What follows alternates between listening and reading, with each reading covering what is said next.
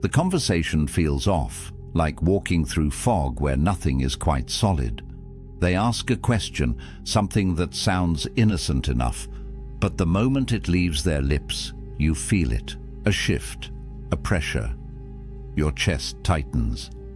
Your mind starts racing, trying to defend yourself against an accusation that was never actually made. And before you know it, you're the one explaining yourself, justifying your thoughts, questioning. Whether you're crazy for even noticing something was wrong in the first place, that's not an accident, that's manipulation.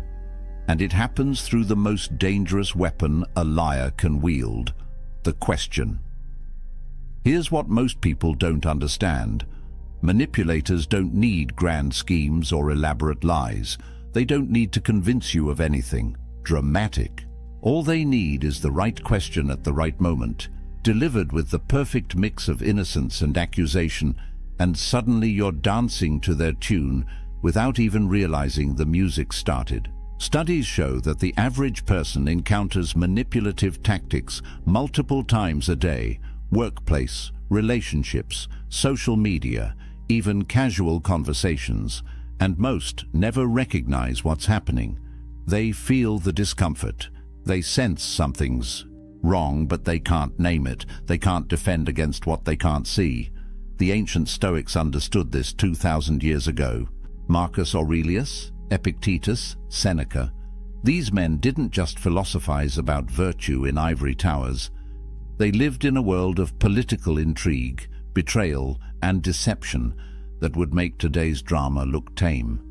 And they developed something powerful, a framework for staying unshakable when everyone around you is trying to shake you. Because here's the truth: when you understand how manipulation works, when you can recognize the questions designed to control you, you become immune. Not cold, not paranoid, just clear, unshakably clear. And that clarity is freedom. By the end of what I'm about to share with you, you'll be able to spot these 5 manipulative questions the moment they're asked. More importantly, you'll know exactly how to respond with the kind of calm authority that makes manipulators powerless. So let's begin. Before we break down the 5 specific questions liars use, you need to understand why questions are such effective weapons. Think about how conversations work. When someone makes a statement, you can challenge it, you can disagree, you can demand proof. But questions shift the burden. They put you in a position where you have to defend, explain, justify. They create an immediate power dynamic where the questioner controls the frame and you're left scrambling to respond. This is psychological warfare disguised as innocent curiosity. A liar knows that if they say you're too sensitive, you might push back. But if they ask, "Why are you so sensitive?" suddenly you're in defense mode, trying to prove you're not sensitive, which ironically makes you look more sensitive. The question itself becomes the trap. And here's the really insidious part. These questions are designed to make you doubt yourself. They exploit what psychologists call cognitive dissonance, that uncomfortable feeling when your reality doesn't match what someone else is telling you it should be. So you start questioning your own perceptions, your own memories, your own sanity. And the moment you doubt yourself, you've given them control. Marcus Aurelius wrote something profound in his Meditations.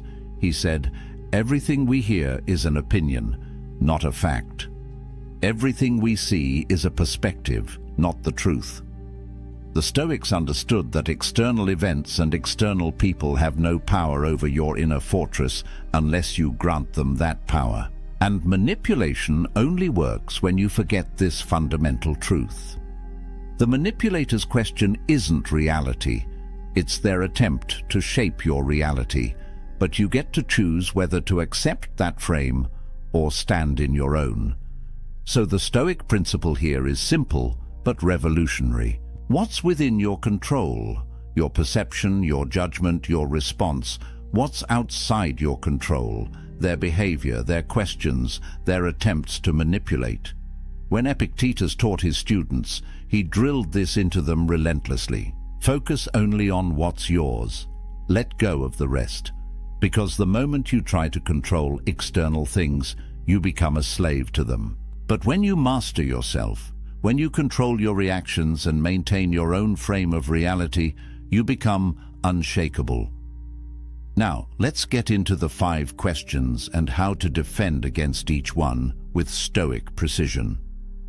The first manipulative question liars use is devastatingly simple.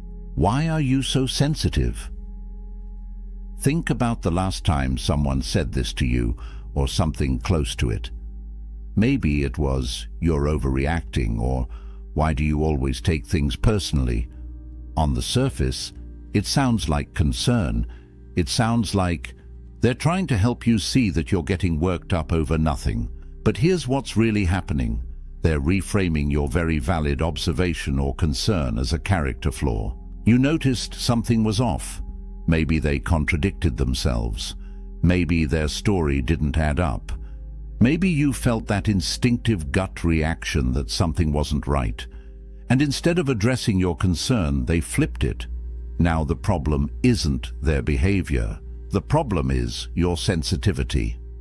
This is classic gaslighting, and it's one of the most effective manipulation tactics because it attacks your confidence in your own perception. Let me give you a real scenario. Imagine a business partnership where the numbers aren't adding up. You notice discrepancies in the accounts, small ones at first, then bigger. You bring it up casually saying, "Hey, I noticed these expenses don't match what we discussed." And instead of addressing it, your partner leans back, gives you that look and says, "Why are you so suspicious? Why can't you just trust the process? You're being paranoid." Now, if you're not careful, you'll spend the next 20 minutes defending yourself, proving you're not suspicious, explaining that you trust them but just want clarity.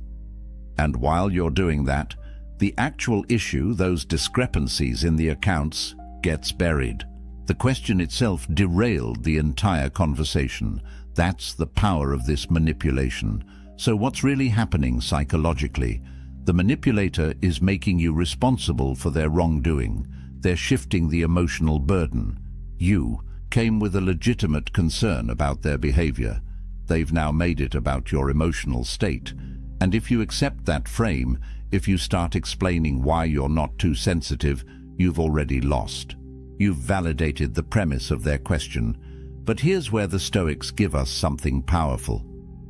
Epictetus taught that we should be indifferent to external judgments, not cold, but grounded.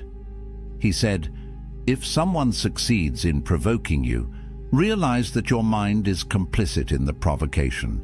In other words, their question only has power if you give it power, if you accept their frame. So what's the Stoic response? Calm, direct, and anchored in your own perception. When someone asks, "Why are you so sensitive?" you don't defend, you don't explain.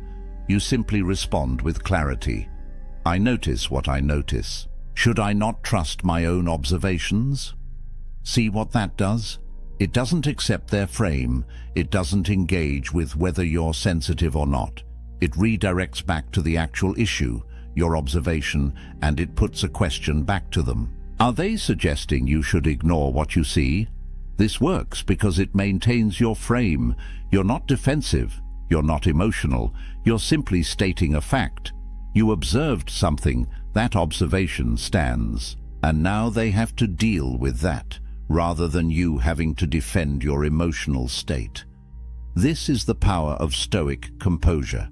When you refuse to be moved by their attempts to shake you, when you stay centered in what you know to be true, the manipulation loses its grip. The second manipulative question is one you've definitely heard. Don't you trust me? This one's particularly insidious because it weaponizes relationship and emotional connection. Trust is sacred, right? It's the foundation of any meaningful relationship. So when someone demands trust, it feels like you're being the bad guy if you question them.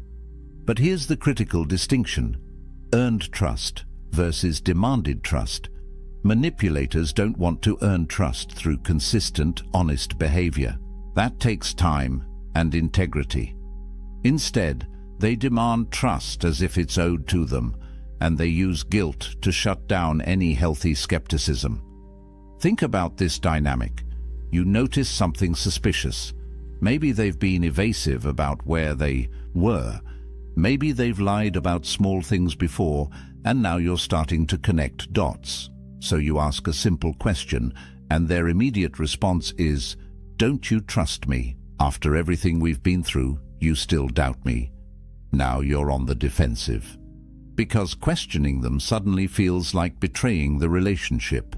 And if you back down, if you say, "No, of course I trust you," you've just given them permission to continue whatever they were doing without accountability. The question itself becomes a shield against scrutiny. Here's a real scenario that plays out all the time: financial deception in relationships. One partner handles the money, and the other starts noticing withdrawals that don't make sense. They ask about it, and instead of transparency, they get, "Don't you trust me to handle our finances? Have I ever let you down?" And the person asking, who has every right to understand where shared money is going, now feels guilty for even questioning it. That guilt is the goal, because guilt silences questions, and silence allows the deception to continue. What's happening psychologically is something called a false binary. The manipulator is presenting only two options. Either you trust them completely and blindly, or you don't trust them at all. But that's not how trust actually works in healthy relationships. Real trust isn't blind. Real trust is built on consistent, transparent behavior over time. And real trust allows for questions without feeling threatened. Seneca understood this perfectly. He wrote, "No one can be happy who has been thrust outside the pale of truth." And there are two ways that one can be removed from this realm: by lying or by being lied to. The Stoics knew that truth is the foundation of peace, not comfort, not avoiding hard questions. Truth. And trust without truth is just willful blindness. So what's the Stoic response to, "Don't you trust me"? Again, you don't. Accept the frame. You don't get defensive about whether you trust them or not. You simply state a principle. Trust is built through consistent behavior over time. I'm asking because I care about clarity, not because I doubt you. See what that does? It reframes trust as something earned through actions, not demanded through guilt. It removes the emotional manipulation and replaces it with a rational principle. And crucially, it maintains your right to ask questions without apologizing for it. If they're honest, they'll appreciate that you value truth enough to ask. If they're manipulating, they'll likely get defensive, which tells you everything you need to know. Either way, you stayed grounded. You didn't let their question control your response. That's Stoic strength in action. The third manipulative question is maybe the most aggressive. "Are you calling me a liar?" This one goes straight for the throat. It's a defensive reversal that puts you on trial for daring to question them. And it's incredibly effective because most people are conflict averse. They don't want to be seen as accusatory or confrontational. So when someone flips the script and makes you the aggressor, your natural instinct is to backpedal. Let's break down what's happening here. You've noticed inconsistencies. Their story changed between yesterday and today. Details don't line up. So you gently point it out, maybe saying, "I'm confused because you said something different earlier." And their response isn't to clarify, it's to attack.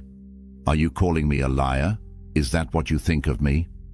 Suddenly, you're no longer talking about their inconsistent story.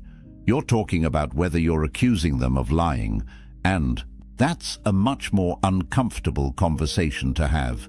This works because it creates instant fear.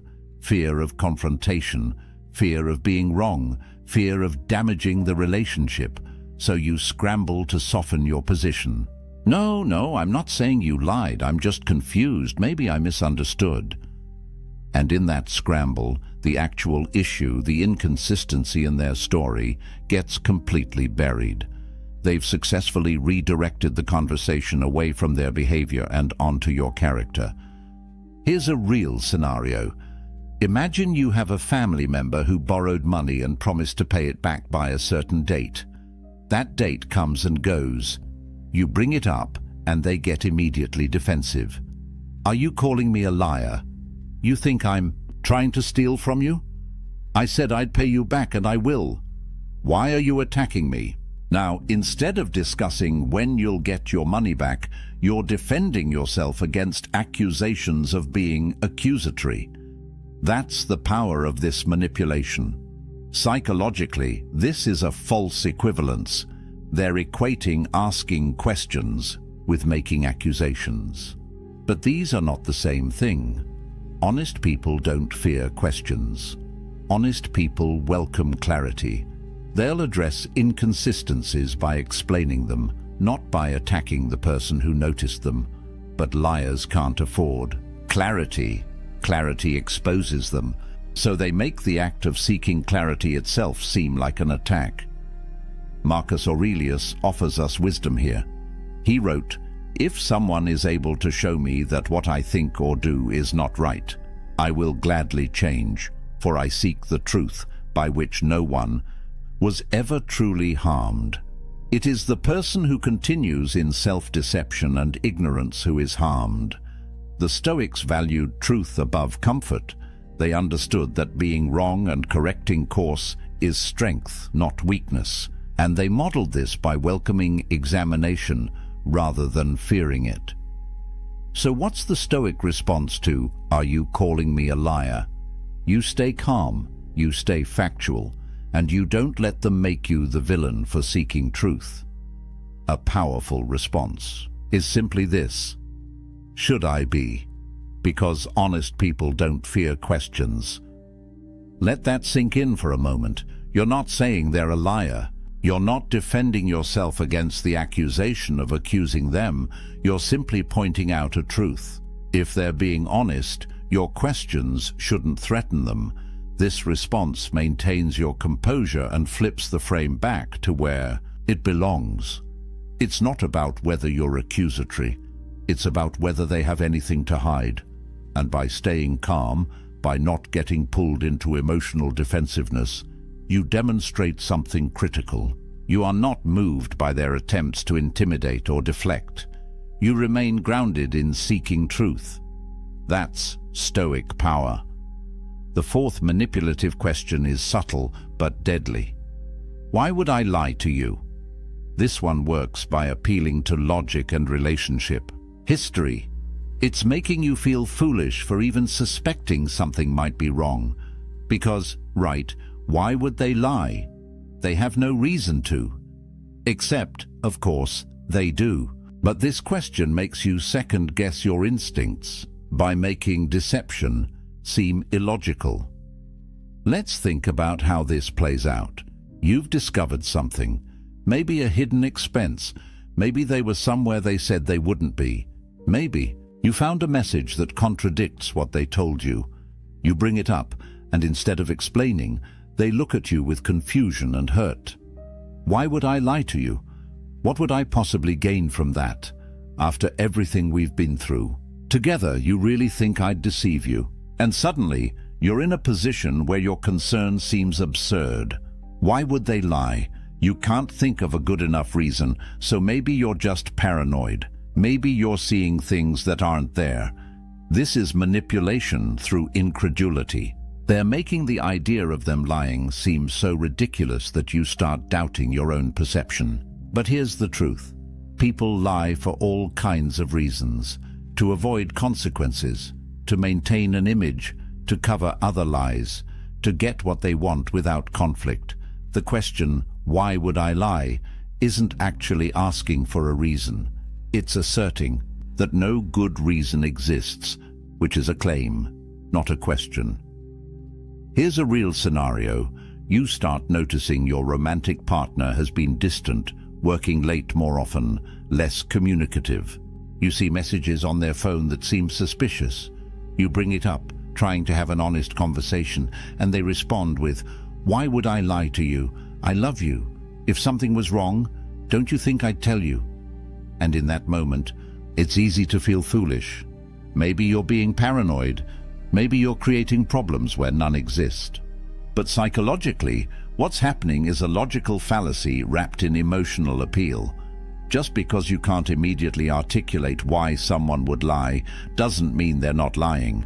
And more importantly, your observation, the thing that triggered your concern in the first place, doesn't disappear just because you can't explain their motive.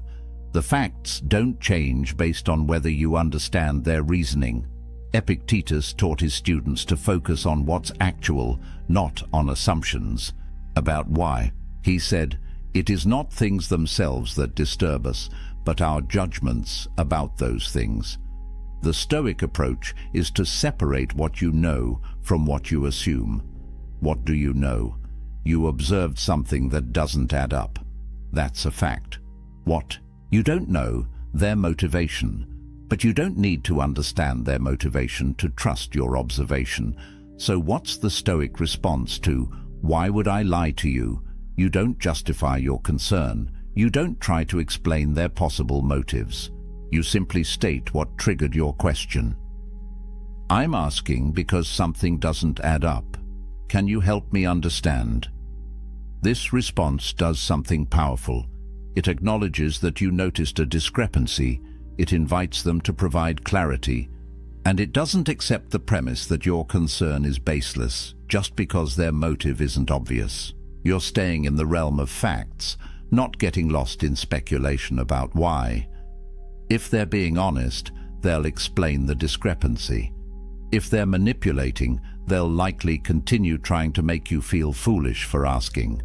And that reaction, in itself, tells you what you need to know. The Stoic remains unmoved by attempts to confuse or shame.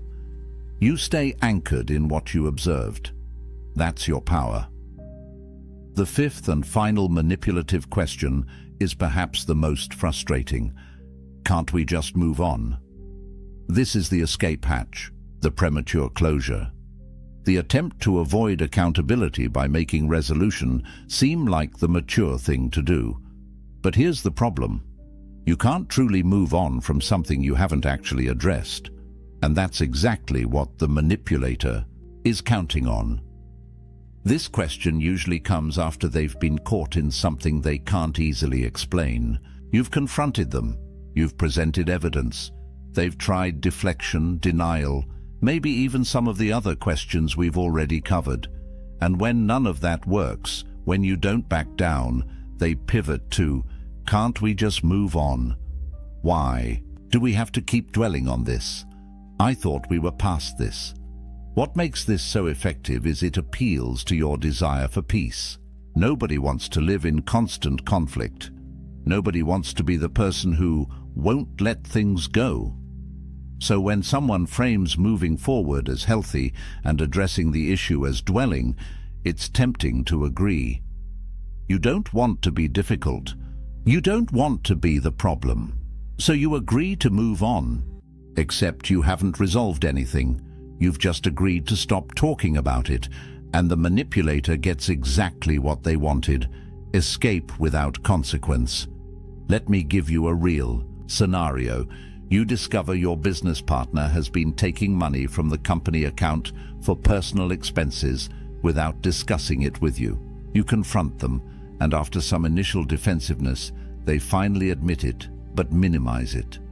"Okay, fine, I used some company funds for personal stuff. It wasn't that much. I'll pay it back. Can't we just move on? Why are we still talking about this?"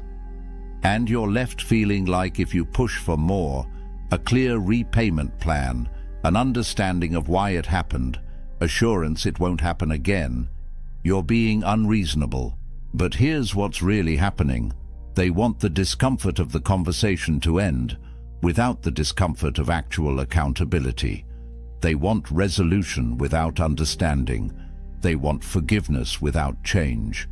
And the question, can't we just move on, is designed to make you feel like continuing the conversation is the problem, not their behavior that started the conversation. Psychologically, this is about comfort over truth. And the Stoics were very clear on this point. Seneca wrote, "No one can be happy who has been thrust outside the pale of truth." Moving on without truth isn't peace, it's avoidance. And avoidance breeds resentment, mistrust, and the conditions for the same behavior to happen again. Real resolution requires understanding. It requires acknowledgement. It requires often a plan for how things will be different moving forward. The Stoic perspective is that premature peace is no peace at all. Marcus Aurelius constantly reminded himself to stay committed to truth, even when it was uncomfortable, even when it would be easier to just accept things as they are and move on, because the price of false peace is living in a false reality. And eventually, that reality collapses. So what's the Stoic response to, "Can't we just move on?" You maintain your requirement for understanding. A powerful response is, "We can move forward once I understand what happened and how we'll prevent it in the future." See what that does? It's not refusing to move forward. It's clarifying what moving forward actually requires. It's insisting on truth as the foundation for peace. And it makes clear that you're not going to accept performative resolution that doesn't address the actual issue. If they're sincere about moving forward, they'll engage with that. They'll provide the understanding and assurance you're asking for. If they're manipulating, they'll get frustrated that you won't just drop it.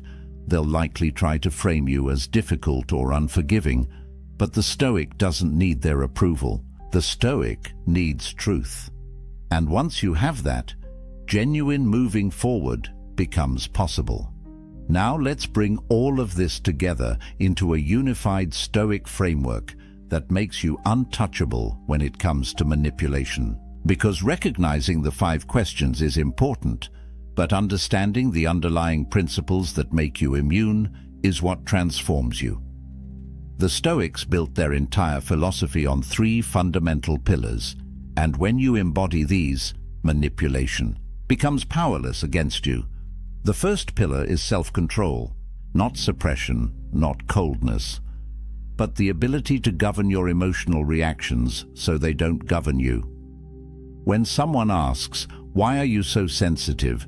and you feel that spike of defensiveness, that's normal, that's human. But the Stoic practices the pause, that space between stimulus and response where you choose how you'll react. Epictetus said, "No man is free who is not master of himself." This is what he meant. Your emotions will arise. That's not in your control. But what you do with those emotions, that's entirely yours. Manipulators target emotional reactivity. They want you flustered, defensive, confused, guilty, because in that emotional state, you're not thinking clearly, you're just reacting. But when you've trained yourself to maintain composure, when you can feel the emotion without being controlled by it, suddenly their tactics don't work. You can hear, "Don't you trust me?" and recognize it as manipulation without getting swept into guilt. You can hear, "Are you calling me a liar?" and stay grounded in your observation without getting defensive. That's power, real power, not over them, over yourself. The second pillar is clear judgment. Marcus Aurelius wrote, "Everything we hear is an opinion, not a fact. Everything we see is a perspective, not the truth." This is crucial. The manipulator's questions are their opinion about what you should think or feel, but they're not facts. When they ask, "Why would I lie to you?" that's not actually an argument. It's an attempt to shape your judgment. And the Stoic separates what's factual from what's opinion. What's factual? You observed an inconsistency. That's real. What's opinion? Their claim that observing inconsistencies means you're suspicious or untrusting, that's their framing. You don't have to accept it. This clarity of judgment means you stay focused on what's actual, not what they want you to believe is actual, not what would be more comfortable to believe, what is. And when you operate from that foundation of clear judgment, their attempts to distort your reality fail.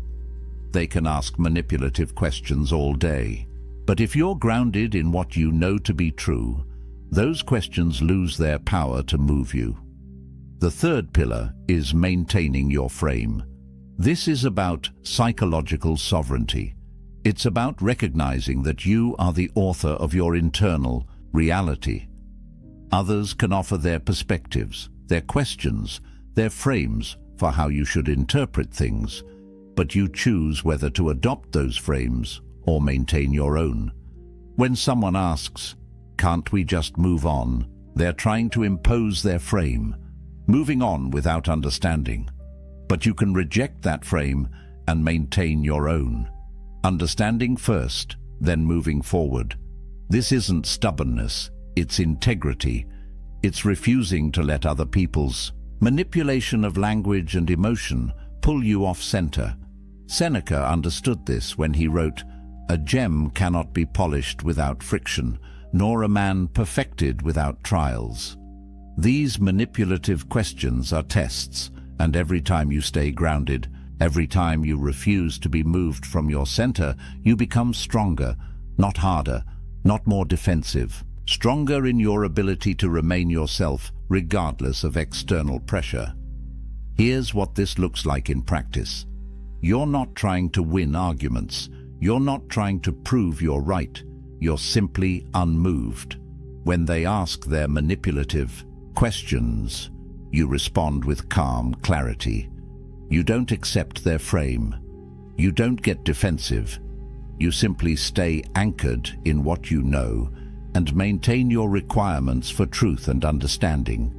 And that combination, self-control, clear judgment, maintaining your frame, that makes you essentially manipulation-proof. The manipulator relies on you getting emotional, accepting their distorted version of reality, and abandoning your own perception to accommodate theirs. But when you embody these Stoic principles, none of that works. You feel the emotion, but don't react from it. You see through their distortion and stay grounded in facts. You maintain your frame despite their attempts to impose theirs. And in that state, you're free. Not because they stop trying, but because their attempts no longer affect you. This is what Marcus Aurelius meant when he wrote, "You have power over your mind, not outside events. Realize this, and you will find strength." The manipulator is an outside event. Their questions are outside events. You can't control whether they ask, but you have absolute power over how you receive those questions, how you interpret them, and how you respond. That's your domain. That's your fortress. And when you build that fortress strong, nothing external can breach it. Let's be clear about something important. This isn't about being cold. It's not about being suspicious of everyone. It's not about turning into some emotionless robot who questions every interaction. The Stoics weren't advocating for isolation or cynicism. They were advocating for clear-sighted engagement with reality. Being unmanipulatable doesn't mean being unkind. It means being clear. It means trusting your observations. It means maintaining your standards for truth, even when it would be more comfortable not to. You can still be warm, open, trusting, vulnerable. In fact, the Stoics would argue you can only truly be those things when you're grounded in this kind of strength. Because vulnerability without discernment is just naivety. Trust without verification is just wishful thinking. The Stoic is both compassionate and clear, both open and discerning. It's not either or, it's both. You can love people deeply while also recognizing when they're trying to manipulate you. And recognizing it doesn't mean the relationship is over. It means you're addressing reality instead of pretending it doesn't exist. Here's the beautiful paradox. When you become unshakable in this way, when manipulative questions can't move you, you actually improve your relationships. Because you're no longer tolerating lies for the sake of peace. You're no longer accepting distorted versions of reality to avoid conflict. You're insisting on truth as the foundation, and relationships built on truth, even uncomfortable truth, are infinitely stronger than relationships built on comfortable lies. The people in your life who are honest will appreciate this about you. They'll value that you ask direct questions, that you don't accept manipulative deflection, that you maintain high standards for truth and accountability. And the people in your life who rely on manipulation, they'll either change how they interact with you, or they'll remove themselves. Either way, you win, because you're no longer carrying the weight of their deception. So where does this leave us? You now know the 5 manipulative questions liars use. Why are you so sensitive? Don't you trust me? Are you calling me a liar? Why would I lie to you? Can't we just move on? You understand what each question is designed to do, how it shifts power, how it creates doubt, how it deflects accountability, and more importantly, you have the Stoic framework for responding with unshakable clarity. You maintain self-control so you're not reactive. You exercise clear judgment so you're not confused. You hold your frame so you're not manipulated. And from that place of strength, you can engage with the world, with relationships, with difficult conversations, without losing yourself in the process. This is what the Stoics discovered 2,000 years ago and what remains just as true today. Your power doesn't come from controlling others. It comes from mastering yourself. Marcus Aurelius ruled an empire. Epictetus was born a slave and became one of history's greatest teachers. Seneca advised emperors and wrote profound philosophy. These men lived through political intrigue, betrayal, war, loss, everything you can imagine. And what they all concluded was this: external circumstances cannot rob you of your internal fortress unless you let them. Lies cannot control you unless you accept them as truth. Manipulation cannot move you unless you abandon your center. So be unmoved, not unfeeling, not cold, just clear. Clear about what you observe, clear about what you know, clear about your standards and your boundaries. Let manipulative questions bounce off that clarity like waves against a rock, because that's what you are when you embody these principles. Immovable, not because you're stubborn, but because you're grounded in truth. And truth, unlike lies, never needs to manipulate. It simply is. If this resonated with you, if you recognized yourself in any of these scenarios, or you've dealt with these manipulative questions before, hit that like button. It tells me this content is serving you, and it helps more people find it. Subscribe to this channel for more Stoic wisdom that cuts through the noise and gives you practical tools for living with strength and clarity. These aren't just philosophical ideas. They're weapons you can use every single day to protect your peace, your truth, and your power. And drop a comment below. Which of these 5 questions have you encountered most? Which one hit closest to home? I read every comment, and I want to hear your experiences, because that's how we learn together. We share what we've been through. We recognize the patterns, and we support each other in standing firm. Remember this: a man who controls his mind cannot be controlled by lies. A man who knows his truth cannot be shaken by manipulation. And a man who embodies Stoic principles doesn't need to prove anything to anyone.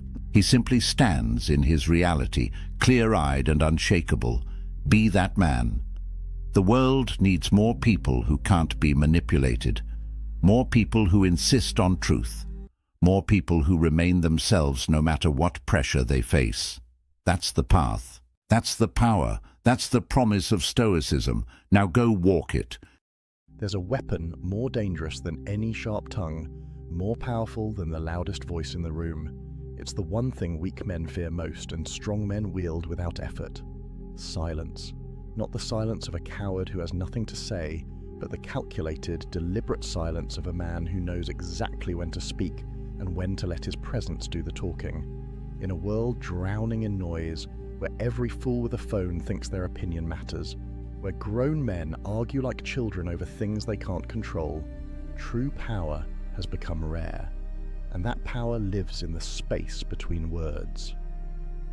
The ancient Stoics understood something that modern men have forgotten.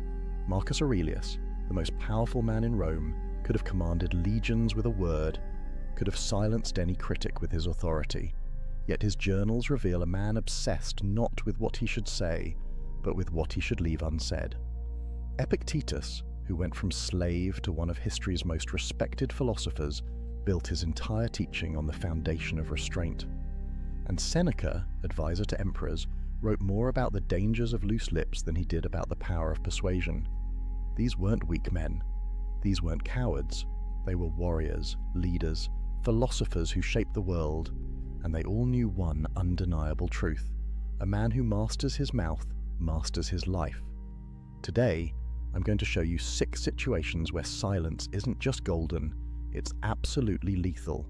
These moments will separate you from 99% of men who talk themselves into weakness every single day.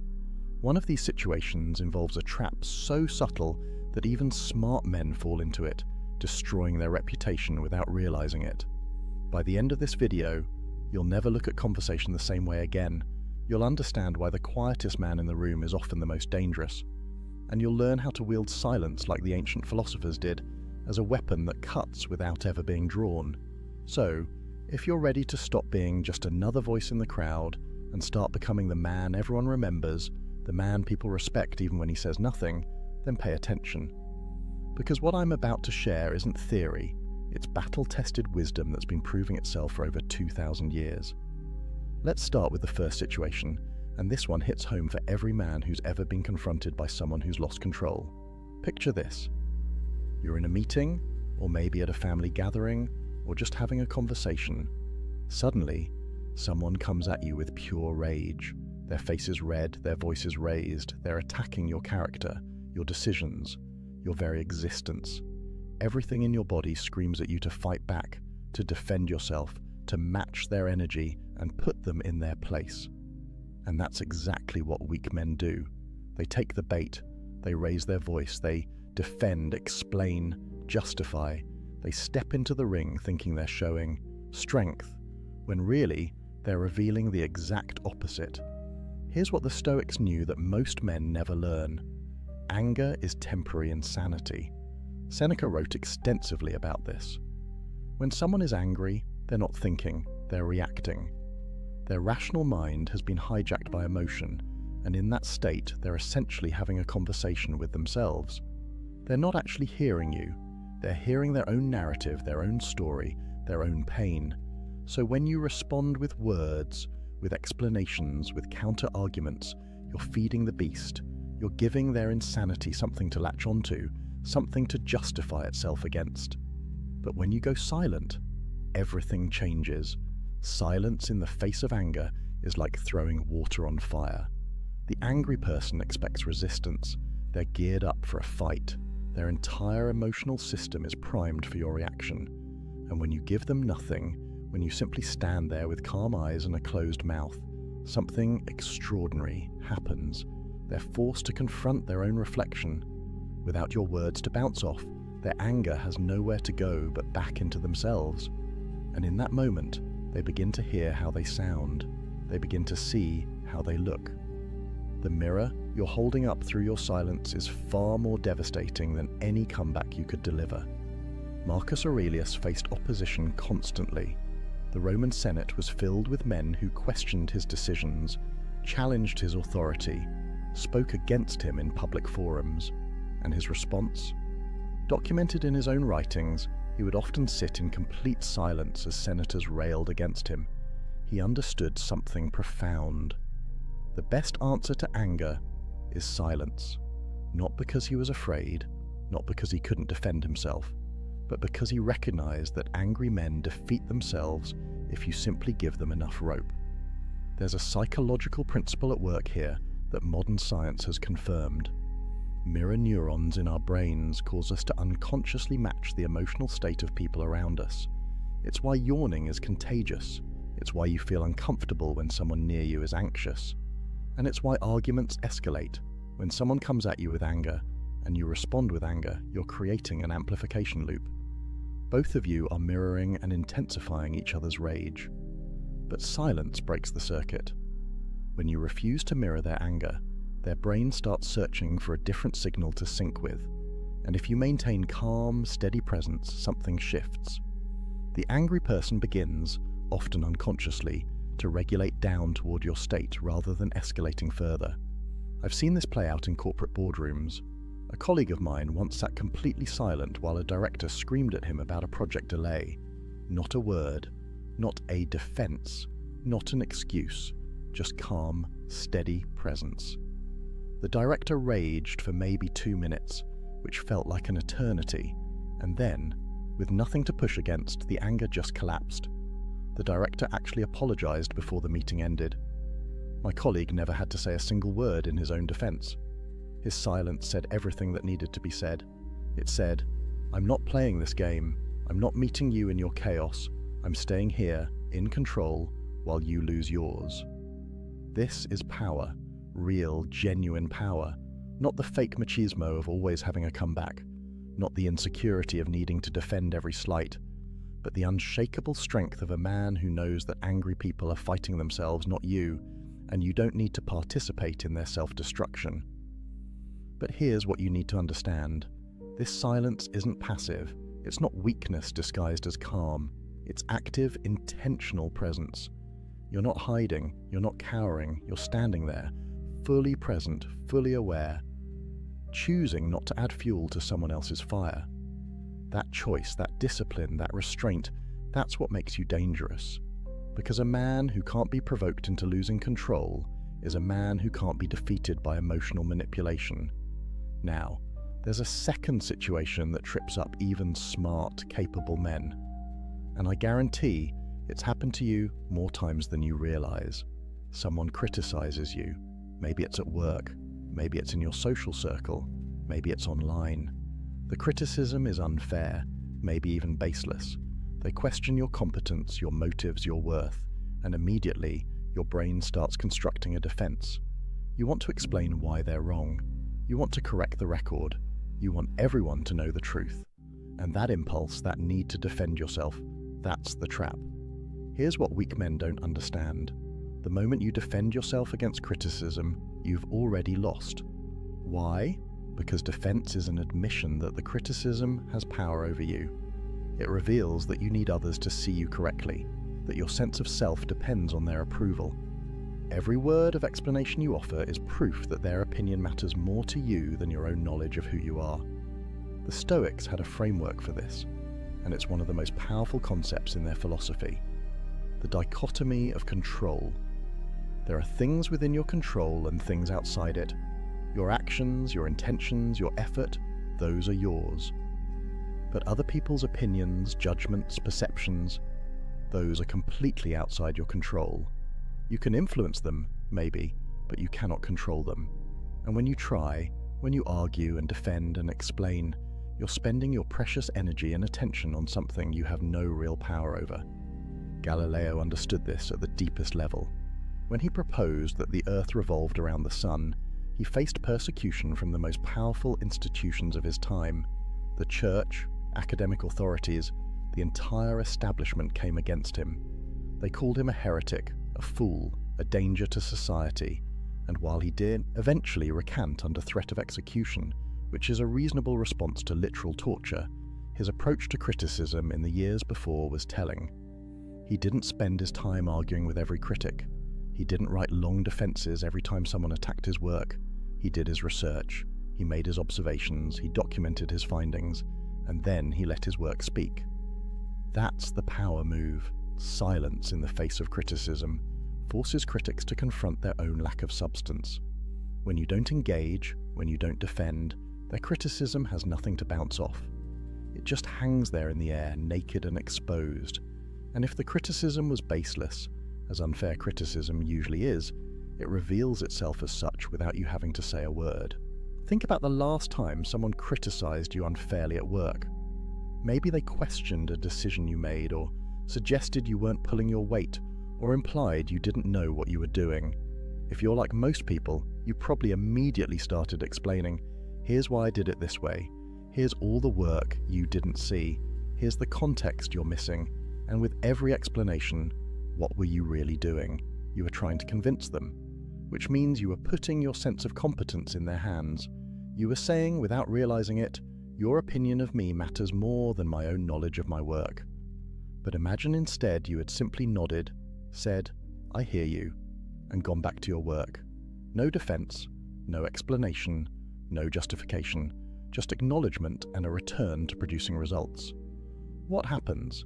The critic is left holding their criticism with nothing to do with it. And if your work is actually good, if your decisions were actually sound, the results will prove it. The criticism dissolves on its own. Your work becomes your defense, and work is always more convincing than words. There's a deeper truth here that goes beyond just protecting yourself from critics. When you develop the strength to let criticism exist without defending against it, you free yourself from the exhausting need for approval. You build an inner fortress that no outside opinion can penetrate. Marcus Aurelius wrote, "It never ceases to amaze me. We all love ourselves more than other people, but care more about their opinion than our own." Read that again. We claim to love ourselves, but we give other people's judgments more weight than our own self-knowledge. That's insanity, and defending yourself constantly is how you perpetuate that insanity. The man who stays silent in the face of criticism is telling himself a crucial truth. I know who I am, I know what I've done, I know my intentions, and I don't need you to see me correctly for any of that to remain true. That's freedom, that's power. That's the difference between a man who's controlled by others' opinions and a man who's governed by his own inner compass. Your work will speak, your results will speak, your character, demonstrated over time, will speak louder than any defense you could mount in a moment of criticism. So, save your energy, save your words, let the critics talk, let them question, let them judge. And you just keep building, keep improving, keep producing. Let them wonder why their criticism didn't get a reaction. Let them realize slowly that you're operating on a level they don't have access to, a level where their approval was never required in the first place. Now, the third situation is something that happens every single day, and it's one of the most tempting traps a man can fall into. Gossip, rumors, people talking about you behind your back, spreading stories that aren't true, questioning your character to others. And somewhere, somehow, you hear about it. Someone tells you what so-and-so said about you. Someone forwards you a message. Someone gives you the heads up that people are talking. And your immediate instinct is to set the record straight, to correct the narrative, to defend your name. Don't. Here's what you need to understand about gossip and rumors. They're like fire. They need fuel to survive. And every time you respond, every time you address them, every time you try to correct them, you're throwing fuel on the flames. You're giving the rumor legitimacy by treating it as something worth responding to. You're spreading it further by talking about it, and you're revealing that it got to you, which is exactly what gossip thrives on. Seneca wrote something profound about this. He said we suffer more in imagination than in reality. Think about what gossip is. It's other people's imagination. It's stories they're telling themselves, narratives they're creating, often to make themselves feel better about their own lives. And when you engage with those stories, when you try to correct them, you're stepping into their imagination and trying to rewrite it. But you can't control their imagination. You never could. That's not your domain. The strategic move is to let rumors die of starvation. No fuel, no response, no energy, just silence and consistent character. Because here's the thing about rumors. They have a lifespan. If you don't feed them, they run out of steam. People get bored. New gossip comes along. The story fades. But it can only fade if you let it. There was a CEO of a mid-sized company who faced vicious rumors during a merger. People were saying he was being pushed out, that he'd mismanaged funds, that the board had lost confidence in him. None of it was true.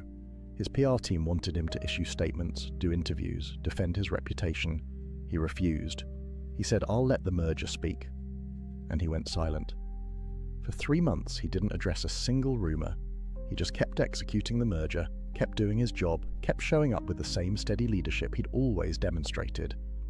By the time the merger completed successfully, the rumors had died on their own, and the people who had spread them looked like fools. He never had to say a word. That's the power of silence combined with consistent character. Your reputation isn't built on what you say about yourself or what you say in response to others. It's built on what you do, day after day, week after week, year after year. Gossip is temporary, character is permanent, and the man who understands this can weather any rumor storm without breaking his stride. But there's something else at work here, something psychological that most people miss. When someone gossips about you, they're revealing far more about themselves than about you. They're showing their insecurities, their fears, their need to elevate themselves by diminishing others. And when you respond, when you engage, you're essentially saying you take their opinion seriously. You're validating their behavior by giving it attention. Silence, on the other hand, sends a different message. It says, your opinion of me is so insignificant that I'm not even going to acknowledge it exists. It says I'm operating at a level where your gossip can't reach me. It says I have more important things to focus on than correcting every false story that circulates about me. That's not arrogance. That's priority. That's understanding where your energy is best spent. And it's definitely not spent on defending yourself to people who've already decided to believe something false. The Stoics believed that your character is like a fortress. Marcus Aurelius called it the inner citadel. It's a place inside you that external events can't touch, can't damage, can't penetrate. Gossip is an external event. It's happening out there, in other people's mouths and minds. But your character, your truth, your knowledge of who you are, that's in here, in the citadel. And a strong fortress doesn't send soldiers running out every time someone shouts insults from outside the walls. It simply stands, unshaken, unmoved, confident in its own strength. Over time, this approach does something remarkable. It builds such a strong reputation for integrity that rumors can't stick to you. People who know you, people who've seen your consistent character, they don't believe the gossip, and people who don't know you, their opinions don't matter anyway. You end up with a kind of immunity, not because you fought every rumor, but because you ignored them all and let your life be your testimony. So, when you hear that people are talking, when you discover a rumor circulating, when someone tells you what so-and-so said, take a breath. Recognize it for what it is, other people's imagination, other people's insecurity, other people's entertainment, and then go back to being who you are. Let them talk, let them wonder why you're not reacting. Let them eventually realize that while they were gossiping, you were building. While they were talking, you were doing. While they were imagining, you were living in reality. The fourth situation is subtle, but it's one of the most revealing tests of a man's character, and most men fail it without even realizing they're being tested. You're in a meeting, a social gathering, a group conversation. Someone else is getting praised. Maybe they accomplished something impressive. Maybe they're being recognized for their work. Maybe everyone's attention is on them, celebrating their success. And as you sit there listening, a thought creeps in. But I did something just as good. But I worked just as hard. But no one's acknowledging what I've done. And you feel this almost irresistible urge to interject, to mention your own accomplishments, to make sure people know you're successful too. Stop right there, because what you're feeling is your ego screaming for validation. And if you listen to it, if you speak up, you're about to reveal something you don't want to reveal: insecurity. Here's what weak men don't understand. When you feel the need to mention your own accomplishments while someone else is being praised, you're announcing to everyone in the room that your sense of worth depends on external recognition. You're showing that you're keeping score. You're revealing that you measure yourself against others. And all of that, every bit of it, is the opposite of strength. A truly confident man, a stoically grounded man, can sit in a room while someone else receives all the praise and feel nothing but genuine appreciation for that person's success. Why? Because his sense of worth isn't tied to who's getting attention. His identity isn't dependent on being recognized. He knows what he's accomplished, he knows his own value, and he doesn't need the room to validate it. Marcus Aurelius, literally the Emperor of Rome, could have demanded praise constantly. He could have made sure every achievement was publicly celebrated. He could have ensured that his name was spoken with reverence at every opportunity, but read his meditations. You know what you find? A man constantly reminding himself that praise means nothing.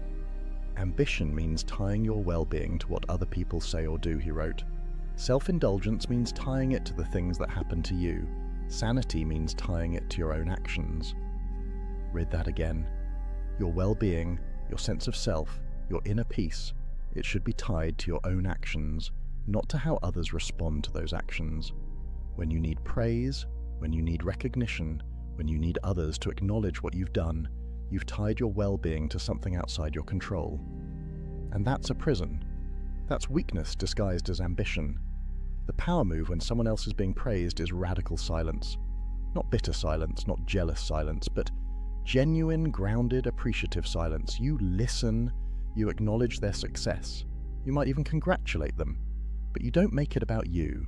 You don't redirect attention. You don't say, "That's great, and by the way, I just did this thing too." You let them have their moment, fully, completely. And here's what happens. Here's the subtle magic of this kind of silence. People notice. They notice that you're secure enough to let someone else shine without dimming their light. They notice that you're not competing for scraps of attention. They notice that you operate from abundance, not scarcity. And paradoxically, your status rises. Not because you sought it, but because you demonstrated something rare. The confidence to be content in silence while others are celebrated. Think about social media for a moment. The entire platform is built on people broadcasting their achievements, seeking validation, competing for attention, constant updates about promotions, accomplishments, vacations, possessions, and underlying all of it is a desperate need to be seen, to be acknowledged, to be praised. The Stoic approach is the opposite. Do great work, accomplish meaningful things, and then, largely, keep quiet about it. Let your life speak louder than your posts. I'm not saying never share your achievements. I'm saying your first instinct, your driving motivation, should never be the need for others to acknowledge them.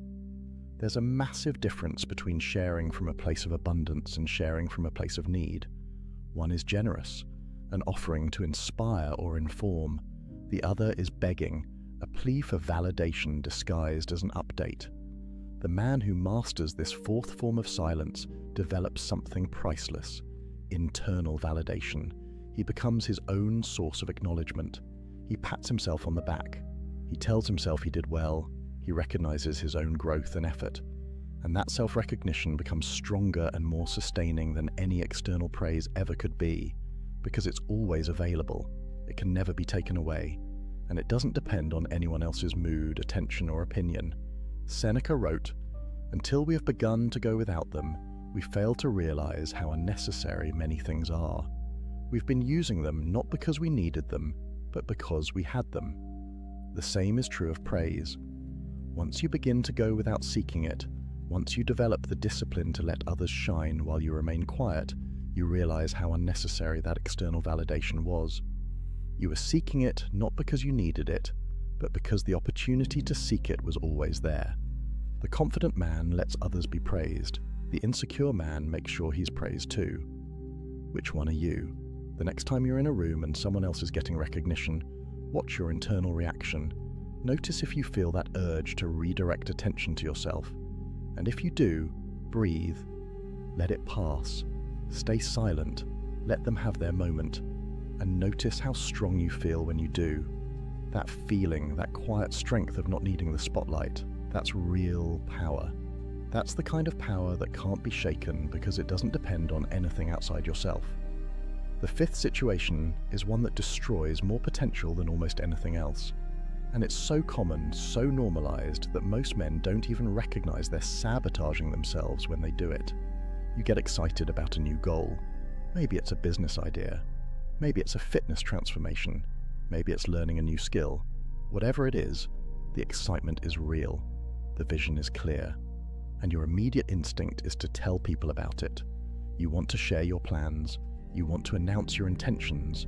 You want people to know what you're about to accomplish.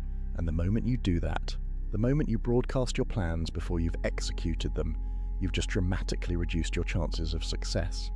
There's actual science behind this, and it perfectly validates what the Stoics knew 2,000 years ago. When you tell people about your goals, your brain gets a hit of dopamine. It feels good. It feels like you've accomplished something just by sharing the intention. And that feeling, that premature sense of accomplishment, it actually reduces your motivation to do the work. Studies have shown that when people announce their goals publicly, they're less likely to achieve them because the announcement scratches the itch that the accomplishment was supposed to scratch. But beyond the psychology, there's strategy. When you share your plans too early, you invite doubt, negativity, and sabotage, often from people who don't even mean to derail you. They'll question your idea. They'll point out obstacles you haven't considered. They'll share stories of others who tried and failed. And even if their intentions are good, even if they think they're being helpful, they're planting seeds of doubt in your mind during the crucial early stage when your belief needs to be strongest. The Stoic principle here is simple. Actions speak louder than announcements. Marcus Aurelius wrote, "Waste no more time arguing what a good man should be one." The same applies to your goals. Waste no more time announcing what you're going to do it.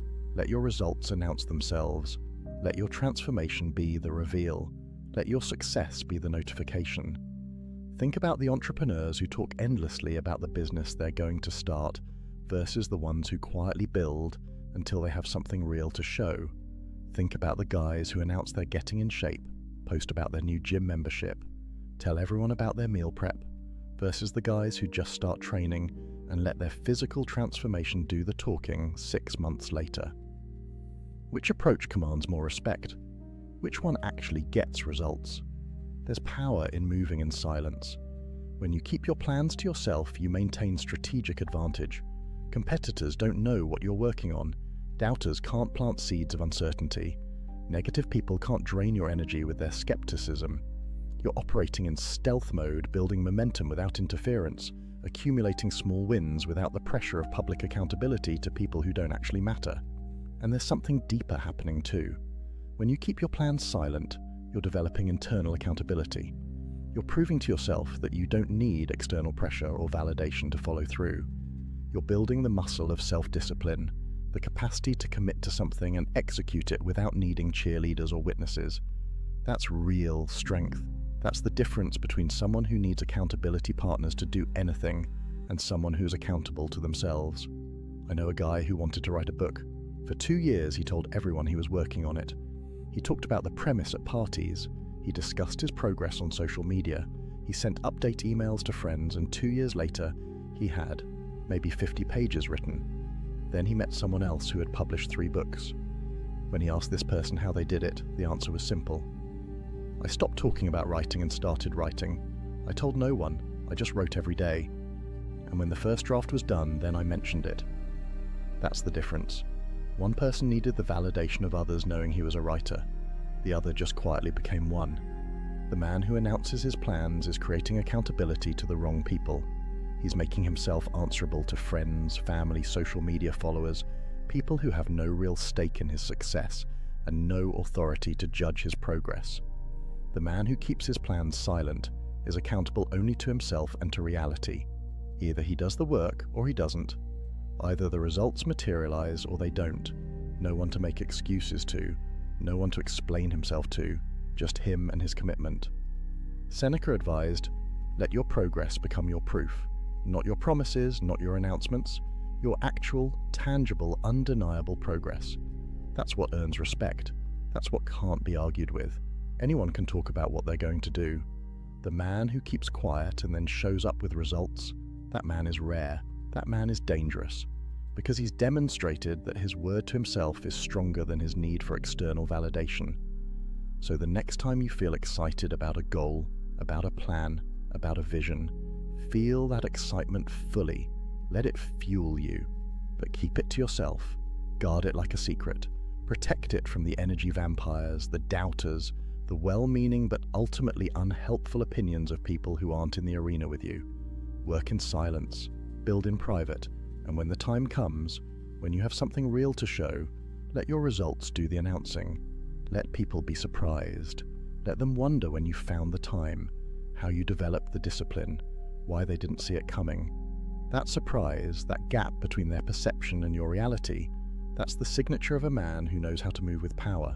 Talk less, do more. Let the world catch up to what you've already become. Now, the sixth and final situation is perhaps the most difficult.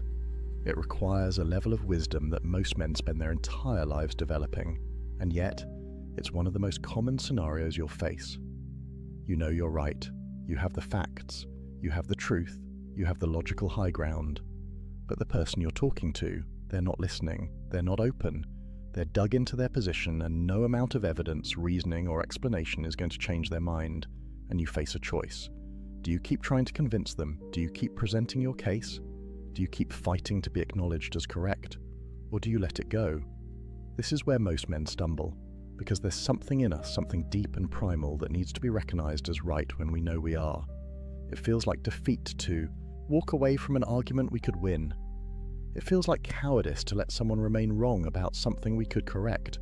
And so we keep talking, keep explaining, keep arguing, even when we know it's futile, even when we can see that nothing we say will make a difference. The Stoic wisdom here is brutal in its clarity. Some battles aren't worth fighting, not because you'd lose, but because winning gains you nothing. Epictetus taught that some people simply aren't ready to hear truth. Their current understanding, their current level of consciousness, their current emotional state, it makes them incapable of receiving what you're offering, even if what you're offering is absolutely correct. And when you encounter someone like this, the wise response isn't to try harder, it's to save your energy. Marcus Aurelius wrote, "The object of life is not to be on the side of the majority, but to escape finding oneself in the ranks of the insane." Sometimes the sanity is in recognizing that you can't save everyone from their own ignorance. You can't force growth on someone who isn't ready. You can't argue someone into enlightenment, and trying to do so doesn't make you noble or persistent. It makes you a fool wasting resources on an unwinnable fight. Think about the last time you got into an argument online. You presented facts. They dismissed them. You provided sources. They questioned the sources. You broke down the logic. They moved the goalposts. And 3 hours later, you were exhausted, frustrated, and they hadn't changed their position 1 millimeter. What did you gain? Nothing. What did you lose? 3 hours of your life, a significant amount of mental energy, and probably some peace of mind. Was being right worth that cost? The man who masters this sixth form of silence understands something crucial. Being right doesn't require being heard. Your correctness doesn't depend on someone else acknowledging it. The truth is the truth, whether they accept it or not. And sometimes, probably more often than you'd like, the most powerful thing you can do is let someone be wrong. There's a concept in Stoicism about choosing your battles. Not every hill is worth dying on. Not every argument is worth having. Not every wrong idea is worth correcting. You have finite energy, finite time, finite attention. And every moment you spend trying to convince someone who doesn't want to be convinced is a moment you're not spending on something that actually matters, something that's actually within your control, something that actually moves your life forward. I watched a friend destroy a relationship with his father over politics. They had opposite views, both intelligent, both passionate, both convinced they were right. And every family gathering turned into a debate. Every phone call became an argument. My friend couldn't let it go. He had to make his father see reason. He had to win the argument. And eventually, they stopped speaking. Years of silence. All because my friend couldn't accept that some minds won't change and some arguments aren't worth the cost of winning them. Compare that to someone I know who has completely opposite political views from his entire family. And he simply doesn't engage. When conversations turn to politics, he stays quiet. When people ask his opinion, he gives vague answers and changes the subject. When someone tries to bait him into an argument, he smiles and says something like, "I'm sure you're right," and walks away. Is he a coward? No, he's wise. He's recognized that winning political arguments with his family gains him nothing and costs him relationships he values. So he chooses silence. He chooses peace. He chooses to let them be wrong about whatever they want to be wrong about because his relationship with them matters more than being acknowledged as correct. That's the mark of maturity. That's the difference between a man governed by ego and a man governed by wisdom. The ego says you must be right and you must be recognized as right. Wisdom says, sometimes being at peace is more valuable than being proven correct. Seneca wrote about this extensively. He talked about how the wise man is discerning about where he spends his attention. He doesn't engage with every fool who challenges him. He doesn't correct every error he encounters. He doesn't try to educate everyone who misunderstands. Instead, he focuses on what he can actually influence, what actually matters, what actually aligns with his values and goals. Everything else, he lets it be. This doesn't mean you become passive. This doesn't mean you never stand up for truth. There are absolutely times when speaking up is necessary, when silence would be complicity, when the stakes are high enough that you must engage regardless of whether you'll win. But those situations are rarer than you think. Most of the time, most of the arguments you're tempted to have, they're not about justice or truth or principle. They're about ego. They're about being seen as smart, as right, as superior, and that's not worth your energy. The liberation that comes from letting people be wrong is profound. You stop carrying the weight of other people's ignorance. You stop feeling responsible for educating everyone who doesn't get it. You stop exhausting yourself trying to change minds that don't want to change.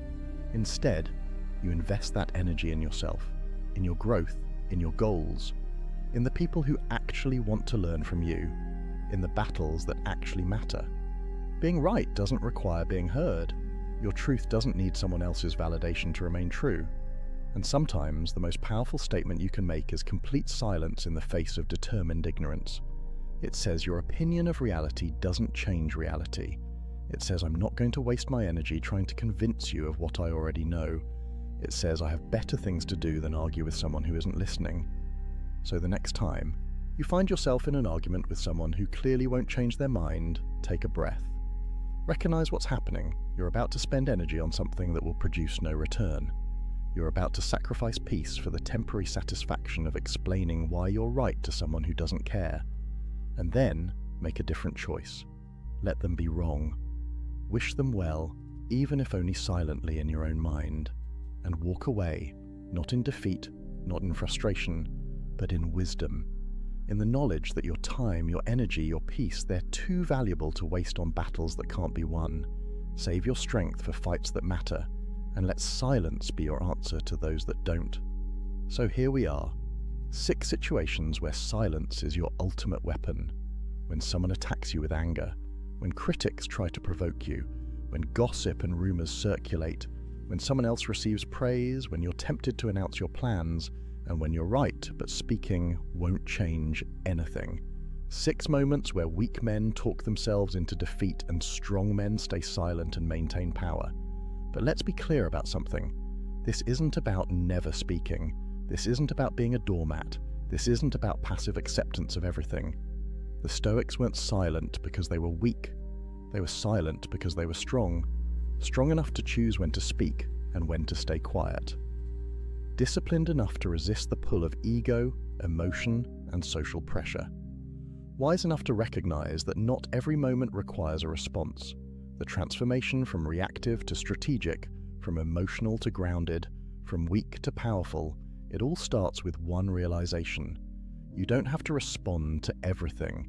You don't have to defend everything. You don't have to explain everything. You don't have to correct everything. You don't have to announce everything. You don't have to win everything. And the moment you accept that, the moment you internalize it, you become dangerous in the best possible way. Because a man who can't be provoked is a man who can't be controlled. A man who doesn't need validation can't be manipulated through praise or criticism. A man who moves in silence can't be stopped by people who never saw him coming. And a man who chooses his battles wisely has energy for the wars that actually matter. Marcus Aurelius spent his life fighting wars, running an empire, dealing with senators, generals. enemies both foreign and domestic. And yet, what did he write in his journals? The best revenge is to be unlike him who performed the injury. Not to strike back, not to defend endlessly, but to rise above, to remain true to yourself, to let your character be your answer. That's what these 6 situations are teaching you. How to rise above, how to remain true, how to let your life be your answer when words would only weaken your position.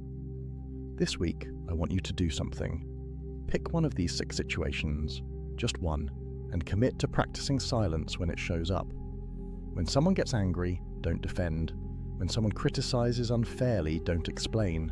When gossip circulates, don't address it. When someone else gets praised, don't interject. When you get excited about a goal, don't announce it. When you're right but it won't matter, don't argue. Pick one and practice. Because this isn't theory. This is training. This is how you build the muscle of restraint, the discipline of silence, the power of knowing when to speak and when to let your presence speak for you. Silence isn't the absence of power, it's the accumulation of it. Every time you choose not to react, you're storing energy. Every time you choose not to defend, you're building confidence in yourself that doesn't need external validation. Every time you choose not to argue, you're proving to yourself that you're governed by wisdom, not emotion. And over time, those choices compound. They turn you into someone different, someone rare, someone who walks into any room and commands respect without saying a word, someone who other men instinctively know not to test, someone who women recognize as genuinely strong, not performatively masculine. That's who you can become. Not through talking about it, but through practicing it. Not through announcing your journey, but through walking it in silence. Not through defending your transformation, but through embodying it so completely that no defense is necessary. The ancient Stoics built empires, survived slavery, advised kings, and faced death itself. And the wisdom they left us wasn't complex. It wasn't hidden. It was simple, practical, and powerful. Speak less. Choose carefully. Let silence be your strength. In a world where everyone's shouting, the quiet man stands out. In a culture where everyone's defending themselves, the man who doesn't need to is magnetic. In an age where everyone's announcing everything, the man who moves in silence is unstoppable. So go out there and practice.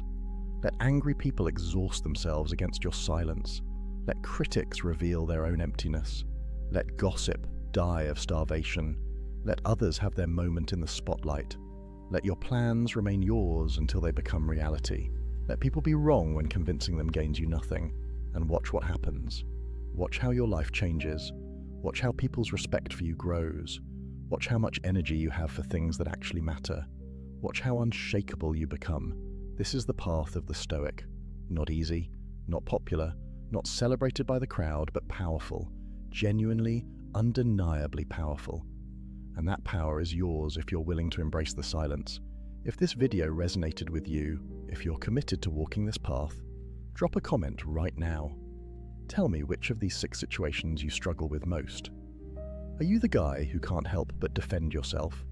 The one who has to announce every plan? The one who always needs to be right? Let me know, because awareness is the first step. Naming your weakness is how you begin to transform it into strength. And if you're ready to go deeper, if you want more of this raw, unfiltered Stoic wisdom that cuts through the modern noise and gives you ancient power, hit that subscribe button right now. This channel is a brotherhood, a place where men come to level up, to strip away weakness, to reclaim the strength that modern culture tries to drain from us. We're building something here, a community of men who understand that real power is quiet, that real strength is disciplined, that real transformation happens in silence, not in social media posts. Remember, brother, a man who talks about doing is just planning. A man who stays silent and does is unstoppable. Be the latter. Master your mouth, master your reactions, master your need for validation, master yourself, and watch as everything else falls into place. The Stoics didn't just talk about wisdom, they lived it. And that's exactly what I'm challenging you to do. Not to watch another video about being better, but to be better. Starting right now, starting with silence, starting with the next time one of these 6 situations shows up in your life. And trust me, it will show up probably today. And when it does, you'll have a choice. React like most men, or respond like a Stoic. Choose wisely, your power depends on it. There was a man named David who did everything right. Or so he thought. He texted back within seconds, every single time. He explained his feelings in paragraphs. He shared his deepest childhood wounds on the third date because someone told him, vulnerability creates connection. He was always available, always accommodating, always trying to prove his worth through words. And after 6 months of this exhausting performance, she told him something that shattered his entire understanding of relationships. You're too much. I need space. I don't think this is working. He was devastated, confused, angry even. He'd given her everything, total transparency, constant availability, emotional honesty. How could that be wrong? Here's what David didn't know.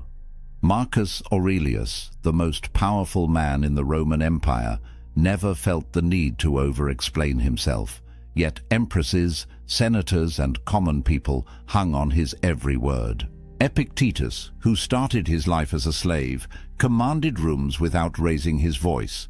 Seneca, despite immense wealth and influence, understood that true power came from what you didn't say, not what you did. These men understood something profound about human psychology, about attraction, about respect, that our modern world has completely backwards. Today, I'm revealing 7 Stoic secrets that rewire how people respond to you, not manipulation, not games. Ancient masculine wisdom about presence, restraint, and the magnetic pull of a man who doesn't need constant validation. These aren't the secrets your dating coach told you. These are the principles that built empires and commanded respect for thousands of years. By the end of this video, you'll understand why silence is more powerful than explanation, why absence creates more attraction than presence, and why the less you need her approval, the more she'll seek yours. But here's the warning. The 7th secret is the one most men violate without even realizing it.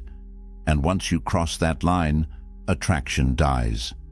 Not slowly, instantly. If you've ever wondered why she pulled away after you opened up, why your honesty seemed to backfire, why the more you tried, the less she cared, stay with me. Because what the Stoics understood about women, about power, about human nature, is about to change everything. Let's start with the first secret. Jake made a simple mistake that cost him everything. He was 20 minutes late to dinner. Traffic was insane, his boss had kept him late, and his phone had died, so he couldn't text ahead. When he finally arrived, breathless and apologetic, she asked one question: "Where were you?" And then Jake did what most men do. He explained, in detail. He described the traffic pattern on the freeway. He mentioned his boss's last-minute request. He showed her his dead phone.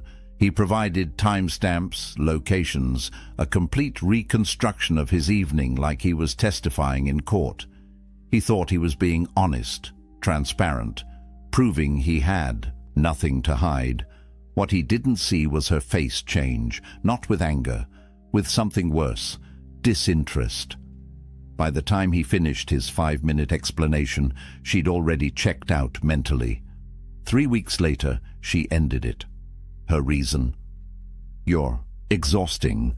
I feel like you're always trying to prove something." Here's the first secret the Stoics understood. The best men don't defend themselves.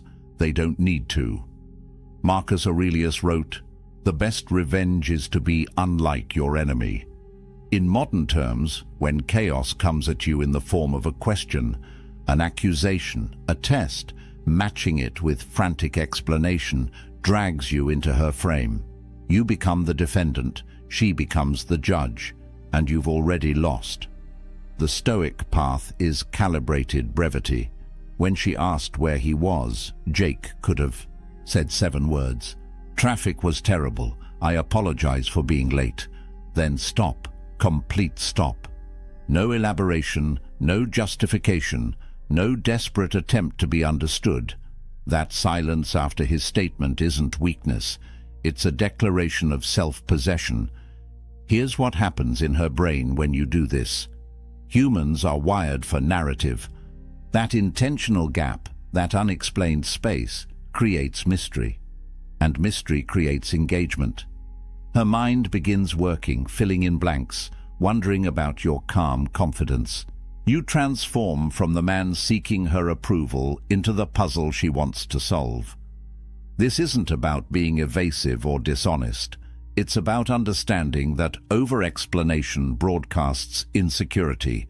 It screams, "I need you to believe me. I need your validation. I'm afraid of your judgment."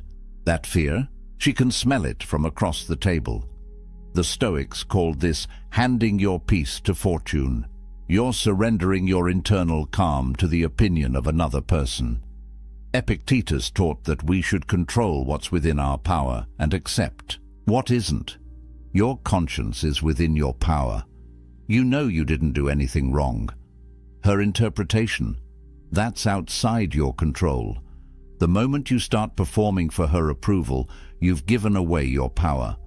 Strong men answer with precision, and then stop. They don't fill silence with nervous chatter.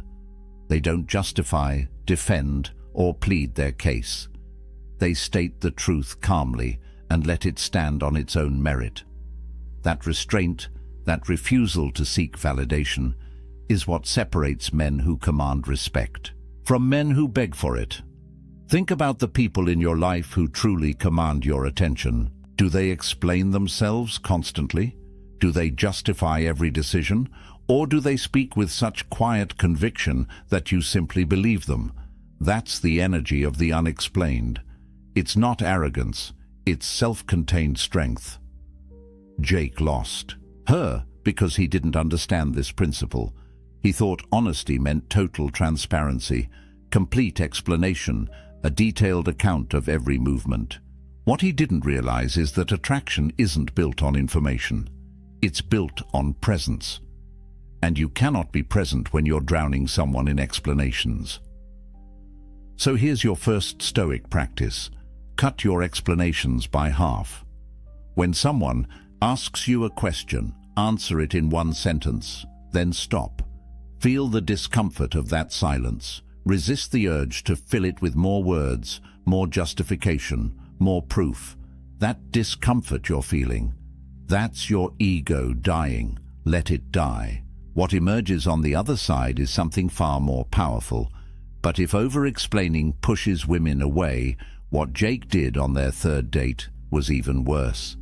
The second secret is about a specific type of honesty that destroys attraction faster than anything else. And most men think they're being vulnerable when they do it. It was a simple comment, almost throwaway. They were at a party, talking with friends, when Sarah mentioned another guy. "Oh, Jake from work. Yeah, he's hilarious. We went to lunch yesterday." Nothing scandalous, nothing inappropriate, just a casual mention. And Brian's world tilted. His chest tightened. Within seconds, he was asking questions.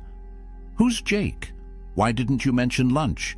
Is he someone I should be worried about?"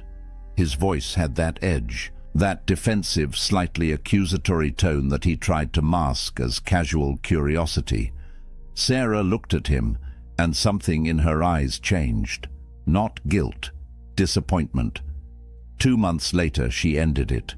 Her reason: "You're insecure. I can't constantly reassure you that I'm not interested in other men." Brian didn't understand what happened. He thought he was protecting the relationship, setting boundaries, communicating his feelings. What he actually did was fail a test he didn't even know he was taking. Here's the third secret the Stoics understood. When a woman tests you, defending yourself is losing. These tests aren't conscious. She's not sitting there plotting ways to mess with your head, but her psychology, shaped by thousands of years of evolution, is constantly scanning for one thing: can this man handle pressure without cracking? Epictetus taught about the dichotomy of control. Some things are within your power, some things aren't. Her mentioning another man? That's outside your control. Your reaction to it? That's entirely within your control. And your reaction tells her everything she needs to know about your frame, your confidence, your emotional stability. When Brian immediately jumped to defense mode, asking questions, seeking reassurance, he broadcast loud and clear, "I'm threatened, I'm insecure. My sense of self is so fragile that a casual mention of another man's name sends me into interrogation mode." That's not masculine energy. That's fear. The Stoic response to that comment? Absolute calm. Maybe a slight smile. Maybe, "That's cool. He sounds like a good guy." And then continue the conversation like nothing significant happened. Because to a secure man, nothing significant did happen. His woman having male co-workers isn't a threat. His worth isn't dependent on her never acknowledging another man's existence. Here's what tests actually measure. They measure whether your emotional state is tied to her behavior or grounded in yourself. When you defend, you're essentially saying, "My peace of mind depends on you acting a certain way." When you remain unmoved, you're declaring, "I am my own source of strength." Marcus Aurelius ruled an empire filled with political enemies, backstabbers, and people constantly testing his authority. His response? He focused on what was within his control, his own virtue, his own actions, his own character. He didn't chase down every rumor, didn't defend against every slight, didn't justify himself to people questioning his decisions. That unshakable frame is what made him a legend. Think about the subtext of Brian's defensive questions. He's essentially asking Sarah to manage his emotions for him, to reassure him, to prove her loyalty on demand. That's exhausting, a high value. Woman doesn't want to be someone's emotional caretaker. She wants a partner who can handle uncertainty without falling apart. The paradox here is brutal but true. The more you need reassurance, the less reassuring her words become. Because you've already shown that you don't trust her, don't trust yourself, and can't handle the discomfort of not having total control and certainty. So what does the Stoic man do when tested? He notices the test. He recognizes it for what it is, a subconscious probe into his emotional stability, and he responds with calm indifference. Not cold, not distant, just unaffected. He trusts himself enough that external circumstances don't shake his internal foundation. Here's the practice. Next time something triggers that defensive impulse, that need to question, to clarify, to seek reassurance, pause. Take a breath. Ask yourself, is my peace of mind really threatened by this? Or is my ego just uncomfortable? Let the ego be uncomfortable. Respond from your center, not from your fear. But here's where it gets even more counterintuitive. The fourth secret isn't just about how you respond to tests. It's about your entire orientation to the relationship. And it's the secret that separates men who attract from men who chase. Daniel had been seeing Emma for 3 months. Things were good, really good. But lately he'd noticed a shift. Her texts were shorter, plans were harder to make. The anxiety started creeping in. So Daniel did what seemed logical. He tried harder. More compliments, more texts checking in, more elaborate date plans, more words of affirmation. He was fighting to keep something he could feel slipping away, and the harder he fought, the faster she pulled back. Until one evening, she sat him down and said words that destroyed him. "I need space.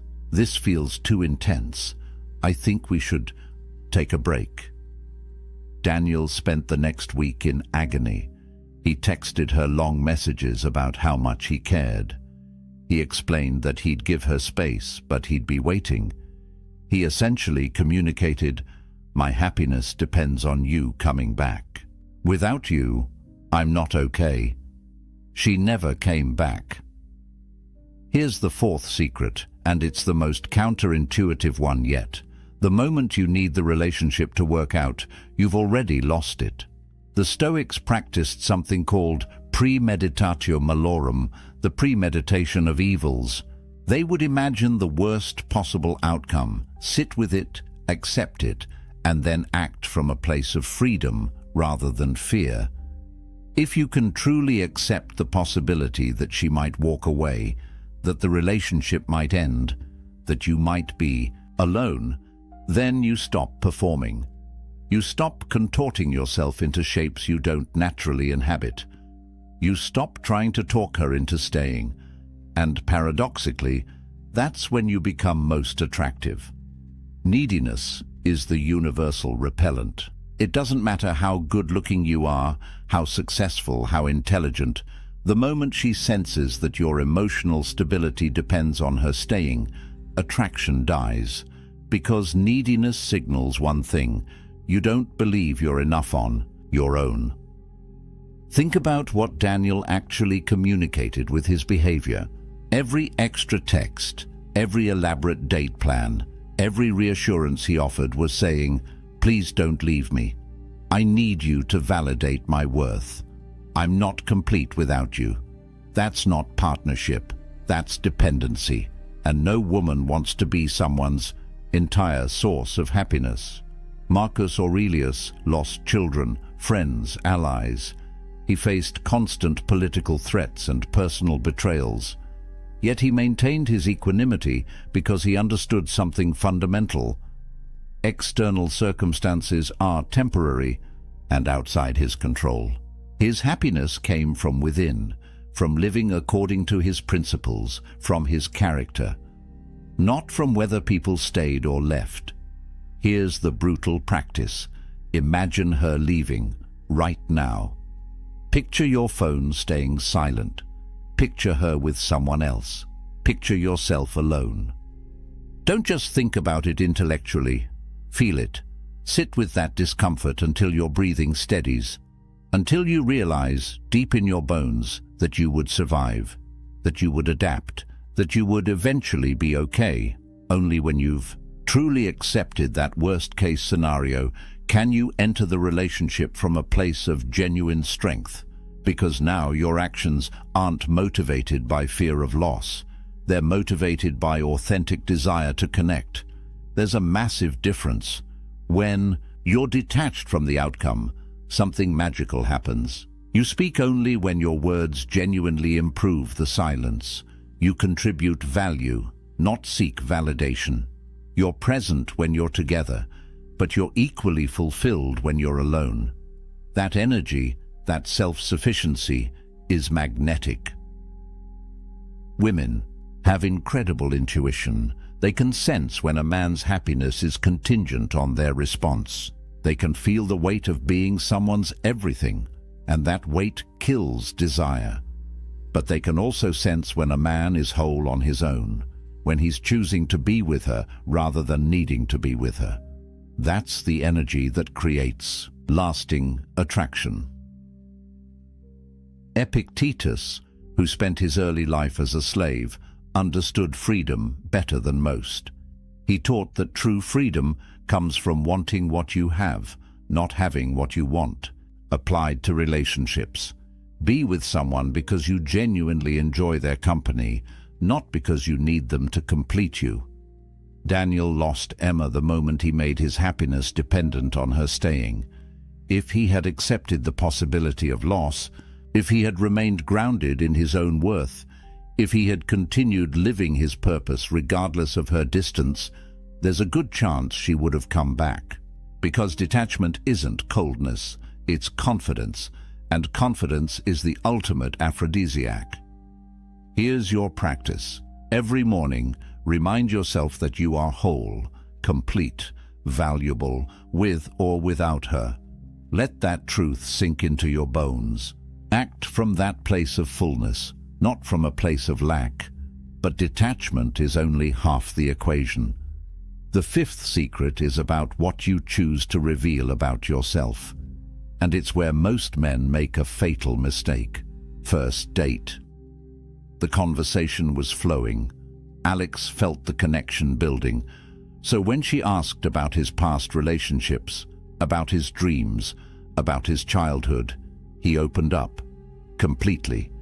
He told her about his failed business venture, his complicated relationship with his father, his travel plans for the next 5 years, his insecurities about his career, his workout routine, his favorite books, his political views, everything. By the end of the night, she knew more about Alex than some of his closest friends. He thought he was building intimacy through honesty. He drove home feeling good, confident he'd made a real connection. She never texted back. Alex couldn't understand it. The conversation had been great. They'd talked for hours. He'd been totally authentic, holding nothing back. What went wrong? Here's the fifth secret the Stoics understood. Scarcity creates value. When everything is immediately available, nothing is precious. Seneca, despite his immense wealth, chose to live simply for periods of time. He did this to remind himself that luxury was optional, that true value came from restraint and self-mastery. He understood that abundance without scarcity breeds contempt. Apply this to personal disclosure. When you reveal everything about yourself on the first date, you eliminate mystery. You remove intrigue. You give her brain nothing to work with, nothing to imagine, nothing to wonder about. The story is complete. There are no chapters left to discover, and humans are wired for narrative. We're drawn to stories that unfold over time, not stories that are dumped on us all at once. Think about your favorite TV series. What keeps you watching? The slow reveal, the mysteries that build, the questions that get answered gradually. Imagine if the first episode gave you every plot point, every character backstory, every twist and turn. You'd stop watching. There's nothing left to discover. That's what Alex did.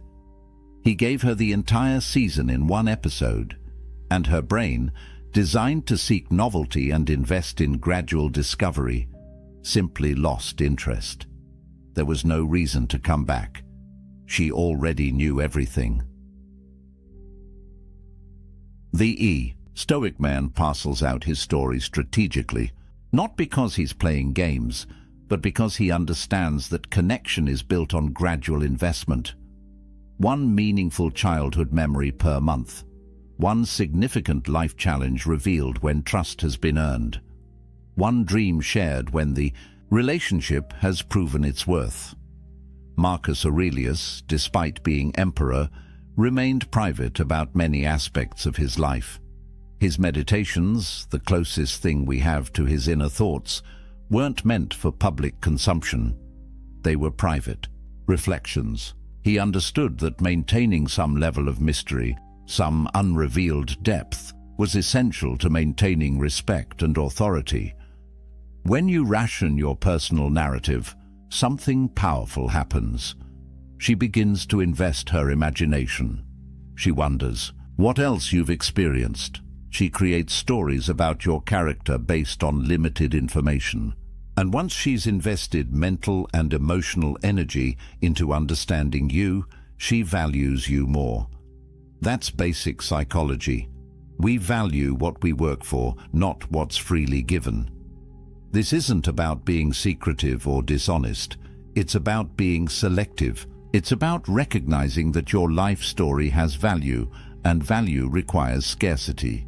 When someone asks about your past, you don't lie, but you also don't unload your autobiography. You give them a chapter, not the whole book. Here's what this looks like practically. She asks about your childhood. Instead of a 30-minute monologue, you say, "It was complicated, but those challenges taught me resilience." There's a lot there, but that's a conversation for another time when we know each other better. That response does 3 things. It acknowledges the question, it hints at depth without revealing everything, and it creates anticipation for future conversations. Every relationship that lasts is built on layers. First dates cover surface-level interests. Third dates explore values and perspectives. 6 months in, you share meaningful vulnerabilities. A year in, you reveal deep insecurities. That pacing honors the natural progression of trust and intimacy. Alex robbed the relationship of that progression. By revealing everything immediately, he collapsed all the layers into one overwhelming dump. And the human brain, overwhelmed and understimulated at the same time, simply checked out. But there's something even more powerful than what you reveal. It's about what you do when you're not around. The sixth secret is the most counterintuitive of all. They'd been on 3 incredible dates. The chemistry was undeniable. The conversation flowed effortlessly. Kevin felt like he'd finally found something real. So naturally, he texted her every day. Good morning messages, check-ins throughout the day, funny memes, articles he thought she'd like. By the end of week 2, they'd exchanged hundreds of messages, and then something strange happened. Her responses got shorter, less enthusiastic. The spark that had been so electric in person seemed to fade over text. Kevin panicked and did what felt natural. He increased his efforts. More messages, more attempts to engage, more trying to recreate that initial connection. She ghosted him. Kevin was devastated and confused. They'd had such a strong connection. He'd been attentive, available, interested. How could constant communication be wrong? Here's the sixth secret. The Stoics understood. Absence amplifies attraction. Presence, especially constant digital presence, diminishes it. Marcus Aurelius spent 10 years leading military campaigns on the frontiers of Rome. His prolonged absence wasn't just about warfare, it was masterful psychology. His absence kept rivals uncertain and citizens appreciating him more. When he returned, Rome didn't take him for granted. They valued him because his presence wasn't guaranteed. The modern man makes a fatal error. He thinks constant availability demonstrates interest and builds connection.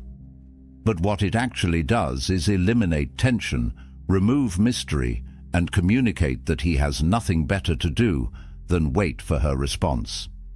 Think about what Kevin's constant texting communicated. It said, "I'm always available. My life isn't full enough to occupy my attention.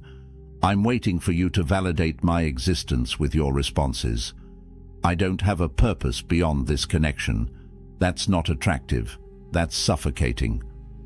Contrast that with strategic absence. After those 3 great dates, imagine if Kevin had sent one text. "Had a great time. I'm heading out of town this weekend with friends. Talk to you next week." Then complete radio silence. No breadcrumb texts, no social media updates, just absence. What happens in her mind during that vacuum? She replays the dates. She wonders what he's doing. She notices the space where his attention used to be. She might even miss him. Her imagination fills the void, often with narratives more compelling than reality. And when he returns on Monday, calm and grounded, not explaining or justifying, just genuinely glad to reconnect, his value has increased. But here's the critical distinction. Strategic absence only works when you leave on a high note. If you disappear after an argument or a negative interaction, your absence reads as sulking or punishment. The Stoic understands that every action must be rooted in self-possession, not manipulation. Seneca practiced voluntary discomfort. He would periodically remove himself from luxury to remind himself it was optional. He understood that absence, and scarcity breed appreciation. What's always available becomes background noise. What's occasionally absent becomes valued. This isn't about playing hard to get. That's manipulation rooted in insecurity. This is about having a life so full, so purposeful, so engaging that constant communication isn't possible or necessary. When you disappear to train for something, to work on a project, to spend quality time with friends, that absence is authentic. It's not a tactic, it's a byproduct of a rich, multifaceted life. Women are perceptive. They know the difference between a man who's strategically unavailable and a man who's genuinely busy building something meaningful.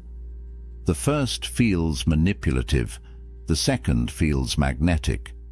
Here's the practice.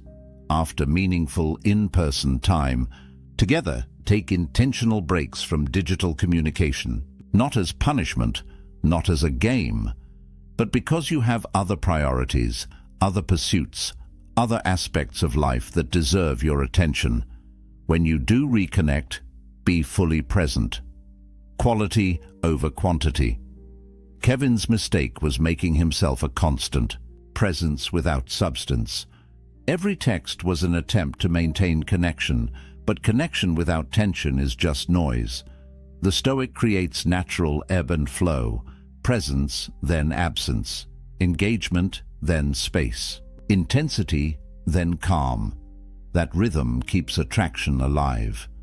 It prevents the relationship from becoming stale or taken for granted, and it communicates something powerful. I value you, but my life doesn't revolve around you. But all of this, all six secrets, collapse without the seventh. This is the secret that ties everything together, and it's the one most men violate without even realizing it. The seventh secret isn't just about women, it's about your entire existence.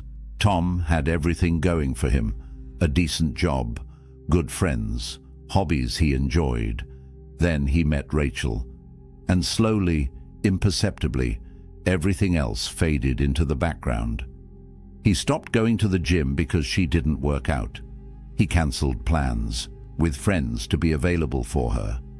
His side business project sat untouched because evenings were for her. His dreams, his goals, his identity, all of it gradually dissolved until his entire world revolved around one person.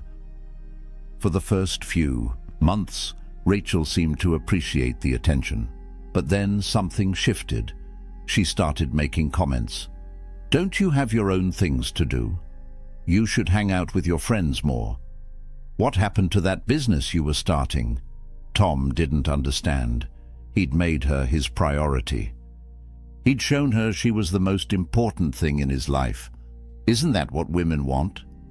6 months in, she ended it. Her reason gutted him. "I fell in love with someone who had a life. Now you're just someone who revolves around mine. I don't want to be your whole world. It's too much pressure." Here's the seventh and most critical secret the Stoics understood. The moment you make another person your life's purpose, you become a burden to them and a stranger to yourself. The Stoics lived for virtue, for contribution, for mastery of their craft.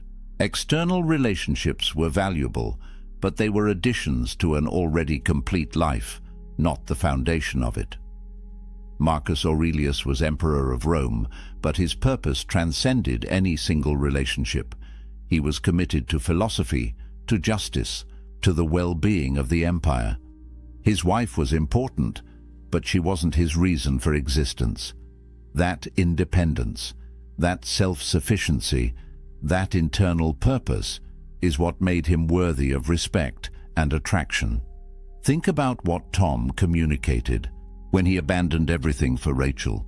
He essentially said, "I don't have anything meaningful in my life beyond you.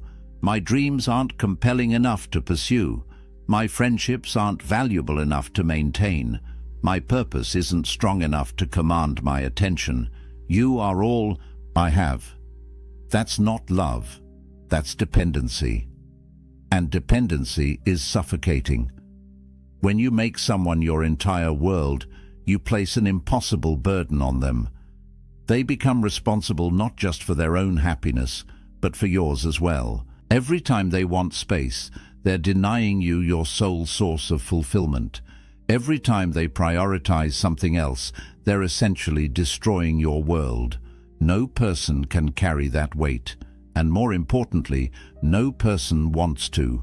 Women are drawn to men who are building something. Men who have a mission that transcends the relationship. Men whose days are structured around compelling goals and meaningful pursuits. Not because these men are emotionally unavailable, but because they're fundamentally engaged with life itself. When Rachel met Tom, he was working on a business. He had friends he valued. He had a gym routine that grounded him. He was a complete person inviting her into an already vibrant life. That version of Tom was attractive because he had substance, direction, purpose. He wasn't looking for someone to complete him. He was looking for someone to complement an already fulfilling existence. But the Tom who emerged 6 months later was hollow, an empty vessel waiting to be filled by her presence, and that transformation from self-possessed to dependent killed her attraction faster than any other mistake he could have made. Epictetus taught that we should focus on what's within our control. Your purpose, your growth, your contribution to the world, these are within your control. Her feelings, her decisions, her level of investment, these are not. When you make her your purpose, you've oriented your entire life around something you cannot control. That's not just unattractive, it's psychologically devastating. Here's the brutal truth. The version of you she fell for had a life, passions, goals, friends, commitments. That version was attractive because he was already whole. The moment you abandon all of that to focus solely on her, you become someone else, someone needier, someone smaller, someone less interesting, and she didn't sign up for that person. The Stoic path is to build your life around virtue and purpose. Relationships are beautiful additions, but they're not the foundation. You train your body not to impress her, but because physical excellence is a virtue. You build your business not to provide for her, but because creation and contribution are meaningful. You maintain friendships not to show her you're social, but because deep connections with other humans enrich your life. When your life is structured this way, something powerful happens. You're not inviting her to be your everything. You're inviting her to be part of something already extraordinary. The pressure is off. She's not responsible for your happiness. She gets to add to it, not create it from nothing. And paradoxically, that's when relationships thrive, when both people are complete on their own, choosing to share their lives rather than needing to merge them. When you have a silent purpose, a mission that commands your attention and energy, her presence becomes a beautiful bonus, not a desperate necessity. Tom lost Rachel the day he made her his world. If he had maintained his business, his friendships, his gym routine, his identity, she would have felt drawn to be part of that world, not burdened by being all of it. Here's your practice. Identify your mission. What are you building?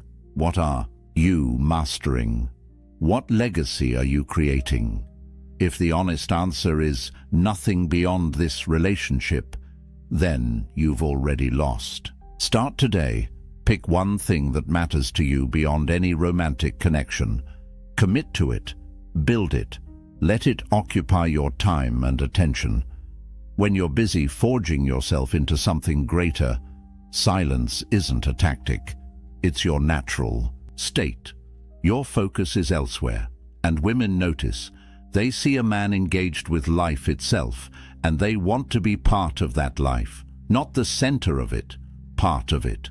The seventh secret is the foundation for all the others, because when you have purpose, you don't over-explain, you don't trauma dump seeking validation, you don't defend yourself against tests, you're detached from outcomes, you naturally reveal yourself slowly, your absence is genuine. All of it flows from this one truth: your life has meaning beyond any single relationship. Now let me show you what happens when you combine all 7 secrets. Now imagine this version of yourself. She asks why you were late. You answer in 7 words and stop. No defense, no justification, just calm statement and silence. She mentions another man's name. You smile slightly, completely unmoved, because your worth isn't threatened by her acknowledging other humans exist. She hasn't texted back in 6 hours. You don't panic because your emotional state isn't tied to her response time. You're busy with your purpose. When you do see her, you're fully present, engaged, interested, but you're not performing. You're not trying to prove anything. You're not seeking validation. You're simply there, grounded in yourself, offering your presence without neediness. When she asks about your past, you share one meaningful story, not your autobiography, one chapter. And then you redirect the conversation, asking about her experience, her perspective. She leaves that date wanting to know more, not overwhelmed by knowing everything. After 3 intense dates, you disappear for a weekend, not because you're playing games, but because you have friends to see, a project to work on, a life that existed before her and will continue regardless of her. You return Monday, calm and refreshed, with no over-explanation. This is what the integrated Stoic looks like. A man who answers but doesn't defend, who shares but doesn't dump, who's present but not dependent, who creates space naturally, who has purpose beyond any relationship, every secret working in harmony. What does she experience? A man who is simultaneously engaged and independent, open yet mysterious, available yet not needy, present yet self-contained. That polarity, that balance, is magnetic. It's what Marcus Aurelius embodied, what Epictetus taught, what Seneca practiced. This isn't about manipulation or tactics. It's about genuine self-mastery. It's about being so grounded in your own worth, so committed to your own purpose, so comfortable with uncertainty, that external validation becomes optional rather than necessary. The Stoics understood something profound. Attraction isn't created through effort. It's created through presence combined with self-possession. When you stop trying to make her like you and start simply being someone worth liking, everything changes. Think about the people who command your respect and attention. Do they chase your approval? Do they explain themselves constantly? Do they make you the center of their world? Or do they have such quiet conviction, such clear purpose, such internal strength that you naturally gravitate toward them? That's the energy you're cultivating, not through external techniques, but through internal transformation. Every secret we've covered is ultimately about the same thing: mastering yourself so that external circumstances, including her response, don't control your internal state. When you operate from this place, relationships transform. They're no longer sources of anxiety and neediness. They become spaces of genuine connection between two complete people. She's not completing you, she's complementing you.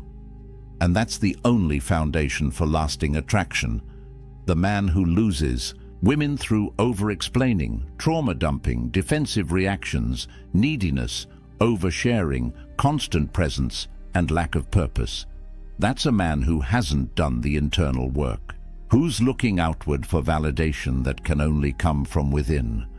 The man who naturally embodies these 7 secrets. That's a man who's done the work, who knows his worth, who has purpose, who doesn't need external validation because his internal foundation is solid. That transformation doesn't happen overnight. It requires practice, awareness, and commitment. But every step toward that version of yourself makes you not just more attractive to women, but more respected by everyone and more at peace with yourself. Now let me warn you about the most common mistakes men make when trying to apply these secrets. Here's where most men fail when they try to implement these secrets. They turn wisdom into weaponry. They use silence to manipulate rather than to master themselves. And that approach always backfires. First pitfall: using strategic absence to provoke jealousy. You disappear not because you're living your life, but because you want her to feel anxious, to wonder, to chase. She will sense this immediately. Women have incredible intuition for distinguishing authentic behavior from manipulation. When absence is manufactured to control her reaction, it reeks of insecurity. When absence is natural because you're genuinely engaged with your purpose, it's attractive. The litmus test is simple. Are you silent to control her reaction, or are you silent to govern your own internal state? The first destroys trust. The second builds respect. Second pitfall: overcorrection.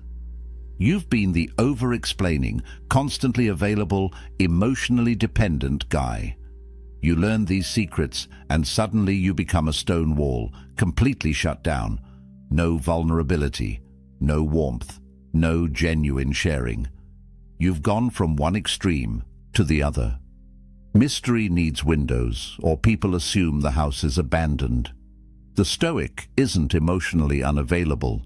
He's emotionally selective. He shares, but with intention. He's vulnerable, but at appropriate times with earned trust. There's a massive difference between being measured and being closed off. Balance is the key. Offer one genuine compliment per date. Not a barrage of flattery, but one specific, observed appreciation. Share one meaningful thought or experience, but not your entire psychological history. Be present and engaged when you're together, but maintain your life and purpose when you're apart. Third pitfall: applying these secrets from a place of fear rather than abundance. You're not over-explaining because you're confident in your truth. You're not over-explaining because you're terrified she'll leave if you say the wrong thing. That fear leaks through everything you do. She'll feel it. These secrets only work when they flow from genuine self-possession, not from desperate attempts to prevent loss. If you're detached from the outcome because you've truly accepted that you'd be fine either way, that's powerful. If you're pretending to be detached while internally panicking, that's transparent. Fourth pitfall: using these as tricks in an otherwise unchanged life. You start spacing out your texts and maintaining mysterious silence, but you still have no purpose, no mission, no life beyond the relationship. You're just a needy guy who's learned to temporarily mask his neediness. The Stoics weren't performing, they were being. These principles worked for them because they were expressions of who they actually were, not techniques layered on top of insecurity. If you want these secrets to work, you have to become the kind of man for whom they're natural expressions, not calculated moves. Fifth pitfall: forgetting that relationships require genuine care and investment. These secrets aren't about being cold, distant, or uncaring. They're about being grounded, purposeful, and self-possessed, while still showing up fully for someone you care about. The Stoic man doesn't refuse to explain himself because he doesn't care what she thinks. He doesn't explain because he trusts in his own integrity and doesn't need external validation. See the difference? One is rooted in contempt. The other is rooted in self-respect. When applied correctly, these secrets don't create distance. They create healthy space. They don't reduce intimacy. They make intimacy more meaningful when it happens. They don't communicate lack of care. They communicate self-respect and invite mutual respect. The goal isn't to become an emotionless robot, calculating every interaction. The goal is to become so grounded in your own worth and purpose that these behaviors become natural, authentic expressions of who you are. Now let me give you a practical challenge that will make these secrets automatic. Here's your challenge for the next 7 days. This single practice will transform how you communicate and how people respond to you. For the next week, log every sentence you speak to women. Whether it's a romantic interest, a colleague, a friend, doesn't matter. Track it. You can do this mentally if you're disciplined, or for maximum impact, Write it down at the end of each day. Then perform an audit. Go through everything you said and cut out any sentence that sought validation, explained unnecessarily, justified your actions, repeated something for emphasis, or defended yourself without being directly challenged. Count how many sentences survive. Your goal is to reduce your word count by 30% by the end of the week. This isn't about being rude or withholding. It's about eliminating the psychological leakage, the insecure chatter that dilutes your presence and undermines your frame. Day 1, you'll be shocked at how much you say that serves no purpose except to seek approval or manage someone else's perception. Day 3, you'll start catching yourself mid-sentence. Day 5, the silence will feel more comfortable. By day 7, you will have fundamentally rewired how you communicate. And here's what you'll notice. The space you create through intentional silence generates a different kind of energy. People lean in more, they listen more carefully, they value your words more because they're not drowning in them. That tension, that deliberate economy of speech, is often more powerful than any words you could say. Track 3 specific metrics. First, how many times did you over-explain when a simple answer would have sufficed? Second, how many times did you share information seeking validation rather than contributing value? Third, how many times did you defend yourself against questions that weren't actually attacks? Those 3 patterns, over-explaining, validation-seeking, and unnecessary defending, account for probably 70% of the words that undermine your attraction and respect. Cut them, and you've transformed your entire presence. By Friday, you'll feel different, calmer, more centered, more self-possessed. You'll have stopped leaking energy on words that serve no real purpose, and women will feel it. The shift will be palpable. Conversations will have more weight. Your silence will command attention. Your words will land with impact. This isn't theory. This is practical transformation. 7 days. Track, audit, cut. That's it. Simple, but not easy. Because you'll be fighting every conditioning you've received about communication, about sharing, about proving yourself through words. But here's the truth the Stoics understood. Most talk is noise. Most explanation is insecurity. Most words dilute rather than amplify. The man who speaks less but means more commands the room. The man who can sit in silence without discomfort projects strength. The man whose words are scarce becomes someone people actually listen to. So take the challenge. 7 days, 30% reduction, and watch how everything changes. But there's one more thing. One single sentence that will make this magnetic silence automatic and effortless. Here is the single sentence that makes everything we've covered automatic. Every morning, before you engage with the world, before you pick up your phone, before you interact with anyone, recite this. My worth is non-negotiable. Explanations are optional. Say it out loud. Put it in your phone as a daily reminder. Write it on a card you see every morning. Let it sink into your subconscious. Because when you truly internalize that your value is inherent, not contingent on external validation, the compulsive need to justify yourself simply quiets down. Explaining becomes a choice, a conscious decision to add clarity when it serves mutual understanding, not a desperate reflex born from fear of judgment. That single shift, that one reframe, rewires every interaction that follows. Your worth is non-negotiable. You don't have to earn it through perfect explanations. You don't have to prove it through constant availability. You don't have to defend it against every test. It simply is. And explanations? Optional. You can offer them when appropriate, but you don't owe them to anyone as proof of your value. Let's bring this full circle. Remember David from the beginning?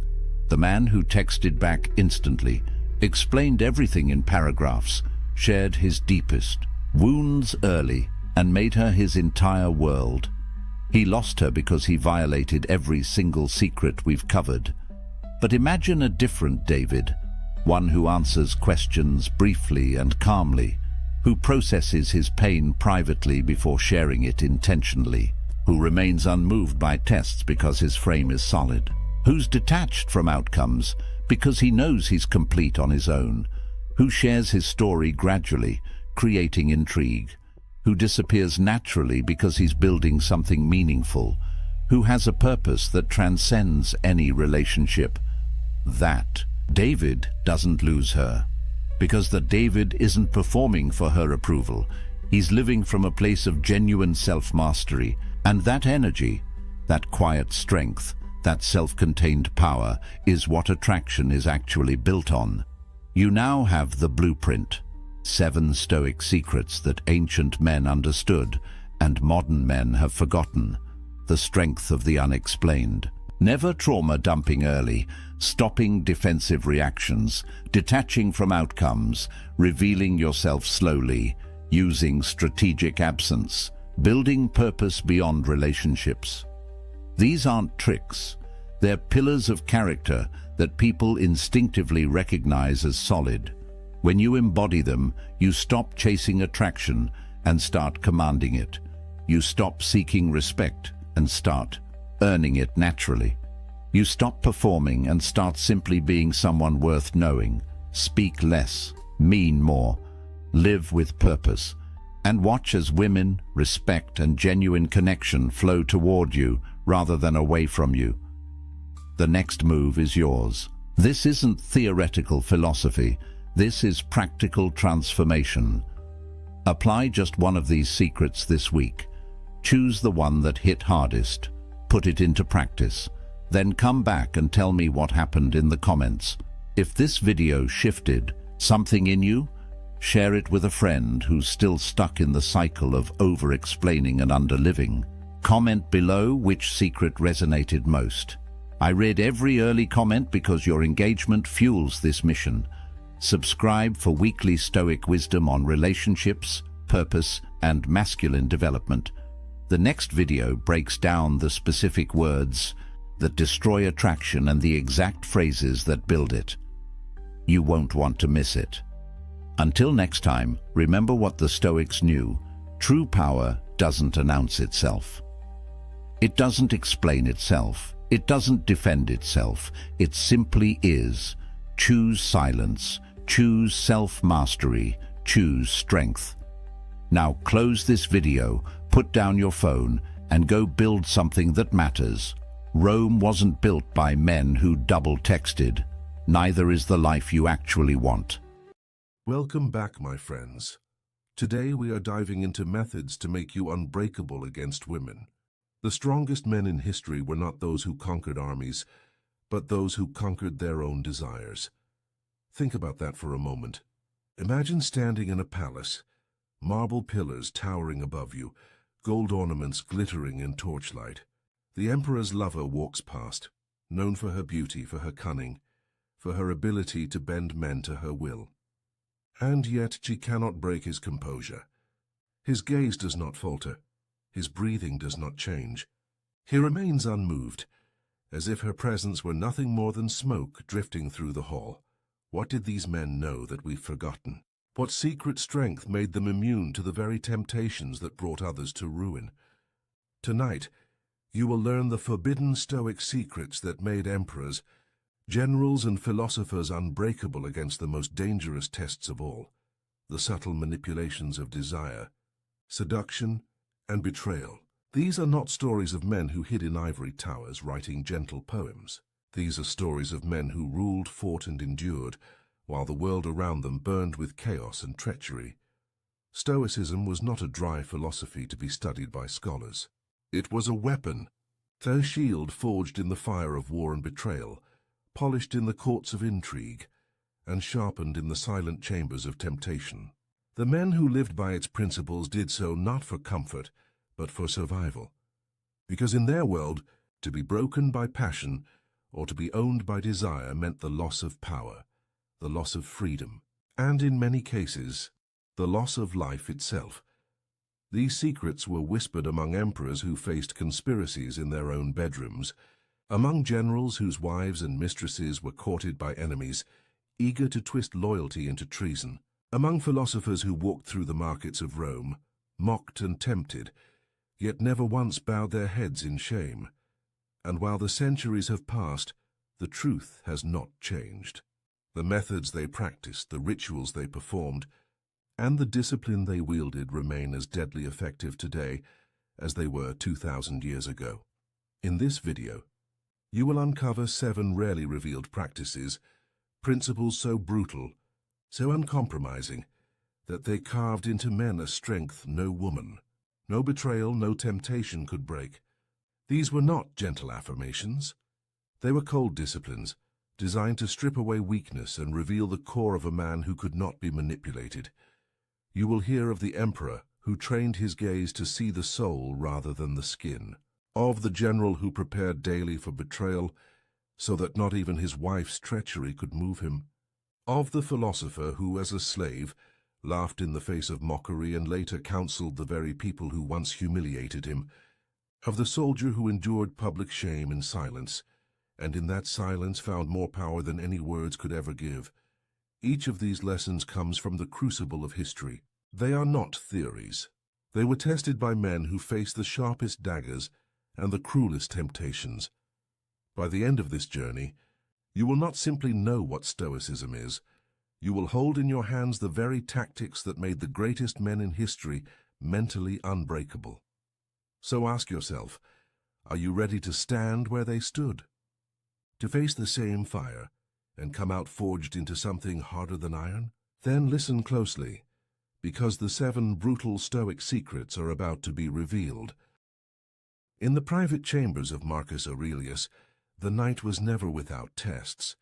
Behind the polished marble doors, servants whispered, and messengers slipped in with subtle agendas.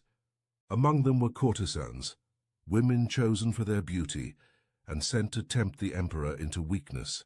They were not gifts of pleasure. They were weapons, sharpened by rivals who understood that the fall of a man often begins with his gaze. Marcus Aurelius did not shield himself from these trials. Instead, he confronted them with discipline that few could imagine. He trained his eyes never to linger. A fleeting glance could become a chain, a spark that grew into fire. To him, desire was not passion. Desire was enslavement, the beginning of a ruler's decline. He believed the battle for mastery did not start on the battlefield or in the Senate chamber. It began with perception, in the simple act of looking. If you allowed your eyes to be pulled, you had already surrendered ground. The man who could not control his gaze could not control his life. Modern men think they are immune to this test, yet they are surrounded by it constantly. The glow of a screen filled with images designed to seize attention. The lingering glance at beauty in the office, on the street, or across a crowded room. Each moment of weakness is a thread, and enough threads woven together will bind a man in chains. Marcus understood what many forget. To be unbreakable, you must master the smallest of choices. The first step before desire takes root. He did not avoid women, nor did he fear them. He simply saw through the surface. He looked upon people not as flesh meant to seduce, but as souls bound by the same mortality and flaws as himself. There was a ritual he practiced in silence every morning. Before the sun rose, before Rome stirred awake, he would sit alone and remind himself, see the soul, not the skin. This vow was not a whisper of morality, but a declaration of power. For the man who sees beyond the surface can never be owned by it. The emperor's gaze was more than discipline. It was armor, an unbreakable shield against the most ancient form of manipulation, and that is the first secret. If you can master your eyes, you will master yourself. In the annals of Rome, there is a story of a decorated general, a man who had led legions across the frontiers and returned victorious. Yet the most dangerous battle he ever faced was not against barbarians or rival armies, It was within his own household. Whispers reached him that his wife, a woman of noble birth, had been conspiring with his political rivals. Not only her affection, but her loyalty had shifted into betrayal. For most men, such news would unleash fury. Rage, humiliation, and the thirst for revenge would consume them. Many leaders before him had executed wives, lovers, even friends for less. But this general did something different. He had prepared for this moment long before it arrived. Each morning, before donning his armor, he practiced what the Stoics called premeditation malorum, the premeditation of evils. He imagined betrayal as inevitable. He pictured his closest allies abandoning him, his family turning against him, his soldiers failing him. By rehearsing these calamities in his mind, he stripped them of their power. When they happened, they no longer shocked him. So when the whispers became proof, he felt no tremor of surprise, no tightening of the chest, no consuming fire of vengeance. Instead, he regarded the betrayal as nature itself, as common as a storm breaking across the sea. To expect loyalty without fail, he believed, was to live in a fantasy. To expect betrayal was to live in truth. This mindset turned his enemy's weapon into dust. The plot they believed would unmake him did nothing. In fact, he went further. He confronted the rival who had gained his wife's favor, not with wrath but with composure. And in an act that stunned the Senate, he promoted the man to higher office. It was not weakness. It was dominance. For in that moment, he showed that no insult, no conspiracy, no theft of affection could disturb his reason. He ruled not by force of passion, but by mastery of self. His enemies gained nothing, and his legend grew greater because of it. This is the second secret. Expect betrayal as natural, and it will never own you. In your own life, whether from friends, family, or women, betrayal loses its sting when you have already rehearsed it in the mind. Emotional immunity makes you untouchable. The general's legacy endures for one reason. When others sought to wound him through his heart, he proved that his heart was beyond their reach. Among the most famous Stoics of Rome was a man who began life not in wealth or honor, but in chains. His name was Epictetus. He was born a slave, treated as property, subjected to the cruelty of his master, and yet, from this lowly station, he rose to a level of authority that even free men envied. One story tells of his humiliation in the presence of noble guests. His master, eager to entertain, mocked him openly, forcing him to perform degrading tasks and endure ridicule. Among the spectators were women of the court, who laughed at his condition, jeering at his weakness. For most men, such shame would cut deeper than any blade. Anger, desperation, or despair would spill out uncontrollably. But Epictetus did not flinch. Instead, he stood in calm silence. His mind was untouched. He once said, "You may insult my body, but you cannot touch my reason." The body could be chained. The reputation could be dragged through the mud. But the inner fortress of thought, that domain remained sovereign. This was the core of his philosophy. True power is not measured by possessions, approval, or reputation. It is measured by the mastery of one's own mind. For while fortune can strip away status, wealth, or even freedom, it cannot touch the reasoning faculty unless you surrender it willingly. This truth makes a man invincible. Because if your worth is not tied to the praise of others, then insults carry no weight. If your identity is not built on possessions, then loss cannot destroy you. If your peace is not dependent on another's affection, then rejection cannot move you. In modern life, this remains the most brutal test. Insults, rejection, and the subtle games played to provoke emotion are constant. Many men crumble when mocked, or when a woman withholds approval. They lash out, they beg, or they retreat into self-doubt. But the man who understands Epictetus's lesson remains untouchable. He knows that his value is not something given by others, and therefore cannot be taken away by others. Epictetus endured slavery, scorn, and humiliation, yet never surrendered his calm. And when he was finally freed, something remarkable happened. The same society that once laughed at him now sought his wisdom. Women of Rome, who had once ridiculed the slave, later came quietly to his lectures, seeking counsel on how to endure their own trials. The man who began life with nothing ended with influence greater than kings, not because of what he owned, but because of what he could never lose, the mastery of his own mind. That is the third secret. A man who builds his self-worth on the unshakable foundation of reason is a man who can never be owned. In the heart of Rome, influence often came not only through the Senate floor or the battlefield, but through the chambers of desire. One senator, admired for his clarity of judgment, faced a temptation that few men could resist. A widow of immense wealth and renown set her sights on him. She was not only beautiful but also powerful, her late husband having left her estates, servants, and a network of allies eager to maintain her favor. Many men competed for her attention, each hoping to secure her fortune and the influence that accompanied her hand. She approached the senator with an offer that seemed impossible to refuse. Riches beyond measure, estates that could guarantee his children's prosperity, influence in the Senate through her allies, and companionship with a woman whose beauty was spoken of in whispers. Most men would have seen this as fortune smiling upon them. Most men would have surrendered, but this senator understood something deeper.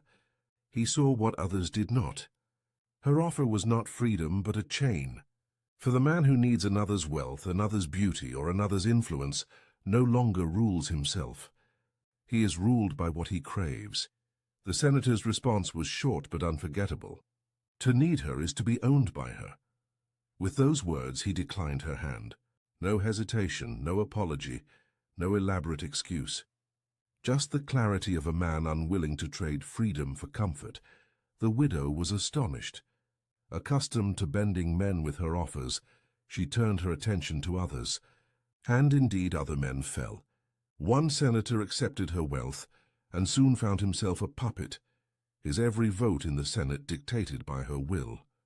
Another sought her beauty, and when she withdrew her affection, he crumbled in disgrace. She destroyed them not with daggers or poison, but with chains of desire. The man who walked away remained unbroken. His independence became a legend, whispered as both a warning and a lesson. While others gained temporary pleasure and quick ruin, he preserved something far more valuable: sovereignty over himself. The Stoic principle here is brutal in its simplicity. Freedom means desiring nothing that enslaves you. It is not wealth itself that corrupts, nor beauty, nor influence, but the need for them. Once you believe you cannot live without these things, you have already surrendered your will. In modern life, the trap is no less common. Many men trade their freedom for transactional relationships, where wealth and beauty become bargaining chips. They accept terms that bind them, mistaking golden chains for fortune. Yet chains are chains, no matter how they glitter. The senator's refusal remains the lesson. To be unbreakable, you must walk away from anything that seeks to own you, no matter how tempting it appears. For what is gained in dependence will always cost more than it is worth. That is the fourth secret. The man who needs nothing cannot be owned by anyone. There is a tale from the late days of the Roman Republic, when intrigue flowed more freely than wine. A philosopher of great renown was invited to a banquet hosted by a woman whose beauty was matched only by her reputation for manipulation. She was known to ensnare men of power, drawing secrets from them under the influence of desire, and then using those secrets as weapons. At the feast, she presented the philosopher with a jeweled goblet of wine. The aroma was sweet, the color deep, but the cup was laced with herbs said to cloud the mind and inflame the body.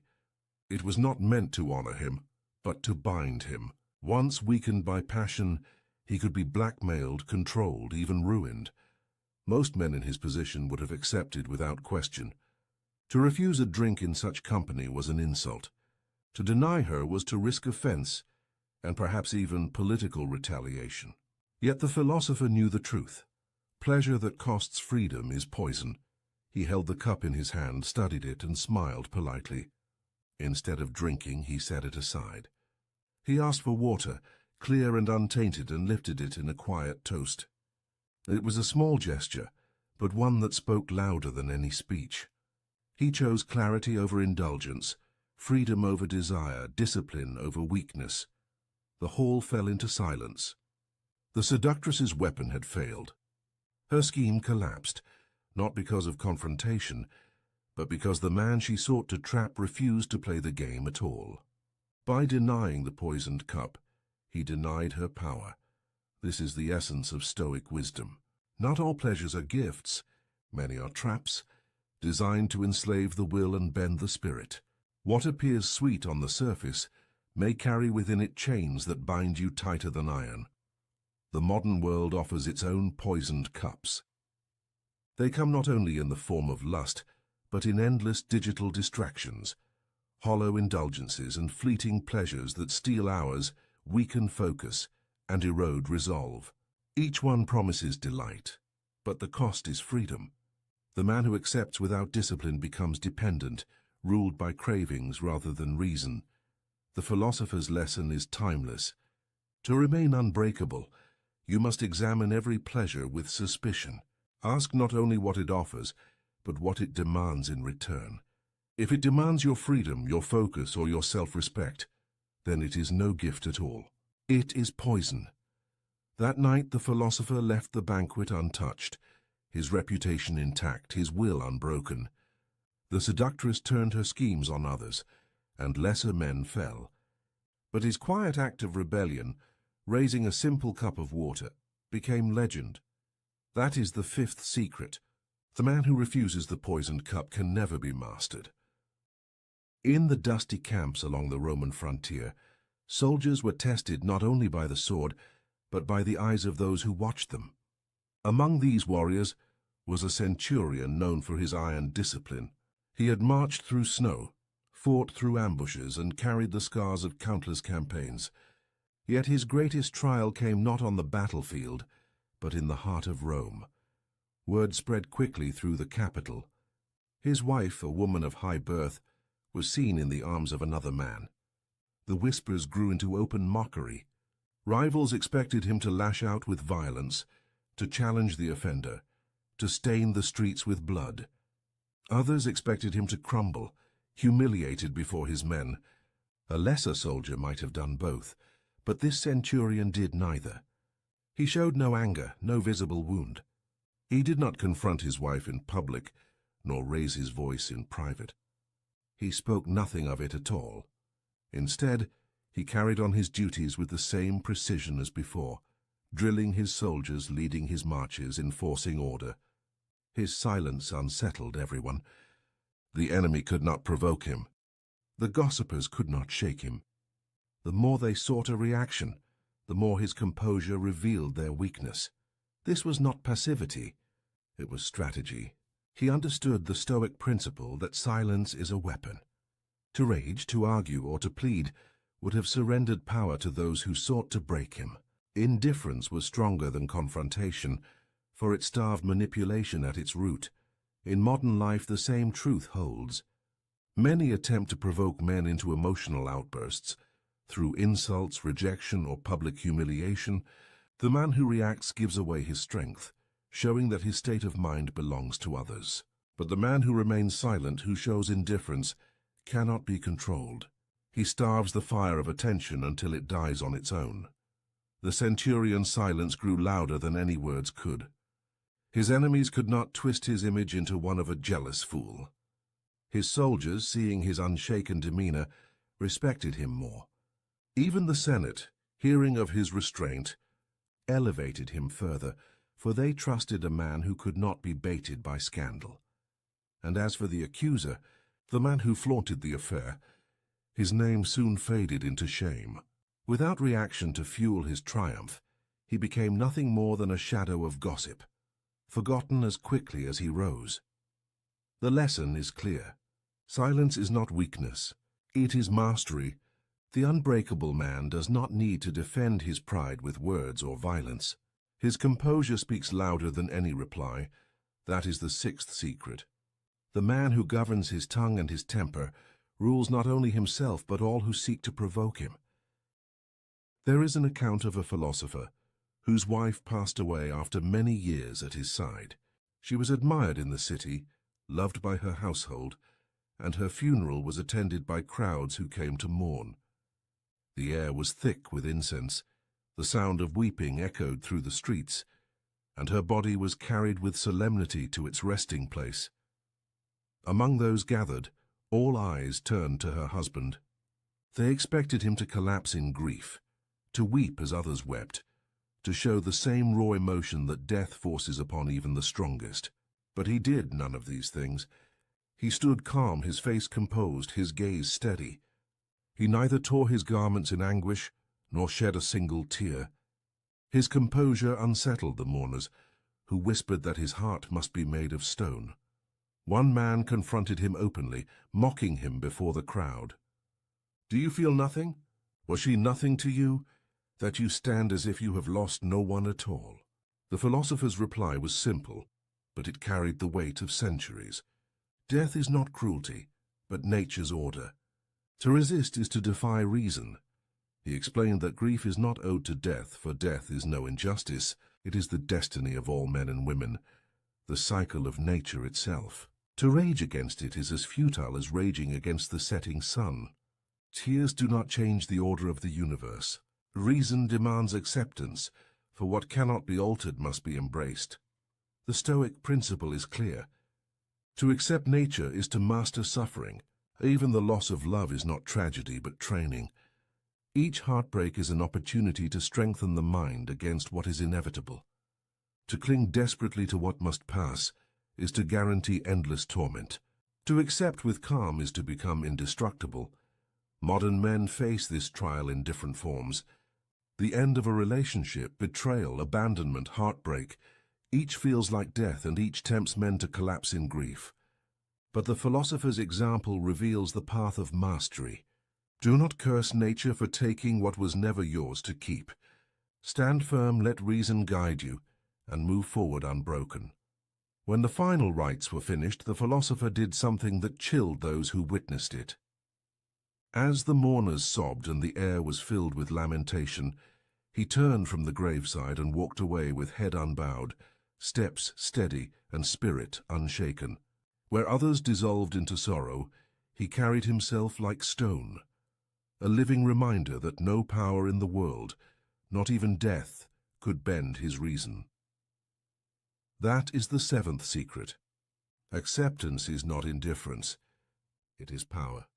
The man who accepts all that nature brings cannot be destroyed by loss, for nothing can take away his mastery of himself.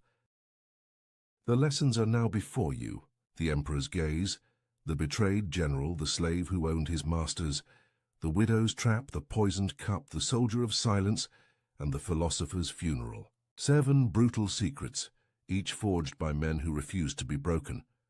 These were not abstract ideas or comfortable teachings. They were weapons sharpened by necessity, proven in the harshest trials of life. Men who ruled empires, commanded armies, and endured humiliation carried these principles as their shield.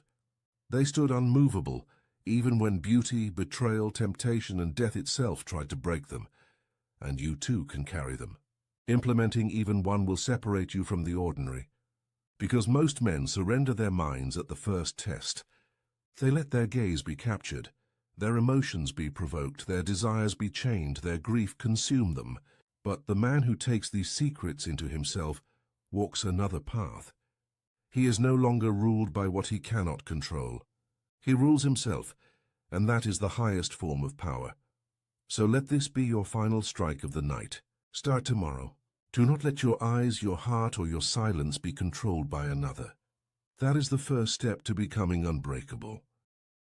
Begin with the first secret. Tomorrow morning, practice the emperor's gaze.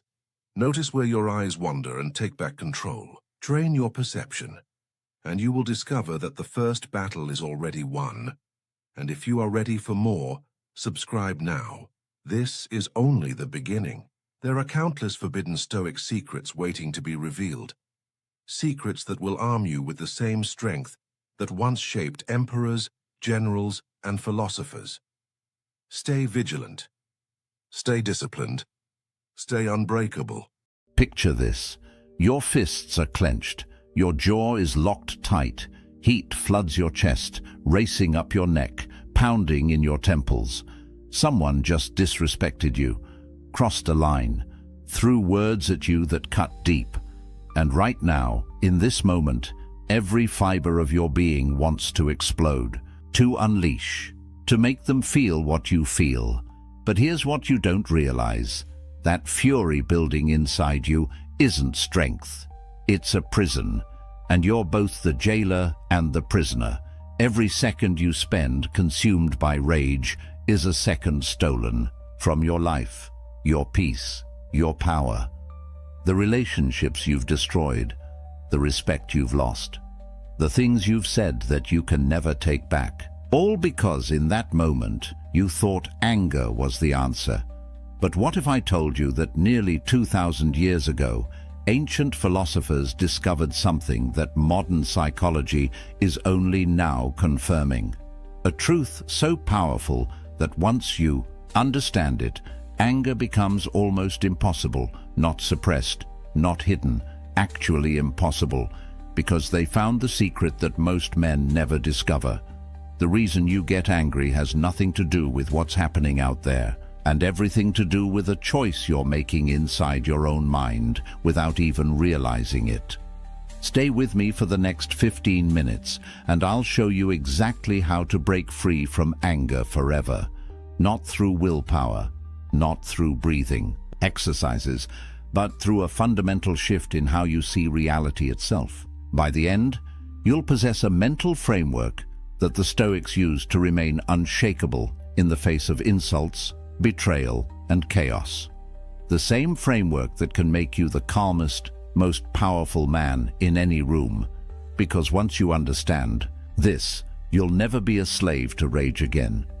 Here's the first truth that destroys everything you think you know about anger. You believe you're angry at them, at what they said, at what they did, at the disrespect, the betrayal, the injustice.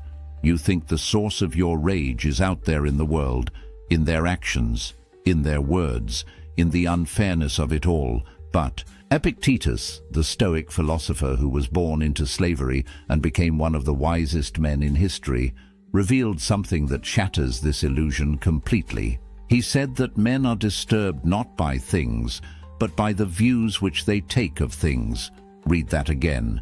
Not by things, but by your view of things, your interpretation, your judgment, the story you tell yourself about what just happened.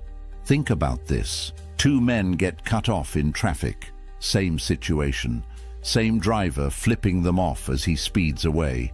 One man grips the wheel, blood boiling, heart racing, ready to follow that car and confront the driver. The other man simply shakes his head, maybe even chuckles, and continues his drive in peace. Same event. Completely different responses. Why? Because the event itself has no power. The power lies entirely in the judgment they make about it. The first man tells himself a story. This is disrespect. This is an attack on me. I need to defend myself. I need to make him pay. And with that judgment, with that interpretation, he creates his own prison. His body floods with cortisol. His rational mind shuts down. His entire day, maybe his entire week, is now ruined by a stranger he'll never see again. The second man makes a different judgment. That driver is probably having a terrible day, or he's late, or he's just reckless. Either way, it has nothing to do with me, and with that judgment, he remains free. This is the revolution that the Stoics handed us. You're never fighting them. You're always fighting your own mind. The battle isn't out there, it's between your ears. You are the one generating the anger, not through their actions, but through the meaning you assign to their actions. The moment you grasp this, everything changes. Because if you created the anger, you have the power to uncreate it. The prison door has been unlocked this entire time. You just didn't know you were holding the key. So if anger isn't coming from them, if it's coming from your own judgments, then who actually controls this? That's where Marcus Aurelius enters, the most powerful man in the known world. Roman emperor, commander of armies, ruler of millions. And yet, as a young man, he couldn't control his own temper. He writes in his personal journal, The Meditations, about his struggle with rage, about how he would become furious with his Stoic teacher Rusticus, about how close he came to losing control and doing something he would regret forever. Marcus knew the story of his predecessor, Emperor Hadrian, who in a moment of rage stabbed a slave through the eye with a writing stylus. Later, when Hadrian calmed down and apologized, the slave said the only thing he wanted was his eye back. And even an emperor couldn't give him that. The damage was permanent. The lesson was clear. You can rule an empire and still be a slave to your emotions. You can command armies and still be conquered by anger. But Marcus discovered something that changed everything. The Stoics called it the dichotomy of control, and it's the single most powerful framework for understanding life that has ever been created. It's brutally simple. There are things you control, and there are things you don't control. That's it. And when you truly internalize this distinction, anger becomes nearly impossible. Here's what you actually control. Only 3 things: your thoughts, your judgments, your responses. That's the entire list. Everything else, every single other thing in this universe is outside your control. Other people's actions, their words, their opinions, the past, the future, outcomes, circumstances, traffic, weather, the economy, your body's aging, other people's respect. All of it, completely outside your control. Now here's the brutal truth. Almost all of your anger comes from trying to control things you cannot control. You're angry because someone disrespected you, but you cannot control what they say or think. You're angry because something didn't go your way, but you cannot control outcomes. You're angry because the past happened, but you cannot control what already occurred. Every moment spent in rage over these things is energy poured into a bottomless pit. It's trying to move a mountain by shouting at it. It's absolute insanity. But look what happens when you shift your focus to what you actually control. Someone insults you. You cannot control their words, but you can control your judgment about those words. You can choose to interpret them as the ravings of someone having a bad day, or the opinion of someone whose opinion doesn't matter, or the behavior of someone who simply doesn't understand. The event stays the same, but your judgment transforms your entire experience. Your project fails. You cannot control the outcome, but you can control what you do next, how you learn from it, how you adapt, how you rebuild. The failure stays the same, but your response determines whether it destroys you or strengthens you. This isn't resignation. It's not giving up. It's the opposite. It's radical empowerment. Because when you stop wasting energy on what you can't control, you suddenly have enormous power for what you can. You're no longer fighting a war on 1,000 fronts. You're focused, directed, unstoppable. The Stoics understood something profound. Accepting powerlessness over externals gives you ultimate power over yourself. And power over yourself is the only power that actually matters. Because the man who masters himself can never be conquered. The man who tries to master the world will always be at war. Marcus wrote that you have power over your mind, not outside events. Realize this, and you will find strength, not the strength to control others, the strength to remain unshaken no matter what others do. That's freedom. That's power. That's the dichotomy of control. Now here's where most men fail. They understand this intellectually. They nod along. They think they get it. But when the moment comes, when someone disrespects them, when something goes wrong, they explode anyway. Why? because they didn't meet anger at the gate. They let it in. And once it's inside, it's nearly impossible to control. Seneca, another Stoic philosopher, wrote an entire essay called On Anger, and in it he gives us a metaphor that's absolutely brutal.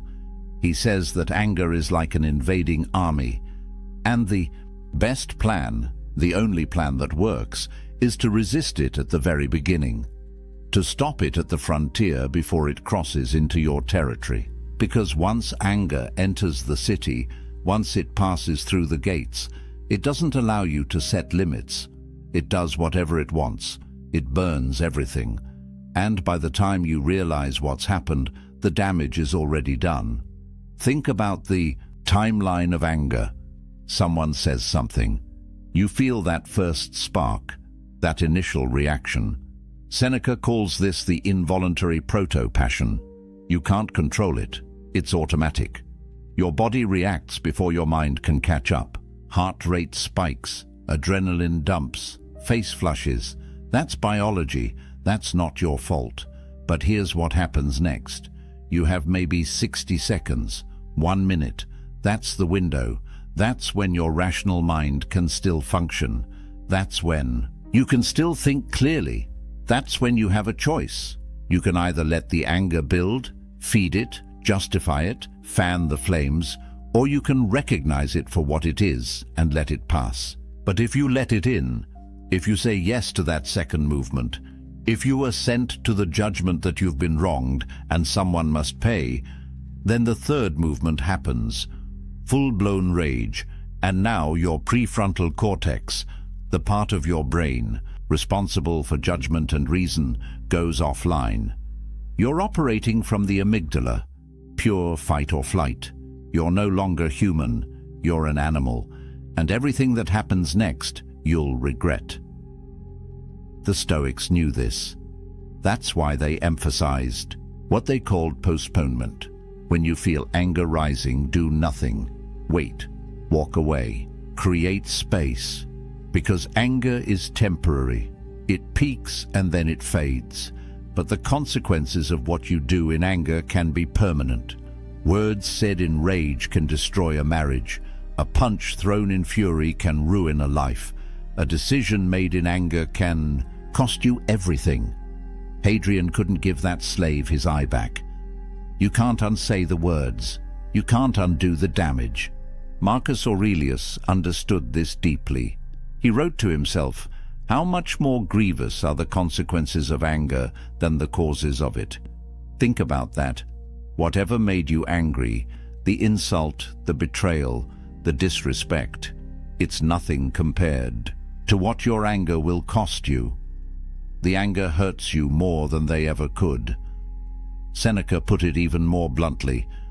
The person who angers you becomes your master, because now they control you. They pull your strings, they make you dance, and you've handed them that power willingly. So here's the first defense. Recognize the physical signs before the explosion. Tight chest, clenched jaw, racing heart, hot face, shallow breathing. These are your warning signals. Your body is telling you that anger is at the gate. Don't ignore it. Don't push through it. Pause. Just pause. Count to 10. Walk away. Do whatever it takes to create that critical gap between stimulus and response. Because in that gap lives your freedom.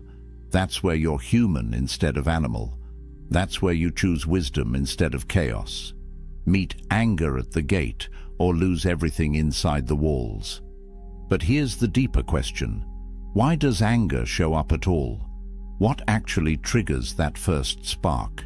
And the answer brings us to the most liberating truth in Stoic philosophy. It's not them. It's not what they did. It's your opinion about what they did. Epictetus is absolutely clear on this. It's not things that disturb us, but our judgments about things. Remove the judgment and you remove the anger. It's that simple and that difficult. Think about what actually happens when someone disrespects you. They say words, sound waves hit your ears, Neurons fire in your brain, processing those sounds into language. And then, and this is the crucial part, you interpret those words. You assign meaning. You create a story. You tell yourself, this is disrespect. This diminishes me. This cannot stand. This demands a response. And with that interpretation, with that story, you create your anger. But here's what's wild. That interpretation isn't reality. It's just your opinion, your judgment, your chosen narrative. Someone else hearing the exact same words might interpret them completely differently. They might see desperation, or projection, or jealousy, or they might not care at all. Same words, different judgment, different emotional result. The words themselves are neutral. It's the meaning you attach that gives them power. So here's the practice. When someone does something that triggers you, catch yourself before you interpret. Before you create the story, before you assign the meaning, just observe the facts. He said these words. She did this action. That's it. No interpretation, no judgment, just raw data. Now watch what happens to your anger. Without the judgment, it has nothing to feed on. It dies before it's even born. Take a scenario. Your colleague takes credit for your work in a meeting. The fact is, he spoke words attributing the project to himself. That's observable reality. Now watch the judgments you could add. Judgment 1. He disrespected me. He stole from me. He's trying to undermine my career. This is an attack. Result: rage, resentment, a desire for revenge. Judgment 2. He's insecure about his own abilities. He needs validation. This says more about his weakness than anything about me. Result: pity, maybe mild annoyance, but no real anger. Judgment 3. In the long run, truth comes out. Good work speaks for itself. My reputation will be built on consistent results, not one meeting. Result: complete calm, strategic thinking about how to address it professionally. Same event. 3 completely different emotional results, based entirely on the judgment you choose. And make no mistake, it is a choice. It doesn't feel like a choice because you make it so quickly, so automatically, that it seems like the anger just happens to you. But the Stoics are telling you that there's always a gap, always a moment where you choose the interpretation. And once you start paying attention to that gap, once you start catching yourself in the act of judging, you realize you've been the author of your own suffering this entire time. This is what the Stoics mean when they say that the obstacle is not the thing itself, but your view of the thing. Change your view, and the obstacle disappears. Someone insults you? Only if you agree that it's an insult. Someone betrays you? Only if you judge that as a betrayal worth your energy. Someone treats you unfairly? Only if you believe that your worth comes from how others treat you. Strip away your judgments, and you're left with neutral events. And neutral events can't make you angry. Only you can do that to yourself. But the Stoics have one more tool to make this even easier. When you're in the middle of it, when you're triggered, when you can feel that anger rising, Marcus Aurelius gives you a visualization that changes everything. He calls it the view from above. And it's simple but devastatingly effective. Zoom out, pull back, see yourself from outside. Imagine you're looking down at this moment from 30,000 feet. From orbit, from the perspective of the cosmos. From that height, how important is this moment? This insult, this slight, this frustration, will it matter in a year? In 5 years? In 50? When you're on your deathbed looking back at your life, will you remember this? Will you care? The brutal answer is almost always no. It's completely insignificant. It's a tiny ripple in an endless ocean. And yet, you're about to sacrifice your peace, your dignity, your relationships over it. You're about to let it steal your day, your week, maybe more. Marcus would remind himself constantly about the shortness of life. He wrote, "You could leave life right now. Let that determine what you do and say and think. You have a limited number of days, a finite amount of time, and every moment you spend angry is a moment wasted. A moment you'll never get back. Stolen not by them, but by your own reaction to them." The cosmic perspective reveals the absurdity of anger. You're a brief flash of consciousness in an infinite universe. A few decades if you're lucky, and you're going to spend those precious moments raging over someone's opinion, over circumstances you can't control, over events that won't matter tomorrow. Here's another angle Marcus used: the impermanence of everything. That person who just disrespected you, they'll be dead soon. So will you, both forgotten, both dust. The Roman Empire seemed eternal. It fell. Your career, your reputation, your pride, all temporary, all fleeting, all ultimately meaningless in the grand scale. So why give them the power to disturb your inner tranquility? Why hand over your peace for something so temporary? And here's the final piece of the cosmic view. Recognize your shared humanity. Marcus would remind himself every morning that today he would meet people who are meddling, ungrateful, violent, treacherous, envious. But he would also remind himself that they act this way out of ignorance. They don't know good from evil. They're doing the best they can with the understanding they have. Just like you mess up sometimes. Just like you've hurt people. Just like you've been ignorant. They're human, flawed, struggling. Just like you. When you see it from this perspective, anger transforms into something closer to compassion, or at least indifference. Because how can you stay angry at someone you pity? How can you rage at someone whose entire existence is a brief, confused stumble toward death, same as yours? The view from above doesn't make you weak. It makes you wise. It shows you what actually matters, and anger almost never actually matters. All right, you understand the theory. Anger comes from your judgments. You can only control your own mind. You need to catch it at the gate. You need the cosmic perspective. But how do you actually do this? How do you turn philosophy into practice? Here's your system. The Stoic protocol for remaining unshakable no matter what life throws at you. Start every morning with what Marcus called the morning meditation. Before you check your phone, before you start your day, sit for 5 minutes and prepare yourself. Remind yourself that today you will encounter difficult people, people who are angry, selfish, ungrateful. But here's the key: you expect it. You're not surprised by it. You're prepared for it. When you expect challenges, they lose their power to upset you. You've already mentally rehearsed the moment. So when someone cuts you off in traffic or snaps at you in a meeting, you don't react with shock and anger. You think, ah yes, just as I expected. One of today's challenges, and you handle it with calm. This is premeditation of adversity. The Stoics would visualize worst-case scenarios not to be negative, but to be prepared.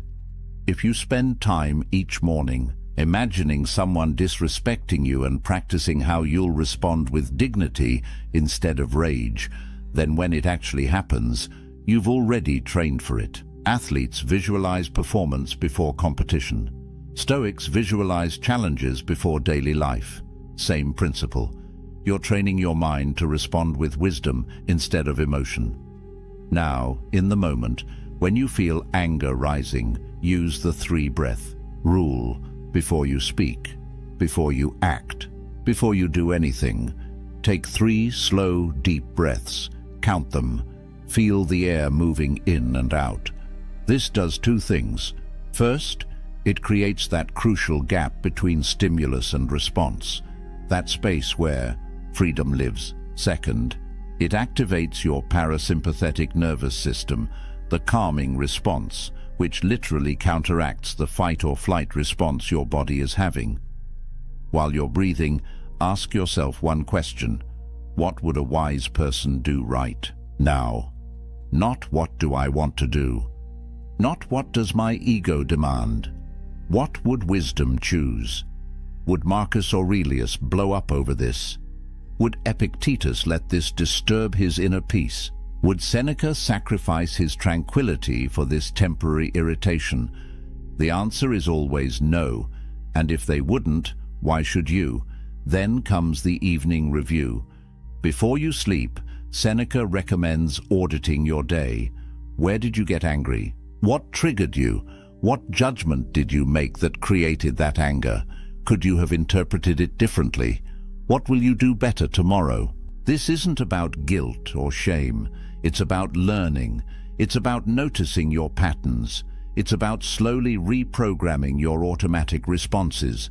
You're training yourself to catch the judgments earlier, to question them faster, to choose wisdom more consistently. And here's a powerful technique Seneca himself used: the contrary action principle. When you feel anger rising, do the exact opposite of what anger wants. Anger wants you to yell. Lower your voice. Anger wants you to attack. Say something kind. Anger wants you to storm out. Stay calm and present. This breaks the pattern. It shows your mind that you're in control, not the emotion. It's like catching yourself mid-fall and turning it into a controlled descent. You're interrupting the automatic program and installing a new one. Finally, commit to 30 days. Track every time you get angry. What triggered it? How long it lasted? What you did? Be honest, be thorough. Because what gets measured gets managed. Just the act of tracking will make you more aware, and awareness is half the battle. You can't change what you don't notice. After 30 days, review your log. You'll see patterns. You'll see that most of your anger is over the same few types of situations, and now you know exactly what to prepare for. Progress isn't perfection. You're not trying to become an emotionless robot. You're building the skill of emotional command, the ability to feel anger arise, recognize it, and choose not to act on it. To let it pass through you like a wave instead of becoming the wave. Some days you'll nail it, other days you'll fail. That's fine. The Stoics weren't perfect either. Marcus still got angry sometimes. But over time, with practice, with consistency, the gap between trigger and explosion gets longer, the anger gets weaker, and your inner peace gets stronger. Until one day, you realize that the things that used to send you into a rage barely register anymore. That's freedom, that's mastery, that's the Stoic protocol working. So here we are. You've just learned what took the Stoics' lifetimes to perfect, the fundamental truth that's been hidden in plain sight. You're never angry at them. You're angry at your own judgments about them. You cannot control what happens to you, but you control everything about how you respond. Anger is not strength. It's weakness disguised as power. Real strength, masculine strength, the kind that commands respect without demanding it, is calm. It's the man who remains unshaken while chaos swirls around him. The man who speaks quietly while others yell. The man who walks away with dignity while others burn bridges. This isn't about suppression. It's not about hiding your feelings or pretending everything is fine. It's about understanding that most of what makes you angry is completely beneath you. You're letting strangers who won't remember you tomorrow steal your peace today. You're handing your power to people who don't deserve even your attention. You're sacrificing your inner tranquility for situations that won't matter next week. That's insanity. And now you see it. When you master this, everything changes. Your relationships deepen because you're not reactive anymore. Your respect grows because people see that you can't be rattled. Your decisions improve because you're thinking clearly instead of through the fog of rage. Your peace becomes your default state instead of something you're always chasing. You become the kind of man who walks into a room and immediately the energy shifts. Not because you're trying to dominate, but because you've dominated yourself. Marcus Aurelius, the most powerful man in the world, knew this. He wrote, "The nearer a man comes to a calm mind, the closer he is to strength. Not loud strength, not aggressive strength, calm strength, unshakable strength. The strength that doesn't need to prove itself because it's already proven. That's what's waiting for you on the other side of anger. A version of yourself you haven't met yet. The version who's free."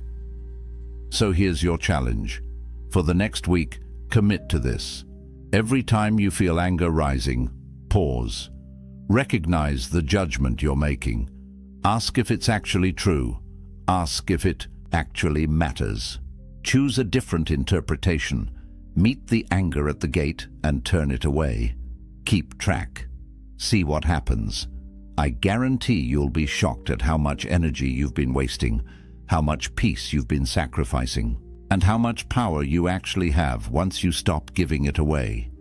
If this resonated with you, if you're ready to join a brotherhood of men who choose wisdom over chaos, who understand that real power is internal, hit that like button right now. Subscribe to this channel because we're building something here, a community of men who refuse to be slaves to their emotions, who understand that the ancient philosophers weren't teaching theory, they were teaching survival skills for the modern battlefield of life. And every video on this channel is designed to sharpen that edge, to make you harder to break and impossible to control. Remember what Marcus wrote. You have power over your mind, not outside events. Realize this and you will find strength. That's not just a quote. That's the key to unshakable peace. That's the answer to a life lived without rage. That's your inheritance from the Stoics. Don't waste it. Don't stay trapped in anger when the door's been open this entire time. Walk through it. On the other side is the man you're meant to become. Calm, powerful, free, and absolutely unshakable. That's not just philosophy. That's your future if you choose it. See you in the next one, brother. The room is quiet. 2 glasses of wine sit untouched. A woman leans forward, eyes sharp, voice steady. Do you even care about me? The question cuts deeper than it sounds. It isn't about love. It isn't about romance. It is about power. Most men stumble here. They rush to explain. They laugh nervously. They pile up words like a wall. But the wall crumbles instantly. Respect slips away. This is how the test begins. A test older than text messages, older than candle-lit dinners, older than modern love itself. In every culture, in every time, women have tested men, not out of malice, not to be cruel, but to see if he bends, to see if he breaks, to see if the man she sits with is the same man he claims to be. And these tests are subtle. They hide behind simple questions, questions that seem innocent, but they are anything but innocent. Each one is a strike at the foundation of a man's composure. Here's the truth. When she asks these questions, she isn't waiting for the perfect answer. She's watching for the reaction. Does he stay calm? Does he hold his frame? Or does he panic? The Stoics faced greater trials than this. Emperors, generals, and slaves alike endured storms of fate. They lost kingdoms. They faced death. And still, they stood unshaken. Their philosophy was simple. Control yourself. Do not be ruled by the chaos outside you. Be anchored. Be still. Be immovable. What if you could bring that same calm to these modern tests? What if every question, every trap, became an opportunity to show strength instead of weakness? In this film, we reveal the 5 questions women use to test men. 5 traps hidden in plain sight. 5 moments where most men collapse, but where the Stoic finds his chance to rise. Stay with me. Because question 3, That one is the silent killer, the one that strips a man of dignity before he even knows it happened. And if you fail it, you may never get it back. Why do women test men? It is a question that makes some men angry. Others shrug it off. But if you ignore the reason, you will never pass the test. The truth is simple. It is not cruelty. It is not manipulation. It is instinct. Think of it like the walls of a fortress. A guard doesn't press the stone to destroy it. She presses to make sure it holds. She tests to see if the foundation is real. And if the wall crumbles at her touch, the fortress was never strong to begin with. That is what these questions are. A press against the wall.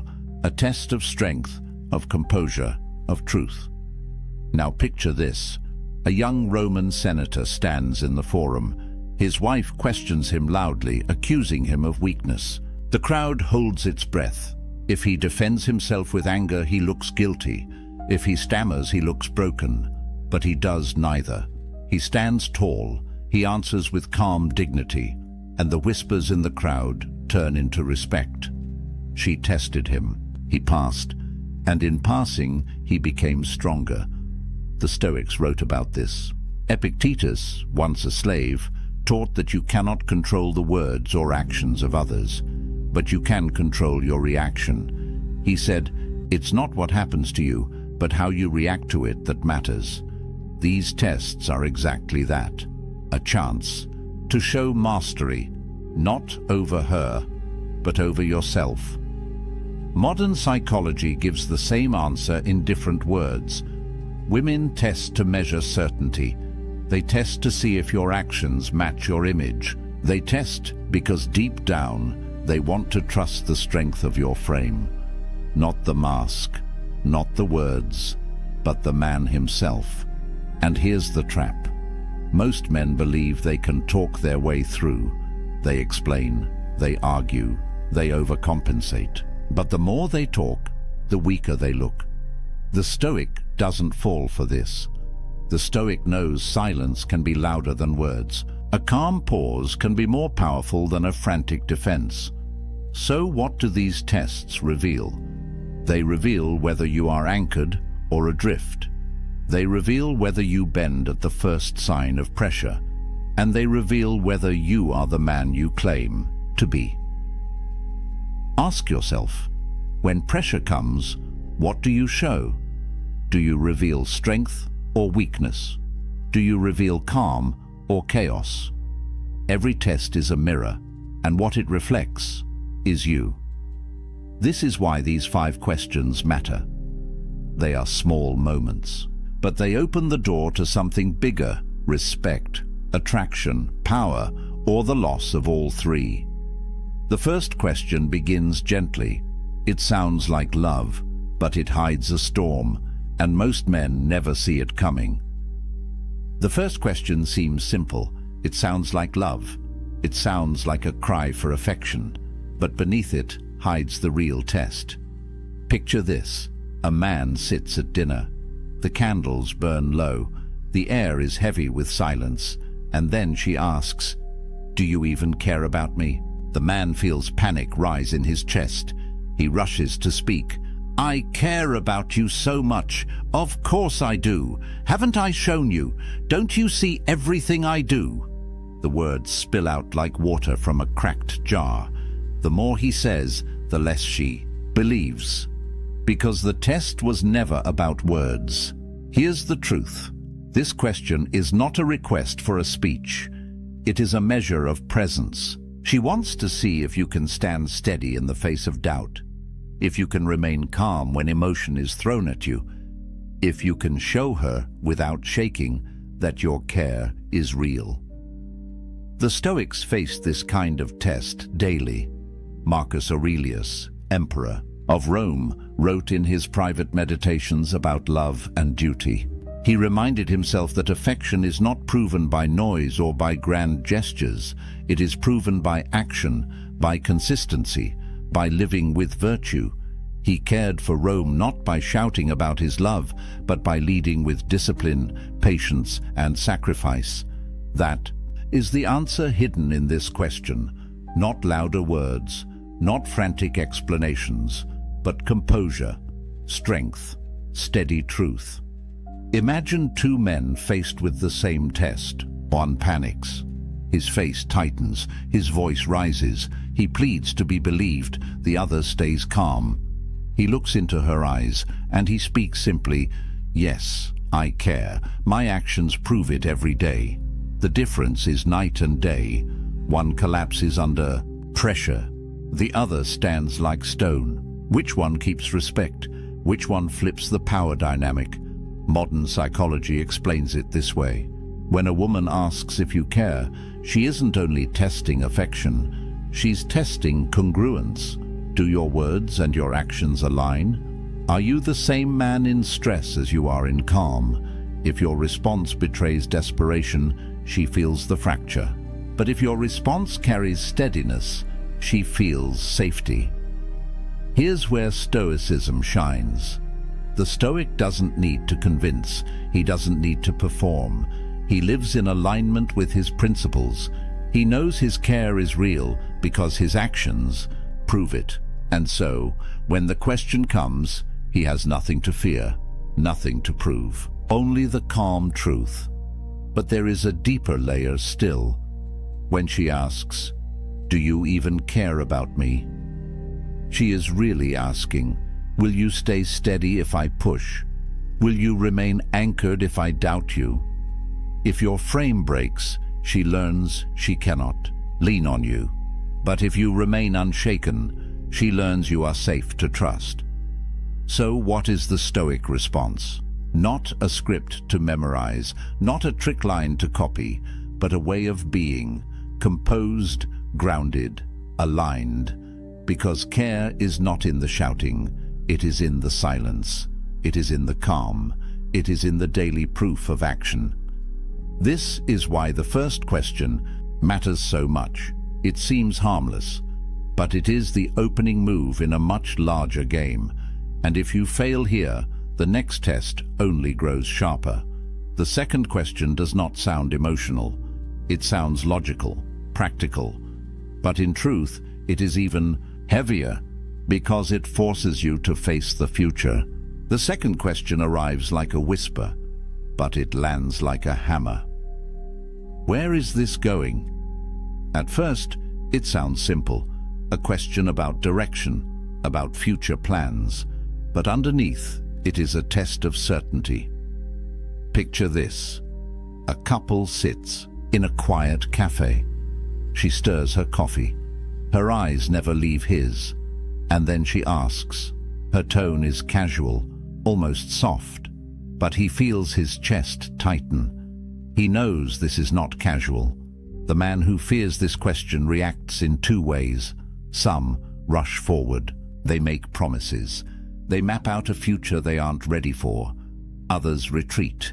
They avoid. They fumble their words and leave her more uncertain than before. Both fail. Both reveal weakness. Because both let fear dictate the answer. Here's the truth. This test isn't about the future. It's about your frame in the present. She doesn't need every detail. She needs to know if you stand steady under pressure. The Stoics understood this tension well. Marcus Aurelius ruled an empire under constant threat. He never promised his people endless years of peace. Instead, he reminded himself daily that the future is not his to control. Only his actions today were within his command. That was enough.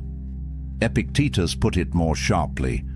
Don't demand that things happen as you wish, but wish them to happen as they do. The Stoic does not cling to guarantees. He speaks truth about what he values now. He lives by principle, not by desperate promises. So what is the Stoic way to respond? Imagine her eyes waiting, the silence growing heavy. Instead of panicking, you breathe. You anchor yourself in the present. And you say with calm certainty, I value what we're building. I don't rush or pretend to know every step ahead. What matters is how we treat each other today. That's what I can promise. No overpromising, no retreat, just steady ground. Notice what happens here. The answer shifts the frame.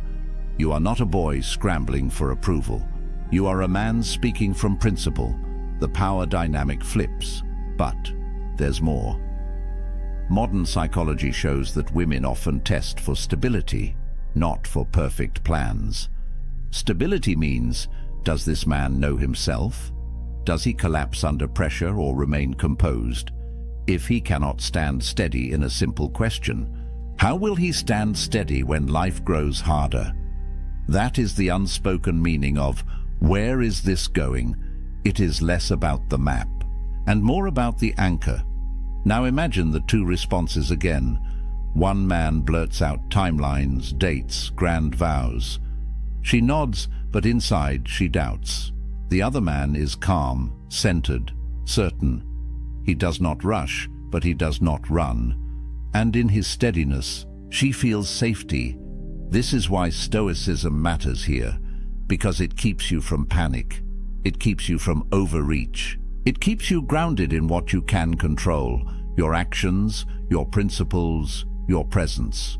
And yet, if this question feels heavy, the third test is sharper still. It comes not at dinner, not in a cafe, but in the silence of a buzzing phone. And most men fail it before they even realize they've been tested. The third question doesn't arrive in person. It arrives through silence, through the glowing screen of a phone, through the long pause between message and reply. And then it comes. Why didn't you answer my text? It sounds harmless, it sounds small, but don't be fooled. This is one of the sharpest tests of all. Picture it. The phone buzzes on the table. You see the message. You are in a meeting, or at the gym, or simply taking a moment for yourself. You don't respond instantly. Hours pass. When you finally open your phone again, there it is. The follow-up message, the test. Why didn't you answer my text? Most men stumble here. Some rush to apologize. I'm sorry. I was busy. I didn't mean to ignore you. Their words overflow with guilt. Others swing the other way. They become defensive. Why do you always need an answer right away? Can't you relax? Both responses fail. One shows weakness. The other shows anger. The Stoic sees something different. He sees that this question is not about the phone. It is about control. It is about composure. It is about whether you can remain steady when accused of neglect. The ancients faced their own version of this. Imagine a soldier in the Roman army. He marches for days without sending word home. When he returns, his lover asks why he did not write. His answer is not panic. It is calm. My duty demanded my focus. I was where I needed to be. The message is clear. His actions spoke louder than the absence of words. Modern psychology confirms this. The instant response culture we live in creates anxiety. People expect immediate replies as if constant attention equals care. But the truth is the opposite. A man who jumps at every ping of his phone shows that his focus is owned by others. A man who responds in his own time shows self-possession. So, what does the Stoic response look like? It is short, it is calm, it carries no shame. Something like, I was busy, I don't live glued to my phone. Notice the difference. No apology, no defensiveness, just clarity. A calm truth spoken without fear. This is the heart of Stoicism in relationships. The Stoic does not collapse into guilt when tested. He does not explode in anger either. He remains anchored. His time is his own. His focus is his own. And here lies the deeper meaning. When she asks why you didn't answer, she isn't counting minutes. She is counting steadiness. She is testing whether you belong to yourself. If you do, she feels your strength. If you don't, she feels your weakness. So ask yourself, when silence falls, who owns your attention? The phone, the pressure, the fear of disappointing? Or do you own it? Because the man who owns his attention is rare, and rare men are respected. This question may feel sharp, but the next one cuts even deeper, because it hides inside a playful tone, a question that looks harmless, but can shatter a man if he answers wrong. This question hides behind a smile. It slips out casually like a passing thought. But don't be fooled. It is not casual. It is a test, wrapped in silk. Do you think she's pretty? At first it feels harmless. She might be asking about a stranger at a cafe, an actress on a screen, a mutual friend. Her tone is light, but her eyes study every flicker of your reaction. Picture the moment. A man shifts uncomfortably. He looks away. He shakes his head too quickly. No, of course not. She's nothing compared to you. But the words sound hollow. The denial feels forced, and something shifts.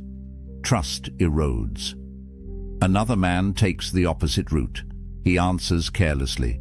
Yes, she's gorgeous, way more attractive than most.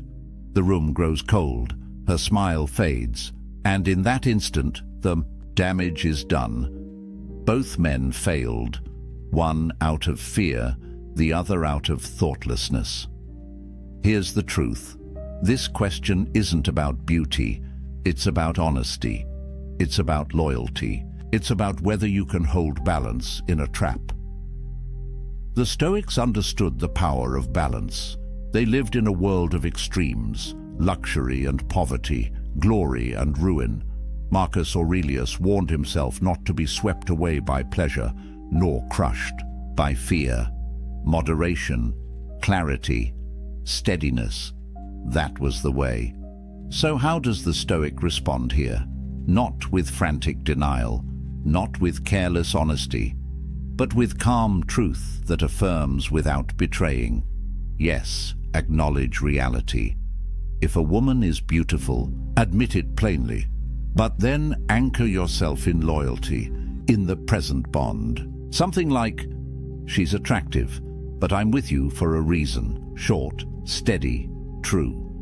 Notice what happens with this answer. You don't lie, you don't collapse, you don't betray, you stay balanced, and balance commands respect. There's a deeper layer too. When she asks, do you think she's pretty? She is not seeking your taste in women. She is seeking proof of integrity. Will you lie to soothe her ego? Will you wander in your gaze? Or will you stay grounded in honesty and loyalty at the same time? The Stoic man knows that truth and virtue cannot be separated. Epictetus said, if it is not right, do not do it. If it is not true, do not say it. To deny beauty where it exists is to speak falsehood. To dismiss your own bond is to lack virtue. But to hold both in balance is to reveal strength. This test matters because it doesn't look like a test. It looks playful, but hidden beneath the joke is a blade aimed at your honesty. And if you falter, the cut is deep. Most men fail here without even realizing it. They either fear the truth or they mishandle it. But the Stoic response is rare, calm, simple, anchored. And yet, if this question is sharp, the final test is brutal, because it doesn't challenge your care or your plans or your honesty. It challenges your very identity. This is the hardest test of all. It doesn't arrive as a playful question. It doesn't sound soft. It comes like a spear, sharp, direct, designed to wound. Are you even a real man? Imagine the scene. The argument is heated. Her voice is raised. Her patience is gone. And then, in a burst of anger, the words land. They are not gentle. They are not disguised. They are meant to provoke. Most men fail instantly. Some explode in rage. How dare you say that? Of course I'm a man. Their anger betrays insecurity. Others shrink. They stammer. They lower their eyes. And in silence, they confirm the accusation. But this is not what the Stoic does. The Stoic understands that insults reveal more about the speaker than the target. Words are noise. They cannot touch the essence of who you are. Only your reaction can do that. Marcus Aurelius wrote, "If someone despises me, that's their problem. My only concern is not doing or saying anything deserving of contempt. That is the heart of this test. Not defending your manhood, not proving it with aggression, but standing so calmly that the words lose all power." Picture two men again. The first slams his fist on the table. His rage fills the room. She sees weakness, not strength. The second holds her gaze. He doesn't flinch, and he says quietly, "I don't need to prove it with words. My actions speak." The silence that follows is heavier than a shout, because in that moment, the power shifts. The test is passed. Respect is earned. Psychology confirms this dynamic. Challenges to masculinity trigger deep instincts. Many men feel they must defend or attack, but true strength is self-possession. A man who knows himself doesn't need to fight for his identity. He already owns it. The Stoics lived this way. They were warriors, emperors, slaves, philosophers. Their manhood was not measured in titles or bravado. It was measured in courage, in justice, in steadiness. A real man, in their eyes, was not the loudest in the room. He was the calmest, the one who did what was right, even when mocked or insulted. So, when the words strike, "Are you even a real man?" the Stoic does not break. He does not rage. He does not beg. He simply remains, unshaken, anchored. This is the true test. Not of romance, not of loyalty, but of identity. And if you fail here, you lose far more than respect. You lose yourself. But if you pass, if you stand calm in the storm, you become rare. Rare men are remembered. Rare men are trusted. Rare men are respected. And that is the ultimate power flip. The test meant to shatter you becomes the proof of your strength. We've walked through the 5 questions, 5 tests that seem ordinary, 5 moments that look small, but each one hides something much larger. Think back. Do you even care about me? Not about words, but about presence, a chance to show that your care is steady, not frantic. Where is this going? Not about maps of the future, but about your anchor in the present. A chance to prove that you don't panic under pressure. Why didn't you answer my text? Not about the phone, but about attention. A chance to show that you own your time, that you are not ruled by constant demands. Do you think she's pretty? Not about beauty, but about honesty and loyalty. A chance to reveal balance, truth without betrayal. And finally, are you even a real man? Not about insult, but about identity. A chance to stand calm when provoked, to show strength without noise. 5 questions, 5 mirrors, 5 opportunities to either collapse or rise. Why does this matter? Because life will test you in the same way, not always with these exact words. Sometimes with silence, sometimes with rejection, sometimes with pressure from the world itself, your boss, your family, your friends. The storms of life will ask you, in 1,000 ways, the same thing. Are you steady, or will you break? The Stoics prepared for this every day. They didn't wait for the test to arrive. They trained their minds like soldiers sharpen their swords. They practiced negative visualization. They embraced voluntary discomfort. They built strength so that when the questions came, they were ready. This is what you must do, because if you fail these tests, the cost is heavy, respect is lost, trust evaporates, attraction fades. But when you pass, when you stay calm, you gain something far greater. You gain respect, you gain peace, You gain power that cannot be taken from you. This isn't about manipulating women. It isn't about clever lines. It is about living with principle. It is about embodying what the Stoics called arete, excellence of character, because the man who lives by virtue cannot be shaken by a question. He cannot be trapped by words. He remains who he is, always. And here is the final truth. These 5 questions are spoken, but there are others, unspoken, silent tests. The ones you don't see. The moments when she watches your actions, not your answers. When life itself throws challenges that no one names aloud. And those silent tests? They are even more dangerous, because you don't know when they will strike. You don't hear them coming, and you only realize you've been tested when it's already over. That is what we'll explore next. The invisible trials, the hidden moments, the tests that define you without a single word. If you want to be ready, subscribe now. Turn on notifications so you don't miss it. And share your story in the comments. Which of these 5 questions have you faced? How did you respond? Your story may help another man prepare for his own test. Remember, life will keep asking the question. The only thing that matters is how you answer. The more you chase her, the faster she runs. The less you care, the more she craves you. This isn't some modern dating hack. This is ancient wisdom discovered over 2,000 years ago by the most powerful men who ever lived. Men who had empires at their feet, yet understood attraction better than any pickup artist ever will. Marcus Aurelius, the most powerful man alive.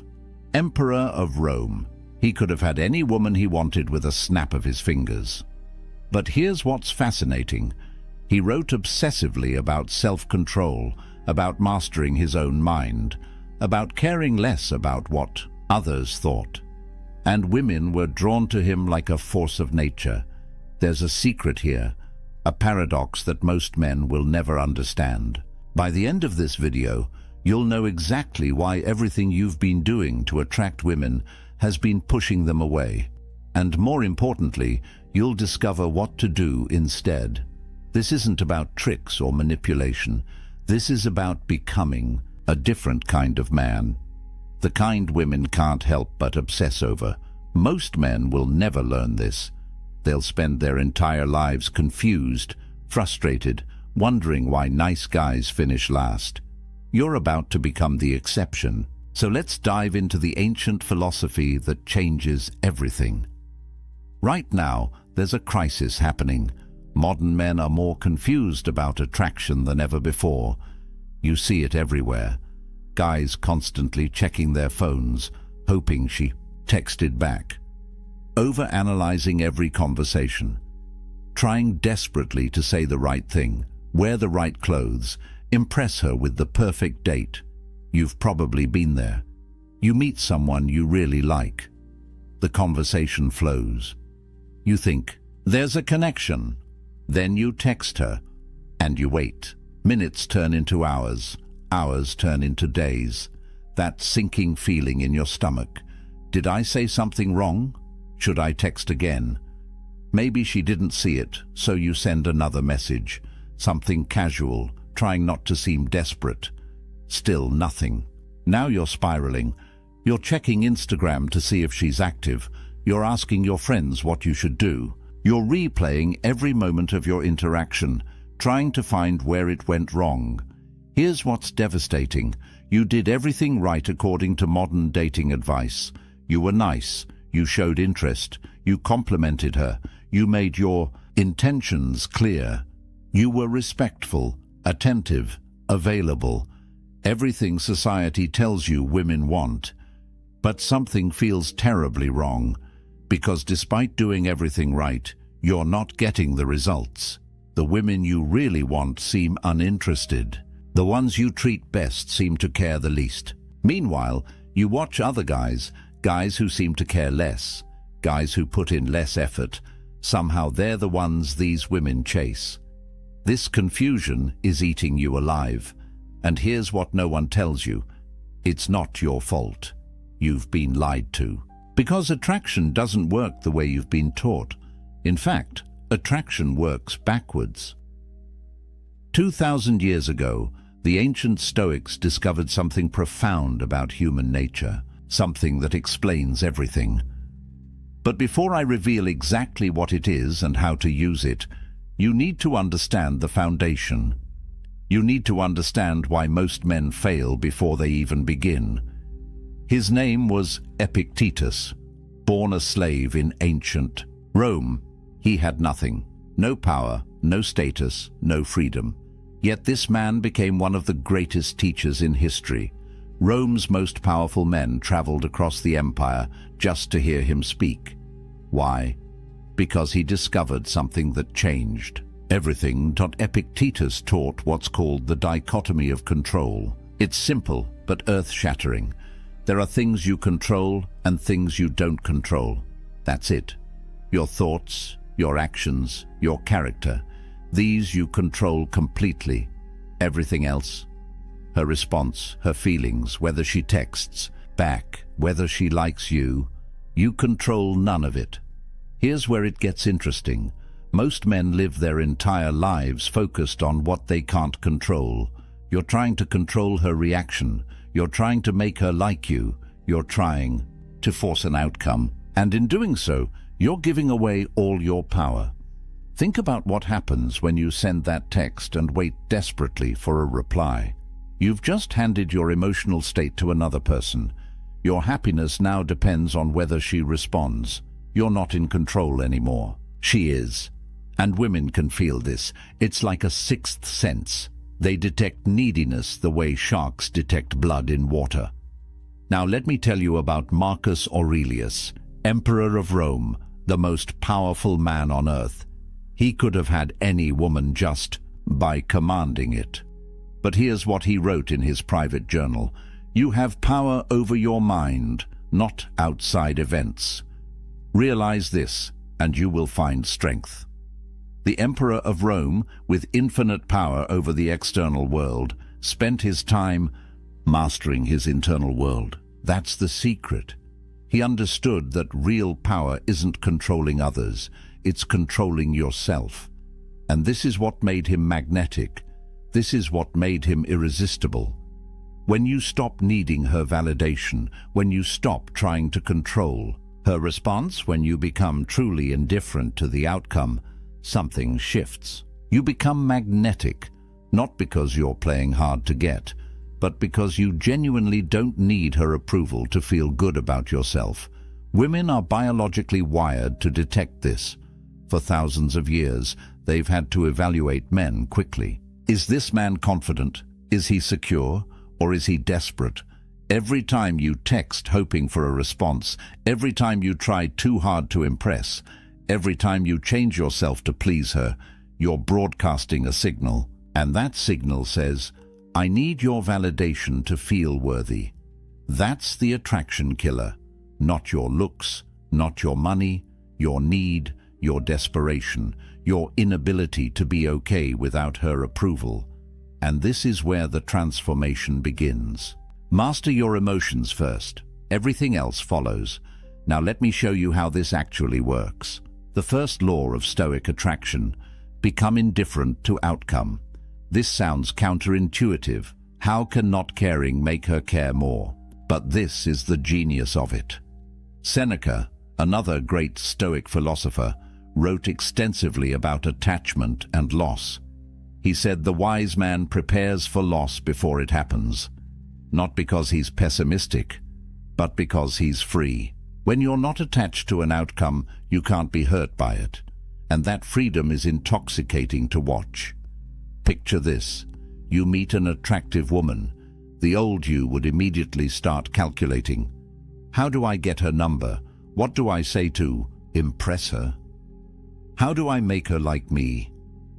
Your entire focus is on an outcome you can't control.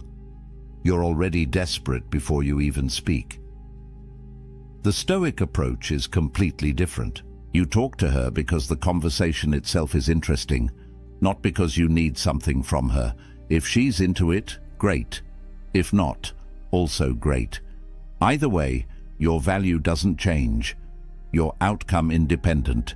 Here's what happens in her mind. She's used to men who want something from her. Men whose entire demeanor changes based on her responses. Men who are performing for her approval. Then she meets you, and you're different. You're present, engaged, interesting. But you're not auditioning. You're not trying to win her over. You're just being. This creates a question in her mind. Why isn't he trying to impress me? Most men she meets are so eager to please. But you're not. This makes you rare. This makes you interesting. This makes her want to know more. The mistake most men make is investing too early. You have one good conversation and you're already planning the wedding. You create an imaginary relationship in your head. Then when reality doesn't match your fantasy, you're devastated. You feel rejected, hurt, angry. The Stoic fix is simple. Treat every interaction as complete in itself. That conversation was good. Because the conversation was good. Not because of where it might lead. Not because of what you might get from it. The interaction had value in itself. When you adopt this mindset, the power dynamic shifts completely. She goes from being your goal to being your guest. You're not trying to win her. You're evaluating whether she adds value to your already complete life. You're the prize being pursued, not the pursuer hoping to be chosen. And women feel this shift. It's magnetic. Seneca said, "He who is brave is free. Brave enough to not need her. Free from the outcome." And that freedom is what makes you irresistible. But here's where most men still get it wrong. Even when they understand not being needy, they're still making a critical error. They make the woman their purpose. Everything revolves around getting her, keeping her, pleasing her. This is still weakness in disguise. Marcus Aurelius wrote, "The impediment to action advances action. What stands in the way becomes the way." He understood that obstacles, challenges, rejection, these aren't problems. They're the path forward. They make you stronger. Here's the reframe that changes everything. Your life purpose comes first. Your mission, your goals, your growth, your excellence. She's not the goal. She's a complement to an already extraordinary life. Not the missing piece that makes you whole. You're already whole. Think about the men that women can't resist. Not the guys trying hardest to get them, but the men who are so focused on their purpose that women have to work to get their attention. The athlete focused on his training. The entrepreneur building his business. The artist lost in his craft. These men aren't ignoring women to play games. They genuinely have something more important, and this creates a powerful dynamic. While you're building, she's watching. She sees a man who doesn't need her validation because he's getting validation from his accomplishments. She sees a man who doesn't have time to play texting games because he's too busy creating something meaningful. She sees a man who can't be manipulated because his worth isn't tied to her opinion. This is what excellence looks like. Physical excellence. You're training your body not to impress her, but because you respect yourself.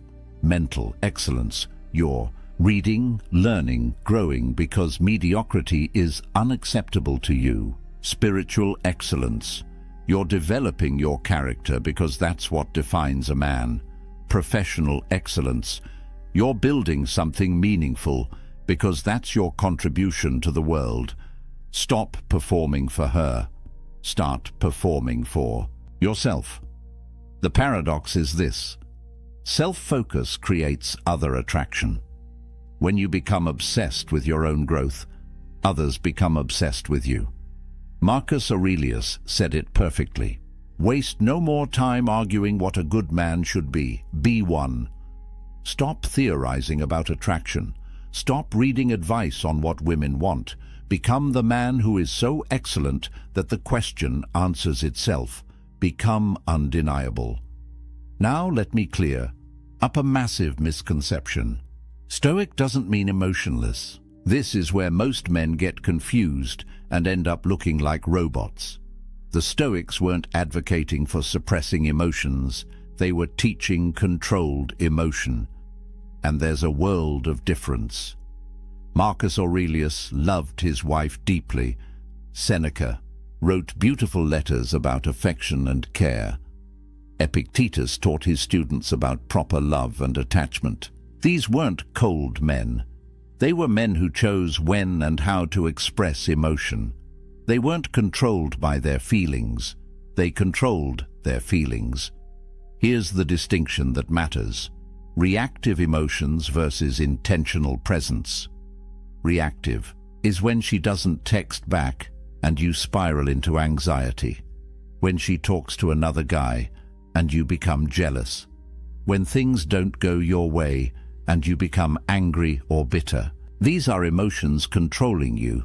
Intentional presence is completely different. You feel emotions, you acknowledge them, but you choose your response. She doesn't text back. You notice disappointment, but you don't let it dictate your actions. You go back to your purpose. She talks to another guy. You feel a twinge of jealousy, but you recognize you don't own her. She's free to talk to whoever she wants. Things don't go your way. You feel frustration, but you see it as information, not catastrophe. This is what women crave. Not a man with no emotions, but a man who isn't controlled by his emotions. In a world of chaos, reactive men and emotional instability, a man who remains centered is like an anchor. She can feel safe with you. She knows you won't fall apart when things get difficult. She knows you won't become desperate or possessive or volatile. Think about body language. The Stoic carries himself differently. There's no nervous energy, no fidgeting, no seeking approval with his posture. He stands tall not because he's trying to appear confident, but because he is confident. His movements are deliberate. His eye contact is steady. His presence commands respect without demanding it, and when he speaks, he says less but means more. No rambling to fill silence, no over-explaining to justify himself, no supplicating to win approval. He speaks with intention. Every word carries weight. He doesn't need to convince you of anything. He's stating reality. Marcus Aurelius gave us the framework. The best revenge is not to be like your enemy. Applied to attraction, don't mirror desperate behavior. Don't become reactive because someone else is. Don't lose your center because the world around you is chaotic. Maintain your stoic presence. That's your power. Now comes the ultimate test. The moment that separates stoic men from everyone else. How you handle rejection. Because rejection will come. It comes for everyone. The question is, what do you do with it? Epictetus taught something profound. External events have no power over your character. Only your response has power. She can reject you. She can ignore you. She can choose someone else. None of that changes who you are. None of that diminishes your value. Only you can do that with your reaction. Here's where most men reveal their desperation. She says no, and they crumble, or they get angry, or they try to convince her, or they ask what's wrong with them. All of these responses communicate the same thing. My worth was dependent on your acceptance, and now I'm destroyed. The Stoic response is radically different. Complete indifference, not fake indifference, where you're seething inside, real indifference. She said no. Okay, that's information. That's her preference. It has nothing to do with your value. You smile, you wish her well, you move on with your life exactly as you would have anyway. This creates something fascinating in her psychology. She expected an emotional reaction. All men react. They get sad or angry or try to change her mind. But you didn't. You were completely unfazed. This doesn't compute for her. Who is this guy? Why didn't my rejection hurt him? Why doesn't he seem to care? Now she's thinking about you. Not because you played a game, but because you revealed something rare. You're a man whose value isn't determined by her opinion. You're a man who can't be hurt by her choices. You're a man who is genuinely outcome independent, and this is magnetic. Epictetus said it perfectly. It's not what happens to you, but how you react to it that matters. She rejects you. That's what happened. How you react determines everything. React with neediness, you confirm her decision. React with anger, you prove you were never worthy. React with indifference, you make her question her decision. But here's the most important part. This isn't a strategy to win her back. This is who you actually become. You genuinely don't need her acceptance because your worth comes from within. You're not pretending not to care. You actually don't care in a healthy way, because you know your value is inherent, not assigned by others. This is Stoic confidence, unshakable, not because nothing bad can happen, but because you know you'll be fine regardless of what happens. This is the foundation of real attraction. So what does all this look like in real life? Let me paint you a picture. You meet a woman, you have a great conversation, you're present, engaged, genuinely interested in what she's saying. But you're not performing, you're not trying to impress her, you're just being the excellent man you've become. You get her number, you text her once, something simple, direct, no games.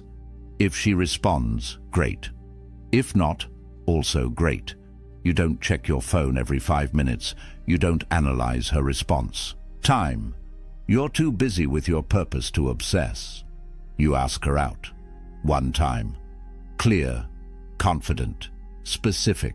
Let's grab coffee Thursday at 7. If she says yes, perfect. If she says no or gives a maybe, you wish her well and move on. No convincing, no negotiating, no rescheduling 3 times. You made an offer. She can accept or decline. Her choice doesn't affect your life trajectory. On the date, you're not interviewing her for the position of girlfriend. You're evaluating if she adds value to your already complete life. You're not trying to win her over. She's trying to win you over. The power dynamic is reversed. If she likes you, excellent. If she doesn't, also excellent. Either way, you go back to your life, back to your purpose, back to your excellence. She's a potential addition, not the foundation. If a relationship develops, it's built on something solid, not neediness, not desperation, not fear of being alone, but genuine appreciation between 2 whole people. You don't need her. You choose her. And she doesn't need you. She chooses you. Partnership of equals. Not 2 incomplete halves trying to make a whole. This is what Stoic relationships look like. Built on virtue, not validation. Built on respect, not neediness. Built on choice, not desperation. The transformation is complete. You're not the chaser anymore. You're the chooser. You're not the man hoping to be picked. You're the man doing the picking. And women feel this shift. It's undeniable. You're not learning tricks. You're becoming the man she can't resist. Not because you're manipulating her, but because you've become genuinely excellent, genuinely centered, genuinely outcome independent. This is real attraction. This is Stoic attraction. Here's the truth. This isn't easy.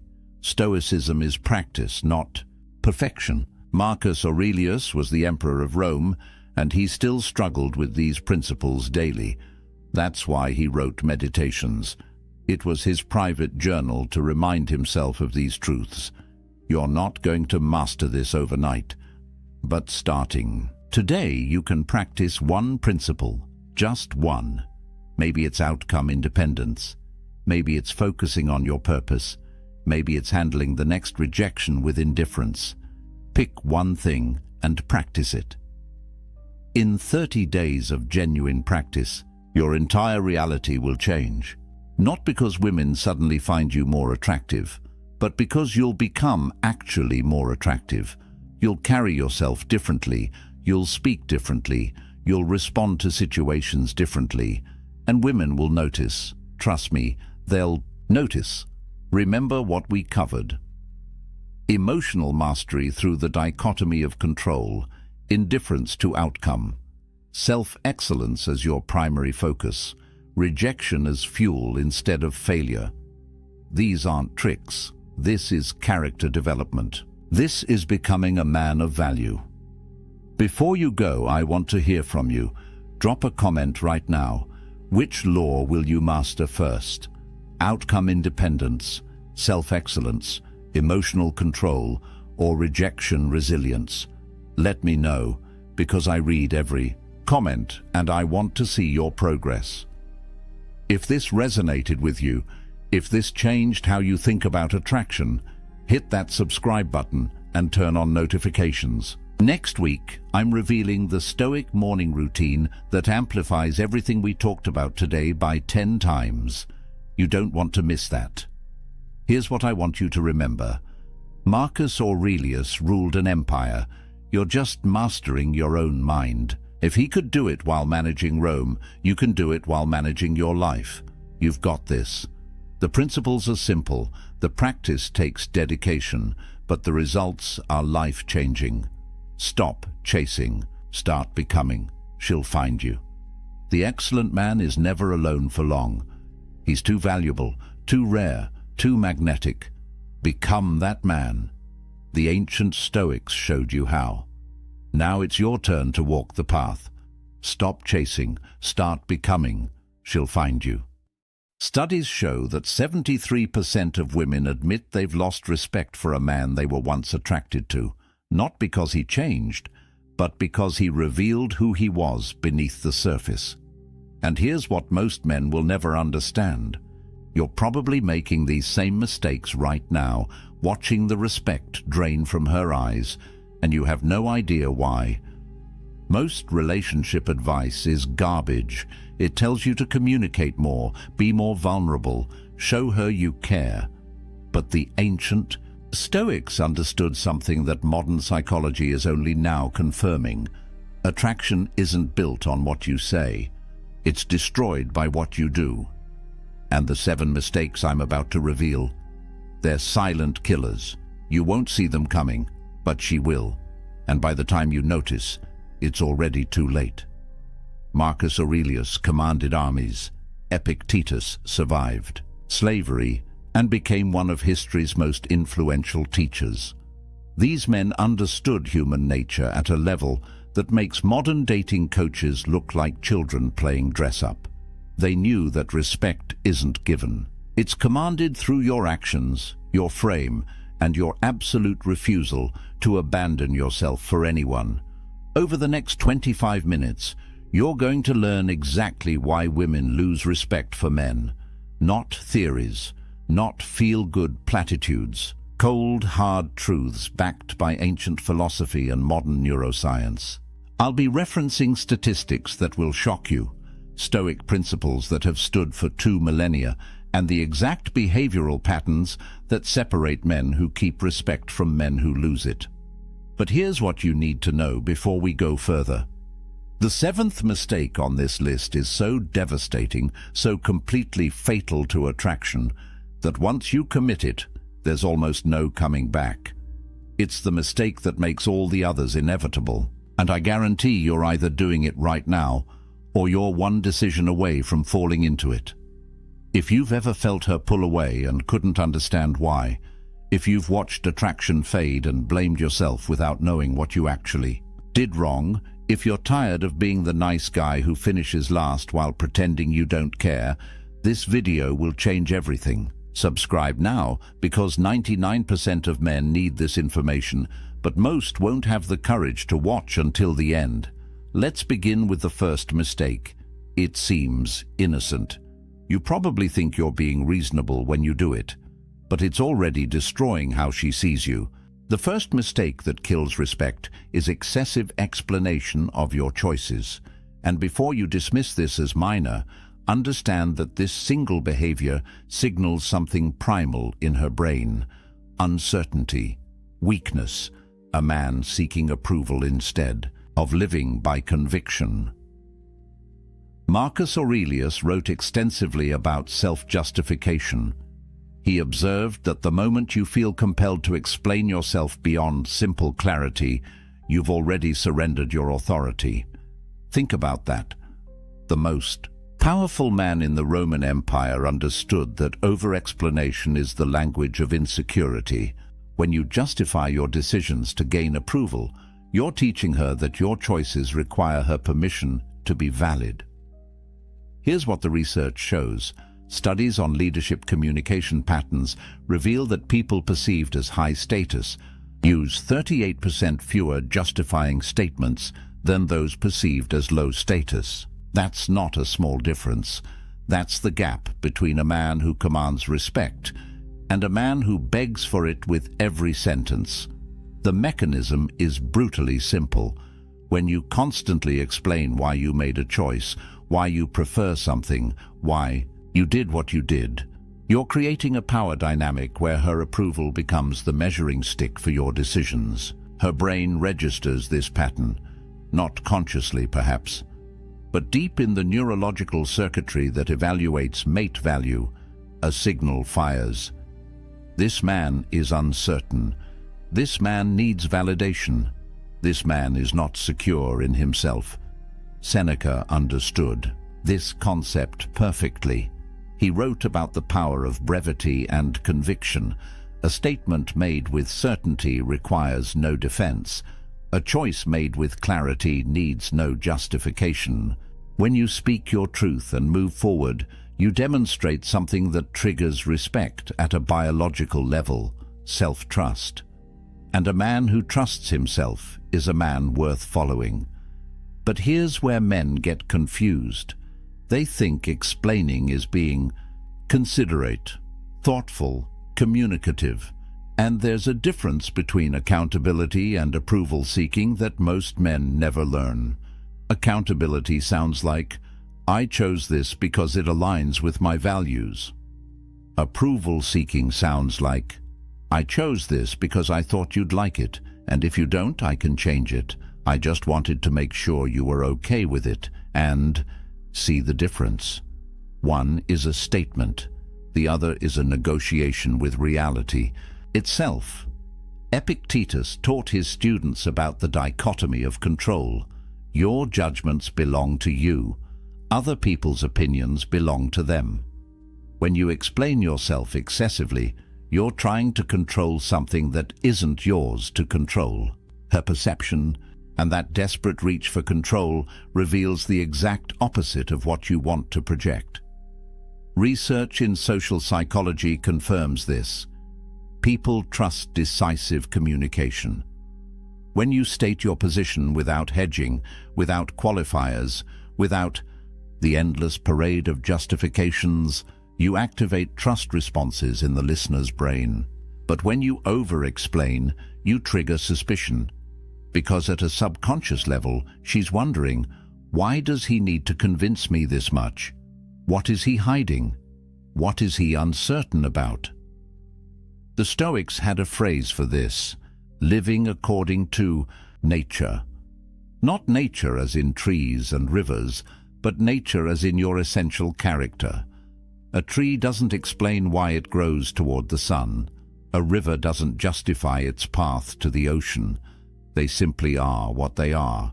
And when you live with that same unconflicted certainty, when you make choices and state them without the desperate need for approval, you embody something that respect cannot help but follow. So here's your first truth. Secure men state, insecure. Men explain. Which one are you? But this next mistake is worse, because you're doing it to be nice. Mistake number 2 destroys more masculine potential than perhaps any other error on this list, except for what's coming later. And it's this: abandoning your mission for validation, sacrificing your purpose, your goals, your direction in life, because you think it will make her respect you more. It does the exact opposite. Musonius Rufus, a Stoic philosopher less known than Marcus Aurelius but equally profound, taught extensively about purpose and direction. He argued that a man without a mission is like a ship without a rudder, tossed by every wave, controlled by every wind. And here's what modern relationship research confirms. Studies show that women report significantly higher satisfaction, attraction, and respect in relationships where their partner demonstrates clear life direction independent of the relationship itself. Let me break down those numbers for you. In longitudinal studies tracking relationship satisfaction, couples where the male partner maintained strong personal goals and pursuits showed 42% higher reported respect levels from female partners compared to relationships where men primarily oriented their lives around the relationship. 42%. That's not a rounding error. That's the difference between keeping her or losing her. Marcus Aurelius wrote something that should be carved into every man's mind. You have power over your mind, not outside events. Realize this, and you will find strength. Apply that to relationships. You have power over your purpose, your mission, your direction. You do not have power over whether she approves of it. And the moment you abandon what you know you should be doing to chase her approval, you've lost both your mission and her respect. Here's the paradox that breaks most men. They believe availability equals value. They think, if I'm always there, always accessible, always putting her first, she'll see how much I care and respect me more. But the data reveals something completely different. Research on attraction patterns shows that women consistently report higher attraction to partners who demonstrate what psychologists call high investment in personal goals. Not high investment in chasing her, high investment in building themselves. The Stoic framework explains why. External validation is inherently unstable. Today she approves of your choices. Tomorrow she doesn't. Today she wants your attention. Tomorrow she wants space. If your mission changes based on her shifting moods, you're not a man with direction. You're a weather vane spinning with every breeze, and no woman respects a weather vane. Epictetus taught the dichotomy of control with surgical precision. There are things within your control: your choices, your values, your effort, your discipline. There are things outside your control: her moods, her approval, her attraction, her respect.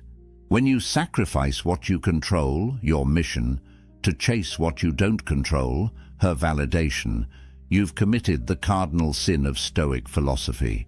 You've traded your power for powerlessness. But here's where it gets deeper. Neuroscience. Research on relationship dynamics shows something fascinating. When a man maintains strong personal direction, when he has goals and pursuits that exist independently of his partner, it triggers what researchers call mate value perception stability. In simple terms, she sees you as more valuable because your value doesn't depend on her. Your worth exists whether she's there or not. And that independence, that unwavering commitment to your path, activates attraction at a primal level. Think about what you're communicating when you drop your goals to spend more time with her, when you cancel your training to watch her TV shows, when you abandon your business plans because she needs attention. You're saying, my mission is negotiable. My purpose is flexible. I don't actually have a core that cannot be moved. And she registers that message perfectly. The statistical correlation is brutal and clear. Studies tracking long-term relationship outcomes show that men who maintain consistent personal pursuits, who have what researchers call identity sovereignty, experience respect levels in their relationships that are 61% higher than men who merge their identity entirely into the partnership. Your mission protects your respect. Your purpose guards your attraction. The moment you trade them for her validation, you've guaranteed losing both. Here's the Stoic truth that will save you. Your mission is your domain, not up for debate, not negotiable, not subject to her approval or disapproval. When you live from that unshakable center, when your purpose is as unmovable as a mountain, you become the kind of man that respect follows naturally, because she sees what most men never demonstrate. A man who knows who he is and where he's going, regardless of who's watching. The third mistake is subtle. Most men don't even realize they're committing it daily. This one separates boys from men in her eyes, instantly. And it's this: emotional reactivity to tests. The moment you let her emotions control your emotions, the moment you react instead of respond, you've handed her the keys to your inner world. And once she has those keys, respect walks out the door. Seneca wrote about anger with a clarity that modern psychology is only now catching up to. He called it temporary madness, a state where reason abandons you and impulse takes control. And here's what the research shows. Psychological studies on emotional regulation reveal that individuals perceived as high status demonstrate significantly lower reactivity to emotional provocation. They measured this. People who maintain composure under pressure are automatically assigned higher social value by observers. It's not conscious. It's hardwired into how we evaluate strength.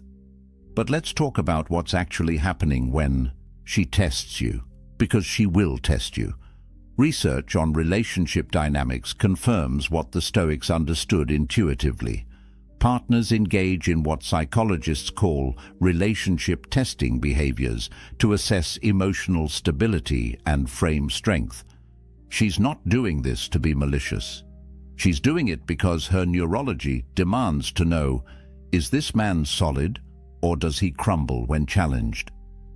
Marcus Aurelius faced this principle on a civilizational scale. He wrote, "The impediment to action advances action.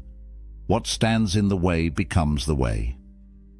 Apply that to her tests, that moment when she questions your decision, that time when she pushes back on your choice, that instance when she throws emotion at you to see if you'll catch it and throw it back.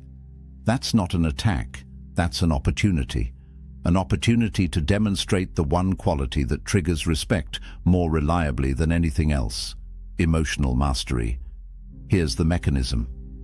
When you react emotionally to her emotional state, when you meet anger with anger, when you match her intensity, you've entered her frame.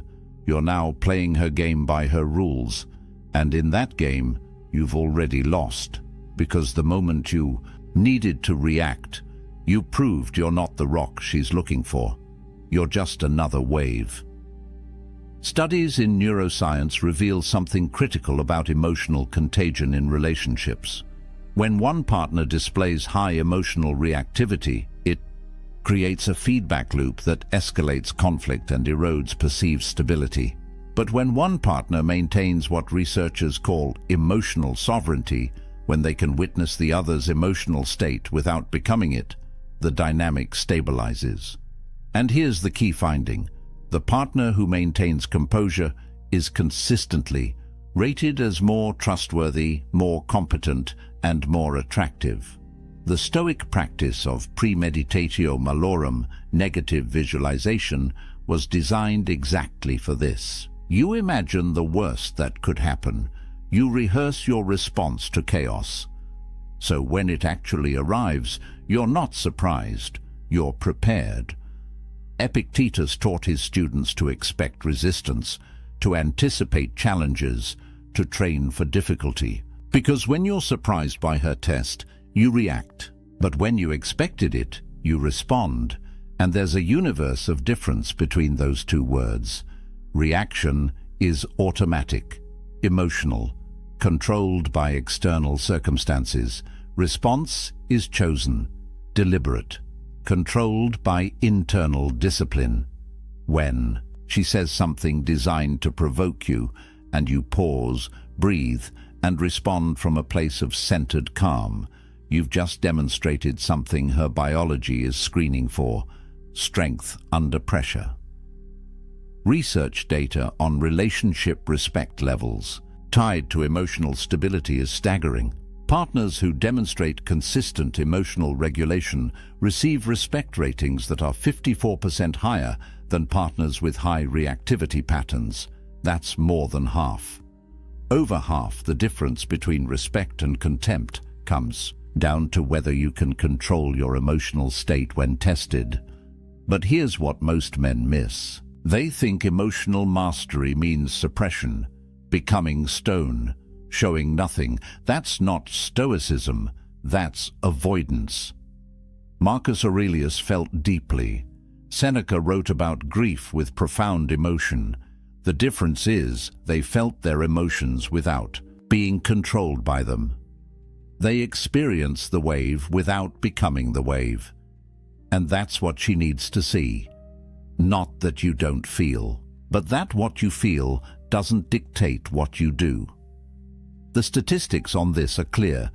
Relationship studies show that emotional reactivity is one of the top 3 predictors of long-term respect loss. When you consistently react to her emotional state with your own emotional chaos, you're training her to see you as unstable, unreliable, not the foundation she thought you were. And once that perception sets in, reversing it is almost impossible. So here's your third truth. Your reaction reveals everything about your character. She doesn't remember what you said when you were calm. She remembers what you did when you were tested. And if what you did was lose control of yourself, you've shown her exactly who you are beneath the surface. Mistake number 4 is where good men unknowingly sabotage themselves. Most relationship advice tells you to do this, but the Stoics knew it kills attraction, and it's this: seeking permission instead of leading. Asking, "Is this okay?" when you should be stating, "This is what we're doing." Turning every decision into a negotiation when leadership requires conviction. Heracles, a Stoic philosopher less celebrated than Marcus Aurelius, but deeply insightful, wrote about natural hierarchy and roles within partnerships. He understood something that modern egalitarian thinking tries to erase, but biology refuses to forget. Certain dynamics create attraction, and certain dynamics destroy it. And one of the fastest ways to destroy it is to transform yourself from a leader into a permission seeker. Statistical data on this is remarkably consistent. Relationship satisfaction studies show that partnerships where decision-making follows clear leadership patterns report 29% higher satisfaction ratings than relationships characterized by constant negotiation and approval seeking. 29%. That's the difference between a relationship that flows and one that stagnates in endless discussions about what to have for dinner. But let's be precise about what we mean. This isn't about domination. It's not about ignoring her input or steamrolling her preferences. The Stoics understood the difference between tyranny and leadership, and so should you. Epictetus taught about taking ownership of choices, making decisions from clarity, and then executing them with confidence. That's not the same as asking permission for your every move. Here's what happens in her mind when you constantly seek approval. Research on decisiveness and perceived competence shows that individuals who demonstrate what psychologists call decision-making confidence are rated as significantly more competent, more trustworthy, and more attractive than those who display hesitation patterns. When you ask, "Is this okay?" before making simple choices, you're communicating uncertainty. And uncertainty in a man triggers doubt in a woman's mind about whether you can handle larger challenges. Think about the message embedded in permission seeking. Is it okay if I go to the gym? Do you mind if I see my friends? Are you fine with this restaurant choice? Every one of these questions carries a subtext. I need your approval to know if my choice is valid. I'm not confident enough in my own judgment to simply act.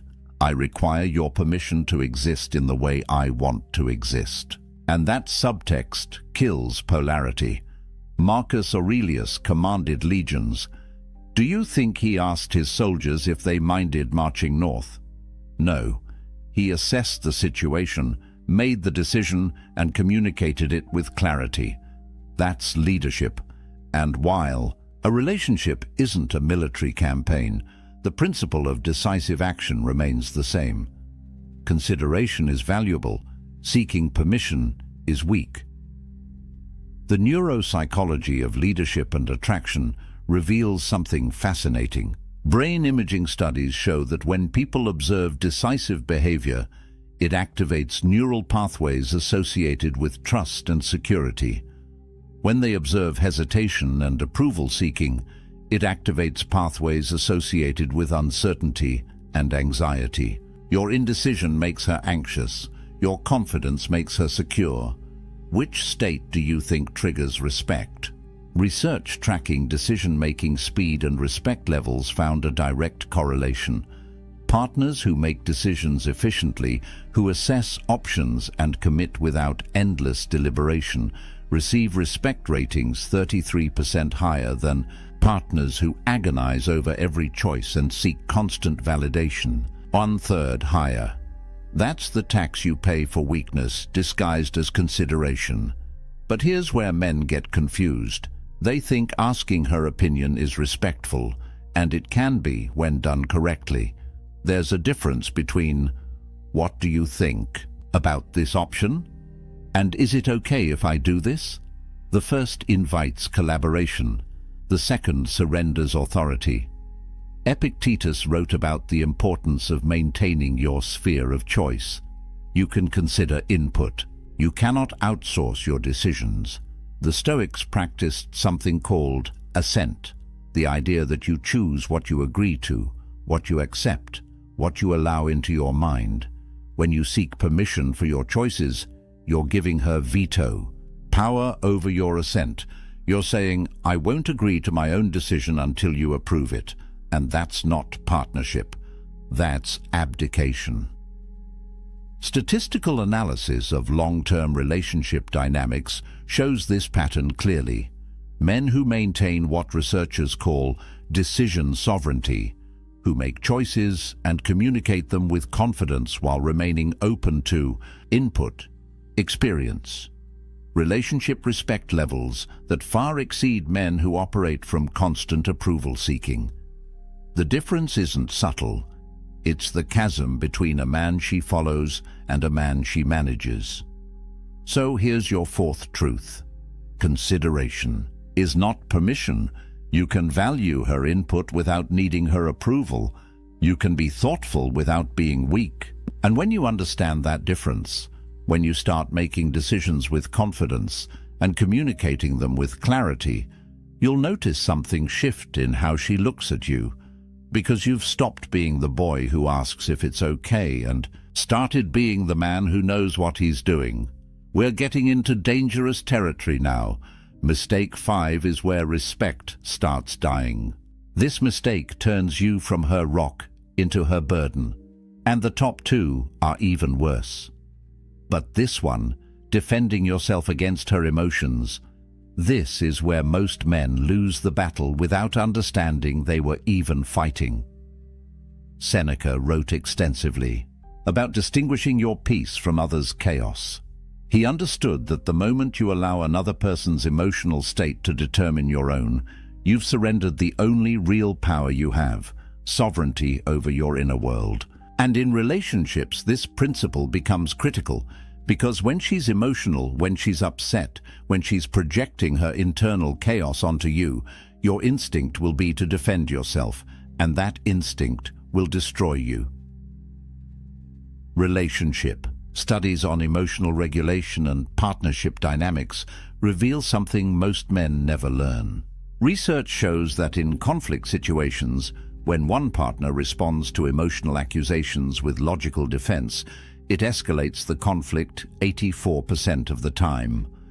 84%. You're not solving the problem by defending yourself. You're feeding it. You're validating the premise that you need to defend against her emotional state, which means you've accepted that her emotional state has power over you. Here's the mechanism. She says something emotionally charged. Maybe it's an accusation. Maybe it's blame. Maybe it's just emotional venting that happens to be directed at you. And your immediate response is to defend. That's not what I meant. You're misunderstanding me. I didn't do that. Every single one of those statements is an attempt to logically dismantle her emotional experience, and every single one of them makes it worse. Epictetus taught something revolutionary. Men are disturbed not by things, but by their opinions about things. Apply that here. She's not disturbed by what you did. She's disturbed by her opinion about what you did. And when you defend against her opinion, when you try to logic your way out of her emotional state, you're attempting to control something that isn't yours to control. You're trying to change her perception by arguing with it. And arguments don't change perceptions, they entrench them. Marcus Aurelius wrote about maintaining the inner citadel, the fortress of your mind that remains calm regardless of external chaos. When she's emotional, when she's throwing accusations or blame or simple emotional turbulence your way, that's the test, not of whether you're right or wrong, but of whether you can remain unmoved, whether your peace is conditional on her state or rooted in something deeper. Research on conflict resolution styles and long-term respect is devastating to the defending strategy. Studies tracking couples over 5-year periods found that men who consistently engaged with emotional accusations, who defended themselves against emotional attacks, experienced respect erosion at rates 57% higher than men who maintained emotional non-reactivity. More than half. The defense itself creates the disrespect you're trying to prevent. Here's what's actually happening at a neurological level. Studies in emotional projection and response show that when you defend against someone's emotional state, you're confirming that their emotional state is a valid threat. You're treating it as real, as dangerous, as something requiring defense. And that treatment validates it. Her brain registers. He's defending himself, which means my emotional accusation has merit, which means I should trust this feeling, which means he probably did what I'm accusing him of. The defense creates the conviction. But when you remain still, when you hear her emotional state without becoming it, without defending against it, without engaging with it as if it's a logical argument requiring rebuttal, something different happens. You demonstrate what Stoic philosophy calls apatheia, not apathy in the modern sense of not caring, but freedom from being controlled by passions, hers or yours. Seneca wrote about endurance versus reactivity. When you endure her emotional storm without being moved by it, without defending yourself, without trying to fix it or argue with it or make it stop, you're showing her something she desperately needs to see. A man who cannot be shaken, a man whose peace doesn't depend on her mood, a man who can witness chaos without becoming chaos. The data on this is clear.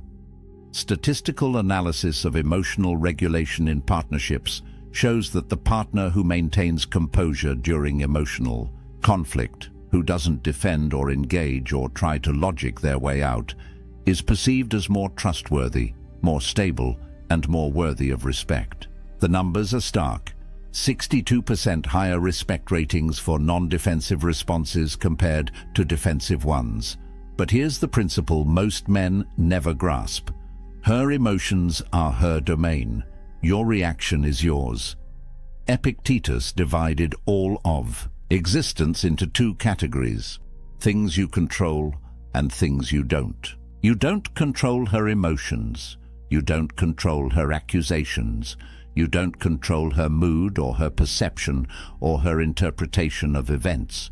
The only thing you control is your response, and when you defend, you've given control of your response to her emotional state.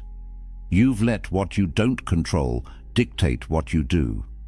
Marcus Aurelius faced betrayal, criticism, and chaos on scales we can barely imagine. And his response was always the same: maintain the inner citadel. Don't let external turbulence penetrate the fortress of your peace. When she's emotional, that's not an attack on you. That's her processing her internal experience. And the moment you make it about you, the moment you defend yourself as if you're under assault, you've failed the test. Research shows that men who remain unmoved during emotional conflict, who can witness without defending, who can stay present without becoming reactive, create what psychologists call secure base dynamics. She learns that your stability isn't conditional, that your peace isn't fragile, that you're actually the rock she thought you were, and that realization doesn't come from your words. It comes from your stillness. So here's your fifth truth. Defending creates the problem you're trying to solve. Engagement with emotional accusations validates them. Your stillness is your strength. And when you understand that her emotions are her domain and your peace is yours, when you stop defending and start simply being unmoved, respect follows naturally. Because you've shown her what she's been testing for all along, a man who cannot be broken by her storms. The final two mistakes are fatal. They kill respect permanently. Number 6 happens when you think you're being strong. This is where most modern men fail completely, and they think they're doing the right thing. They think they're being strong, being mature, being the bigger person. But what they're actually doing is confusing tolerance with strength, and that confusion kills respect faster than almost anything else on this list. Marcus Aurelius wrote about boundaries as virtue, not as punishment, not as control, but as the necessary structure that allows anything good to exist. He understood that a man without boundaries is not peaceful, he's simply being eroded. And modern relationship research confirms what the Stoics knew. Boundaries aren't optional, they're the foundation of respect. Statistical data on boundary setting and relationship longevity reveals something most relationship advice ignores. Studies tracking long-term partnerships show that relationships where clear, consistent boundaries exist demonstrate 49% lower rates of contempt development, compared to relationships characterized by high tolerance of boundary violations, almost half. The difference between respect and contempt often comes down to whether you enforce your boundaries or tolerate their destruction. But here's where men get it catastrophically wrong. They've been taught that strength means endurance. That real. Men tolerate. That setting boundaries is rigid, controlling, or insecure, so they tolerate disrespect. They tolerate boundary violations. They tolerate behavior that corrodes their self-respect. And they call it strength. But it's not strength. It's cowardice dressed in philosophical clothing. Cato the Younger, a Stoic known for his unwavering principles, chose death over compromise of his values. That's not tolerance. That's the opposite. He understood that some lines cannot be crossed, some standards cannot be lowered, some violations cannot be endured without losing the core of who you are. And while your relationship isn't a political crisis in ancient Rome, the principle remains. You teach people how to treat you by what you tolerate. Psychological research on boundary enforcement and attraction reveals something that destroys the tolerance myth completely. Studies show that partners who enforce clear boundaries consistently are rated as significantly more attractive and more worthy of respect than partners who tolerate boundary violations in the name of harmony. The data is explicit. Women report higher attraction to men who maintain standards than to men who accommodate disrespect. Here's the mechanism most men miss. When she crosses a boundary and you tolerate it, you're not being strong. You're not being understanding. You're teaching her nervous system something critical.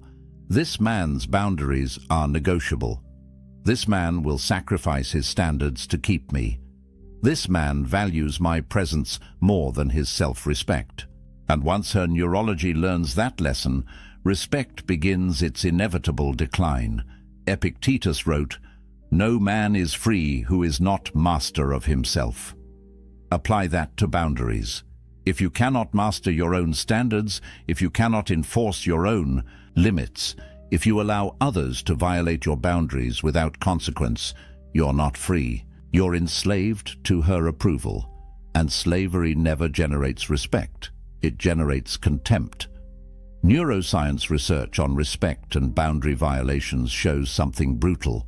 Brain imaging studies reveal that when people observe others tolerating mistreatment, it activates neural pathways associated with lowered status perception.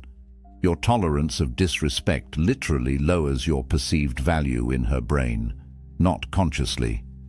At the level of automatic neural processing, her biology is watching how you treat yourself, and it's downgrading your worth accordingly. Statistical correlation between self-respect and partner respect is one of the strongest findings in relationship psychology. Studies show a 0.87 correlation between enforcing personal boundaries and receiving partner respect. That's almost perfect correlation. When you respect your boundaries, she respects you. When you tolerate violations of your boundaries, she loses respect. It's not complicated, it's not mysterious, it's mathematical. But here's where the Stoic distinction becomes critical. Seneca wrote extensively about endurance versus submission. Endurance is choosing to bear difficulty for a purpose. Submission is allowing yourself to be degraded because you're afraid of the alternative. When you tolerate her disrespect because you're working toward a goal, because you're strategically choosing your battles, that's endurance. When you tolerate her disrespect because you're afraid she'll leave if you don't, that's submission. And she can tell the difference. Research data on relationship power dynamics and satisfaction is unambiguous. Partnerships where one partner consistently violates boundaries without consequence show satisfaction decline rates of 68% over 3-year periods. 2/3 of satisfaction erodes when boundaries aren't enforced. Because without boundaries, there's no respect. Without respect, there's no attraction. Without attraction, there's no relationship worth keeping. Here's what most men don't understand about boundary testing. She doesn't cross your boundaries to see if you'll tolerate it. She crosses your boundaries to see if you'll enforce them. It's a test. And every time you fail to enforce, every time you tolerate what you should correct, every time you let violations slide in the name of keeping peace, you fail the test. And she registers that failure deep in the part of her brain that evaluates mate quality. Marcus Aurelius faced constant challenges to his authority, his principles, his boundaries, and his response was never tolerance of violations. It was enforcement of standards, not through anger, not through punishment, through unwavering consistency. When a boundary was crossed, there were consequences, not because he was controlling, but because he understood that boundaries without enforcement aren't boundaries. They're suggestions, and suggestions don't command respect. The critical distinction is this. Stoic acceptance applies to things outside your control. Her actions are outside your control, but your boundaries, your standards, your requirements for how you're treated, those are entirely within your control. And when you confuse accepting what you cannot control with tolerating violations of what you can, you've misunderstood Stoicism completely. Statistical analysis shows that men who maintain firm boundaries while remaining emotionally calm experience relationship respect levels 71% higher than men who either explode when boundaries are crossed or tolerate violations to keep peace. The key is unwavering enforcement without emotional reactivity. The boundary is maintained not through anger, but through certainty. So here's your 6th truth. Tolerance of disrespect is not strength. It's self-abandonment. She doesn't respect men who endure her worst behavior. She respects men who won't tolerate it. And the moment you understand that enforcing your boundaries isn't about controlling her, it's about respecting yourself, everything changes. Because you stop being the man she can walk over and start being the man she has to rise to meet. But nothing, absolutely nothing, kills respect faster than mistake number 7. This is the one that ends it all. This is the ultimate killer, the mistake that makes all the others inevitable, the one that destroys not just her respect for you, but your respect for yourself. And it's this: placing her above your self-respect, making her your priority in a way that turns you into her option. Marcus Aurelius, the most powerful man in the known world, wrote something that every man should memorize. The opinion of 10,000 men is of no value if you have no self-respect. Not the opinion of enemies, not the opinion of strangers. The opinion of 10,000 men means nothing if you don't respect yourself. Now apply that to one woman. Her opinion, her approval, her validation means absolutely nothing if achieving it requires you to abandon your self-respect. The statistics on pedestalization and relationship failure are devastating. Research tracking relationships where one partner places the other on a pedestal shows failure rates of 79% within 5 years. 79%. When you make her more important than your own self-respect, when you sacrifice your standards to keep her, when you betray yourself to maintain her approval, you've guaranteed the relationship will fail, because she cannot respect what you don't protect. And what you're not protecting is yourself. Here's the philosophical foundation that most men never understand. Epictetus taught about the hierarchy of values. At the top, above everything else, must be your character, your integrity, your self-respect.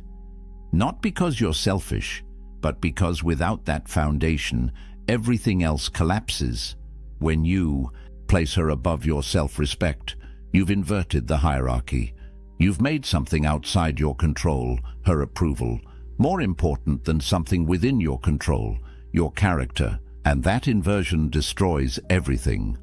Research data on self-abandonment and attraction death is unambiguous. Studies show that when individuals sacrifice core values or self-respect to maintain a relationship, their partner's attraction decreases by an average of 64% over 18 months. Almost 2/3 of attraction dies when you abandon yourself for her, because at a neurological level, at a biological level, at every level that matters, she's watching how you treat yourself. And if you treat yourself as less important than her brain concludes you must be less valuable. The paradox breaks most men. They think, if I put her first, if I prioritize her needs, if I sacrifice for her, she'll see how much I care and love me more. But the mechanism works exactly opposite. When you make her your priority, you communicate that your value is contingent on her, that you need her more than she needs you, that you're willing to betray yourself to keep her. And that desperation, that willingness to abandon your self-respect, triggers the opposite of attraction. It triggers contempt. Musonius Rufus wrote about self-governance as the highest virtue, not governance of others, governance of yourself, your thoughts, your choices, your standards, your self-respect. When you can govern yourself, when you maintain your standards regardless of external pressure, you demonstrate the only kind of strength that matters. But when you cannot govern yourself, when you let her desires override your self-respect, you've proven you're ungovernable, unreliable, a ship without an anchor. Neuroscience research on value perception and scarcity reveals why this mistake is fatal. Brain imaging studies show that we assign higher value to things that are scarce, that are not easily obtained, that maintain their standards regardless of our desire for them. When you abandon your self-respect to keep her, you've made yourself abundant, available, willing to compromise anything to maintain her approval. And abundance kills value. Scarcity creates it. Statistical analysis on self-respect levels and partner respect shows the strongest correlation in relationship psychology. The data is crystal clear. Men who maintain unwavering self-respect, who refuse to compromise their core values regardless of relationship pressure, receive respect ratings 93% higher than men who sacrifice self-respect for relationship maintenance. 93%. This isn't a minor factor. This is the entire game. But here's where it gets deeper. Seneca wrote, "A man who does not respect himself cannot respect others." Think about what that means. When you abandon your self-respect for her, you're not just harming yourself, you're harming your ability to genuinely respect her. Because if you'll betray yourself for approval, what won't you betray? If your self-respect is negotiable, what standards do you actually have? If you can't maintain boundaries with yourself, how can you maintain them with anyone? The mechanism is brutally simple. She watches how you treat yourself because that's the preview of how you'll eventually treat her. If you don't respect yourself enough to maintain your standards, why would she believe you'll respect her enough to maintain yours with her? If you'll abandon your values to keep her approval, what happens when keeping her approval requires abandoning her? Your self-abandonment doesn't make her feel special, it makes her feel unsafe, because she's with a man who has no core. Research on long-term relationship outcomes reveals something that should terrify any man making this mistake. Studies tracking partnerships over 10-year periods show that the single strongest predictor of relationship failure is asymmetric value placement, where one partner values the relationship more than self-respect. When you place her above yourself, you've created an asymmetry that guarantees collapse. Because healthy relationships require two people who respect themselves enough to maintain standards, not one person chasing another's approval. Marcus Aurelius faced unimaginable pressures: political intrigue, military threats, personal betrayals, and through all of it, he maintained one unwavering standard: self-respect above all else. Not because he was arrogant, but because he understood that the moment you sacrifice your self-respect for any external goal, no matter how valuable that goal seems, you've lost the only thing that makes achieving any goal meaningful. Here's the final truth about this mistake. When you place her above your self-respect, you're not showing her love. You're showing her fear. Fear that you're not enough. Fear that she'll leave. Fear that without her approval you have no value. And fear kills attraction at a cellular level. Research confirms this. Displays of fear-based behavior in relationships correlate with attraction decline rates of 86%. When she sees you afraid of losing her enough to abandon yourself, she's already gone. The Stoic principle is absolute. Your self-respect is non-negotiable, not because you're selfish, but because without it, you have nothing of value to offer anyone. When you maintain unwavering self-respect, when you refuse to place anyone above your own character and integrity, when you demonstrate that your standards are unmovable regardless of who's watching, you become the kind of man that respect follows. Naturally, she cannot respect what you don't protect. And if you won't protect your self-respect, if you'll sacrifice it to keep her, you've shown her exactly what you are: a man without a core, a man who can be moved, a man whose value is determined by her approval. And that man, no matter how nice, how caring, how available he is, will never command her respect. Because respect isn't given to men who abandon themselves, it's given to men who remain unmovable in who they are, regardless of the cost. So there they are. 7 fatal mistakes that kill respect. Excessive explanation, abandoning your mission, emotional reactivity, seeking permission, defending against her emotions, tolerating disrespect, and the ultimate killer, placing her above your self-respect. But here's what you need to understand.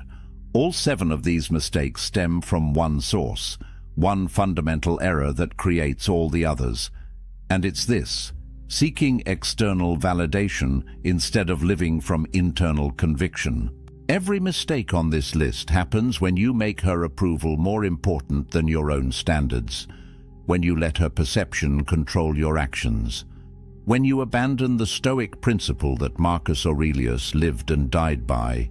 You have power over your mind, not outside events.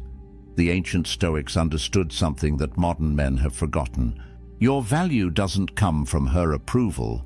Your worth isn't determined by whether she respects you. Your strength isn't measured by whether she stays or leaves.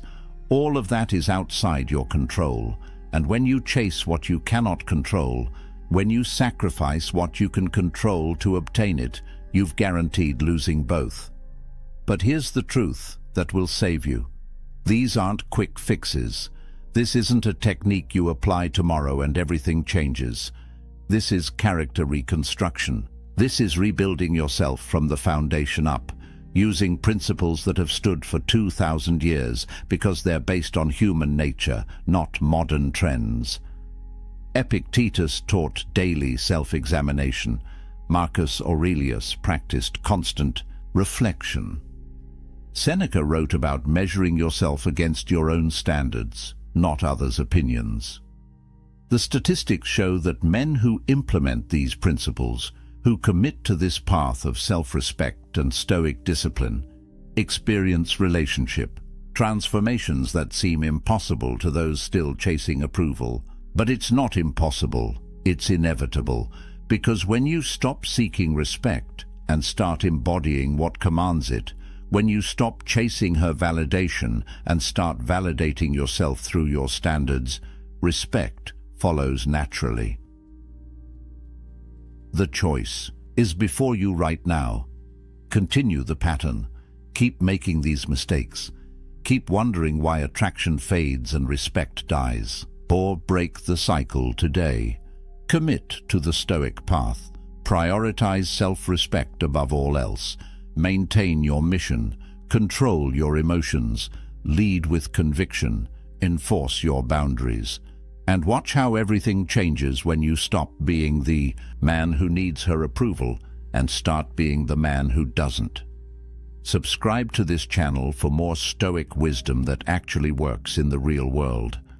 No feel-good platitudes, no modern relationship nonsense, just ancient truths backed by modern science, delivered directly. Comment below which mistake hit you hardest. Most men won't admit it, but the ones who do are the ones who actually change. And if you want to know what comes next, if you want to learn the 7 Stoic behaviors that make women pursue you instead of you chasing them, that video is coming next.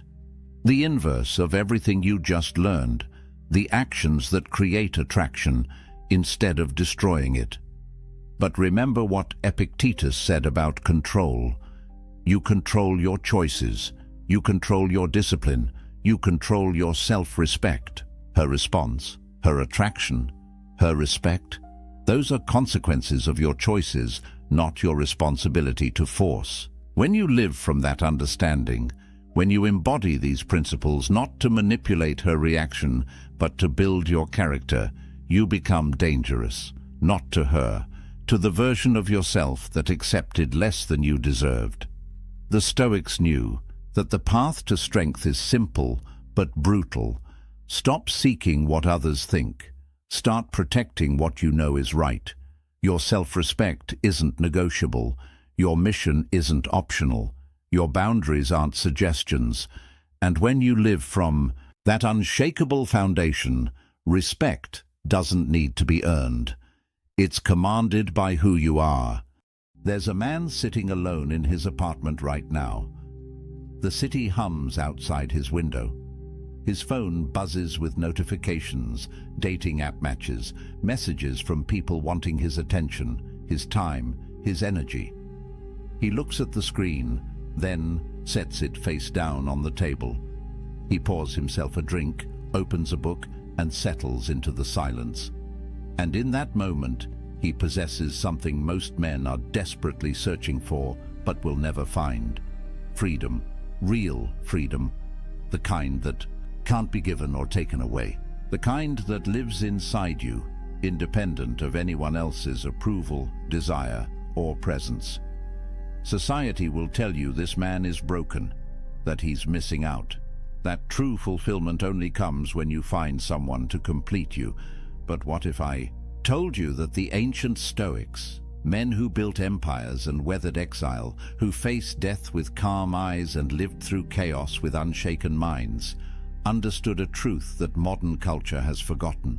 What if the greatest power a man can possess isn't the ability to attract someone, but the ability to be whole without anyone at all?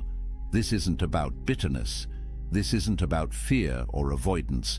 This is about sovereignty, about building an inner fortress so strong that you don't need external validation to feel alive.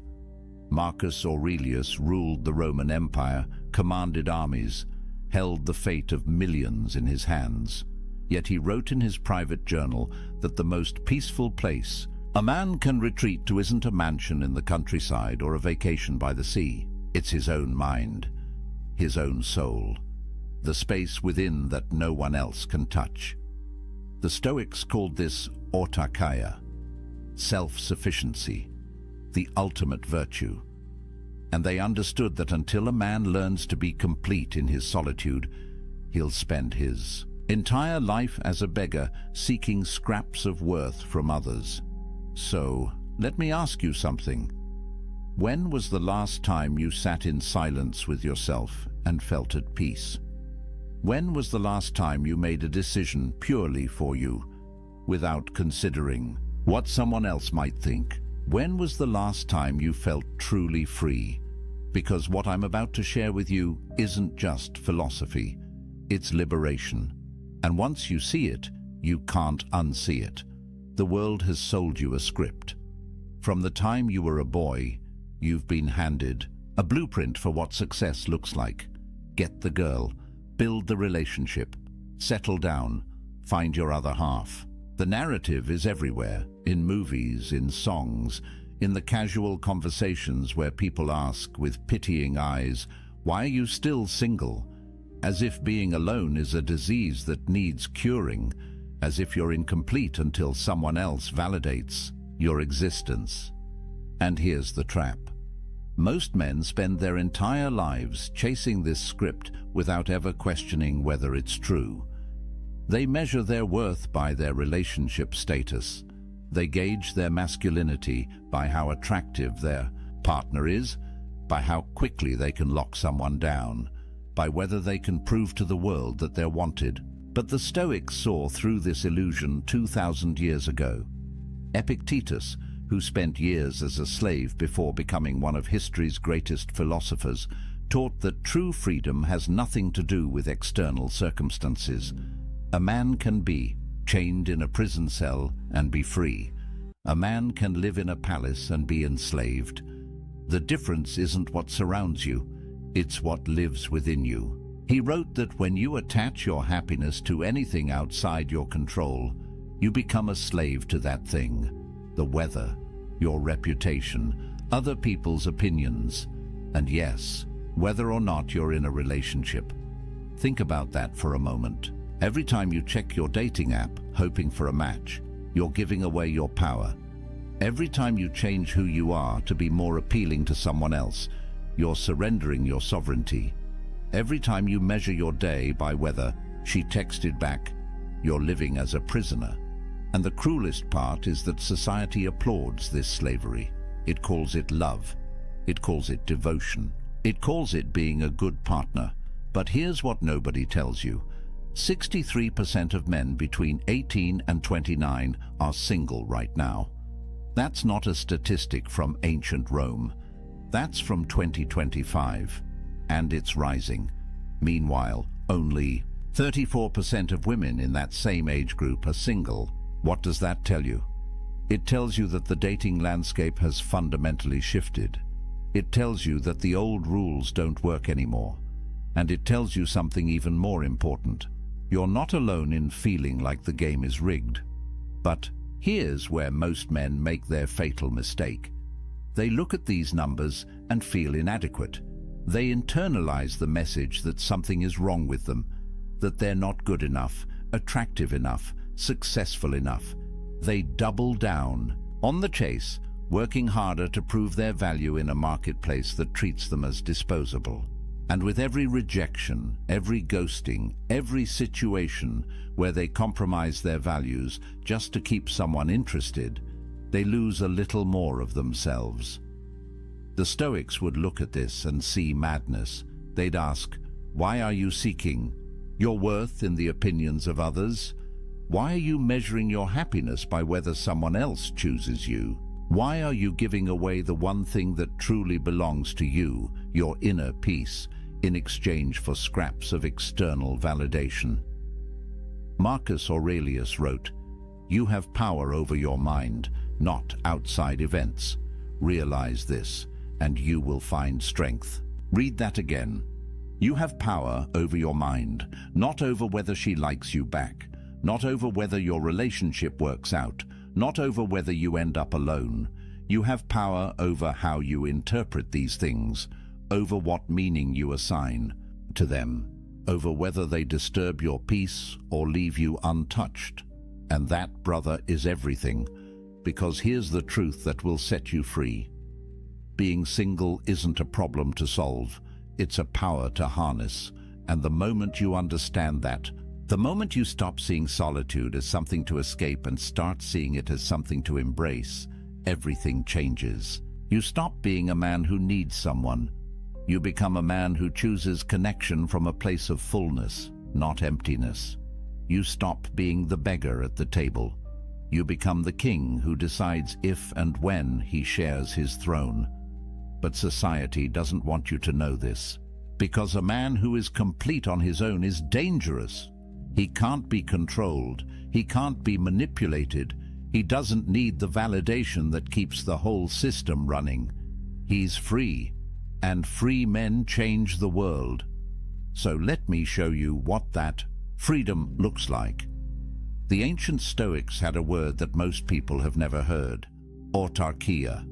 It's Greek, and it means self-sufficiency. Not in the sense that you live in the woods, chopping your own wood and filtering your own water, but in the deeper sense that your well-being, your peace, your sense of worth comes from within. It's the understanding that you need nothing outside yourself to be complete. That happiness isn't something you find in another person. It's something you cultivate in the fortress of your own mind. Marcus Aurelius understood this at the deepest level. Here was a man who had everything society says should make you happy. Emperor of Rome, immense wealth, beautiful family, power that stretched across the known world. Yet he wrote in his meditations, "Nowhere can man find a quieter or more untroubled retreat than in his own soul, not his palace, not his empire, his own soul."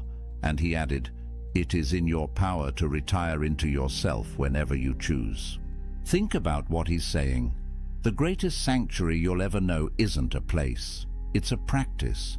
It's the ability to withdraw into your own mind, to find peace there regardless of what's happening around you, whether you're surrounded by chaos or sitting in silence, whether you're with someone or alone.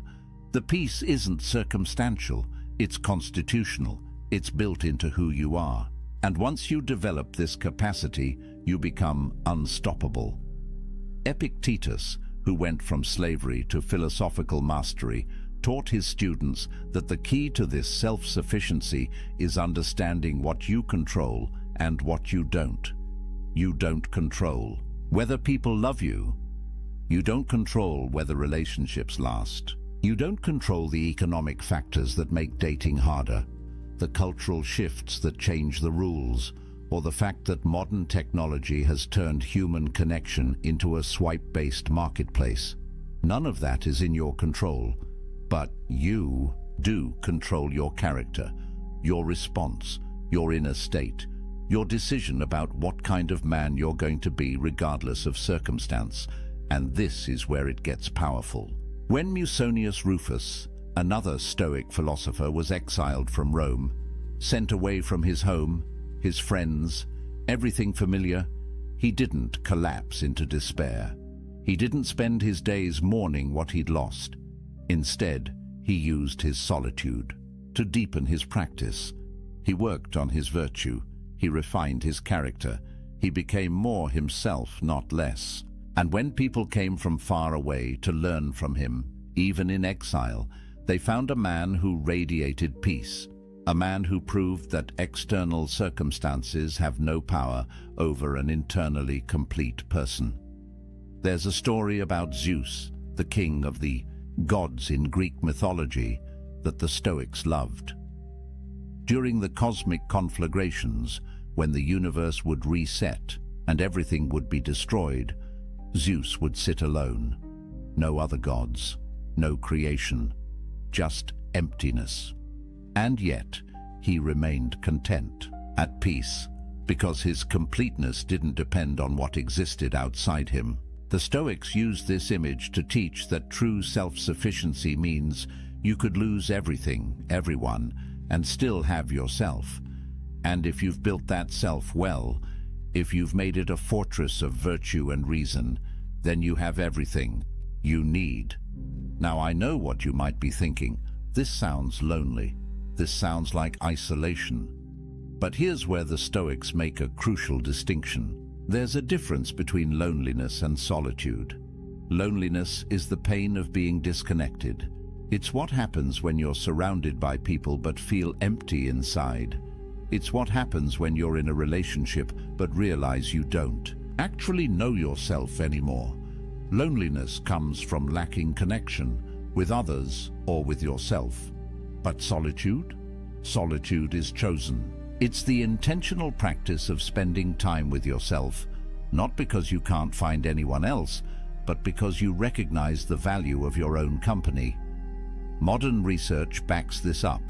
Studies show that when people choose to be alone, when they see solitude as an opportunity rather than a punishment, their stress levels drop.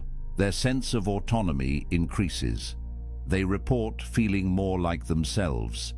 But when solitude is forced, when it comes from rejection or circumstance beyond their control, that's when the negative effects show up.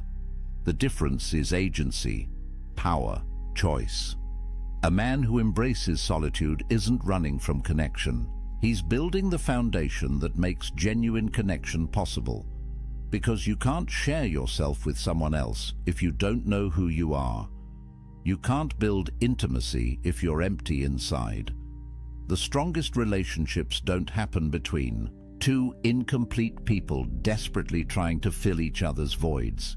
They happen between two whole people who choose to walk side by side, not because they need to, but because they want to. And this brings us to something crucial. Self-sufficiency doesn't mean you become cold or isolated. Seneca, one of the wealthiest and most influential men in Rome, wrote extensively about friendship. He said that a wise man doesn't need friends, but he still desires them, not because they complete him, not because he can't survive without them, but because friendship, real friendship built on virtue and mutual respect, enhances life. It's a preferred indifferent, as the Stoics would say. Nice to have, but not necessary for your peace. Think about how revolutionary that is. Most men approach relationships from need. They need validation, they need sex, they need emotional support, they need someone to make them feel valuable. But when you approach from self-sufficiency, everything shifts. You don't need anyone, you choose them. And that choice, made from abundance rather than scarcity, creates relationships that are powerful, genuine, and free. Because neither person is using the other to fill a hole. Both are whole already. They're just enjoying the experience of being whole together. But getting to this point requires practice. It requires you to spend time alone and actually work on yourself. Not just scroll social media or numb out with entertainment. Real inner work. And that's uncomfortable, because when you sit in silence with yourself, when you remove all the distractions and external validations, you're forced to confront who you actually are. The thoughts you've been avoiding, the patterns you've been running from, the ways you've been living someone else's script instead of your own. Marcus Aurelius faced this daily. In his journal, he wrote reminders to himself. Wake up in the morning and remember who you are. Remember your principles. Don't let the chaos of the day pull you away from yourself. He understood that the greatest battle isn't against external enemies. It's against the internal tendency to lose yourself in the noise, to give away your power piece by piece until you wake up one day and realize you don't recognize the person you've become. But when you build self-sufficiency, when you develop autarkia, something remarkable happens. You stop being reactive. You stop living at the mercy of circumstance. Whether someone texts you back or doesn't, whether people approve of your choices or judge them, whether you spend Friday night with someone or alone with a good book, none of it disturbs your peace. You're grounded, centered, free. And that freedom, brother, is more valuable than any relationship could ever be. Because here's the paradox. The man who needs no one is the man everyone wants to be around. Strength attracts. Completeness attracts. When you're not grasping, not needy, not performing for validation, people feel it. They sense that you're different, that you operate from a different place. And the connections you do form, when you're ready, if you choose them, will be deeper and more real than anything you could build from a place of need. So what does this actually give you? What changes when you embrace solitude instead of running from it? The Stoics believed that external goods come in two categories: things that are genuinely good, like virtue and wisdom and character, and things that are preferred indifference, wealth, health, relationships. Nice to have, but not essential to your well-being, not determinative of your worth. The moment you internalize this distinction, a weight lifts, because you stop attaching your happiness to things you can't control. Let's get practical. When you're single and you embrace it, you have financial sovereignty. No expensive dates where you're performing, trying to impress someone. No shared expenses where you have to negotiate every purchase. No compromise on how you spend your money. Every dollar you earn is yours to allocate as you see fit. You can invest in yourself, build your skills, travel, save, create, and you don't have to justify these choices to anyone. Modern research shows that single men, particularly those who embrace their status rather than fighting it, report lower financial stress. They have more control over their economic futures. They're not tied to another person's spending habits, debt, or financial crises. And in a world where economic pressure is one of the leading causes of relationship breakdown, that's not a small thing. You eliminate an entire category of stress simply by being financially sovereign. Then there's time sovereignty. Think about the hours you get back when you're not texting constantly, planning dates, negotiating weekend plans, attending social functions for someone else's sake. Time is the only truly non-renewable resource. Once it's gone, it's gone. And most men give away enormous chunks of their time without even realizing it, not because they want to, but because they feel obligated, because they're afraid of what will happen if they don't, because they're trying to keep someone happy, keep the relationship going, prove they're committed. But when you're single, every hour belongs to you. Want to wake up early and work on that business idea? Do it. Want to spend Saturday learning a new skill? You can. Want to sit in complete silence for an afternoon and just think? Nobody's going to text you asking where you are or why you're being distant. This isn't selfishness, it's self-ownership. And the Stoics believed that a man who doesn't own his time doesn't own his life. Marcus Aurelius, again the busiest man in the empire, wrote about guarding his time like a fortress. He knew that every hour given to someone else's priorities was an hour stolen from his own development, his own contemplation, his own practice of virtue. He wasn't antisocial, he fulfilled his duties, but he was ruthless about protecting the time he needed to be alone with his own mind, because he understood that without that time, he'd lose himself in the chaos of external demands. Then there's mental sovereignty. This might be the most important one. When you're in a relationship, especially one built on neediness rather than choice, you carry enormous emotional labor. You're managing someone else's feelings, anticipating their needs, walking on eggshells to avoid conflict, constantly adjusting yourself to maintain harmony. And over time, this erodes you. You start to forget what you actually think, what you actually want, because you've spent so much energy managing the relational dynamics. But when you're alone, your mind is your own. You can think clearly, process your own emotions, develop your own worldview. Make decisions based on your values, not on what will keep the peace. There's a reason why great thinkers throughout history, from philosophers to scientists to artists, often did their best work in solitude, because the mind needs space to wander, to connect ideas, to see things from new angles, and you can't do that when you're constantly reactive, constantly managing relationship dynamics, constantly split between your own needs and someone else's. Research in neuroscience shows that solitude activates what's called the default mode network in your brain. This is the network responsible for self-reflection, for integrating experiences, for creative thinking.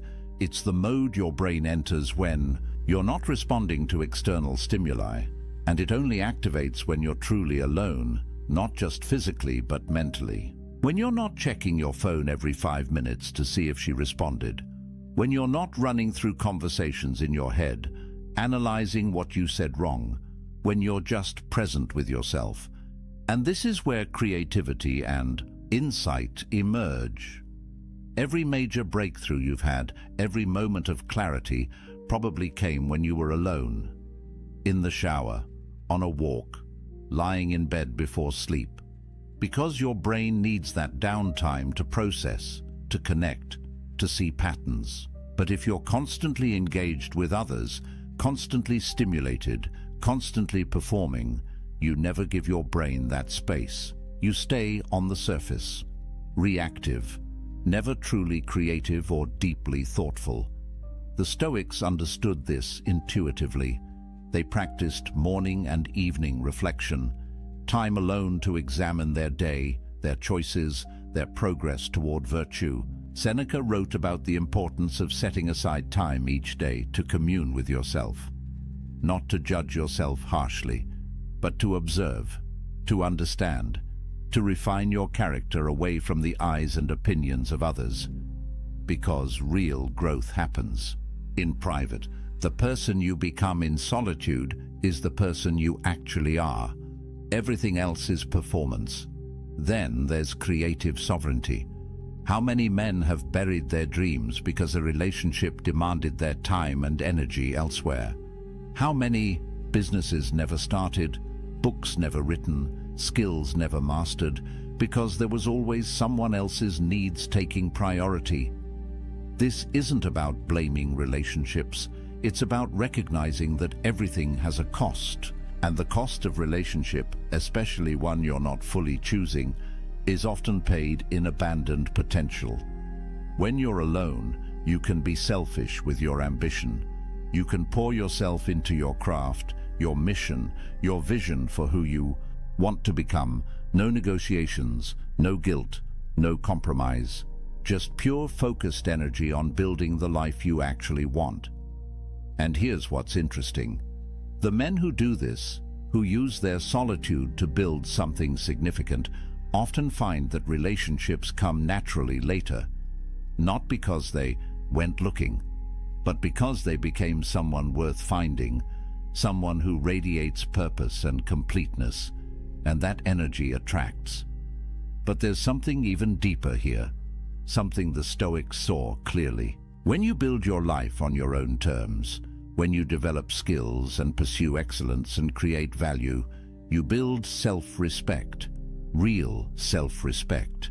Not the fake confidence you try to project to impress people, but the genuine, unshakable knowledge that you're living with integrity, that you're becoming who you're meant to be, that you're not wasting your life trying to meet someone else's expectations. And self-respect, true self-respect, is the foundation of everything else. You can't love yourself if you don't respect yourself, and you can't respect yourself if you're living a life of compromise and neediness.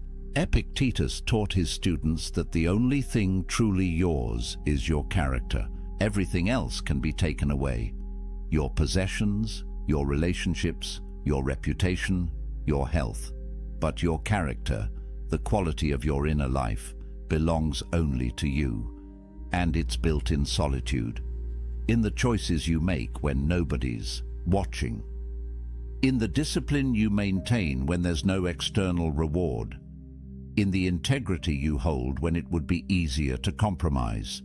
This is why the Stoics saw self-sufficiency as the ultimate virtue, not because they were antisocial, but because they understood that a man who can't be happy alone will never be truly happy with anyone else. He'll always be grasping, always be insecure, always be dependent on external validation to feel okay. And that's not freedom. That's slavery with extra steps. So when you hear that 63% of young men are single, don't see it as a crisis. See it as an opportunity to build yourself without distraction, to develop the kind of inner strength that most men never discover because they jump from relationship to relationship, never spending time alone, never doing the deep work. You have time, you have space, you have sovereignty. Use it, but let me be clear about something. This isn't about avoiding relationships forever. This isn't about becoming some isolated hermit who thinks he's better than everyone. The Stoics didn't advocate for that. Seneca had a wife and family. Marcus Aurelius had a wife and children. They participated fully in social life, but they did it from a place of inner completeness. They engaged with others not because they needed to, but because they chose to. And there's all the difference in the world between those two positions. The goal isn't to stay single forever. The goal is to become the kind of man who doesn't need to be in a relationship to feel complete.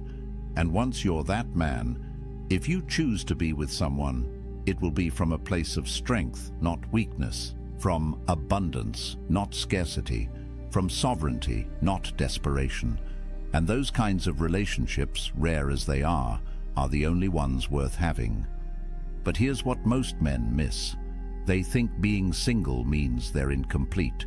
They've internalized the message that they're only half a person until they find their other half. And this belief, more than anything else, keeps them trapped. Because when you believe you're incomplete, you'll do anything to feel whole. You'll compromise your values. You'll tolerate disrespect. You'll lose yourself piece by piece trying to hold on to someone, anyone, who makes you feel less empty. But the Stoics would tell you this is backward. You're not empty. You never were. You've just been taught to see yourself that way. Society profits from your insecurity. The entire dating industry, the relationship advice industry, the self-help industry depends on you believing you're broken and need fixing, that you're incomplete and need completing. But what if none of that is true? What if you're already whole, you've just forgotten how to feel it? Marcus Aurelius wrote about this constantly, the idea that we already possess everything we need. That virtue, the only true good, is already within our capacity.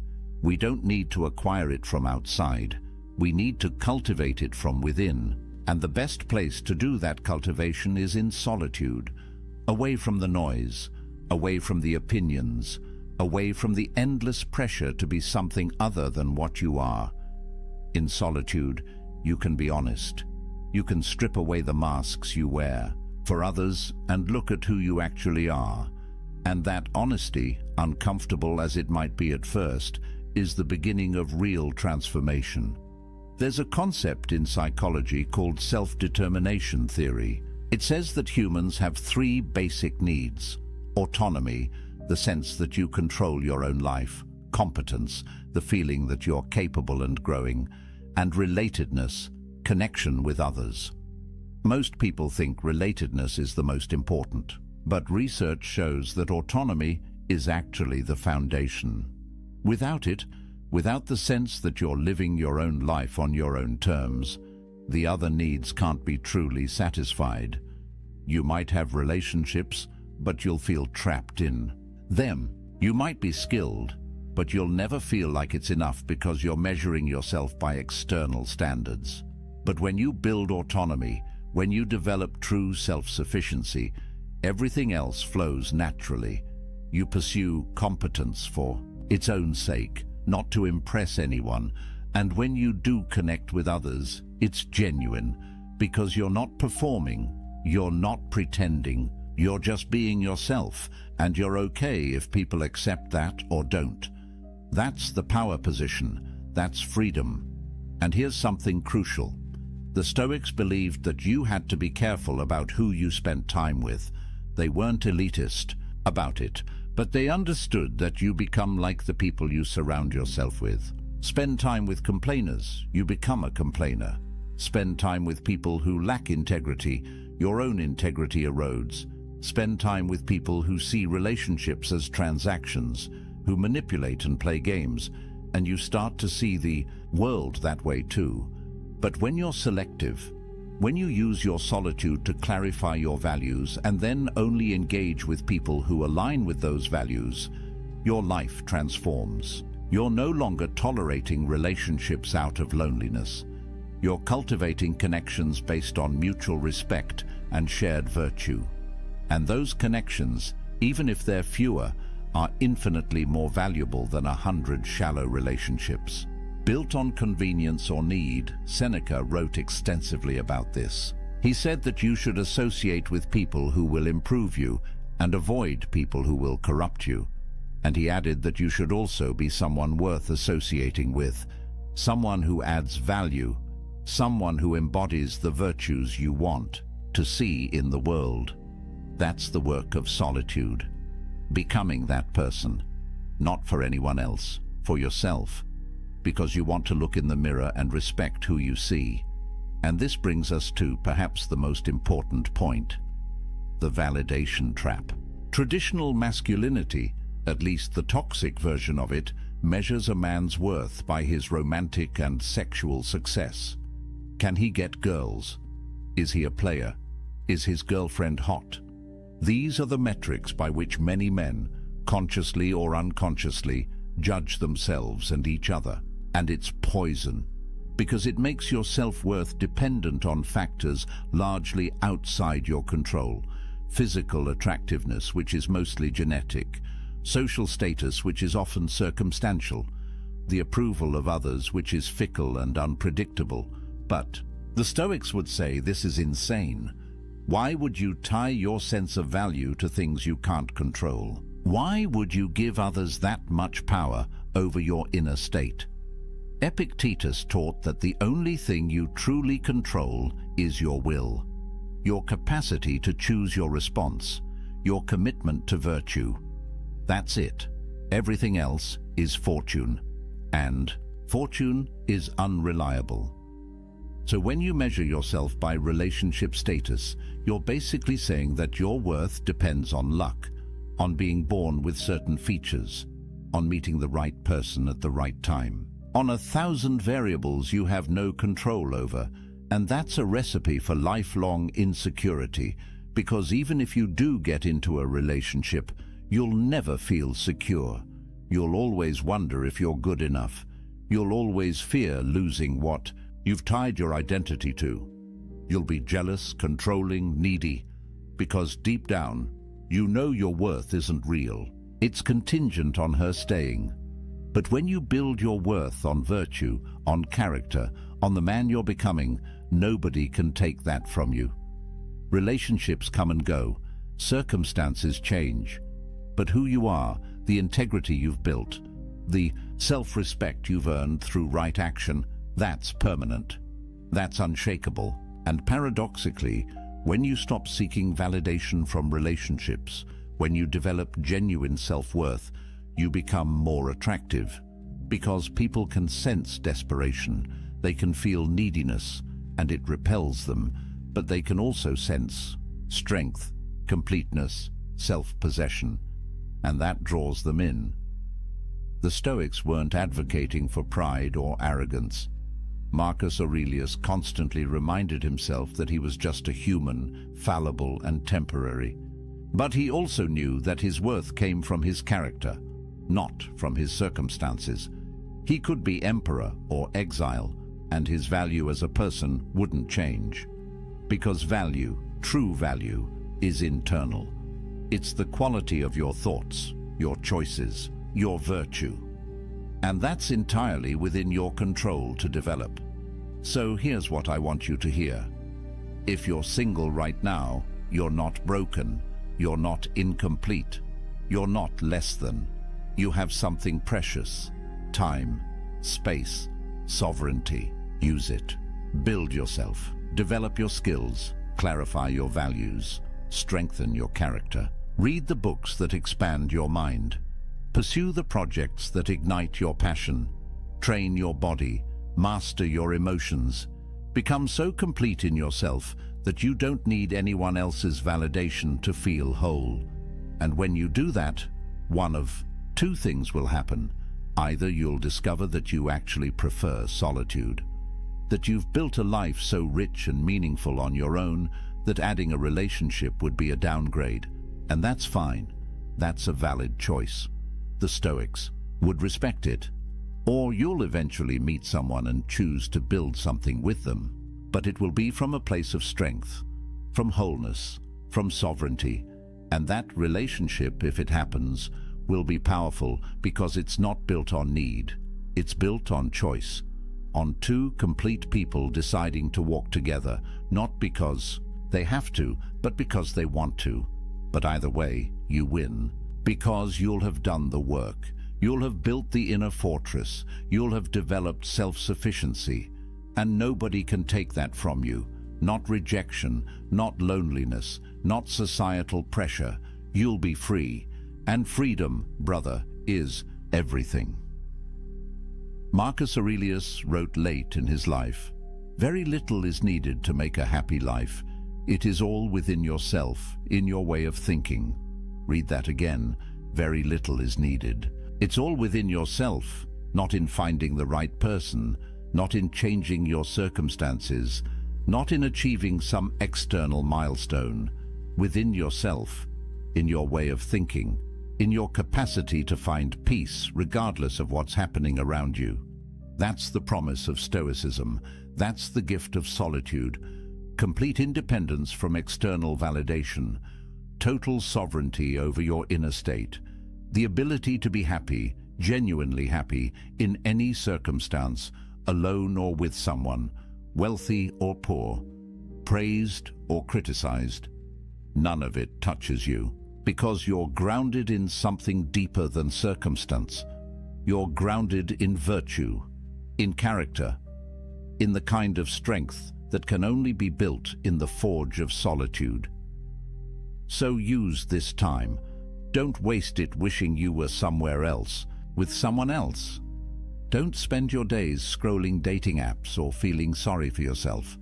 The Stoics would tell you that's a form of suicide, killing time, killing potential, killing the opportunity to become something greater. Instead, wake up every morning and ask yourself, what kind of man do I want to be? And then become that man, not for anyone else, for yourself, because you respect yourself enough to live with integrity. Build your morning routine, train your body, develop your skills, Read philosophy, journal your thoughts, sit in silence and just breathe. Let yourself feel what you feel without judgment. Work on your projects, create value, help others when you can. But always come back to yourself. Always protect that inner space where nobody else has access. That's your sanctuary, your fortress, your source of power. And here's something powerful. Every time you choose solitude over connection born of desperation, you strengthen yourself. Every time you decline to compromise your values just to keep someone around, you build self-respect. Every time you sit with discomfort instead of numbing it with distraction or validation seeking, you develop emotional resilience. These choices compound.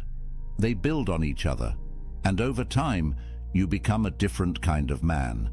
The kind who doesn't need external validation. The kind who trusts himself. The kind who's free. The Stoics had a practice they called negative visualization. They'd imagine losing everything they had. Their wealth, their position, their relationships, their health. Not to be morbid, but to remind themselves that these things are temporary, that they're not truly theirs, that the only thing that can't be taken is their capacity to respond with virtue. And by imagining loss, they appreciated what they had without clinging to it. They held things lightly, including relationships. Try this practice. Imagine you never end up in another relationship. You're single for the rest of your life. How would you live? What would you pursue? What would bring you meaning and joy?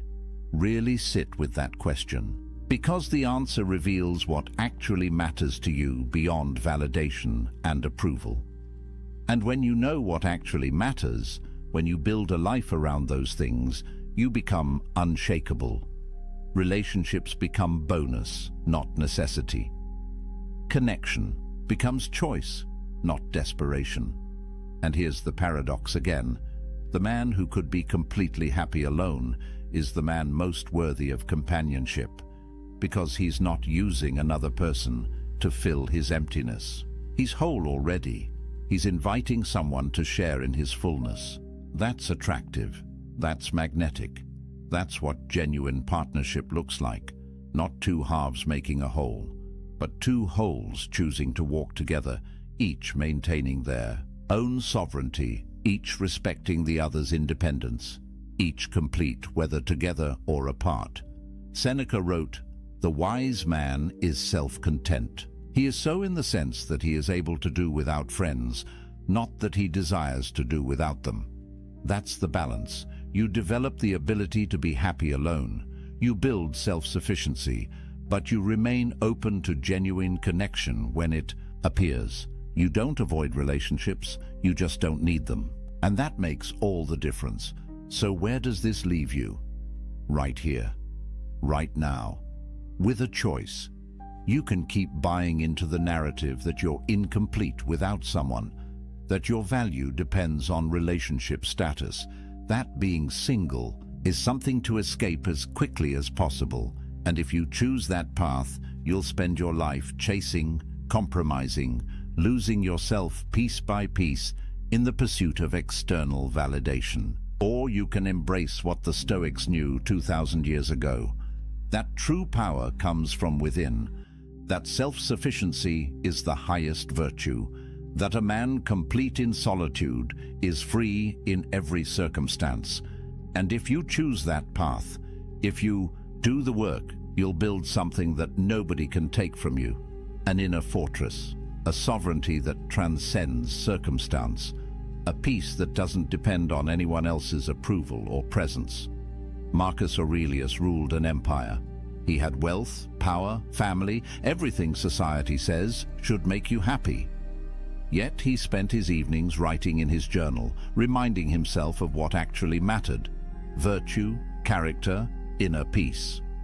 He knew that everything else was temporary, that the only lasting value was the kind of person he was becoming, and he did that work in solitude, away from the crowds, away from the demands, in the quiet space of his own mind.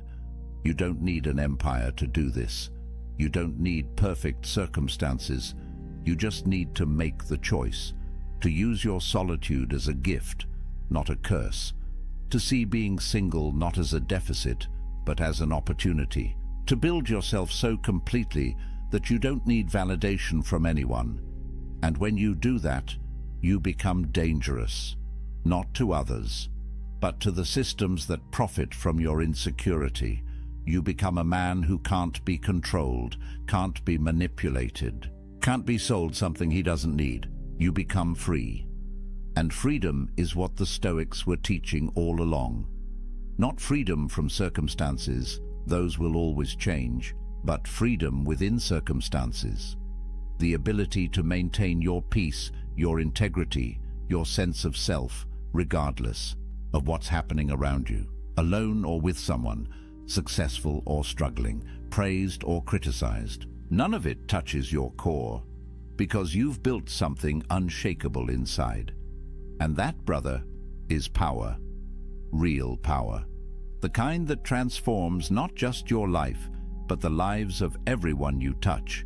Because strength is contagious. Completeness inspires. Freedom spreads. So let me leave you with this. A man who needs no one is free to choose everyone. A man who needs someone is slave to his need. Which man do you want to be? The choice is yours. It's always been yours. And it starts right now, in this moment, with this decision, to stop seeking yourself in others and start building yourself in solitude, to stop measuring your worth by external validation and start grounding it in internal virtue, to stop running from being alone and start embracing it as the ultimate gift, the space where you become who you're meant to be. The Stoics are waiting for you. Marcus Aurelius, Epictetus, Seneca. They walked this path. They proved it works. They left you a blueprint. All you have to do is follow it. Build your inner fortress. Cultivate self-sufficiency. Embrace solitude not as a punishment, but as a privilege. And watch what happens. Watch how your life transforms when you stop living for others and start living for yourself. Not in a selfish way, but in the way that honors your potential, your values, your unique path. That's what the Stoics called living according to nature, being fully yourself, and there's nothing more powerful than that. So if you found value in this, if these ideas resonate with something deep inside you, if you feel that pull toward building a different kind of life, do me a favor. Hit that like button. It tells me this message matters. It helps this reach other men who need to hear it. Subscribe to the channel because we're building something here. A community of men who refuse to live by society's script, who are doing the work, who understand that real strength comes from within. Drop a comment and tell me, what's one thing you're going to do this week to build your inner empire? One practice, one choice, one step towards self-sufficiency. And remember, this isn't the end, it's the beginning. Every journey toward freedom starts with a single step, a single decision. The decision to stop seeking worth in external validation and start building it through internal virtue. You've taken that step by being here, by listening, by opening your mind to a different way. Now keep walking, keep building, keep becoming. The man you're meant to be is waiting in the silence. Go find him. Until next time, stay strong, stay sovereign, stay free.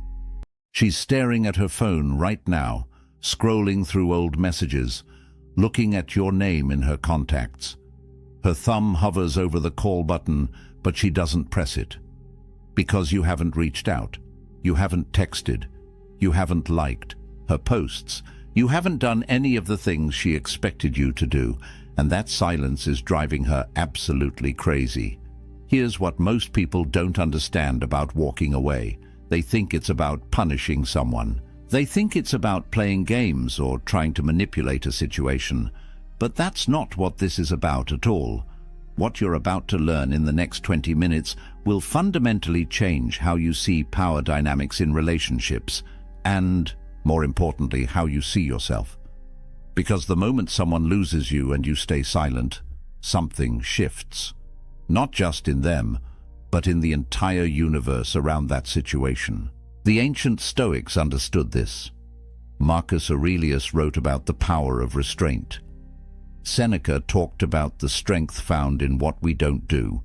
And today, you're going to see exactly why your silence is the most powerful response you could ever give to someone who didn't value you.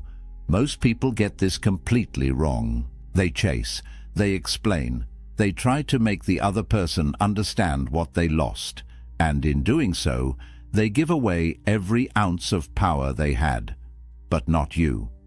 By the time we're done here, you'll understand why your absence speaks louder than any words you could ever say. Let's start with something that's going to sound counterintuitive. The weapon they never saw coming isn't your anger. It's not your sadness. It's not even your indifference. It's your complete and total absence from their life. And here's why that's so devastatingly effective. When Marcus Aurelius led the Roman Empire, he dealt with betrayal constantly. Senators who plotted against him, generals who questioned his authority, people he trusted who turned their backs on him. And you know what he did? He didn't rage. He didn't scheme. He withdrew his energy from them entirely.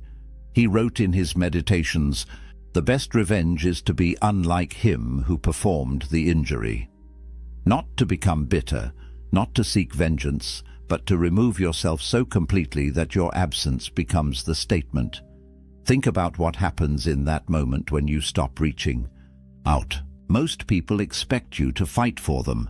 They expect the angry texts at 2 a.m. They expect you to show up at their door wanting answers. They expect you to post cryptic messages on social media clearly aimed at them. They've written the script in their head for how this is supposed to go. And then you do something they never anticipated. Nothing. That nothing is everything. Because here's what nobody tells you about walking away in silence. Every single day that you don't reach out, you're not just absent from their life, you're absent from their ability to control the narrative. They can't point to your desperate messages and feel justified in their decision. They can't screenshot your emotional outbursts and show their friends. They can't paint you as the crazy one who couldn't let go. You've taken away their ammunition by simply refusing to engage. But there's something even deeper happening here. Something psychological that most people miss entirely. When you remove your energy from someone's life, you create a void. And nature, as they say, abhors a vacuum. That void starts to get filled with something unexpected. Doubt. They start questioning everything. Not because you're making them question it, but because your silence forces them to sit alone with their decision. The Stoics called this the power of negative space. Epictetus taught his students that what we don't say is often more powerful than what we do say. Think about art for a second. A painting isn't just about what's on the canvas. It's about the empty space that makes the painted elements stand out. Your silence is that empty space, and against that backdrop, their decision to lose you starts to look very different than it did when they made it. Here's what they don't know. Every day of your silence isn't passive. It's active. You're not doing nothing. You're doing the hardest thing a person can do. You're exercising complete self-control. You're choosing restraint when every emotion in your body wants to reach out.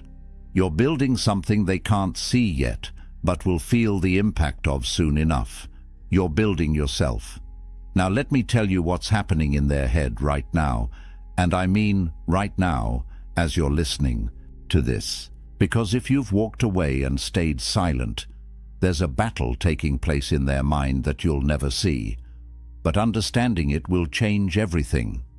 In the first few days after you disappear, they convince themselves they don't care. They tell their friends they're relieved. They might even celebrate their freedom. This is the easy part for them, because they're riding high on the decision they made. They're in control, or so they think. But then something starts to happen. Around day 7 to 10, the silence starts to feel different. They check their phone expecting to see your name. Nothing. They post something on social media, something they know you'd normally comment on. You don't. They go to places you used to go together, half expecting to run into you. You're not there. And slowly, confusion creeps in. They start asking themselves questions they didn't expect to ask. Where are you? What are you doing? Are you thinking about them? Have you already moved on? The questions multiply like cracks in a dam. And here's the thing about questions like these. They don't have satisfying answers, because you're not giving them any information to work with. By week 3, something shifts. Their ego, which was so confident in the beginning, starts to crack. They begin rewriting history in their mind. Suddenly, they're not remembering the fights. They're remembering the good times, the inside jokes, the way you made them laugh, the things about you that made them feel special, and they start to wonder if maybe, just maybe, they made a mistake. But here's where it gets really interesting. They can't reach out yet. Their pride won't let them, so instead, they start doing something subtle. They start watching your life from a distance. They check your social media even though they told themselves they wouldn't. They ask mutual friends about you in ways they think are casual. They're trying to gather intelligence without admitting they care, because admitting they care means admitting they might have been wrong. Seneca wrote about this exact phenomenon 2,000 years ago. He said, "We suffer more in imagination than in reality." What he meant was that the stories we tell ourselves about what we've lost are often more painful than the actual loss itself. And right now, they're telling themselves a story where you're out there living your best life, meeting new people, forgetting they ever existed. And that story is torture.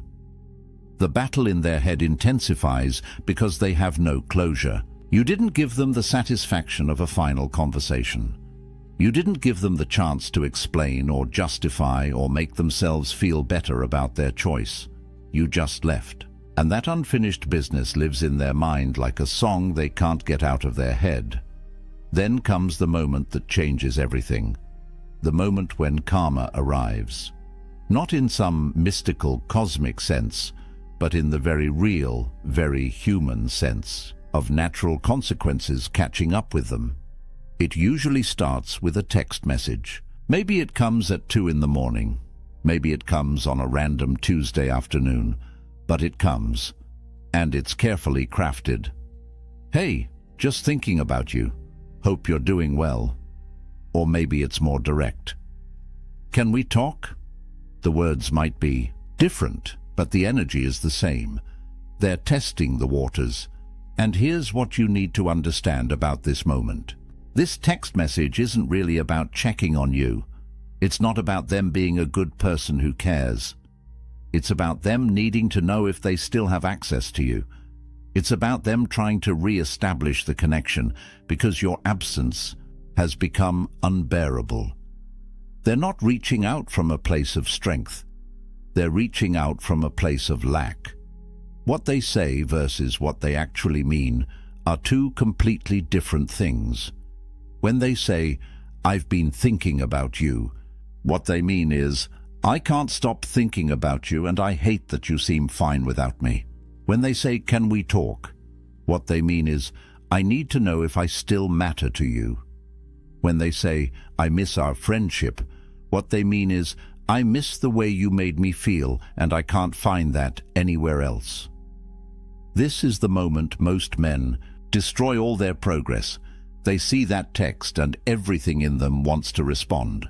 Because finally they're getting the acknowledgement they wanted. The person who walked away is coming back. Victory, right? Wrong. Because here's the truth that the Stoics understood deeply. The satisfaction you're looking for isn't in their return. It's in your indifference to whether they return or not. Marcus Aurelius faced this constantly as emperor. People who had dismissed him would come crawling back when they needed something, and his response wasn't to gloat or seek revenge. His response was to simply not need them anymore. When you respond to that text, you hand them back the power you worked so hard to reclaim. You show them that your silence was just a strategy, not a genuine shift in your life. You prove that they can pull you back in whenever they want, and the cycle starts all over again. But this time, they know exactly how to manipulate you because you showed them your weakness. Karma isn't about them coming back and you getting to reject them. That's still making them the center of your world. Real karma is them coming back, and you genuinely not caring whether they're there or not. That's the natural consequence. They left when you valued them. They returned when you valued yourself. And by then, the math has changed entirely. The Stoic perspective on this is profound. Karma isn't some cosmic force keeping score. It's simply the natural order of things playing out. People who take others for granted eventually face the consequence of being alone. People who chase after those who don't value them eventually face the consequence of losing themselves. The universe doesn't need to punish anyone. Natural law handles it automatically. So when that text comes, and it will come, you'll be faced with a choice. Do you respond and go back to being the person they could take for granted? Or do you honor the work you've done by maintaining the boundary that your silence established?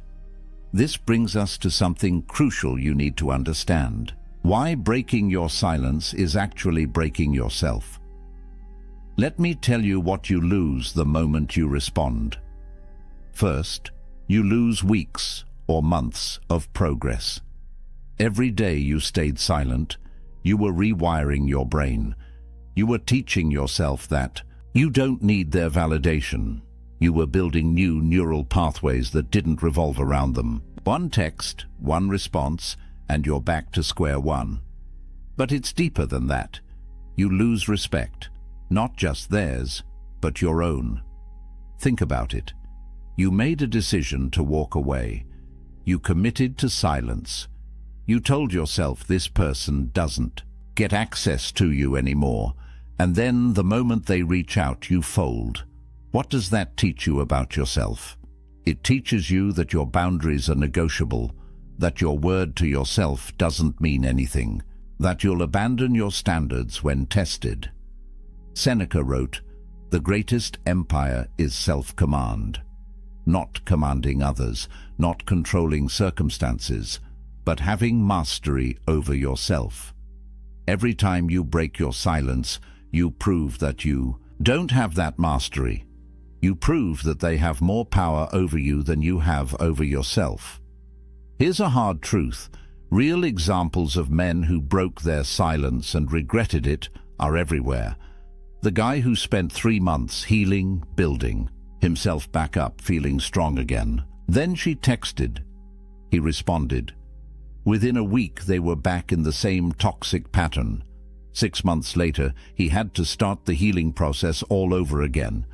Except this time it was harder because he knew he had betrayed himself, or the man who successfully moved on, started dating someone new, someone who actually valued him. But then the ex reached out. He thought he could just be friends.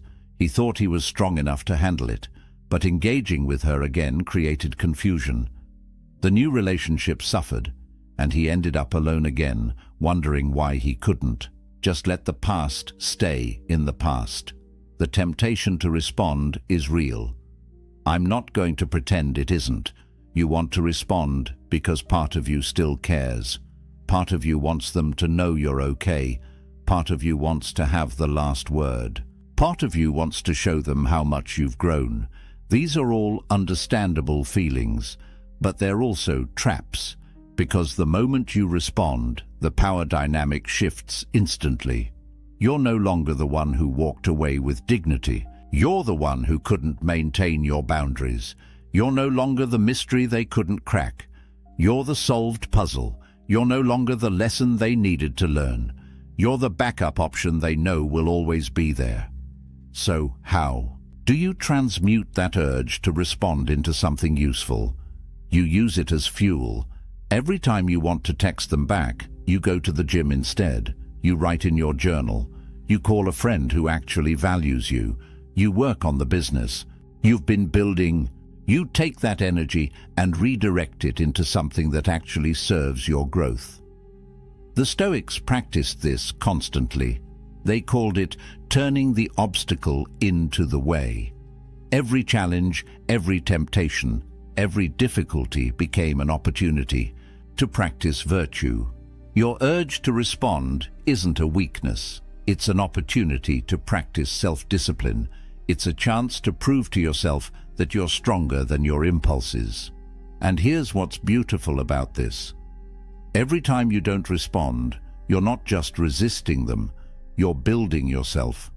You're becoming the kind of man who doesn't need external validation, the kind of man who can sit with discomfort and not react, the kind of man who makes decisions based on his values, not his emotions. That's the man you're becoming in the silence, which brings me to the most important part of this entire message. This was never really about them. It was always about you. The man you're becoming while they're wondering where you went is worth more than any relationship you lost.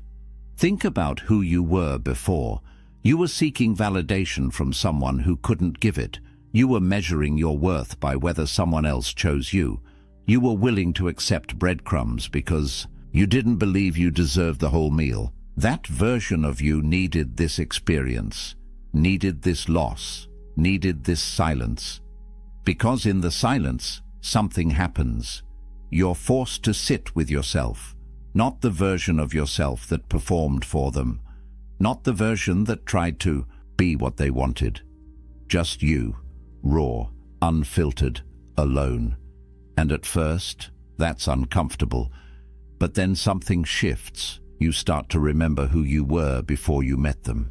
The interests you had, the dreams you put on hold, the friends you neglected, the version of yourself that didn't need anyone's approval to feel whole.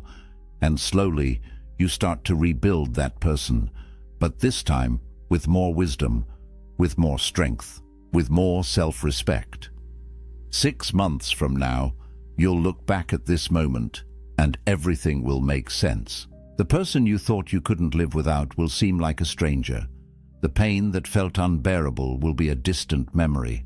The silence that felt so hard to maintain will feel like the best decision you ever made, because you'll see clearly what you couldn't see in the moment. They didn't leave your life to hurt you. They left your life to make room for who you needed to become.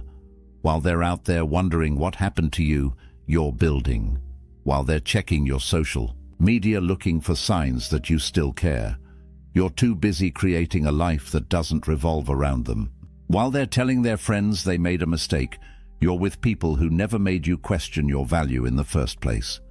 The evidence of your growth is something they'll see from a distance, not because you're trying to show them, but because transformation is impossible to hide. The way you carry yourself changes. The energy you give off shifts. The choices you make reflect a different set of values, and all of it screams one message: I moved on. I evolved. I became someone who doesn't chase people who left. Marcus Aurelius wrote, "The best revenge is not to be like that, not to become bitter, not to seek vengeance, not to hope they suffer, but to become so fundamentally different that their absence doesn't define you anymore. That's the real victory, not them coming back, not them regretting their choice, but you not needing either of those things to feel whole." And here's the final truth that changes everything. They didn't lose you. They lost access to your best self, the version of you that was loyal, caring, present, invested. That person doesn't exist for them anymore. Not because you're trying to punish them, but because you've moved that person to somewhere it's actually valued. The man you become through this process is someone who understands his worth, who sets boundaries and maintains them? Who can walk away from anything that doesn't serve his highest good? Who knows that silence is sometimes the most powerful thing you can say? That's the man who was forged in this fire, and that man is unstoppable. So let me ask you this, right now, in this moment, who are you going to choose to be? The person who caves at the first sign of attention from someone who didn't value you? Or the person who honors the journey you've been on by staying true to the path you're walking? The ancient Stoics believed that our character is built in moments of decision, not in the easy moments when everything is going our way, but in the hard moments when we're tempted to abandon our principles for temporary comfort. This is your moment. This is where you decide what kind of man you are. You're already ahead of 99% of people just by being here, by listening to this message, by considering these ideas. Most people never get to this level of self-awareness. They spend their entire lives reacting to circumstances instead of intentionally shaping who they become. But you're different. The fact that you've made it this far tells me everything I need to know about your potential. Here's what I want you to remember. Your silence isn't a punishment. It's a boundary. It's a statement that says, I value myself too much to accept less than I deserve. It's a commitment to your own growth that supersedes any temporary desire for connection. It's the space you're creating for something better to enter your life. Marcus Aurelius said, "You have power over your mind, not outside events. Realize this, and you will find strength. You can't control whether they come back. You can't control whether they regret losing you. You can't control what they think or feel or do, but you can control your response. You can control whether you maintain your silence. You can control whether you honor the work you've done. And that control, that self-mastery, that discipline to stay silent when everything in you wants to speak, that's where your power lives. Not in them coming back, not in karma teaching them a lesson, but in you becoming someone who doesn't need either of those things to feel at peace. This applies to so much more than just romantic relationships. This applies to friendships that don't serve you, jobs that don't value you, family members who take advantage of you, any situation where someone has shown you through their actions that you don't matter to them. Your response is the same. Silence, boundaries, walking away, and becoming so focused on your own growth that their absence becomes irrelevant. If this message changed your perspective, hit that like button. If you want more content about building unshakable self-respect and living according to Stoic principles, subscribe to this channel and drop a comment below. What's one relationship or situation you're walking away from? What's the boundary you're setting that's going to change your life? I read every comment and I want to hear your story. Remember, they will regret losing you. But by the time they do, you'll have become someone who doesn't need their regret to feel whole. That's the ultimate victory. That's the power of silence. That's what it means to let karma speak. Stay strong, stay silent, and most importantly, stay committed to becoming the best version of yourself. Because that's what this was always about. There's a moment when a woman realizes she'll never forget you. Not because of your looks, your money, or your smooth words, but because of something far more powerful, something that reaches past her defenses and plants itself in her mind like an ancient oak tree, growing stronger with each passing day. Most men will never experience this moment. They'll remain footnotes in her story, blurred faces in old photos, names she struggles to remember. But there exists a rare breed of man who understands something the masses don't. Something Marcus Aurelius knew when he ruled Rome. Something Seneca whispered to his students in the dead of night. These men don't chase. They don't beg. They don't perform. Yet women can't stop thinking about them. Years later, decades later, their presence still echoes.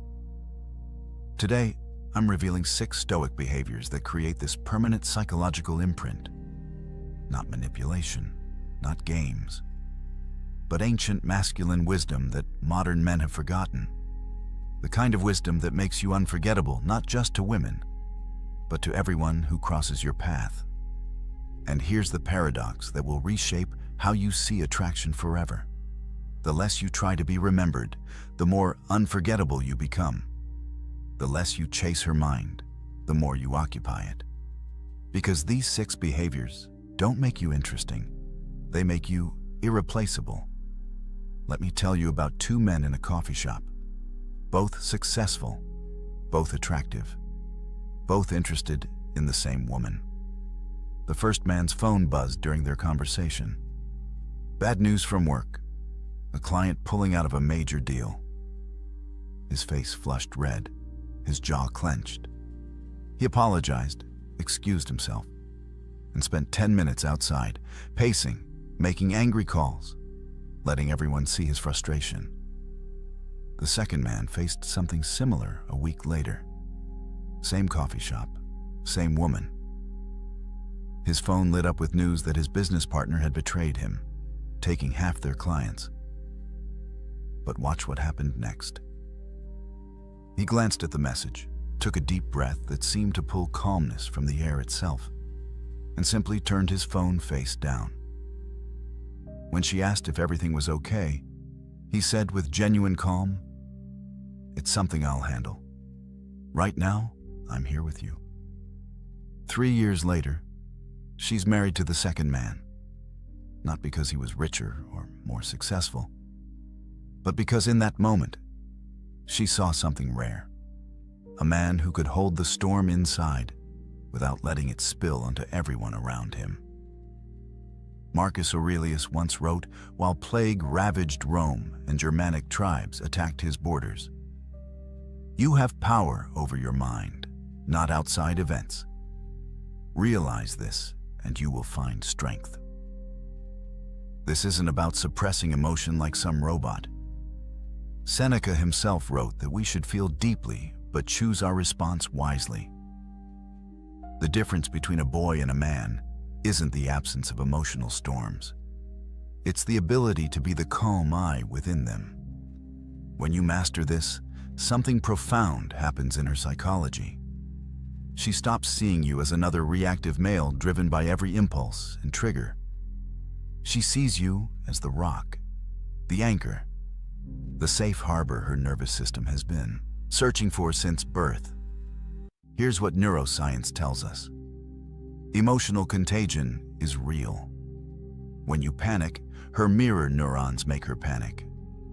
When you rage, her body floods with stress hormones. But when you remain centered while chaos swirls, her entire being recognizes something primal: safety. Not the fake bravado of a man pretending nothing affects him, but the genuine groundedness of someone who feels the earthquake, but doesn't become it. I know an executive whose business partner didn't just betray him, but seduced his wife. Most men would have exploded, sought revenge, made scenes. But he did something that shocked everyone. He sat alone for 3 days, processing the pain without unleashing it on others. When he finally spoke, his words carried weight, not heat. He handled the divorce and the business dissolution with such dignified composure that his ex-wife later said, "His response to my betrayal made me realize what I'd lost." She thinks about him still, not with guilt, but with a respect that borders on awe, because she witnessed something most never see: a man who could be wounded without becoming weak, hurt without becoming hostile. This is the first unforgettable trait. Not the absence of emotional storms, but mastery over them. Now let me tell you about an experiment that will change how you see every interaction.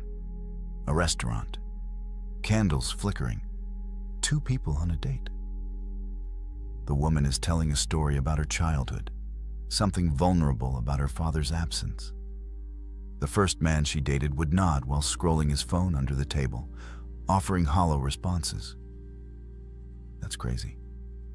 Wow, really? His body was there, but his presence was scattered across emails, texts, sports scores. The second man did something different. He turned his phone completely off. Not silent. Off.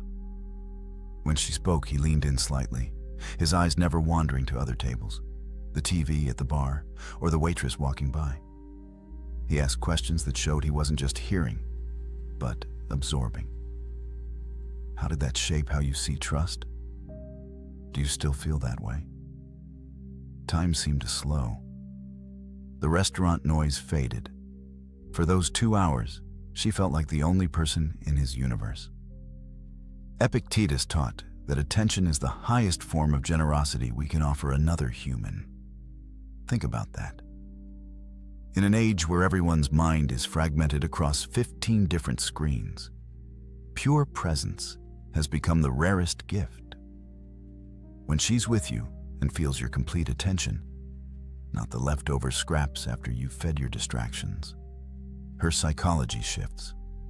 The female brain, wired for emotional and social connection, recognizes something extraordinary. You're not trying to be somewhere else. You're not performing presence while mentally rehearsing your next meeting. You're actually there, fully, completely. This creates what psychologists call limbic resonance. Two nervous systems syncing, creating a bubble of connection that she'll remember long after you're gone. Because here's what most men don't understand. Women don't remember what you said. They remember how present you were when you said it. Presence beats presence every single time. Watch what happens when you master this. She starts opening up in ways that surprise even her, sharing things she's never told anyone. Not because you're prying or pushing, but because your presence creates a safe container for her truth. She'll lie in bed months later, thinking about that conversation, wondering why she felt so seen, so held, so understood. It wasn't magic. It was presence. The kind of undivided attention that's become extinct in modern dating. The gravitational pull that makes her feel like she's the sun in your solar system, if only for that moment. And that moment becomes eternal in her memory. There's a test women use that most men don't even know they're taking. She'll push against your boundaries, question your decisions, challenge your standards, not because she wants you to break, but because she needs to know if you will. The man who bends to every emotional wind, who reshapes himself to avoid conflict, who has no line he won't cross to keep her happy, this man becomes forgettable before the relationship even ends. But let me tell you about Marcus, not the emperor, but a tech founder I know. He was dating a woman who wanted him to fire his female assistant. No real reason, just insecurity. Most men would have caved, choosing peace over principle. Marcus did something different. He looked her in the eye with complete calm and said, "I don't abandon people who've been loyal to me based on someone else's insecurity. That's not who I am." She left him, but here's the twist. 2 years later, she called him crying, saying leaving him was the biggest mistake of her life. Why? Because every man after him folded like paper at her slightest displeasure. Seneca wrote about being like a rock in the ocean. Waves crash against it, storms batter it, but it remains unmoved, not from stubbornness, but from knowing what it is. This is what women actually test for. Not your willingness to fight, but your unwillingness to compromise your core. When you have values that don't shift based on her moods, something profound happens in her psychology. The testing decreases, the respect increases, and most importantly, she feels safe. Not the safety of weakness that says yes to everything, but the safety of strength that can say no with love. The biological truth no one wants to admit is that attraction isn't built on agreement. It's built on polarity. When you become whatever she wants moment to moment, you cease to be a distinct entity. You become an extension of her, and nobody is attracted to themselves. Your values, your unshakable principles, your lines in the sand, these create the masculine frame she can dance within. I watched a man walk away from $10 million because the deal required him to betray a partner who trusted him. His girlfriend watched him make this choice. She saw him choose integrity over wealth, character over comfort. 5 years later, married with children, she still tells that story. Not about the money he lost, but about the man he proved himself to be. That moment of principled decision became the foundation of her permanent respect. This is what modern men miss. They think being understanding means having no standards. They think love means infinite flexibility. But watch what happens when you stand firm in your values while remaining kind in your delivery. She might resist in the moment, but she'll respect you forever. Create your code. Not rules for her, but standards for yourself. Lines you won't cross regardless of who's asking or what's offered. This isn't about being rigid or unreasonable. It's about being a man whose word means something, whose principles aren't negotiable, whose character doesn't fluctuate with circumstances. When she knows who you are at your core, when she can predict your response to moral challenges, when she sees you choose difficulty over dishonor, you become unforgettable. Because in a world of shapeshifters and people-pleasers, the man who knows himself and stands by it becomes a landmark in her life. A reference point she'll measure every other man against. Here's the moment that changes everything. She's telling you about her father's death, or her struggle with anxiety, or the promotion she didn't get. Tears well in her eyes. Most men do one of two things. They either shut down, becoming stone-faced statues of discomfort, or they scramble to fix, offering solutions to problems that don't need solving. But the unforgettable man does something different. He lets her see that her pain affects him, not in a weak, codependent way where he falls apart, but in a human way that says, "Your hurt matters to me." His eyes might soften, his voice might catch slightly when he responds. He shares his own moment of loss, not to compete, but to connect. Marcus Aurelius, the philosopher-emperor who could have claimed divine status, wrote openly about weeping when his mentor died. "I gave way to tears," he wrote, "for he was a man worthy of them." The strongest man in the world admitted to crying. Yet somehow modern men think feeling makes them weak. But here's the psychological truth that changes everything. When she sees your humanity, not your performance of invulnerability, bonding hormones flood her brain. Oxytocin, vasopressin, the same chemicals that bond mothers to children and create lifetime partnerships. But this must be strategic vulnerability, not emotional dumping.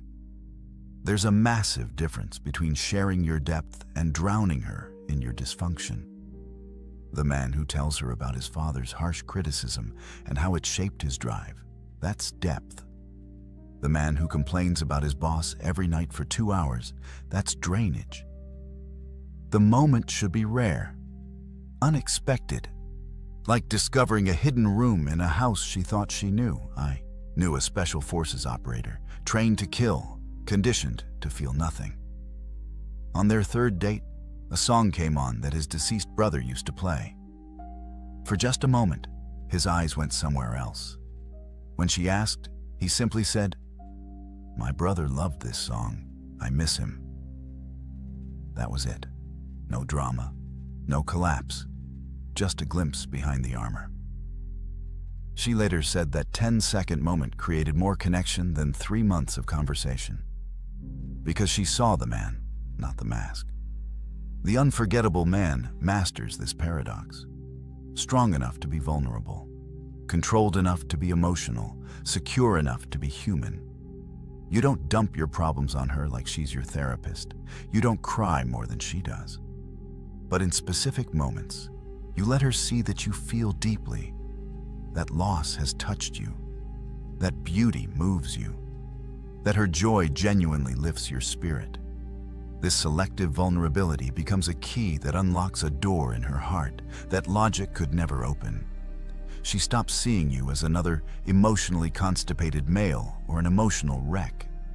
She sees you as whole, complete, a man who has integrated his shadows instead of hiding or being consumed by them. Watch what happens to a man without a mission. He makes her his mission. Every text becomes urgent. Every moment apart feels like abandonment. He orbits her like a lost satellite, and she feels the weight of being his only source of meaning. This man becomes forgettable the moment she realizes she's dating a boy, looking for a mother, not a man looking for a partner. But the man with purpose moves differently through the world. He loves deeply but doesn't need desperately. He wants her but doesn't require her for his existence to make sense. Epictetus said it best. First, say to yourself what you would be, then do what you have to do. This is the magnetic pull of direction.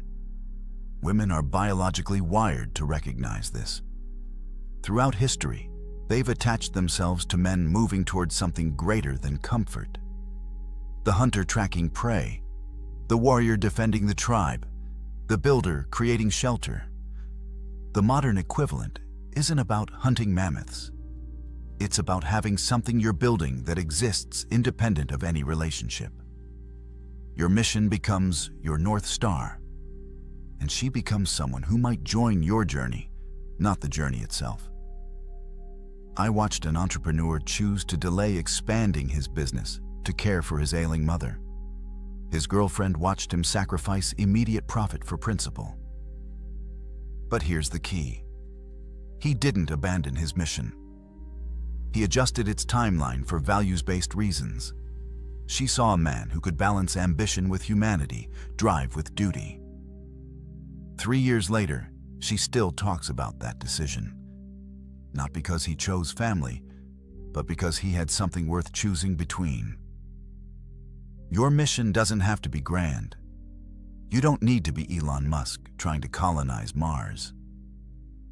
But you need something you're moving toward that would exist, whether she's there or not. A business you're building, a skill you're mastering, a cause you're serving, a legacy you're creating. When she sees you have direction independent of her presence, her role clarifies. She's not responsible for your happiness. She's not the source of your purpose. She's someone who might enhance your journey and you hers. This creates the kind of healthy polarity that keeps attraction alive for decades. She can be feminine because you're handling the masculine burden of direction. She can flow because you're providing structure. She can trust your leadership because you're actually going somewhere worth following. Build your personal philosophy. Not what sounds good, but what you actually believe, what you stand for, what you're creating, what legacy you want to leave. When she asks about your dreams, and you speak with the fire of genuine purpose, not rehearsed ambitions but real direction, she feels something ancient stir. The recognition of a man worth following, worth supporting, worth remembering long after paths diverge. The waiter brings the wrong order. She watches, not the waiter, but you. Your response in this 10-second window reveals more about your character than 10 hours of conversation. The forgettable man either explodes with entitled anger or dismisses the waiter like furniture. The unforgettable man does something unexpected. He treats the mistake with grace, maybe even humor, speaking to the waiter like an equal, not a servant. This isn't weakness. This is strength so secure it doesn't need to dominate those it could. Seneca wrote, "Every new thing excites the mind, but a mind in its right state should be ready for anything."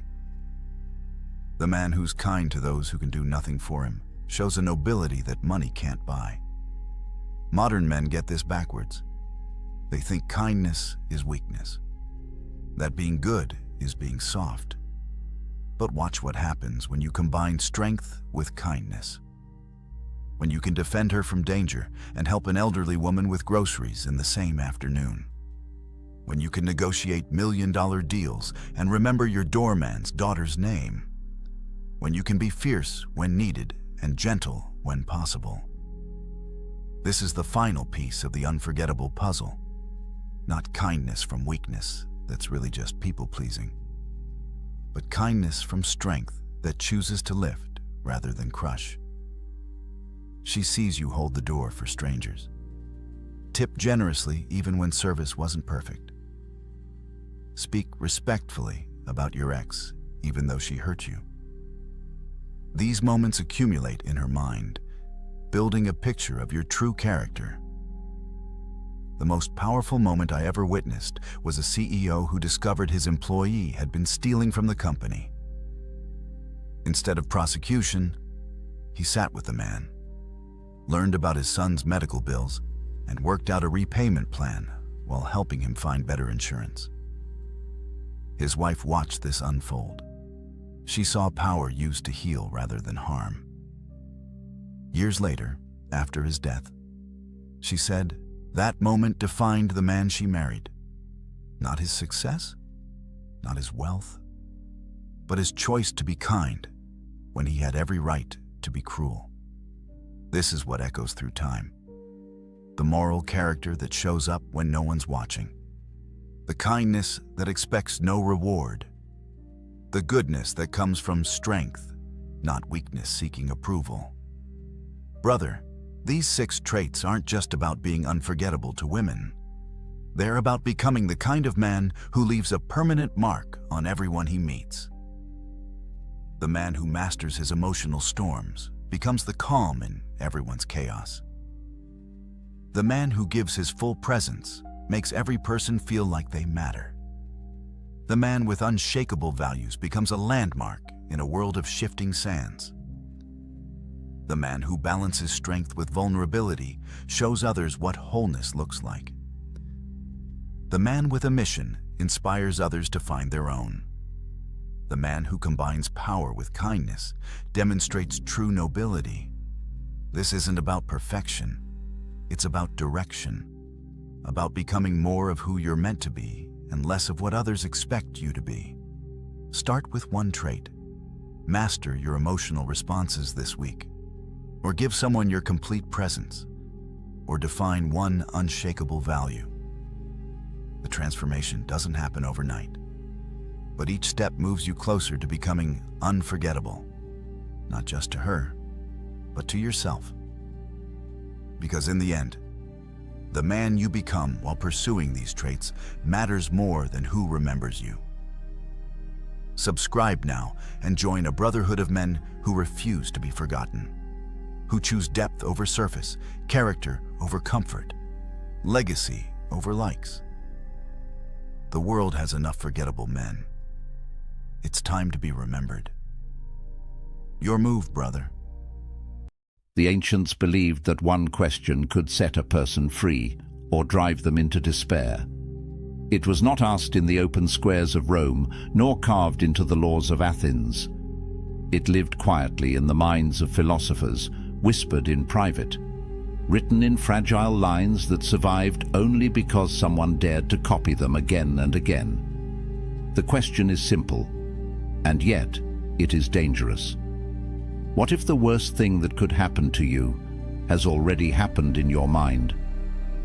To the Stoics, this was no game. They believed that fear feeds on surprise, that pain grows sharper when it catches us unprepared. So they trained themselves to walk willingly into imagined ruin, to see their fortunes lost, their loved ones gone, their own lives ended, not because they were morbid, but because they believed freedom begins where fear ends. Consider the Emperor Marcus Aurelius. He ruled the greatest empire of his age, commanded vast armies, and held the power of life and death. Yet at night, by candlelight, he wrote words not of conquest, but of surrender. You may leave this life at any moment. Let that determine what you do, say, and think. Why would the most powerful man alive remind himself of his own fragility? Because he knew that power means nothing if the soul is ruled by terror. Think also of Epictetus, born into slavery, his body broken, his freedom denied. He had nothing, and yet he claimed to be freer than his masters. His secret was not wealth or status, but the practice of imagining loss until it no longer frightened him. He learned that when you accept the worst in thought, you cannot be enslaved by it in reality. This thought experiment, called premeditatio malorum, the premeditation of evils, was their weapon. It stripped misfortune of its surprise. It turned tragedy into training, but it was also dangerous. Used wrongly, it could lead to cold detachment or reckless despair. Used rightly, it gave men the courage to face storms that would break others. Tonight, we enter that world. We walk alongside emperors and exiles, soldiers and slaves. We step into the experiment that promised unshakable calm, if one dared to face it. Stay with this journey, for once you see as they saw, you may never look at your own life the same way again. As the candle burns low and the night begins to fade, we return to the question that haunted the Stoics. What if every disaster that could befall you has already happened in your mind?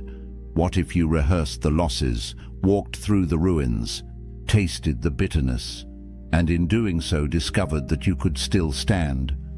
The experiment is not meant to darken your life. It is meant to free it, to look at death so that you may live, to imagine loss so that you may love, to accept fate so that you may act with courage while you still have time. Think of Marcus Aurelius, the emperor who ruled with armies at his command, and yet reminded himself each morning of mortality and betrayal. His greatness was not in conquest, but in calm, in refusing to be ruled by fear. Think of Epictetus, the slave who owned nothing, yet declared that nothing could enslave his mind. His power was not in possessions, but in freedom of spirit. Think of Seneca, rich and influential, yet sleeping on the floor to prove to himself that fortune could never own him. His wisdom was not in comfort, but in clarity. These men lived in an age of plagues, wars, and political chaos. We live in an age of noise, speed, and uncertainty. Their struggles were different in detail, but not in kind. Like them, we will lose. Like them, we will die. The only question is whether we will face these truths with trembling or with steadiness. The Stoic experiment offers a choice. You can avert your eyes from fear, pretending it is not there, and live in quiet dread. Or you can walk into it willingly, meet it in imagination, and rob it of its power. When you do, you discover the strange paradox the Stoics cherished.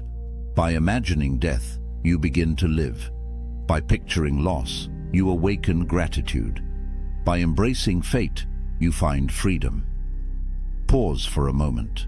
Picture the one thing you fear losing most. The job, the fortune, the health, the person. Picture it gone. Feel the hollow space it would leave. Now open your eyes to the truth. It is still here. For now, that is the miracle. That is the gift. And because it is fragile, it deserves your full attention. This is why the thought experiment matters. Not to numb you, but to awaken you. Not to make you indifferent, but to make you urgent. When you remember that life can be stripped away in a breath, every breath becomes precious. When you recall that time is slipping past, every moment becomes an opportunity.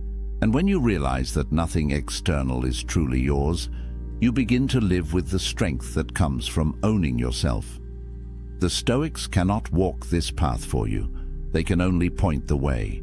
Marcus, Epictetus, Seneca, they left fragments, reminders, hints.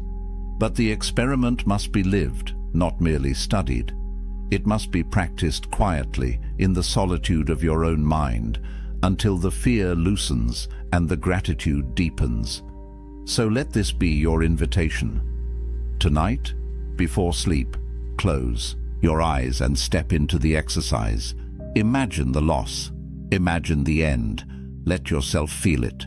And then awaken tomorrow with new eyes, seeing what remains not as ordinary, but as extraordinary. This is the gift the Stoics preserved, the ability to live unafraid, to love more deeply, to meet fate with an open heart. And so I leave you with one question, the same question that echoes across centuries, whispered in marble halls and desert cells, whispered now into your ear. If tomorrow stripped away everything you take for granted, what part of you would remain unbroken? Carry that question, let it shape you, and if these ancient voices have spoken to you tonight, do not let them fade into silence. Join this journey further. There are more lessons, more experiments, more truths buried in time that can sharpen the way you live now. Subscribe, stay with this channel, and together we will walk deeper into the wisdom of those who faced storms and discovered peace. For their stories are not finished until we live them, and your life is not finished until you dare to begin living it fully. In the language of the ancients, it was called premeditatio malorum, the premeditation of evils. The phrase sounds grim, even unsettling, yet to the Stoics, it was a practice of liberation, not despair. At its heart, the exercise was deceptively simple. Imagine the misfortunes that might strike you tomorrow and face them before they arrive. Not only the small inconveniences, a delay, an insult, a coin lost, but the great disasters as well. The death of a friend, the loss of your wealth, the collapse of your health, the end of your own life. Why would anyone do this? Why deliberately walk through horrors in the safety of your own mind? To the modern ear, it seems backwards. We are told to visualize success, to think positively, to build castles in our imagination. But the Stoics believed the opposite strategy brought greater strength. They argued that if you can stand calmly in the ruins of your own imagined life, then reality can never truly defeat you. Seneca, the Roman statesman and philosopher, put it plainly: he robs present ills of their power who has perceived their coming beforehand. When we rehearse misfortune, its arrival no longer shocks us. Pain may still visit, but its sharpest weapon, surprise, has been blunted. To understand this better, picture an archer at practice.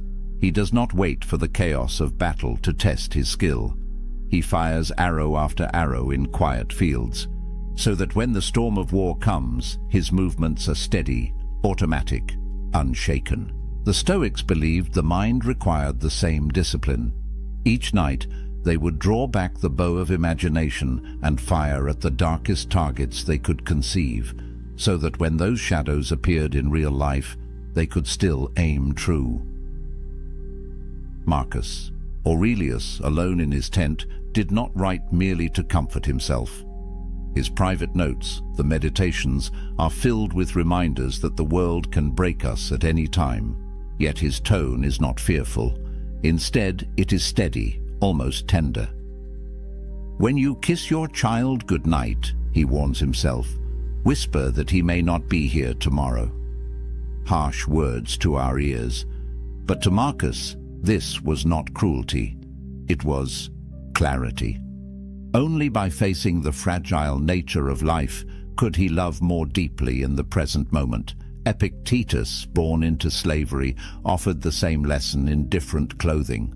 When you embrace your wife or child, he said, Say to yourself, one day they will die. Not to make the heart cold, but to warm it.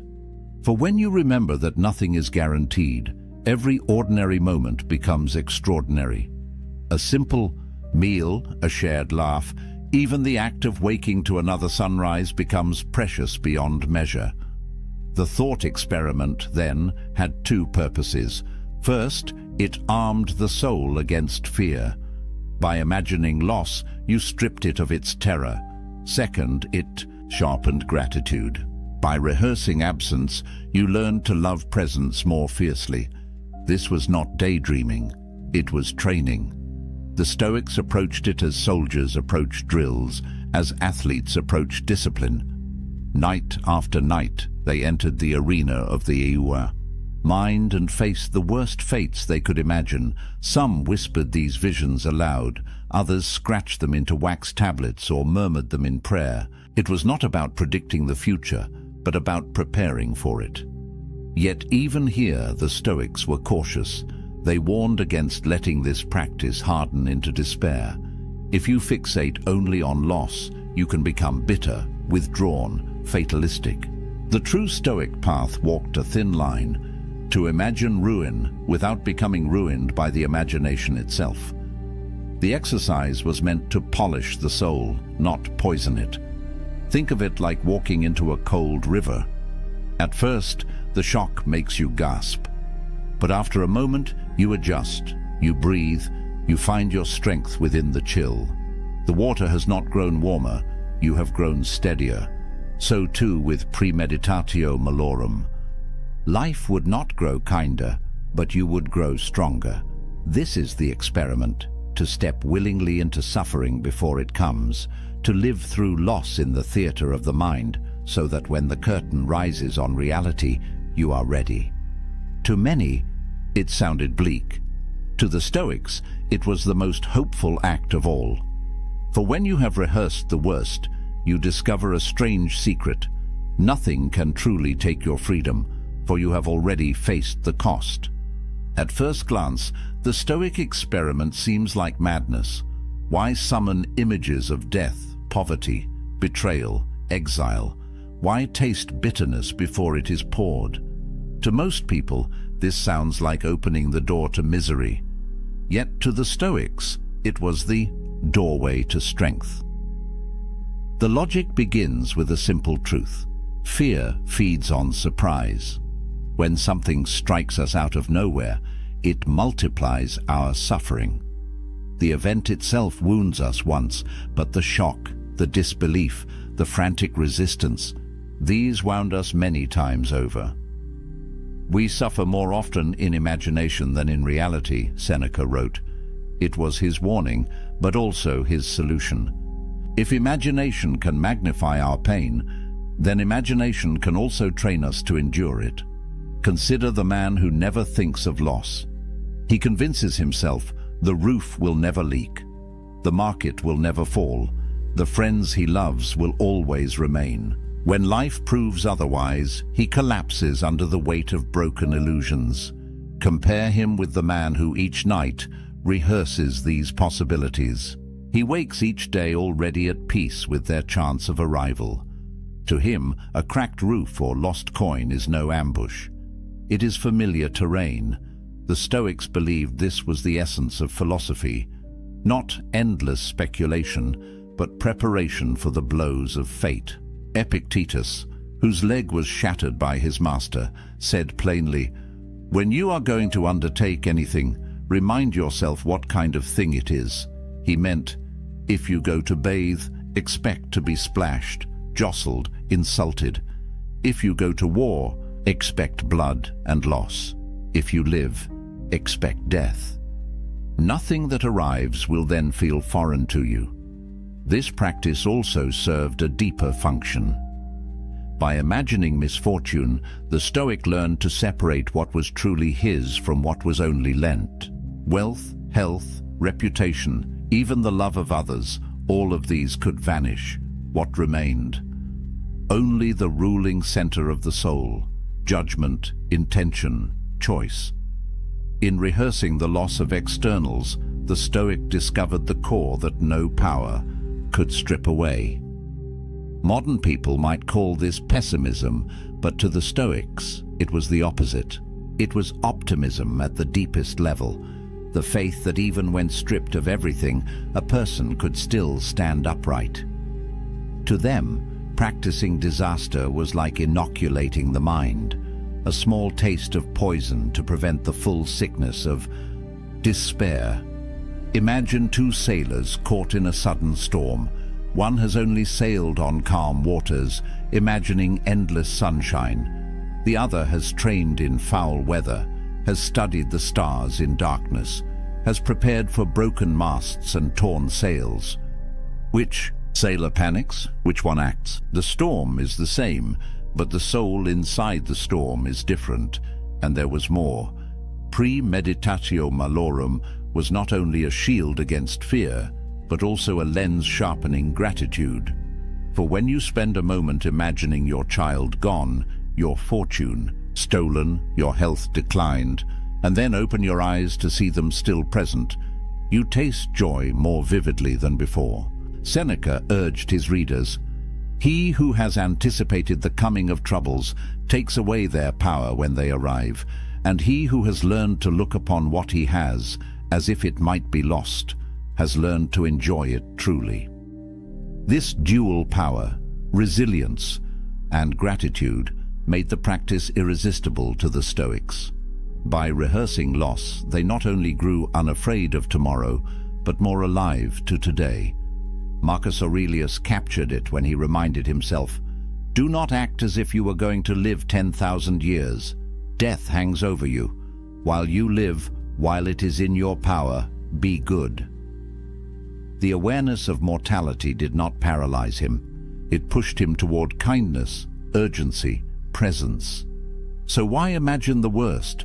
Because the worst will come sooner or later in some form.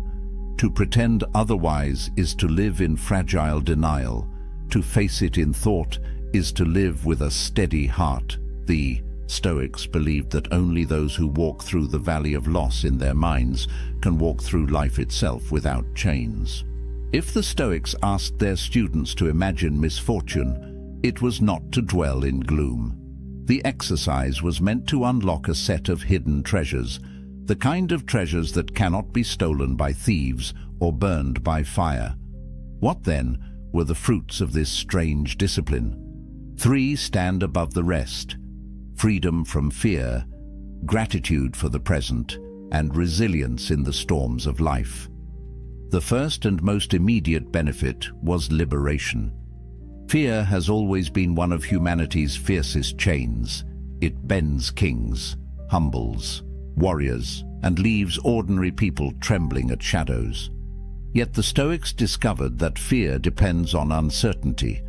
When we do not know what will come, our imagination torments us with endless possibilities. By rehearsing disaster, the Stoics removed the sting of surprise. They learned to say, "Yes, this too may happen, and if it does, I am prepared." Seneca observed that misfortune becomes lighter when anticipated. What is quite unlooked for is more crushing in its effect, and unexpectedness adds to the weight of a disaster. For him, the act of imagining stripped calamity of its mystery. And once the unknown was known, fear lost its teeth. Imagine waking each morning with the knowledge that no loss, no insult, no illness could shake the foundation of your soul. This is not cold indifference, it is strength. It is the quiet courage of someone who has already rehearsed the worst in the theater of the mind, and thus walks calmly through the world. The second treasure hidden in this exercise is gratitude. At first, this seems paradoxical. How could picturing death or poverty make life more joyful? Yet the Stoics believed the shadow of loss makes the light of presence burn brighter. Marcus Aurelius urged himself, "Think of yourself as dead. You have lived your life. Now take what's left and live it properly." By imagining that the day was already his last, he found renewed urgency to savor its moments. Epictetus taught his students to practice detachment, not to strip love away, but to make it purer. When you remind yourself that the friend you embrace or the child you tuck into bed may not be there tomorrow, you do not love them less. You love them more fiercely, knowing the hour is fragile. Seneca carried this practice into action. Once a month, he would strip away comfort deliberately, sleeping on the hard ground, eating coarse bread, wearing the simplest clothing. When asked why, he replied, "Is this the condition that I feared?" By practicing loss, he turned ordinary comfort into extraordinary pleasure. A warm meal, a soft bed, a friend's laughter, all glowed brighter when contrasted against their imagined absence. Gratitude, then, was not a luxury to the Stoics. It was a form of armor. A grateful man, they argued, is untouchable, for he sees every small gift as fortune and every misfortune as training. The final benefit of premeditatio malorum was resilience. Life will strike. That much the Stoics never denied. No amount of philosophy can erase pain, illness, or death. What philosophy can do is decide how we meet them. Epictetus said, "Circumstances don't make the man, they only reveal him to himself." A storm reveals whether a house is built on sand or stone. In the same way, a crisis reveals whether a soul has been prepared. By imagining hardships beforehand, Stoics built their inner foundation. When the blow finally landed, they did not crumble. Think of Marcus Aurelius, who ruled in a time of plague, war, and betrayal. He faced repeated disaster, yet his writings do not drip with despair. They show a man who had already met these enemies in thought, and thus could endure them in reality. His empire might crack, his health might fade, his friends might betray him, but his mind, trained by philosophy, remained firm. This resilience was not arrogance. The Stoics did not claim invincibility. They claimed preparedness. They taught that a blow is lighter when the soul has braced itself. And just as a soldier trains with heavy armor so that he is swift on the battlefield, so too does the philosopher train with imagined burdens so that he is light when real ones arrive. Yet the true brilliance of the practice lay in balance. Was not about endless brooding on death and ruin. That would be morbid and destructive. The goal was moderation. Enough rehearsal to soften the sting, enough reflection to deepen gratitude, but never so much that one drowned in despair. The Stoics believed philosophy was a medicine. Too little, and the illness of fear returns. Too much, and the medicine itself becomes poison. But the right measure, taken daily, transforms life. Thus, the Stoics found in this strange exercise a triad of power: freedom from fear, gratitude for the present, and resilience in crisis. They believed that any man or woman who practiced it would stand differently in the world, not as someone immune to loss, but as someone no longer enslaved by it. This was the reward of imagining the worst: not darkness, but light; not despair, but a soul sharpened into strength. Every powerful practice carries its shadow. The Stoics knew this well. A thought experiment capable of freeing the soul could also twist into something harmful if misunderstood. The same exercise that sharpened resilience could harden into coldness or slide into despair. This is why the Stoics insisted that premeditatio malorum, the rehearsal of misfortune, must be approached with wisdom and balance. The first danger is mistaking preparation for pessimism. Some people, hearing the Stoics speak of imagining death, ruin, or betrayal, believed the philosophers were advocating endless worry. To live in constant dread of loss is not Stoic strength, but weakness in disguise. Seneca warned against this confusion. He urged his students not to shackle themselves with anxiety masquerading as foresight. He who suffers before it is necessary suffers more than is necessary. If you imagine disasters without purpose, you bleed twice, once in fear and once in reality. Stoic practice is not about drowning in scenarios, but about tasting them briefly to build immunity. The second danger lies at the other extreme: nihilism. A careless student might hear the Stoics say, "All things are fleeting, wealth and health and life itself," and conclude, "Then nothing matters." This is the dark abyss the Stoics fought to avoid. Marcus Aurelius himself confronted this temptation. Surrounded by plague, betrayal, and endless war, he reminded himself daily that all things pass. Yet he added a crucial command: while you live, while it is in your power, be good. The awareness of mortality was not meant to drain meaning, but to intensify it. The thought of death should not make us reckless or indifferent, but rather kinder, wiser, and more deliberate. Another danger is the loss of warmth. Practicing detachment, some grew rigid, mistaking numbness for strength. Epictetus warned his followers not to become statues. "Remember that you are a man," he said, "and that what befalls a man is natural." To feel sorrow at loss or grief at death is not a failure of philosophy. It is the mark of being human. The Stoic exercise was never intended to erase emotion, but to keep emotion from becoming tyranny. Imagine a father who, rehearsing his child's death, convinces himself never to feel attachment. He tells himself, "This is Stoic wisdom." But when the child laughs or reaches for his hand, the father feels nothing. This is not strength, it is a distortion. True Stoicism teaches us to love more fiercely because we know the bond is fragile, not to withhold love in the hope of avoiding pain. Finally, there is the danger of false courage. A soldier might say, "Since death is nothing, I will rush headlong into danger," careless of consequence. But this too betrays the philosophy. Stoic training was meant to produce calm judgment, not reckless abandon. To imagine death is to prepare for it, not to seek it without reason. Courage, in the Stoic sense, is rational endurance of hardship, not blind pursuit of destruction. So, how did the Stoics guard against misuse? They set boundaries, practice premeditatio malorum, but do so with intent.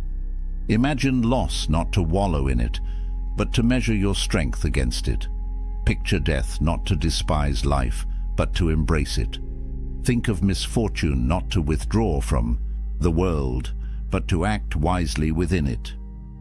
Seneca gave his students a rhythm, a few days each month spent in poverty, eating coarse food, wearing rough clothes. Not every day, lest life become joyless, but enough to remind the soul of its power. Marcus wrote nightly of death and impermanence, but by day he ruled with justice, fought wars with patience, and tried to act for the common good. Epictetus trained his mind against loss, but also urged compassion, laughter, and friendship. In other words, Stoic foresight was never meant to extinguish humanity. It was meant to free it. Misfortune rehearsed in thought should make us more grateful, not less. It should make us calmer, not colder. The Stoics knew the temptation to misuse their philosophy would always remain. It is easier to become numb than to remain balanced, easier to collapse into dread than to face hardship calmly. But the true Stoic way demands vigilance. The practice is a knife. In skilled hands, it carves strength. In careless hands, it wounds the one who wields it, and so they left us this warning. Do not let the experiment become your prison. Let it be your training ground. Walk through imagined ruin, not to despair of life, but to return to it with greater clarity, gratitude, and resolve. The Stoic exercise of rehearsing misfortune did not appear in isolation.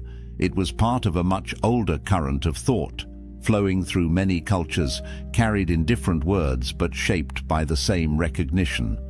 Life is fragile, uncertain, and brief. And only by facing this truth can we learn to live with strength. Long before the Stoics, the Greek philosopher Heraclitus declared, "All things flow." To him, the universe was not fixed but ever-changing, like a river in constant motion. He reminded his listeners, "You cannot step into the same river twice. The waters have moved on, and so have you."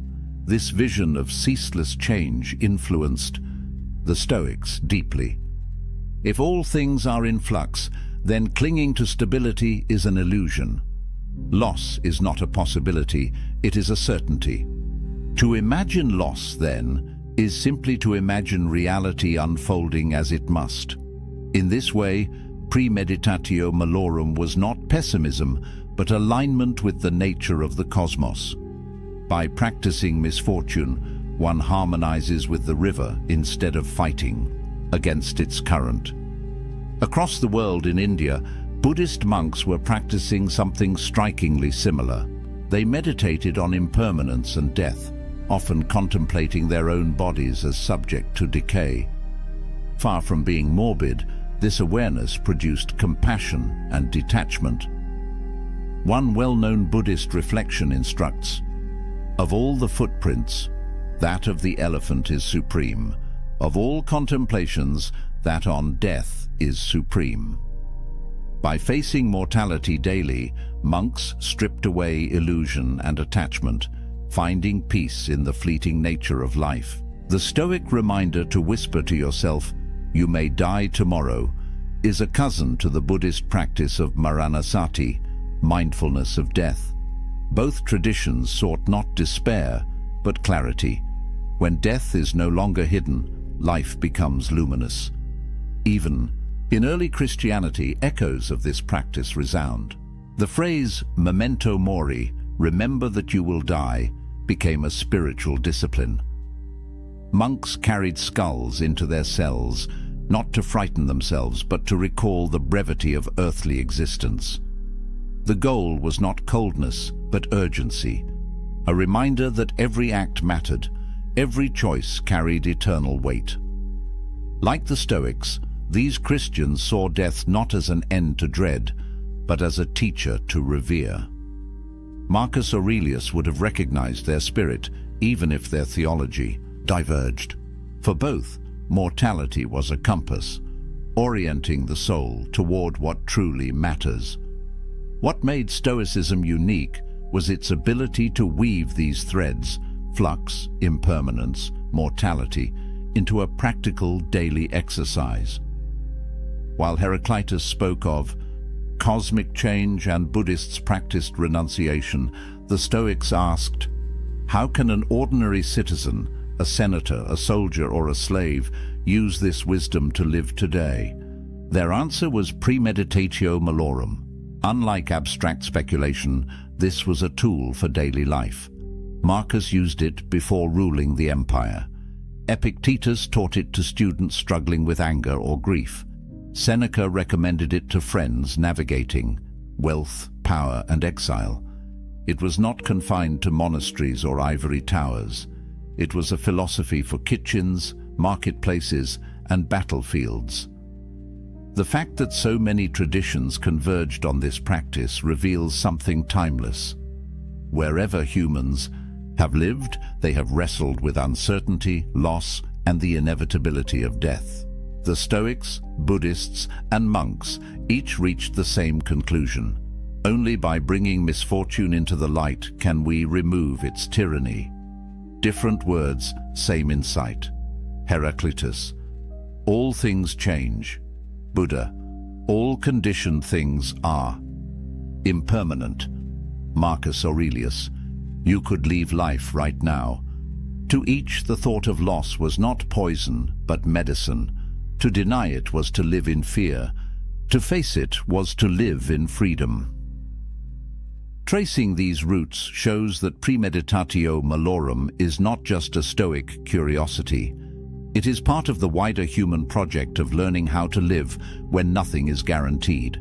It links us to the ancients across cultures, reminding us that our struggles are not new. The fears that haunt us today, losing our jobs, our health, our loved ones, are simply modern faces of the same ancient truth.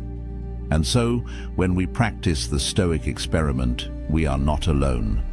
We stand in a long line of seekers, Greeks, watching rivers, Buddhists meditating on death, monks whispering memento mori.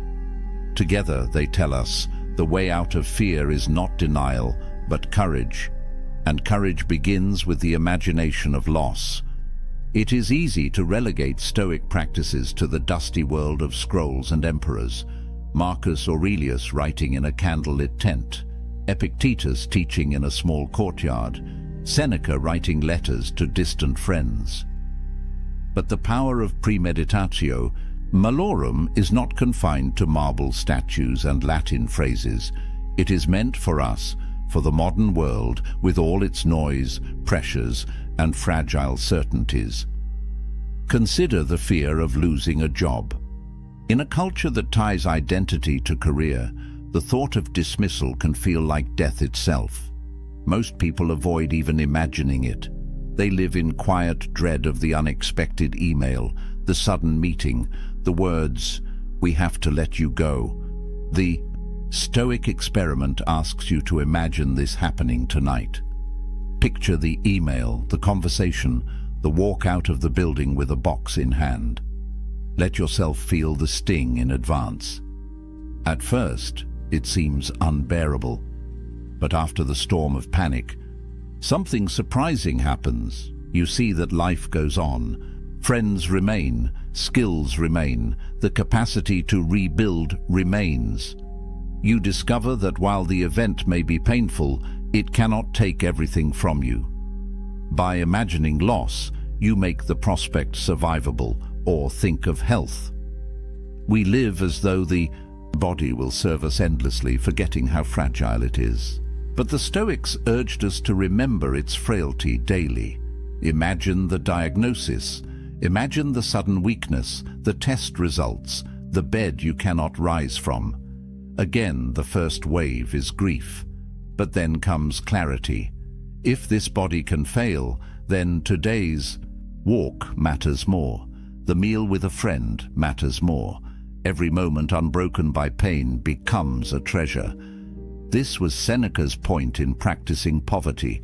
By imagining the worst, he discovered how much he could live without and how rich the ordinary actually was. For us, rehearsing frailty makes each day of strength a victory. The practice also reshapes how we love. Epictetus urged parents to remember that children, like all of us, are mortal. This was not meant to strip affection, but to deepen it. When we remind ourselves that those we love will not always be here, we hold them closer. A simple dinner together, a casual laugh, a brief embrace, all glow brighter when seen against the backdrop of impermanence. In modern terms, this means resisting the urge to take people for granted. Instead of rushing through conversations with friends or family, the Stoic experiment nudges us to pause, to see each encounter as fragile and precious. By imagining absence, presence becomes luminous. The Stoics often paired imagination with small acts of practice. Seneca slept on the floor to taste poverty. Marcus reminded himself that every insult, every inconvenience was part of human nature. We too can create small drills. Spend a weekend without technology to remind yourself how little is necessary. Walk instead of driving. Eat plain food instead of delicacies. Live for a moment as if stripped of luxury, or simply, at night, write down one thing you fear losing, then picture it gone. The next morning, when you find it still there, gratitude blossoms. Still, we must be careful not to misuse the exercise. The Stoics did not recommend endless brooding on catastrophe. The purpose is not to flood yourself with dread, but to inoculate yourself against it. Like a vaccine, a small dose strengthens, too much overwhelms. The rhythm of practice is key, a few moments of contemplation, then a return to action with renewed clarity. Our own age is not so different from the Roman world. They lived with plagues, so do we. They faced political instability, so do we. They feared betrayal, loss, decline, death.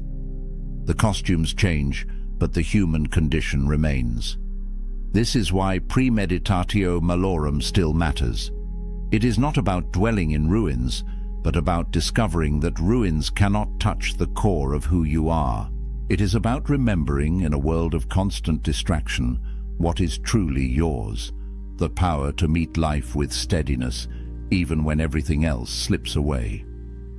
The greatest evidence of its power is how life looks after you practice it. The small annoyances, traffic, insults, delays, lose their bite. The larger fears, illness, financial strain, rejection, lose their grip. You still feel them, but they do not rule you. You carry within you a kind of invisible armor, forged not by denial, but by rehearsal. And in that space where fear once lived, something else enters, joy. Not shallow joy, dependent on luck or comfort, but deep joy born of clarity. The joy of realizing that today, in this fragile moment, you are alive, you are breathing, and nothing else is guaranteed. The Stoics did not stop at merely imagining misfortune. To them, endurance alone was not enough. A soldier can grit his teeth through pain. A prisoner can resign himself to chains. But philosophy sought something higher, not only to accept what fate delivered, but to love it. This deeper transformation was called amor fati, the love of fate.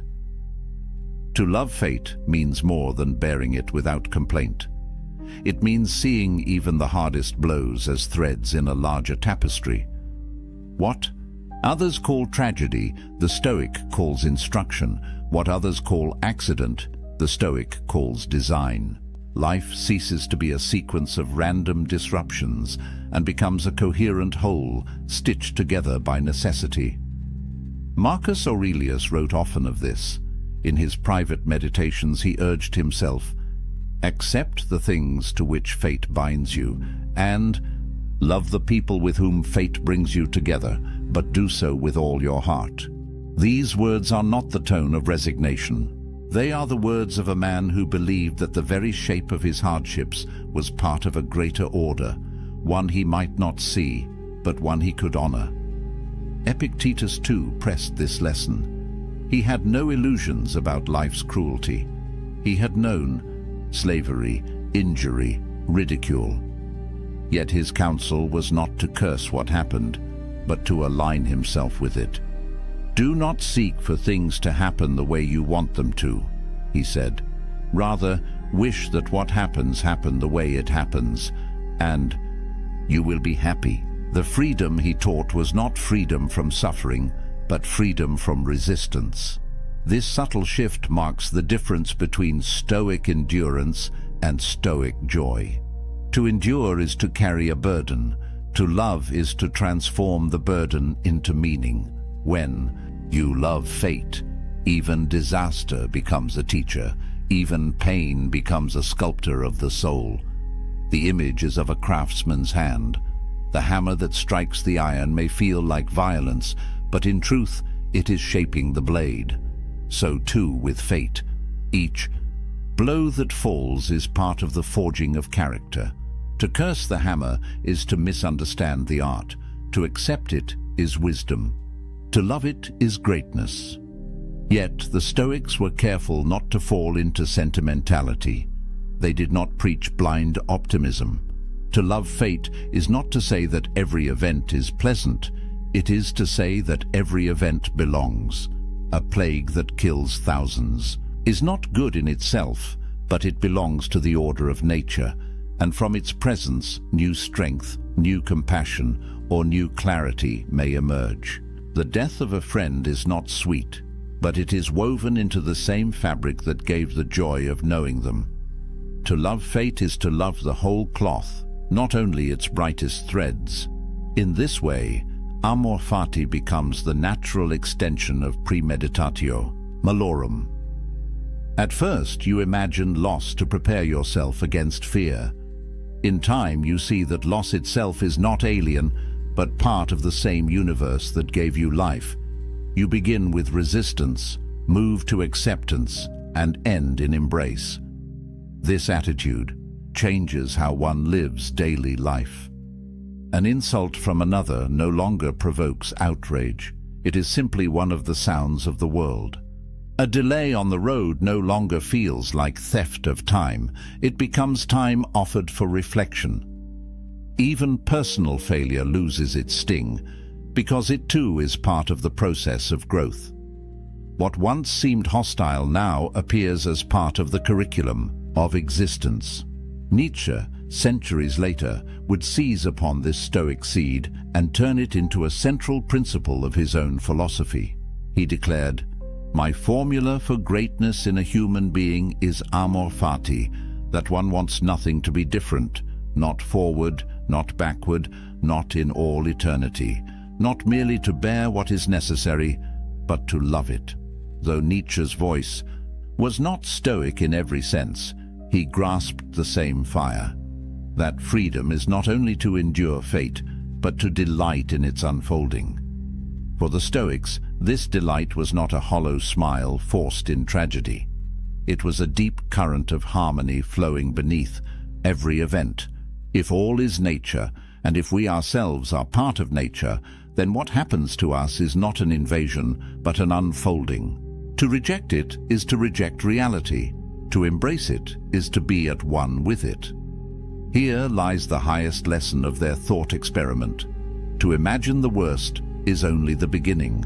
To accept it is the next step. But the final step, the hardest and most transformative, is to love it. For when you can love even misfortune, you are untouchable. No exile can banish you. No poverty can degrade you. No death can frighten you. You have become aligned with the order of all things. This is amor fati. To meet each day not as a threat, but as a gift, even when wrapped in pain. To see fate not as enemy, but as companion. To say to whatever comes, yes, this too I will love. Why does this ancient thought experiment still matter? Why should the words of men long buried beneath marble ruins concern us in a world of satellites, skyscrapers, and digital noise? It matters because the human condition has not changed. We still fear loss. We still recoil from death. We still tremble when the future is uncertain.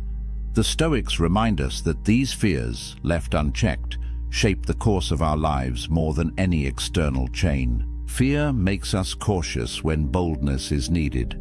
It silences us when truth must be spoken. It binds us to comforts that rot us slowly, because we cannot imagine life without them. To live in fear is to live half a life. And so the Stoics taught that to free oneself from fear is to recover one's humanity. Imagine what it means to walk into each day knowing that nothing can truly take away the essence of who you are. Jobs may vanish, reputations crumble, fortunes evaporate, but your mind, your choices, your capacity to meet events with dignity, these remain untouched. That knowledge is not abstract. It changes how one breathes, how one speaks, how one acts. It replaces panic with clarity and hesitation with calm resolve. This is why Marcus Aurelius, even as emperor, did not surround himself only with soldiers and senators. He surrounded himself with reminders. He whispered to himself each morning, "You will meet with arrogance, deceit, ingratitude, treachery." He rehearsed these encounters not to grow bitter, but to remain steady. He knew that expecting betrayal made him less vulnerable to its sting, and that remembering mortality gave urgency to his duties. In a life of unimaginable pressure, it was this practice that kept him human. It matters because in our own age, we too are emperors of small realms.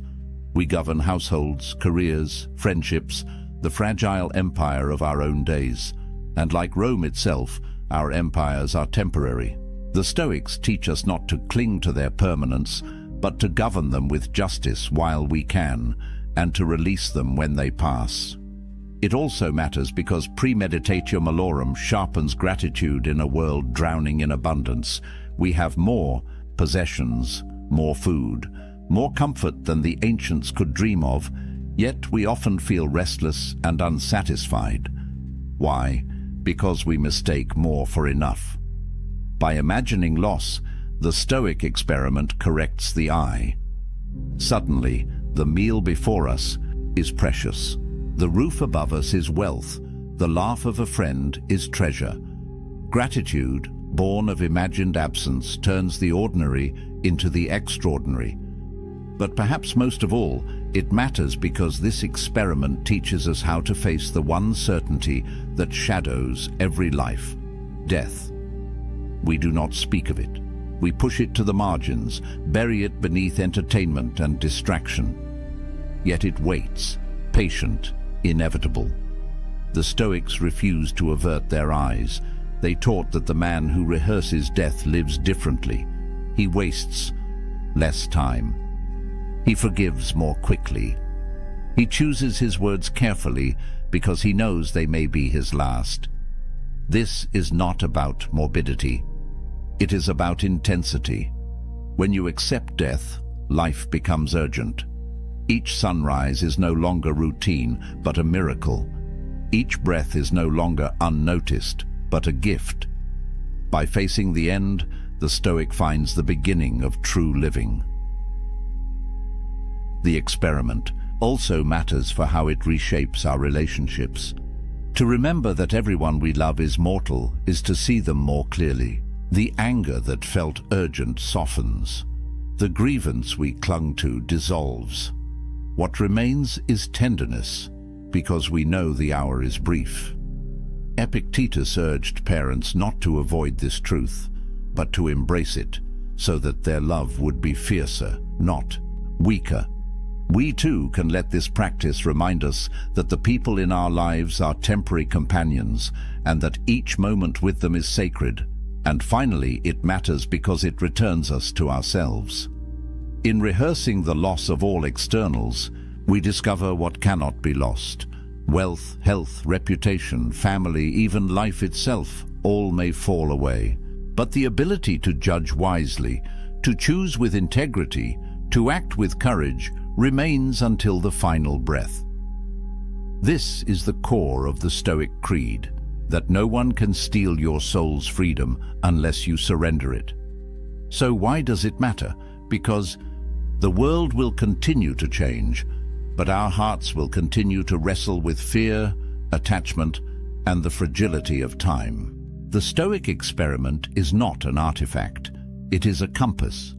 It points us back to what is essential: courage in the face of loss, gratitude in the presence of life, clarity in the shadow of death. And once you have walked through that experiment, once you have looked into the darkness and discovered that it does not own you, something fundamental shifts. You no longer cling so tightly. You no longer panic so quickly. You no longer waste so much time. You begin, perhaps for the first time, to live.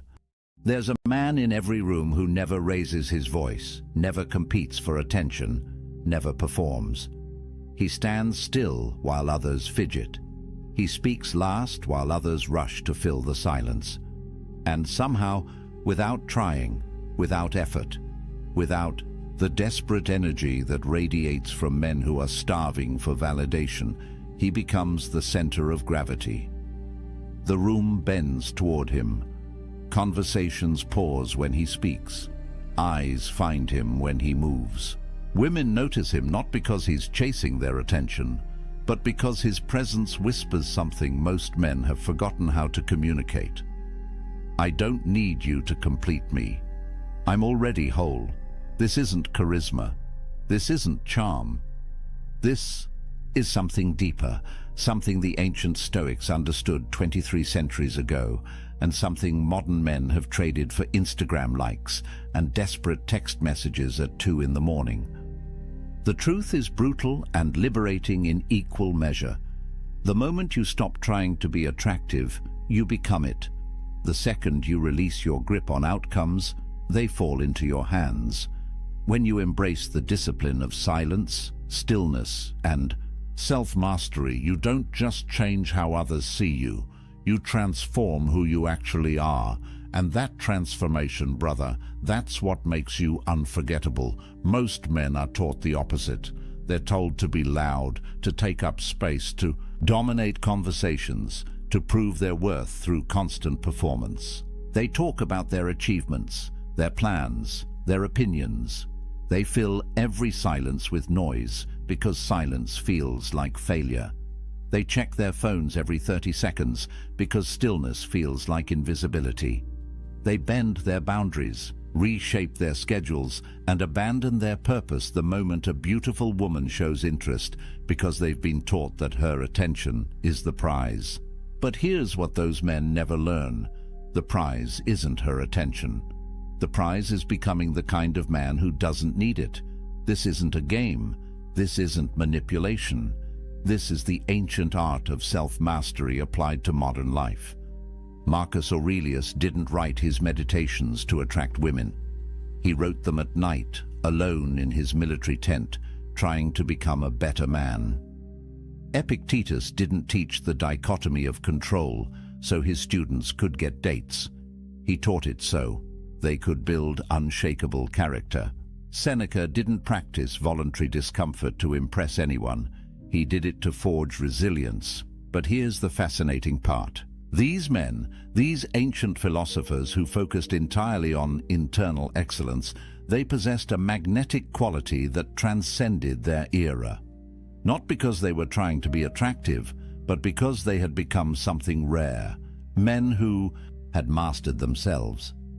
Let me show you how this works in practice. Let me walk you through 9 habits, 9 disciplines, 9 ways of being that separate men who chase from men who attract. These aren't tricks you perform, they're transformations you embody.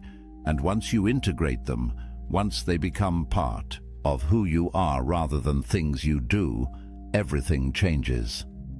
The first habit might surprise you because it goes against everything modern dating culture preaches. It's the discipline of strategic silence. Not the awkward silence of someone who doesn't know what to say. Not the cold silence of someone playing games. The intentional silence of someone who understands that words lose power when you waste them. Most men are terrified of pauses. They fill every gap in conversation with nervous chatter, with jokes, with stories designed to prove how interesting they are. They think silence is failure, that if they're not talking, they're losing. But silence is a weapon, and most men have no idea how to wield it. When you ask a woman a question and she answers, "What do you do?" most men immediately respond. They're already thinking about what they'll say before she finishes talking. They're performing, not listening. But a man who understands strategic silence does something different.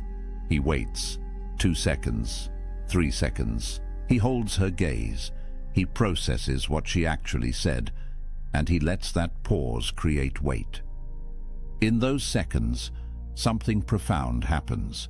Her mind begins to work. She wonders what you're thinking. She replays her words. She becomes aware of your attention in a way she never is when someone rushes to fill the space. That pause creates cognitive tension, and cognitive tension creates fascination. The neuroscience backs this up. When you create a pause, you're forcing her brain to complete a loop. Humans are pattern recognition machines. We need closure. An unanswered question, an unfilled silence, it gnaws at us. And the person who creates that tension, who can sit comfortably in that space, they become magnetic. Because silence signals something most men can't fake: self-sufficiency. A man who needs her validation can't tolerate silence. A man who's complete within himself can let it breathe. Epictetus taught that we have 2 ears and 1 mouth, so we can listen twice as much as we speak. This wasn't just about being polite. It was about power. The man who speaks less controls more, not through manipulation, but through presence. When your words are rare, they carry weight. When you're comfortable in silence, you communicate something that transcends language. I don't need to fill this space because I'm not afraid of it. And fear, brother, fear is the scent that kills attraction faster than anything else. But silence alone isn't enough. You can be quiet and still radiate anxiety through every muscle in your body. This brings us to the second discipline, the one that most men violate every single day without realizing it. Physical stillness. Watch men in any social situation. They're constantly moving, shifting their weight, adjusting their clothes, checking their phones, playing with their hair, fidgeting with their drinks. Their bodies are screaming a message their mouths never say. I'm nervous, I'm uncomfortable, I need something to do with this energy because I can't just be here. Now picture the opposite, a man standing with his weight evenly distributed, his hands at his sides or clasped in front of him, but not moving. His head still, his breathing deep and even. He's not rigid, not tense. He's relaxed, but contained. When he moves, it's deliberate. When he reaches for his drink, it's a complete action. One movement, no adjustments, no fidgets, no nervous energy leaking through his fingers. That man commands attention without saying a word. The psychology here is profound. We have mirror neurons in our brains. When we observe someone, our nervous system begins to sync with theirs. If you're anxious, she feels anxious. If you're fidgety, she feels unsettled. If you're calm, centered, still, she begins to feel that too. Your physical state becomes her emotional state. This is why women talk about feeling safe around certain men. It's not just about physical protection, it's about nervous system regulation. She can relax because you're relaxed. She can be still because you're still. Marcus Aurelius wrote that you have power over your mind, not outside events. Physical stillness is the practice of that principle. You're not reactive. You're not controlled by impulses. You don't need to move just because there's empty space. You don't need to check your phone just because 5 minutes have passed. You're present, grounded, here. And that presence, that groundedness, it's magnetic in a world where everyone is scattered. This is where most men start to understand that attraction isn't about doing more. It's about being more intentional with everything you do, which leads us directly into the third discipline, one that modern social media has nearly destroyed: the practice of strategic mystery. In an age where people broadcast their entire lives, where every thought becomes a tweet and every meal becomes a photo, where vulnerability has been weaponized into a performance, the man who guards his inner world becomes fascinating by default. Mystery isn't about being secretive for the sake of games. It's about understanding that not everything needs to be shared. Not every thought needs to be vocalized. Not every experience needs to be explained. When you meet someone new and they ask about your life, most men unload their entire story in the first conversation. Where they're from, what they do, their past relationships, their future plans, their insecurities, their dreams. They think vulnerability creates connection. And it can, but only when it's earned. When you share everything immediately, you're not being authentic. You're seeking validation through disclosure. A man who practices strategic mystery answers questions, but he leaves room for imagination. She asks what you do. You tell her, but you don't give her your resume. She asks about your past. You acknowledge it without turning the conversation into therapy. She asks about your plans. You share enough to intrigue without revealing the full map. This isn't deception. This is discretion. It's understanding that the human mind is drawn to what it doesn't fully understand and repelled by what's been completely explained. There's a psychological principle called the Zeigarnik effect. It describes how our brains remember incomplete tasks better than completed ones. An open loop stays active in our minds. We keep thinking about it, turning it over, trying to close it. When you practice strategic mystery, you create open loops. She knows some things about you, but not everything. Her mind keeps working even when you're not there.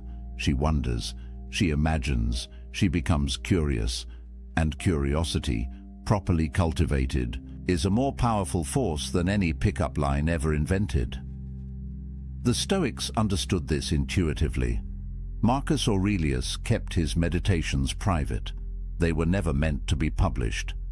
Epictetus taught his students but didn't seek fame. Seneca was a public figure but guarded his inner life fiercely. They knew that dignity requires discretion, that power is diminished when everything is exposed. Your thoughts, your struggles, your journey, these are sacred. Share them selectively with people who've earned access. Everyone else gets the version of you that's polite, present, but protected. But mystery without boundaries is just smoke. This is where the fourth discipline becomes critical: the practice of maintaining unwavering boundaries. This is where most men fail spectacularly. They meet a woman they're attracted to, and suddenly every boundary they claim to have dissolves. She texts at midnight? They respond immediately, abandoning their sleep schedule.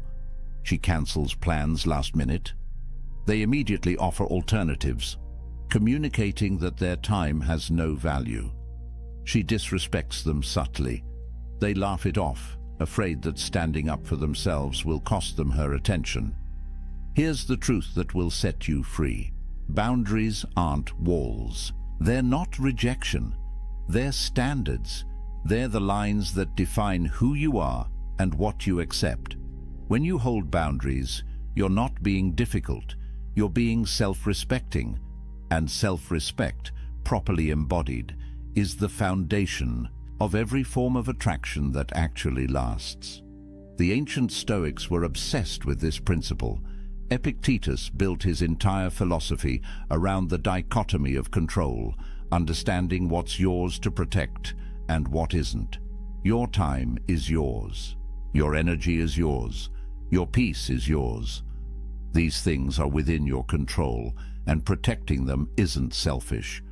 It's essential. When you maintain boundaries, something shifts in how others perceive you. The scarcity principle kicks in. What's easily obtained is undervalued. What requires effort to access is treasured. When your time isn't available at any moment, it becomes valuable. When your attention isn't given freely to anyone who demands it, it becomes a gift. This isn't manipulation. This is natural human psychology. We respect what respects itself. Practically, this looks like simple but powerful actions. She texts you at midnight. You're asleep. You respond when you wake up naturally, not when your phone buzzes. She cancels plans with short notice. You acknowledge it, but you don't immediately rearrange your life to accommodate her. You had plans. You keep them. She tests your frame with a comment designed to make you defensive. You don't react. You stay centered. Your boundaries aren't negotiable, but they're also not aggressive. They're just there, quietly communicating, I value myself and I expect you to value me too. This discipline flows directly into the fifth habit, the one that underlies all the others: outcome independence. This is the core Stoic principle applied to modern attraction, and it's the one that most men find impossible to embody because it requires you to genuinely not need the result, not pretend, not fake it, actually release your attachment to whether she likes you, whether she texts back, whether this interaction leads anywhere. You engage fully, you're present completely, but you're not invested in controlling the outcome. The paradox is brutal and beautiful. The less you need it to happen, the more likely it happens. The more you release your grip, the more naturally things flow to you. But you can't fake this. You can't perform outcome independence. She'll smell the neediness underneath whatever game you're playing. Outcome independence has to be real, which means you have to genuinely be fulfilled without her. Your life has to actually be complete. Your purpose has to actually sustain you. Your identity has to actually be stable. Otherwise, every interaction becomes a test of your worth, and tests create anxiety, and anxiety creates the desperate energy that repels everyone around you. Marcus Aurelius spent his life practicing detachment from outcomes. He wrote about accepting what happens with equanimity, about understanding that you control your actions but not their results. This wasn't pessimism, it was freedom. When you stop trying to control outcomes, you stop being paralyzed by fear of failure. You act clearly, you speak honestly, you engage fully because you're not burdened by the weight of needing it to work out a specific way. Here's how this looks in practice. Before you talk to her, you remind yourself, I'm complete either way. During the conversation, you notice if you're performing for approval or genuinely connecting. After the interaction, you don't refresh your phone every 30 seconds waiting for her response. You go back to your life, your mission, your purpose, because those things matter whether she texts back or not. This isn't apathy. You still care. You still prefer positive outcomes, but you're not defined by them, and that freedom transforms how you show up. Which brings us to the sixth discipline, the one that separates you from 99% of modern men who have forgotten how to do this. Radical presence. Being fully, completely, undividedly here. No phone, no distractions, no mental rehearsal of what you'll say next. Just attention, pure and concentrated, on this moment and this person. In a world where everyone is perpetually elsewhere, mentally scrolling through their feeds even while sitting across from you, the person who can actually be present becomes intoxicating. The Stoics called this memento mori. Remember, you will die. Not as morbid obsession, but as radical wake-up call. This moment is all you have. This conversation is happening now and will never happen again. Marcus Aurelius wrote that the whole of time present is just a pinpoint in eternity. This second, right now, is your entire life. Everything else is memory or imagination. When you truly grasp this, presence becomes natural. You stop living in your head and drop into reality. What does this look like practically? Your phone is not just face down on the table, it's away, completely. When she speaks, your body turns toward her. Your eyes hold hers, not darting around. The room. You notice not just her words, but her energy, her emotions, the small shifts in her voice that reveal what she means beneath what she's saying. You respond to her actual communication, not the surface level. This level of attention is so rare that when someone receives it, they feel seen in a way that's almost shocking. The psychological power here is profound. When you're fully present, you create what researchers call interactional synchrony. Your nervous systems begin to harmonize. Time seems to slow down. The conversation flows. She feels safe enough to reveal her real self, not the performed version she shows most people. And when someone feels that level of safety and being seen, they don't forget you. They can't. Because you gave them something almost no one else offers anymore, your complete, undivided presence. But presence without stability collapses under pressure. This is where the seventh discipline becomes essential. Emotional stability, not emotional suppression, not pretending you don't feel things. The capacity to feel deeply while responding wisely. Most men fail this test spectacularly. She gets upset, they panic.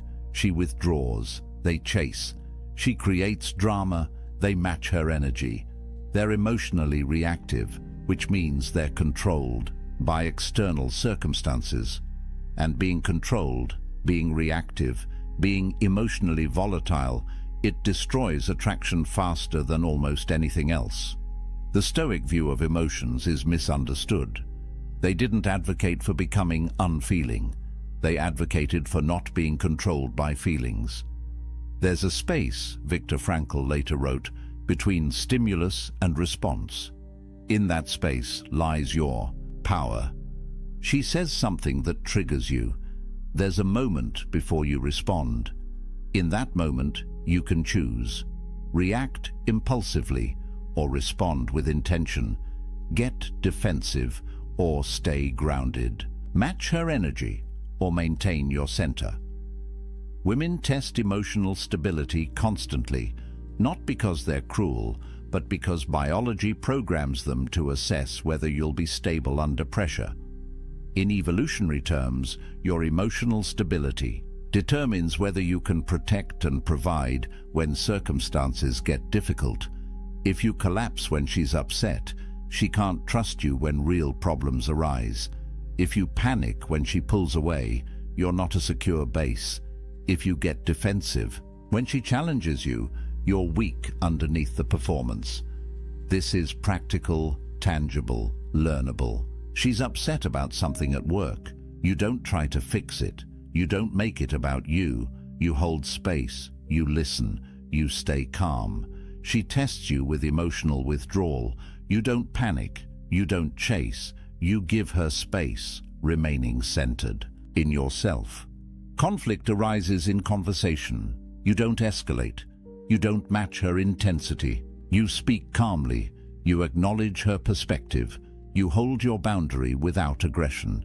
This is emotional mastery, not control over her emotions, but complete authority over your own. But emotional stability without growth becomes stagnation. This is where the eighth discipline comes in, the one that makes everything else sustainable long-term. Relentless self-improvement. Not improving to get her, not changing yourself to match what you think she wants. The commitment to becoming excellent because that's who you've decided to be. Marcus Aurelius wrote, "Be tolerant with others and strict with yourself. This is the standard. High expectations for your own character, compassion for others' imperfections." Women are attracted to trajectory, to momentum, to men who are becoming something, not because they want a project to fix, because growth signals potential, and potential is exciting. A man who's stagnant, who's been the same person doing the same things for years, he's safe but boring. A man who's actively developing, who's reading, training, learning, building, he represents a future worth being part of. But here's the critical distinction. You improve because your standards demand it, not because her approval requires it. This looks like discipline across every domain. Physically, you train not for aesthetics, but for strength, resilience, capability. Mentally, you read widely, think deeply, expand your understanding of the world. Emotionally, you do the work, therapy if needed, meditation, journaling, facing your shadows instead of projecting them onto others. Professionally, you build competence, you contribute value, you become someone who solves problems rather than creates them. Spiritually or philosophically, you clarify your values and live by them, even when it's difficult. This compounds over time.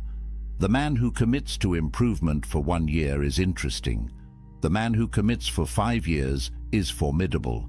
The man who makes it a lifelong practice becomes rare, valuable, magnetic. Not because he's perfect, but because he's dedicated to excellence. And that dedication, that standard, it's visible in everything he does. She feels it. Everyone feels it.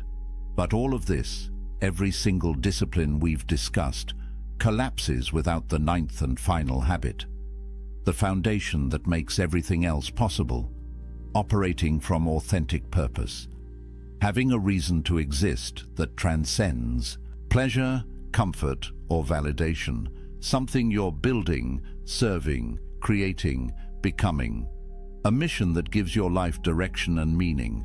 Without this, every other habit becomes performance. With this, every habit flows naturally because it serves your greater aim. Marcus Aurelius ruled an empire. Epictetus taught philosophy. Seneca wrote and counseled. They had purposes larger than themselves. Their lives meant something beyond personal satisfaction.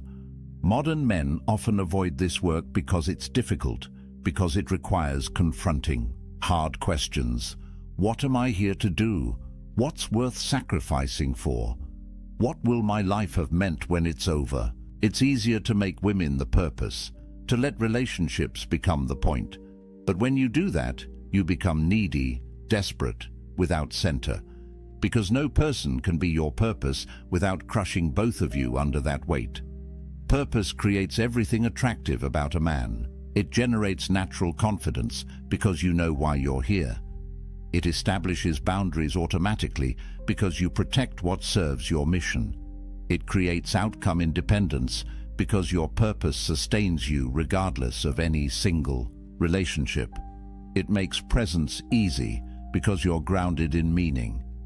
It provides emotional stability because you're not blown around by circumstances. It demands improvement because your purpose requires you to grow. It generates mystery because your life has depth beyond what anyone sees on the surface.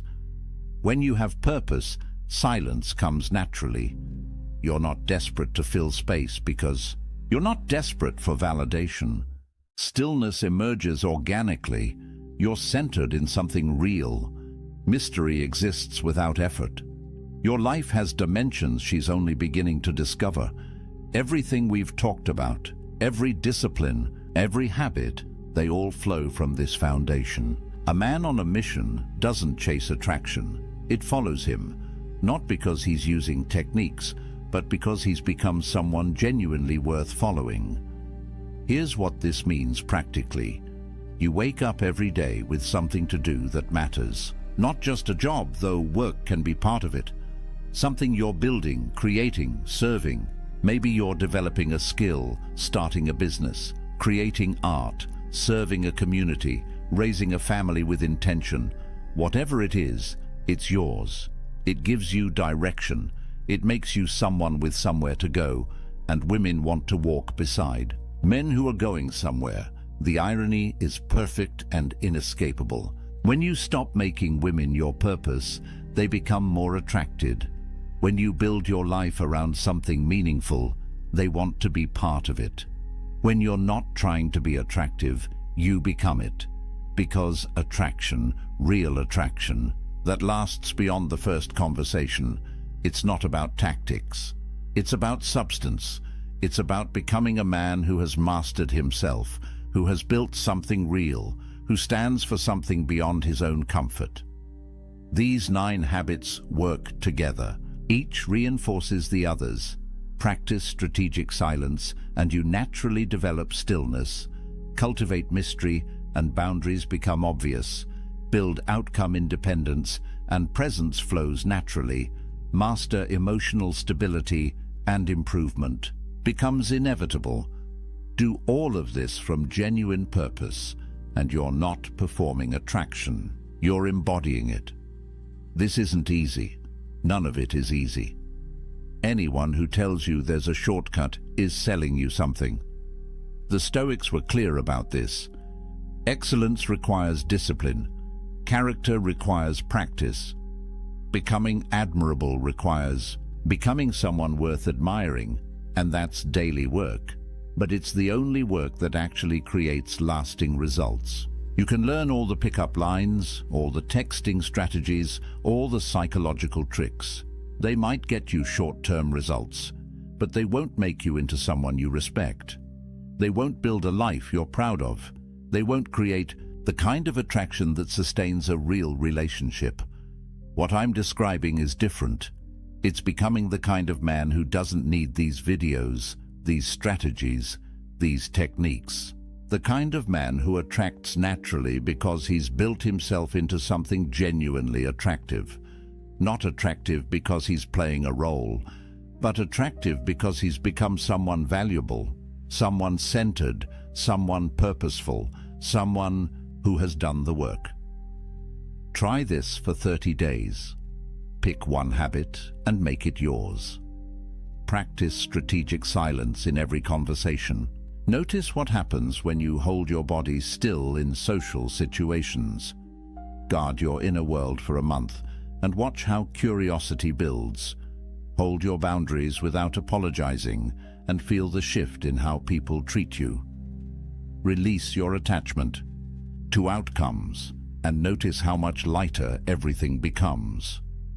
Give your complete presence to every interaction. Stay emotionally stable when everyone around you is reactive. Commit to genuine improvement in one specific area. Clarify your purpose and let it guide your decisions. One habit. 30 days. See what changes.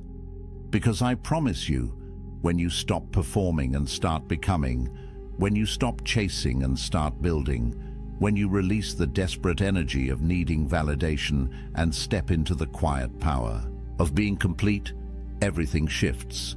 Not just with women, with everyone, with yourself. You become the kind of man you actually respect.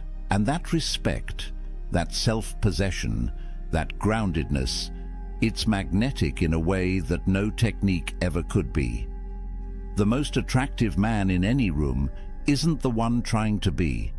He's the one who's forgotten to care because he's too busy being excellent, too focused on his purpose, too grounded in his values to waste energy on performance. Be that man.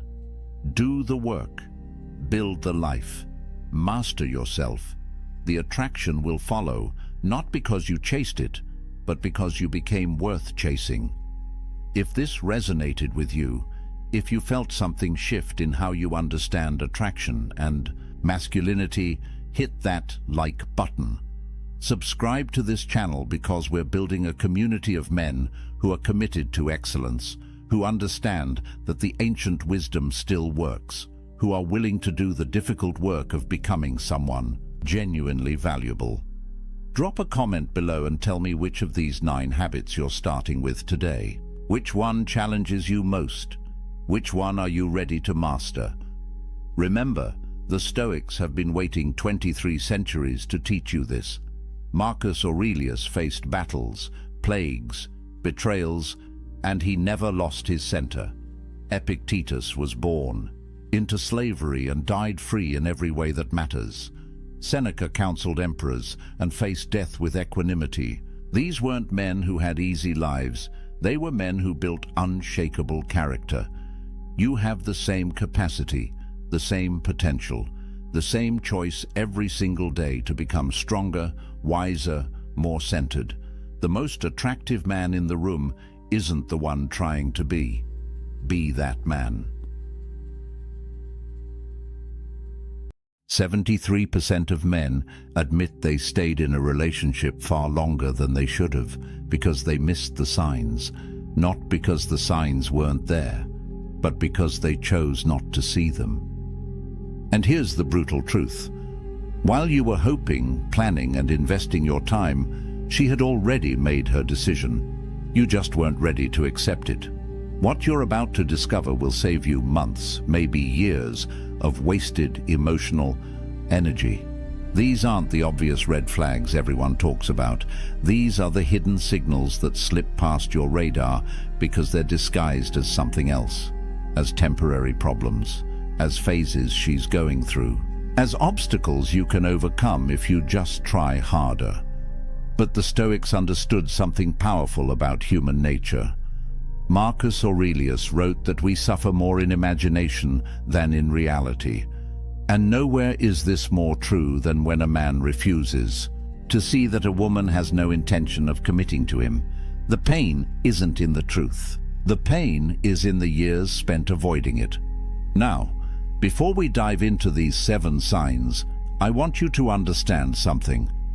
The men who truly grasp what I'm about to share don't just passively consume content. They take what they learn and transform their entire approach to relationships. They stop wasting time. They start seeing clearly. And that clarity, that's what separates the men who get chosen from the men who get strung along. So pay attention, because sign number 4 is the one even your closest friends won't have the courage to tell you about. Let's talk about why intelligent, successful men miss these signs in the first place. Here's what nobody wants to admit. Your desire is lying to you, right now, in this moment. If you're involved with a woman and questioning her commitment level, your brain is actively working against your ability to see the truth. It's not your fault. It's biology mixed with psychology, and it's incredibly powerful. Epictetus, one of the great Stoic philosophers, taught a fundamental principle. We don't control external events, but we absolutely control our perceptions and responses. The problem? Most men aren't controlling their perceptions. They're letting hope control their perceptions. They're letting attachment dictate what they're willing to see. Think about it this way. You meet a woman, there's chemistry, things start developing, and somewhere in your mind you begin constructing a future. You imagine scenarios, you plan possibilities, and once that mental investment is made, your brain has a vested interest in protecting that investment. So when signs appear that contradict your desired outcome, your mind doesn't objectively analyze them. It rationalizes them. It explains them away. It tells you stories that keep hope alive. She cancels plans last minute. She's just stressed with work. She's vague about the future. She's been hurt before and needs time. She doesn't introduce you to her friends. She's private and protective of her personal life. Every sign gets reframed. Every signal gets reinterpreted. And months pass, then years, and you're still telling yourself the same stories. But here's the brutal reality that the Stoics would force you to confront. She's already decided. Women know very early whether they see long-term potential with a man, not on the first date necessarily, but within the first few months she knows. The confusion isn't hers, it's yours. She's acting consistently with her decision. You're just not accepting what her actions are telling you.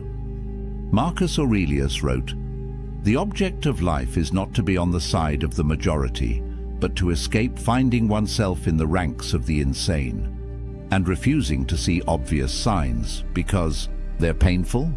That's a form of insanity.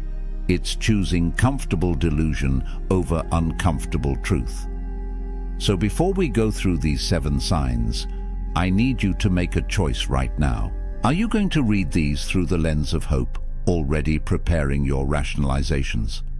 Or are you going to read them with Stoic clarity, willing to face what's real? Because the signs are always there. The question is whether you're strong enough to see them. Let's start with the sign that most men completely misinterpret as genuine interest. She keeps you in rotation. And here's how you know. Her texting pattern is erratic. Some days she's engaged and responsive. Other days, radio, silence. You send a message on Friday night, nothing. Then Monday morning she resurfaces like nothing happened. "Hey, sorry, been crazy busy." And you accept it. Because what else are you going to do? Seem needy by questioning it? Plans with her are always tentative. "Maybe this weekend," she says. "Let me check my schedule and get back to you." But she rarely gets back to you. You're the one following up. You're the one suggesting times. You're the one making it happen. And when it does happen, there's a pattern. Last-minute confirmations, short windows of availability, and a sense that you're fitting into gaps in her calendar rather than being a priority on it. Here's what this means, and I'm going to be direct. You're an option. You're one of several men she's keeping in orbit, not because she's malicious, but because she's doing what anyone does when they haven't found what they're looking for, keeping their options open while continuing to search. Seneca wrote about self-respect and dignity as non-negotiable elements of a virtuous life. He would tell you that accepting scraps of attention is beneath you, that settling for sporadic interest is an insult to your own value. But most men don't see it this way. They see intermittent reinforcement and mistake it for a challenge to overcome.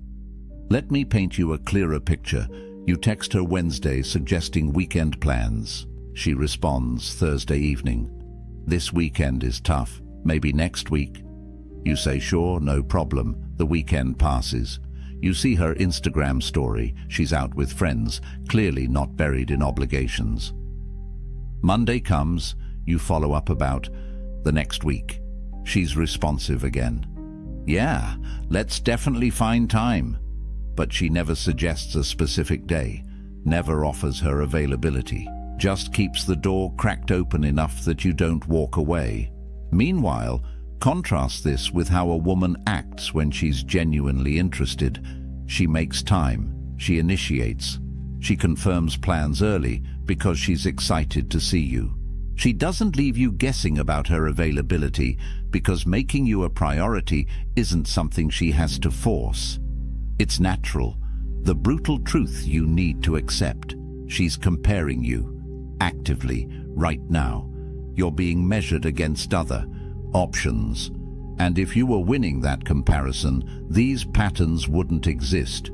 You wouldn't be an afterthought, you'd be the thought. But it gets more dangerous, because the next sign feels like progress when it's actually the opposite. She talks about the future, but the future never arrives. Pay attention to this carefully, because this is where men lose years of their lives. She says things like, "We should definitely take a trip together sometime," or "I'd love to meet your family eventually," or "Maybe next year we could think about moving in together." Notice the pattern? Sometime, eventually, maybe. These are fog words. They create the illusion of forward movement while committing to absolutely nothing. You bring up Thanksgiving, plans in October. "Oh, I don't know. My family situation is complicated." You mention a concert 3 months away. "Let's see how things are going then." You suggest planning a weekend away.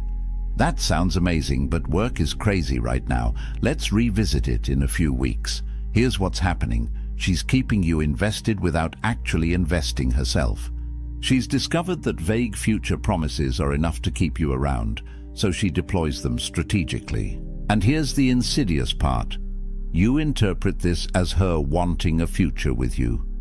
Look, she's talking about trips. She mentioned meeting family. She's thinking long-term. No. She's thinking about how to manage your expectations without actually meeting them. Marcus Aurelius had a simple test for this. Judge people by their actions, not their words. Words are cheap. Words cost nothing. Anyone can paint verbal pictures of possible futures. But actions? Actions reveal true intentions, and when someone's actions consistently contradict their words, you don't have a communication problem. You have a truth problem. Let me show you the difference. A woman who genuinely sees a future with you doesn't speak in hypotheticals. She makes plans, real plans, with dates, with confirmations. "Let's go to that concert. I'll buy tickets for December 15th. Does that work for you? Or I want you to meet my parents. They're having dinner next Sunday. Can you make it?" See the difference? Specificity, commitment, action. Not "someday we should," but "here's when, let's do it." But when you're getting vague future talk, what's really being communicated is this: "I need to keep you emotionally invested enough that you don't leave, but I'm not ready to commit to you as my definite future." She's buying time. Time to keep looking, time to keep her options open, time to see if something better comes along. And the worst part, the longer you accept vague promises, the more you're training her that you'll settle for them. You're demonstrating that words without action are sufficient for you, that you don't require follow-through. That hope is enough. Epictetus taught that we should focus only on what's within our control. Her commitment isn't within your control, but your standards are. Your willingness to accept indefinite vagueness is entirely within your control, and every day you accept it, you're choosing it. Which brings us to the third sign. And this one is painful because it's so obvious once you see it. You're not part of her real life. You're separate, compartmentalized, isolated. How long have you been seeing her? 3 months? 6 months? A year? Now answer this. How many of her friends have you met? How many of her family members know you exist? When she posts on social media, are you ever in the frame? If the answer is none, none, and no, you're not in a relationship heading toward commitment. You're in a situationship that she's deliberately keeping isolated from her actual life. Here's what people don't understand about integration. When a woman sees you as her future, she naturally wants to integrate you into her present, not because she's following some relationship rulebook, but because humans naturally bring the people they value into their social circles. We want our friends to meet the person we're excited about. We want our family to know them. We want to share our joy with the people we love. So when she's actively preventing that integration, it's not because she's private or her friends are judgmental or the timing isn't right. It's because she doesn't see you as permanent. And she knows that integrating you would send a message to everyone in her life and to herself that she's not ready to send. Think about what integration actually signals. When she introduces you to her best friend, she's saying, "This person matters to me." When she brings you around family, she's saying, "I see this going somewhere serious."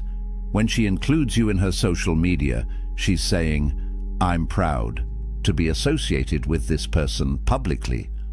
All of those statements require a level of commitment she hasn't made, so she keeps you separate. The relationship exists in a bubble, just the two of you. No external validation, no social proof, no permanent record. And when you bring it up, watch the excuses. "My friends are so judgmental, I don't want them to scare you off." Translation: I'm not ready to deal with their questions about where this is going. I don't really do social media with my relationships.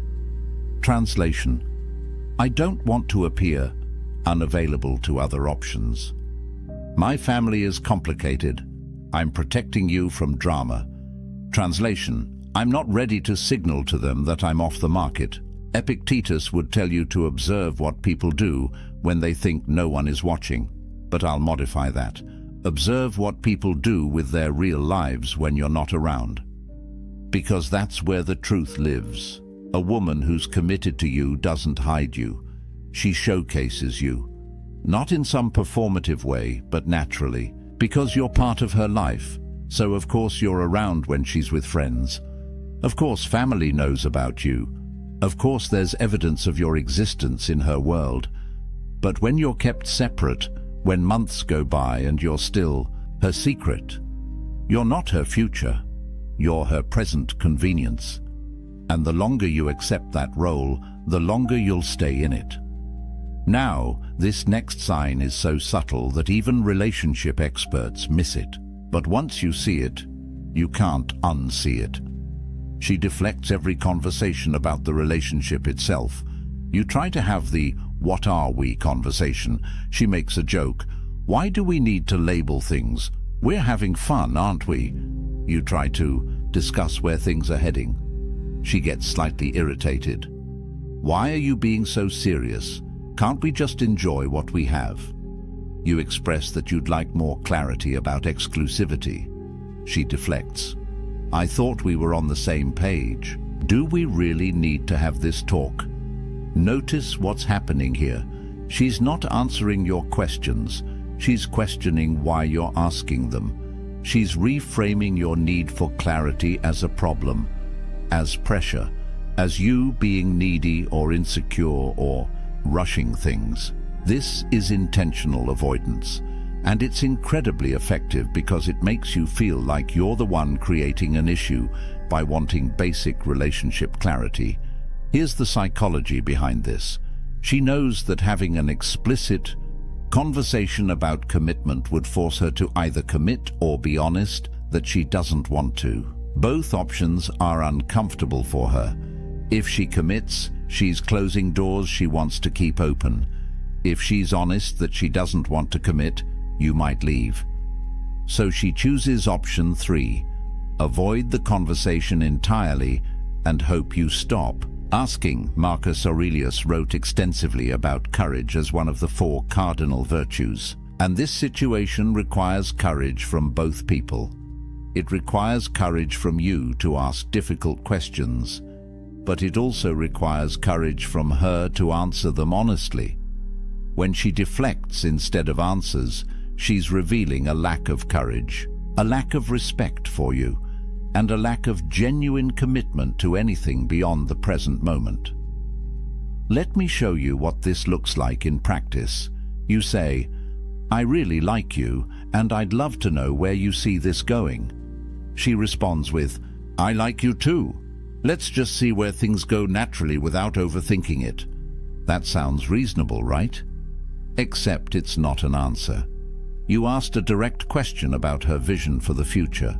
She responded with a pleasant-sounding non-answer that commits to nothing.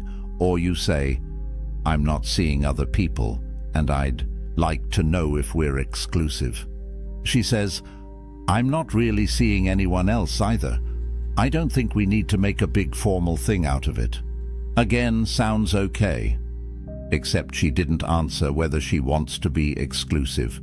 She said she's not currently seeing others, which is different, and she discouraged you from seeking clarity, which keeps everything ambiguous enough that she maintains maximum flexibility. Compare this to how a woman who wants commitment responds. You ask where things are going. She says, "I really like where this is heading. I can see us being serious if we keep building what we have. What do you want?" You ask about exclusivity. She says, "Yes, I'd like us to be exclusive. I'm not interested in seeing other people." Direct, clear, no deflection, no irritation at your questions, because she wants the same thing you want, so your questions aren't threatening. They're welcome. But when she's deflecting, what she's really saying is, "I don't want to commit, but I also don't want to lose what I'm getting from you, so I'm going to avoid giving you a clear answer and hope you stop pushing for one." The Stoics would tell you that accepting ambiguity when you desire clarity is accepting suffering. You're choosing anxiety over peace. You're choosing to live in uncertainty when you could demand truth. And the only reason to do that is fear. Fear that the truth is something you don't want to hear, which connects directly to the 5th sign, and this one cuts deep. Her effort is minimal and declining, and you're doing all the work. Think about the beginning. How much effort did she put in? Probably quite a bit. She responded quickly to texts. She suggested plans. She showed enthusiasm. She asked questions about your life. There was reciprocity. There was balance. Now think about the present. When was the last time she initiated a conversation? When was the last time she planned a date? When was the last time she went out of her way to do something thoughtful for you? If you're struggling to remember, you have your answer. The effort has declined, and not because she's busy or stressed or going through something. Effort declines for one reason: priority has shifted. You're no longer high priority, and low priority people get low effort. Here's the brutal math that men refuse to calculate. Attraction doesn't decline in healthy relationships. It grows, it deepens. The connection gets stronger, not weaker. So when effort is consistently declining, over time it's not a phase, it's a trend. And that trend is telling you exactly where her interest level is going, down. Seneca wrote about the importance of not forcing what isn't freely given. He understood that anything you have to constantly pursue, beg for, or work to maintain isn't really yours. It's borrowed. And the terms of that loan can be called at any time. When you're the only one initiating conversations, you don't have mutual interest. You have your interest and her tolerance of it. When you're the only one planning dates, you don't have shared desire to spend time together. You have your desire and her occasional availability. When you're the only one putting in emotional labor, you don't have a partnership. You have a one-man show with an audience of one. Let me paint you the scenario you're probably living right now. You text her good morning. She responds 3 hours later with something short. You ask how her day is going. She gives a brief answer and doesn't ask about yours. You suggest getting together this week. She says, maybe, depends on how work goes. You follow up 2 days later. She confirms last minute for something low effort. Throughout all of this, you're moving the relationship forward. You're creating momentum. You're generating energy. And she's just responding, minimally, when it's convenient, with the least amount of effort required to keep you engaged. Now imagine the opposite. Imagine a woman who's genuinely invested. She reaches out first sometimes. She makes plans. She goes out of her way. She thinks about you when you're not together and acts on those thoughts.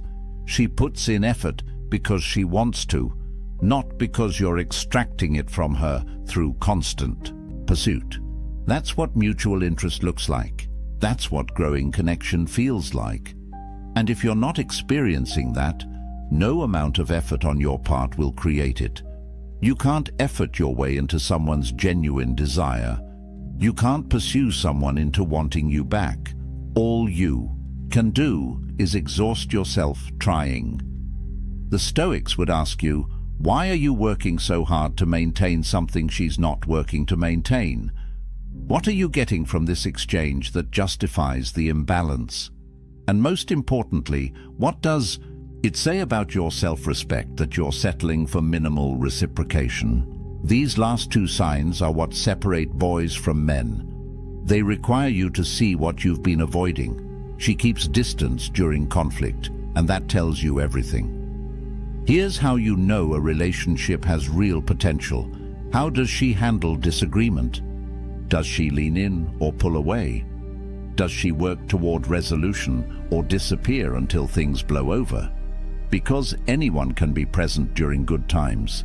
That's easy. That's fun. The real test of commitment is what happens when things get difficult, when there's tension, when you disagree, when feelings are hurt.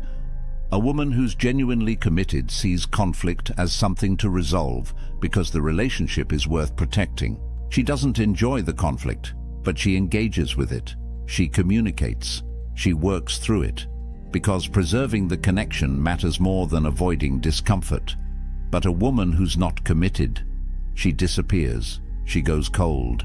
She stonewalls. Because working through conflict requires investment in a future together.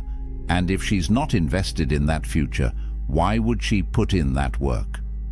Marcus Aurelius wrote about relationships requiring mutual effort and shared values. He understood that real bonds are forged not just in joy, but in adversity. How two people handle challenges together reveals the true nature of their connection. So when you have a disagreement and she shuts down, stops responding, or creates distance instead of working toward understanding, she's telling you something crucial. This relationship isn't important enough to fight for. Not the dramatic kind of fighting, but the necessary kind. The kind where you both care enough to push through discomfort toward resolution. I want you to think about your last disagreement with her. Maybe you expressed that something bothered you. Maybe you had different expectations about something. What happened after that?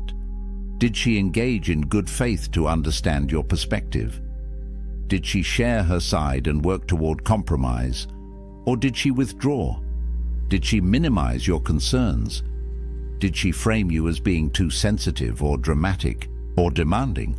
And more importantly, how long did it take to get back to normal? A few hours of honest conversation, or days of cold distance until you finally let it go and pretended everything was fine? Here's the pattern.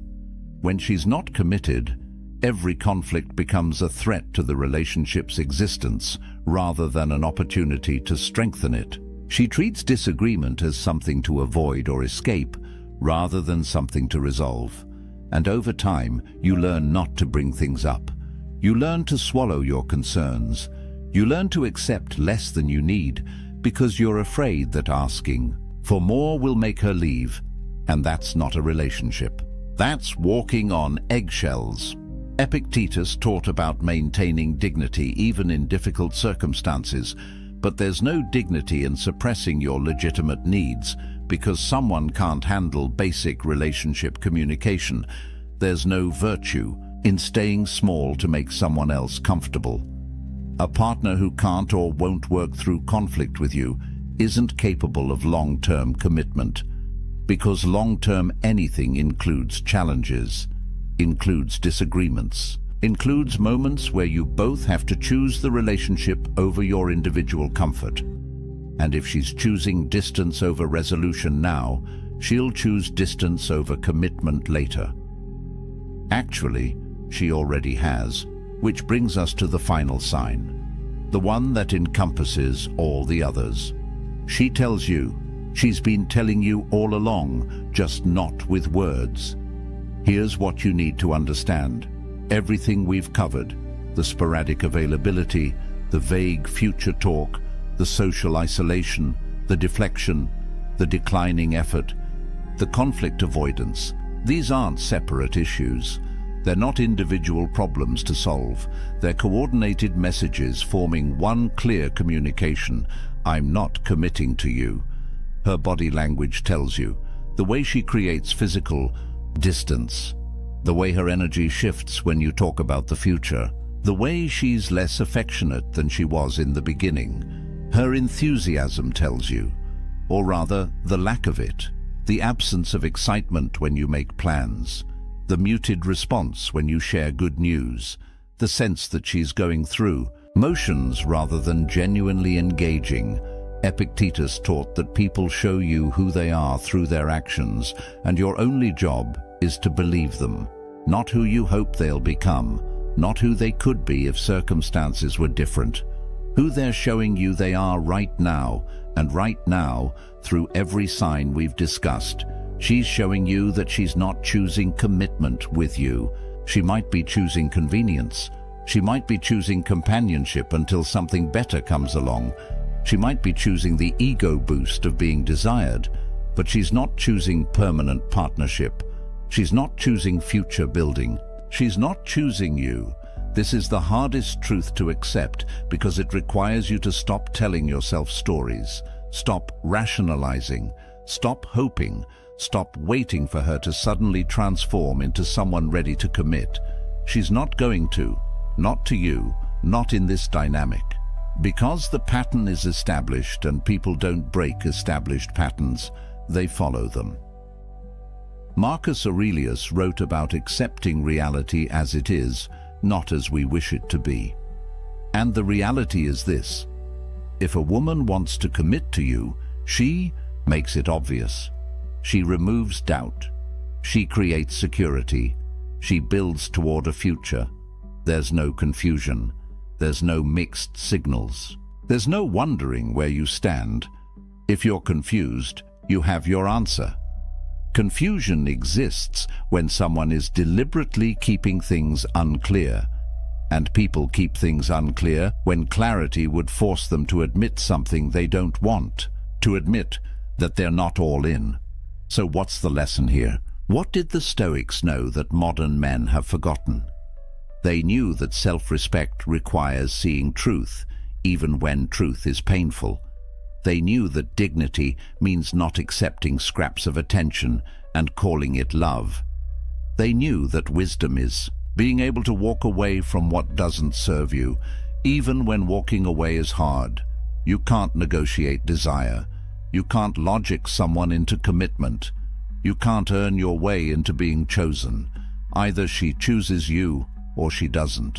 And if she hasn't by now, if these signs are present in your relationship, she's already made her choice. You're just refusing to accept it. But here's where this gets powerful. The moment you accept reality, the moment you stop fighting against what is and start dealing with what is, you reclaim your power. You stop being a victim of hope. You stop being trapped by potential. You start making decisions based on reality. And reality-based decisions always lead to better outcomes than fantasy-based ones. So what do you do with this information? First, you get honest, brutally honest, about which of these signs you're experiencing, about how long you've been experiencing them, about what you've been telling yourself to avoid facing the truth. Second, you make a choice, not about her, because you can't control her, but about yourself, about your standards, about what you're willing to accept and what you're not, about whether you're going to continue investing time and emotion into someone who's not investing back. And third, you remember this: the men who understand these signs, who have the courage to see them and act on what they see, those men don't stay stuck in dead-end situations. They don't waste years hoping for change that never comes. They move forward. They find women who are excited to commit to them, women who make them a priority, women who integrate them into their lives without hesitation. Because here's what happens when you raise your standards and stop accepting non-commitment. You become the kind of man that committed women seek out. You stop settling, you stop chasing, you start attracting. And that shift changes everything. Now, if this resonated with you, if you're ready to stop missing the signs and start seeing relationships clearly, you need to stay connected to content. That keeps you sharp. Most men watch one video, feel motivated for a day, then slip back into the same patterns. The men who actually transform their relationships, they consistently expose themselves to truth. They don't let comfort pull them back into delusion. Next week, we're breaking down exactly how to walk away with dignity when you've recognized these signs, how to reclaim your power, how to detach without bitterness, how to use Stoic principles to turn this pain into growth. Because seeing the truth is step one. Acting on it with wisdom is step two. And most men never make it to step two. So here's what I need you to remember. A woman who wants to commit to you makes it obvious. She doesn't make you guess. She doesn't keep you uncertain. She doesn't give you mixed signals to decode. If you're analyzing, questioning, seeking clarity from a video like this, you already have your answer. You just needed permission to accept it. The Stoics taught that freedom comes from accepting what you cannot control and acting decisively on what you can. You can't control whether she commits, but you can control whether you continue accepting non-commitment. You can control your standards. You can control your next move. That's your power. That's your freedom. Use it. There was a man who lost the woman he loved because of one sentence, just one. They'd been dating for 2 months. Everything was perfect. The chemistry was undeniable. She laughed at his jokes. Her eyes lit up when she saw him, and he felt like he'd finally found something real. Then, one night over dinner, he said something. 5 words. And everything changed in that moment. Her smile faded. Her energy shifted. Within 2 weeks, she was gone. He spent months replaying that night, trying to understand what happened. The truth. He violated a fundamental law of attraction that the ancient Stoics understood thousands of years ago. Now, I'm going to share something with you that might sting a little. This isn't about being fake. This isn't about playing games or manipulating women. This is about understanding ancient masculine wisdom that modern men have completely forgotten. Marcus Aurelius, the most powerful man in Rome, never begged for anyone's approval. Epictetus, who started life as a slave, never chased validation. These men understood something profound about human nature, about power, about attraction. Today, I'm revealing 5 specific phrases that destroy attraction instantly. Not slowly, not over time, instantly. Each one breaks a fundamental principle of Stoic masculinity. Each one broadcasts weakness directly to her subconscious mind. And by the end of this video, you're going to understand exactly why these words repel women at a primal biological level. If you've ever wondered why she pulled away, why the spark died, why she suddenly seemed less interested, there's a very good chance you said one of these 5 phrases. Stay with me until the end, because the 5th one is what most men say when they're desperate, and it's the most damaging of all. But first, before I reveal what that man said at dinner that night, you need to understand something the Stoics knew about female psychology that modern dating advice completely misses. Something that will change how you see every interaction with women from this moment forward. Let's talk about control. Epictetus, one of the greatest Stoic philosophers, taught something radical. He said, there are things within your control and things outside your control. That's it. That's the line. Your thoughts, your actions, your character, within your control. Other people's opinions, their feelings, whether they choose you, completely outside your control. He called this the dichotomy of control, and it's the foundation of everything I'm about to tell you.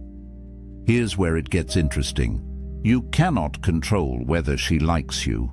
You cannot control whether she finds you attractive. You cannot force chemistry, manufacture desire, or negotiate attraction. But here's what you can control: your dignity, your frame, your self-respect, and how you show up in this world. When you understand this deeply, not just intellectually but in your bones, everything changes. Now let me connect this to something most men don't understand about female psychology. Women are biologically wired to detect neediness, not as a conscious choice. This is evolutionary programming that goes back hundreds of thousands of years. In ancient times, a needy man was a survival threat. A man who couldn't stand on his own, who depended on others for his emotional stability, who collapsed without approval. That man couldn't protect, couldn't provide, couldn't survive when things got hard. So her subconscious brain, the part that's been evolving for millennia, is constantly scanning for signs of neediness. And the moment she detects it, attraction dies. Here's the brutal truth. The moment you try to control her feelings, you lose. Every attempt to make her like you pushes her away. Every strategy to secure her approval broadcasts insecurity. It's a paradox that drives most men insane. The ancient Stoics had a concept called oikeiosis. It's not well known, even among people who study philosophy. It means natural affinity, the way things are drawn together when they're aligned with their true nature. The Stoics taught that genuine connection happens naturally when you're living in accordance with your own nature, when you're authentic, grounded, self-possessed. But the second you try to force that connection, the second you manipulate or chase or need it, you destroy it. Modern application: stop chasing, start embodying. Think about a magnet. A magnet doesn't chase metal. It doesn't beg. It doesn't convince. It simply is magnetic, and metal comes to it naturally. That's the energy of a man who understands Stoic principles: self-possessed, grounded, complete within himself. And here's the paradox that changes everything. The less you need her validation, the more powerfully she's drawn to you. Not because you're playing a game, because you're genuinely whole. So when a man says the first phrase I'm about to reveal, he's violating this ancient principle in the worst possible way. He's announcing to her subconscious mind that he doesn't understand the dichotomy of control, that he's placed his happiness outside himself, that he needs her approval to feel valuable. The first phrase seems harmless. Most men say it thinking they're being honest, being vulnerable, being real. But to her subconscious mind, it's a red flag that screams one thing: this man is not enough on his own. Let me tell you what it is. The first phrase that kills attraction: confessing your feelings too early. I really like you. I'm falling for you. I think about you all the time. Said too soon, these words are poison. Let me tell you about James. He met a woman at a coffee shop. They exchanged numbers, went on a first date, then a second. The chemistry was electric. She was texting him every day, laughing at his jokes, touching his arm when they talked. He felt something he hadn't felt in years. On their third date, sitting across from her at a restaurant, he couldn't hold it in anymore. He looked into her eyes and said, I just need you to know, I really like you. Like, I think you're amazing. I haven't felt this way in so long. He thought he was being honest, vulnerable, real. The moment those words left his mouth, he watched her face change. Her smile became polite, distant. She said something like, "Oh, that's sweet," but her energy had completely shifted. She didn't pull away immediately. She finished the date, but her texts became shorter. Plans became harder to make. Within 2 weeks, she was gone. He was confused, hurt, angry even. I was just being honest. What's wrong with telling someone how you feel? Everything. Everything is wrong with it when you do it too soon. Here's why. When you confess feelings prematurely, you're violating Epictetus's core teaching. You're placing your happiness, your emotional state, your sense of well-being in something external, in her response, in her validation. You're essentially saying, my emotional stability now depends on what you think of me. That's not love. That's dependency. And dependency repels. It shows outcome dependency. Your emotional state is controlled by whether she reciprocates. A Stoic man's emotional state comes from within, from his character, from living according to his values.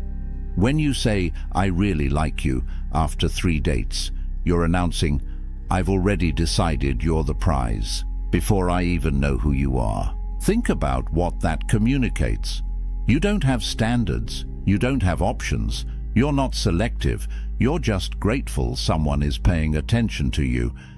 And here's something most men don't understand about female psychology.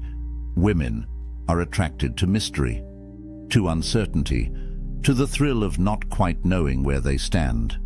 That tension, that space between does he like me and I think he might, that's where attraction builds. The moment you remove all doubt, the moment you hand her absolute certainty about your feelings, the game is over. There's nothing left to discover. No tension, no excitement, just the pressure of your expectations weighing on her. From a biological standpoint, women are attracted to men who are selective. High-value men don't fall for every woman who gives them attention. They're discerning.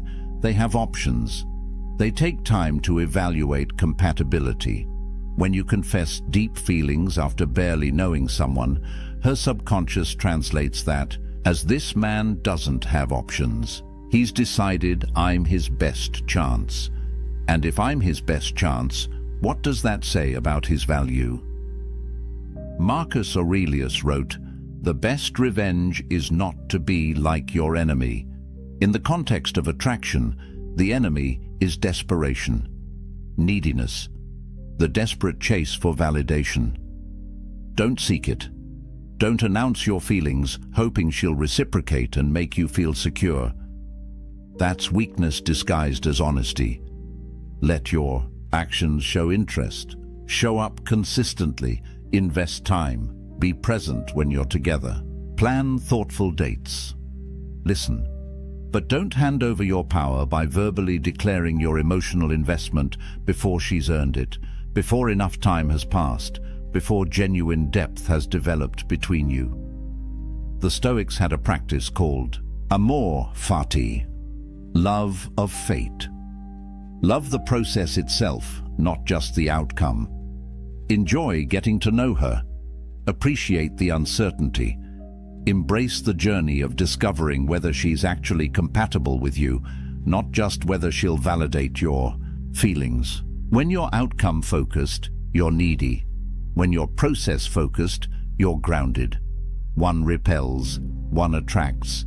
So if you're dating someone right now and you feel that urge to confess, to tell her how much you like her, to seek reassurance that she feels the same way, pause, breathe.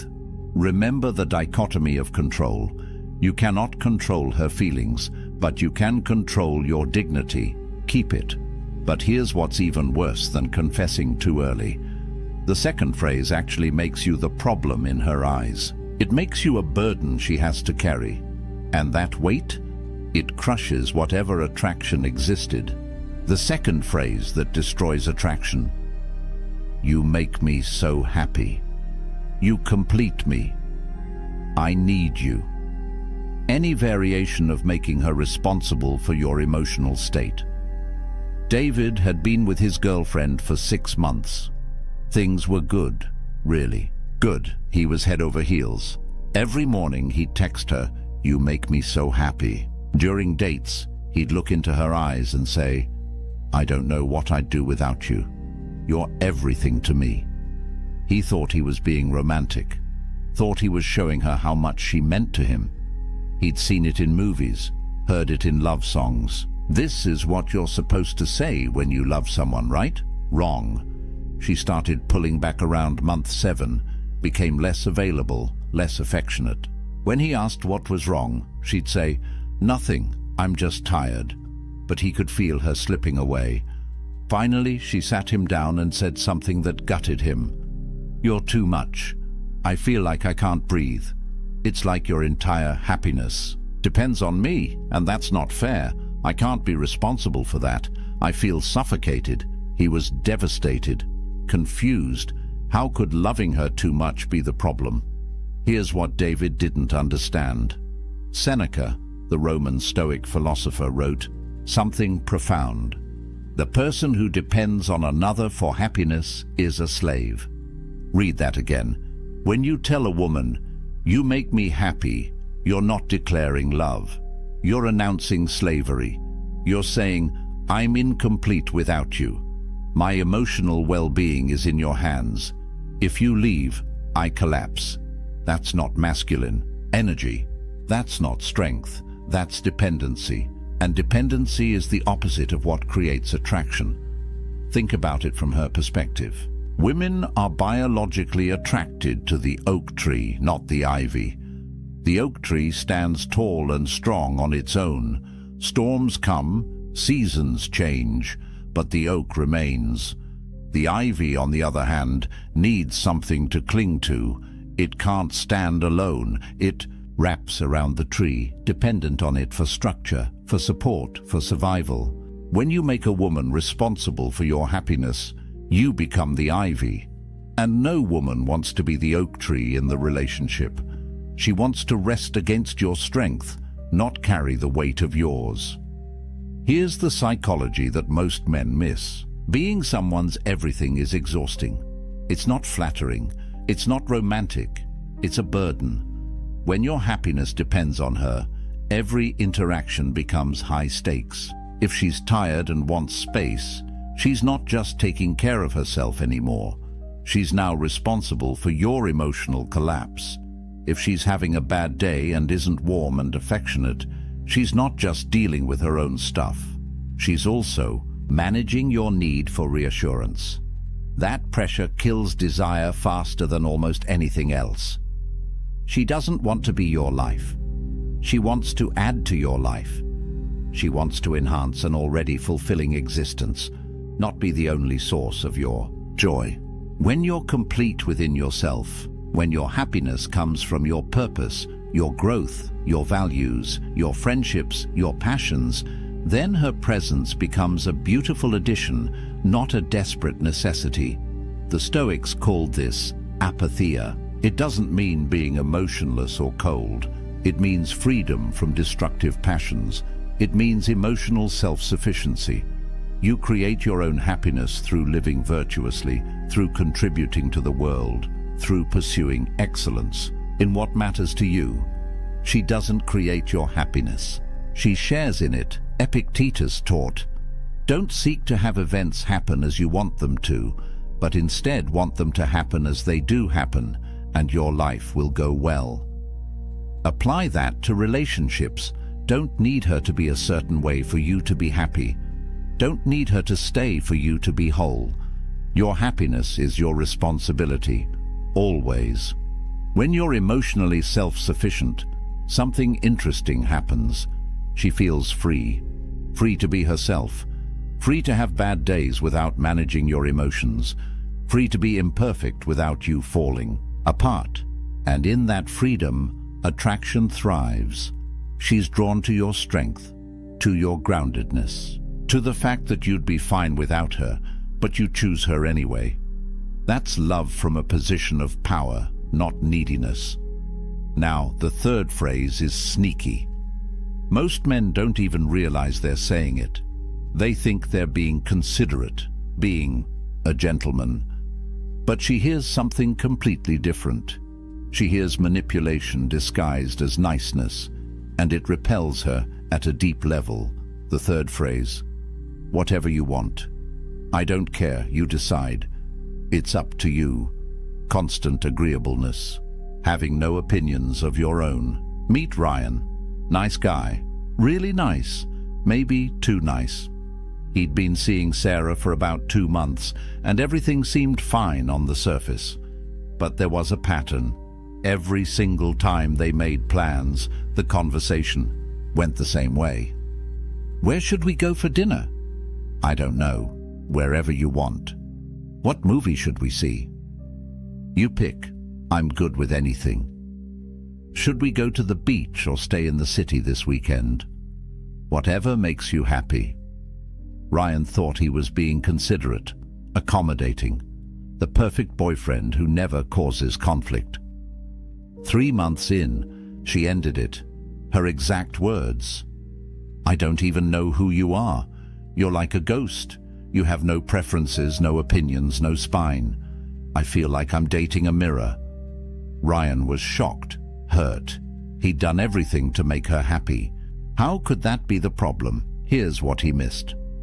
Marcus Aurelius wrote, "Waste no more time arguing what a good man should be. Be one." A man without opinions is a man without character. A man who constantly defers isn't showing respect. He's committing self-erasure. He's disappearing right in front of her. Think about attraction.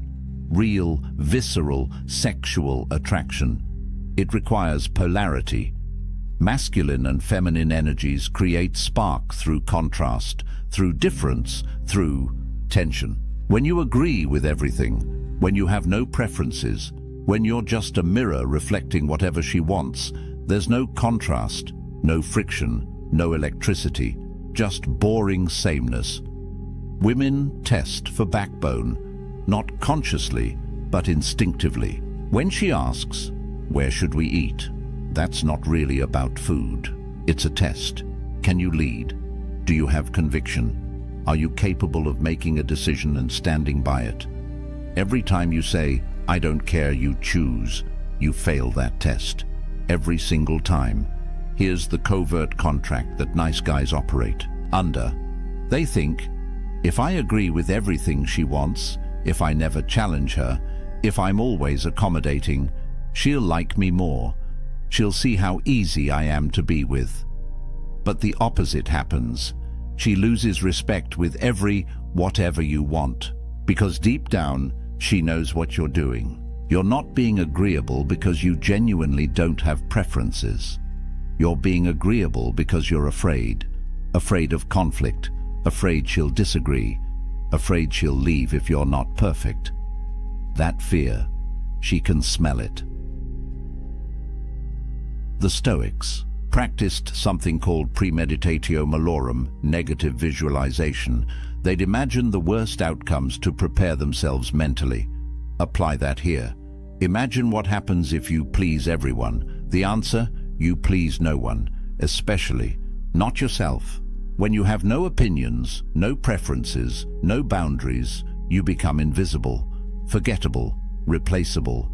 Epictetus taught, if you wish to be good, first believe that you are bad. In this context, it means acknowledge the people-pleasing tendency.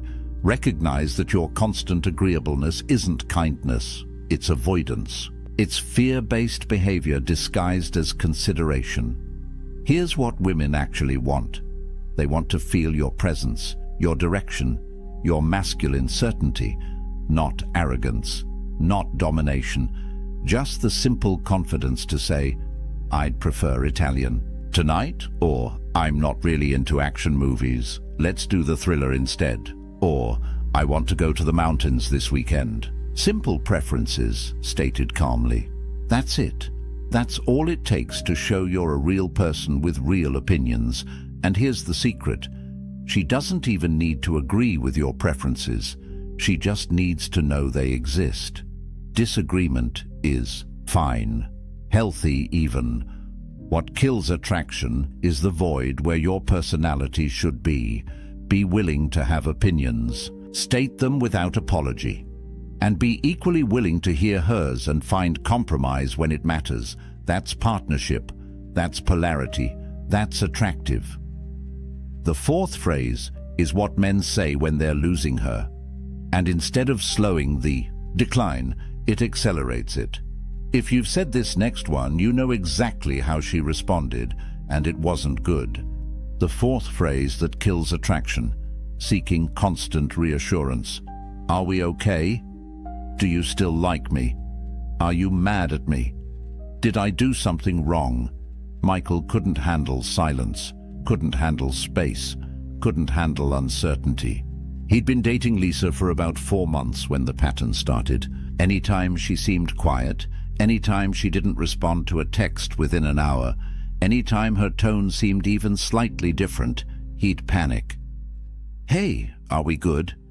You seem distant. Is everything okay? I feel like something's off. Did I do something? At first, Lisa would reassure him. No, babe, we're fine. I'm just tired. Everything's good, I promise. You didn't do anything wrong. I'm just busy at work. But the questions kept coming. Every week. Sometimes multiple times a week. Eventually, her reassurances became shorter, less convincing. Until finally she stopped responding to his "Are we okay?" text altogether. 2 days later, she sent him a long message. I can't be your therapist. This constant need for reassurance is exhausting. I feel like I'm managing your anxiety instead of being in a relationship. I'm done. Michael was crushed. He thought he was just communicating, being open about his feelings, addressing issues. Before they became problems, what he didn't realize, he was creating the very problem he feared. The Stoics taught amor fati, love of fate. It means accepting what is exactly as it is, without resistance. Every time you ask, are we okay? You're rejecting what is. You're fighting reality because you're afraid. You don't trust the present moment. You don't trust her. You don't trust yourself. You're essentially saying, I don't believe this is stable. I don't believe I'm enough. Please convince me otherwise. And here's the brutal psychology. Every time you seek reassurance, you plant a seed of doubt in her mind. She might have been completely fine before you asked, but now she's thinking, why is he asking? What does he see that I don't? Is there a problem I haven't noticed? Your insecurity becomes contagious. You're literally creating instability through your fear of instability. Women interpret constant reassurance seeking as, "He doesn't believe. He's enough." And if you don't believe it, why should she?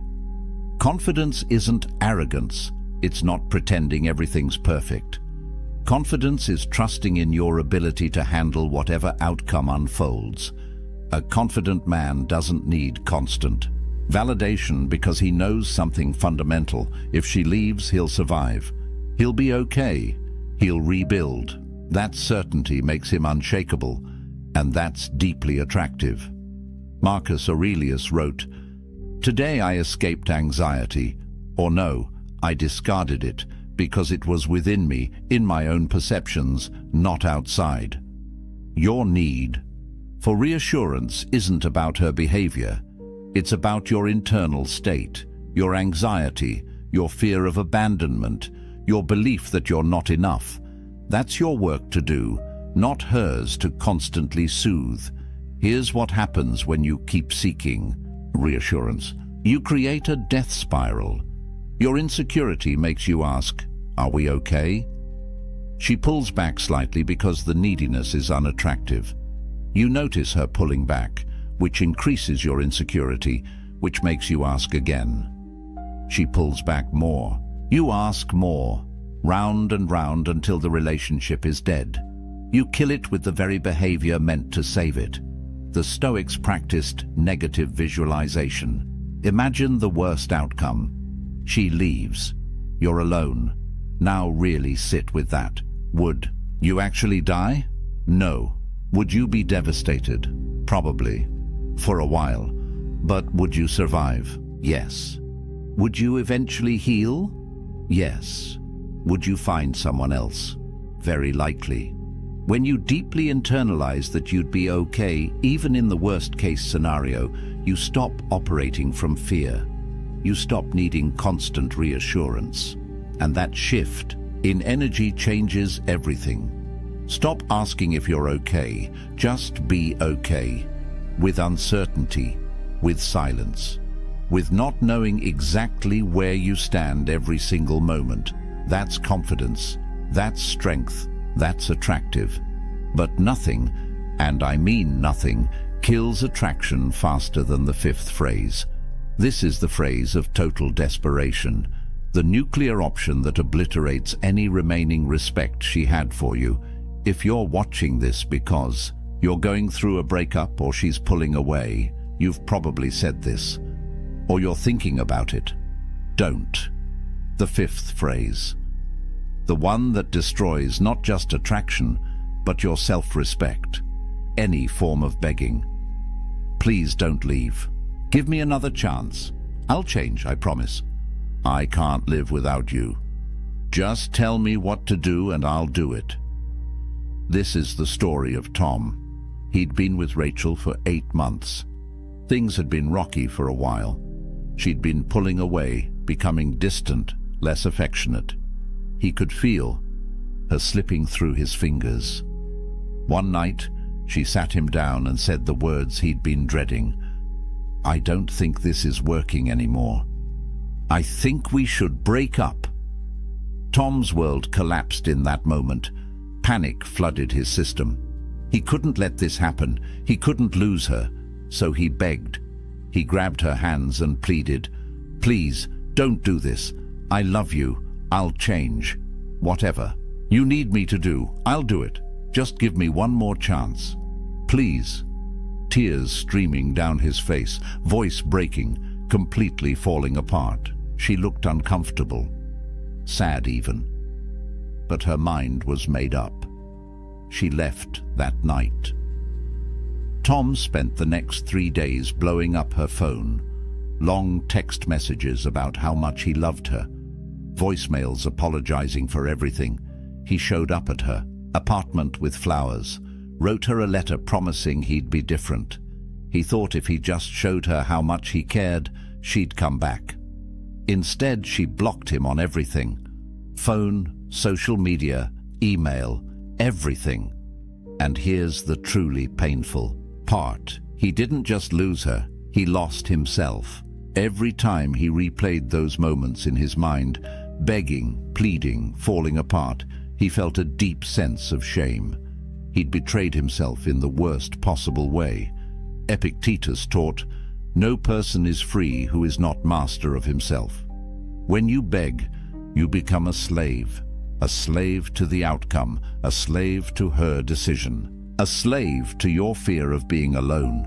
You hand over every ounce of power you have, your dignity, your self-respect, your very identity, and you give it all to someone who's already decided they don't want it. Here's the brutal truth about begging. It confirms every single doubt she had about you. She left because she saw weakness. Maybe you were too needy. Maybe you lacked purpose. Maybe you'd become too comfortable, too dependent. Whatever the reason, something about you made her lose attraction. And when you beg, you prove she was right. You validate every concern she had. You show her in the most dramatic way possible that you are exactly the person she thought you were. Weak, desperate, unable to handle adversity with grace. Attraction requires respect. You cannot respect someone who doesn't respect themselves. The moment you fall to pieces, the moment you plead for her to stay, the moment you promise to change everything about yourself just to keep her, she cannot respect you. And without respect, there is no attraction. There never will be again. Here's what men don't understand about second chances. If you have to beg for her to stay, she's already gone.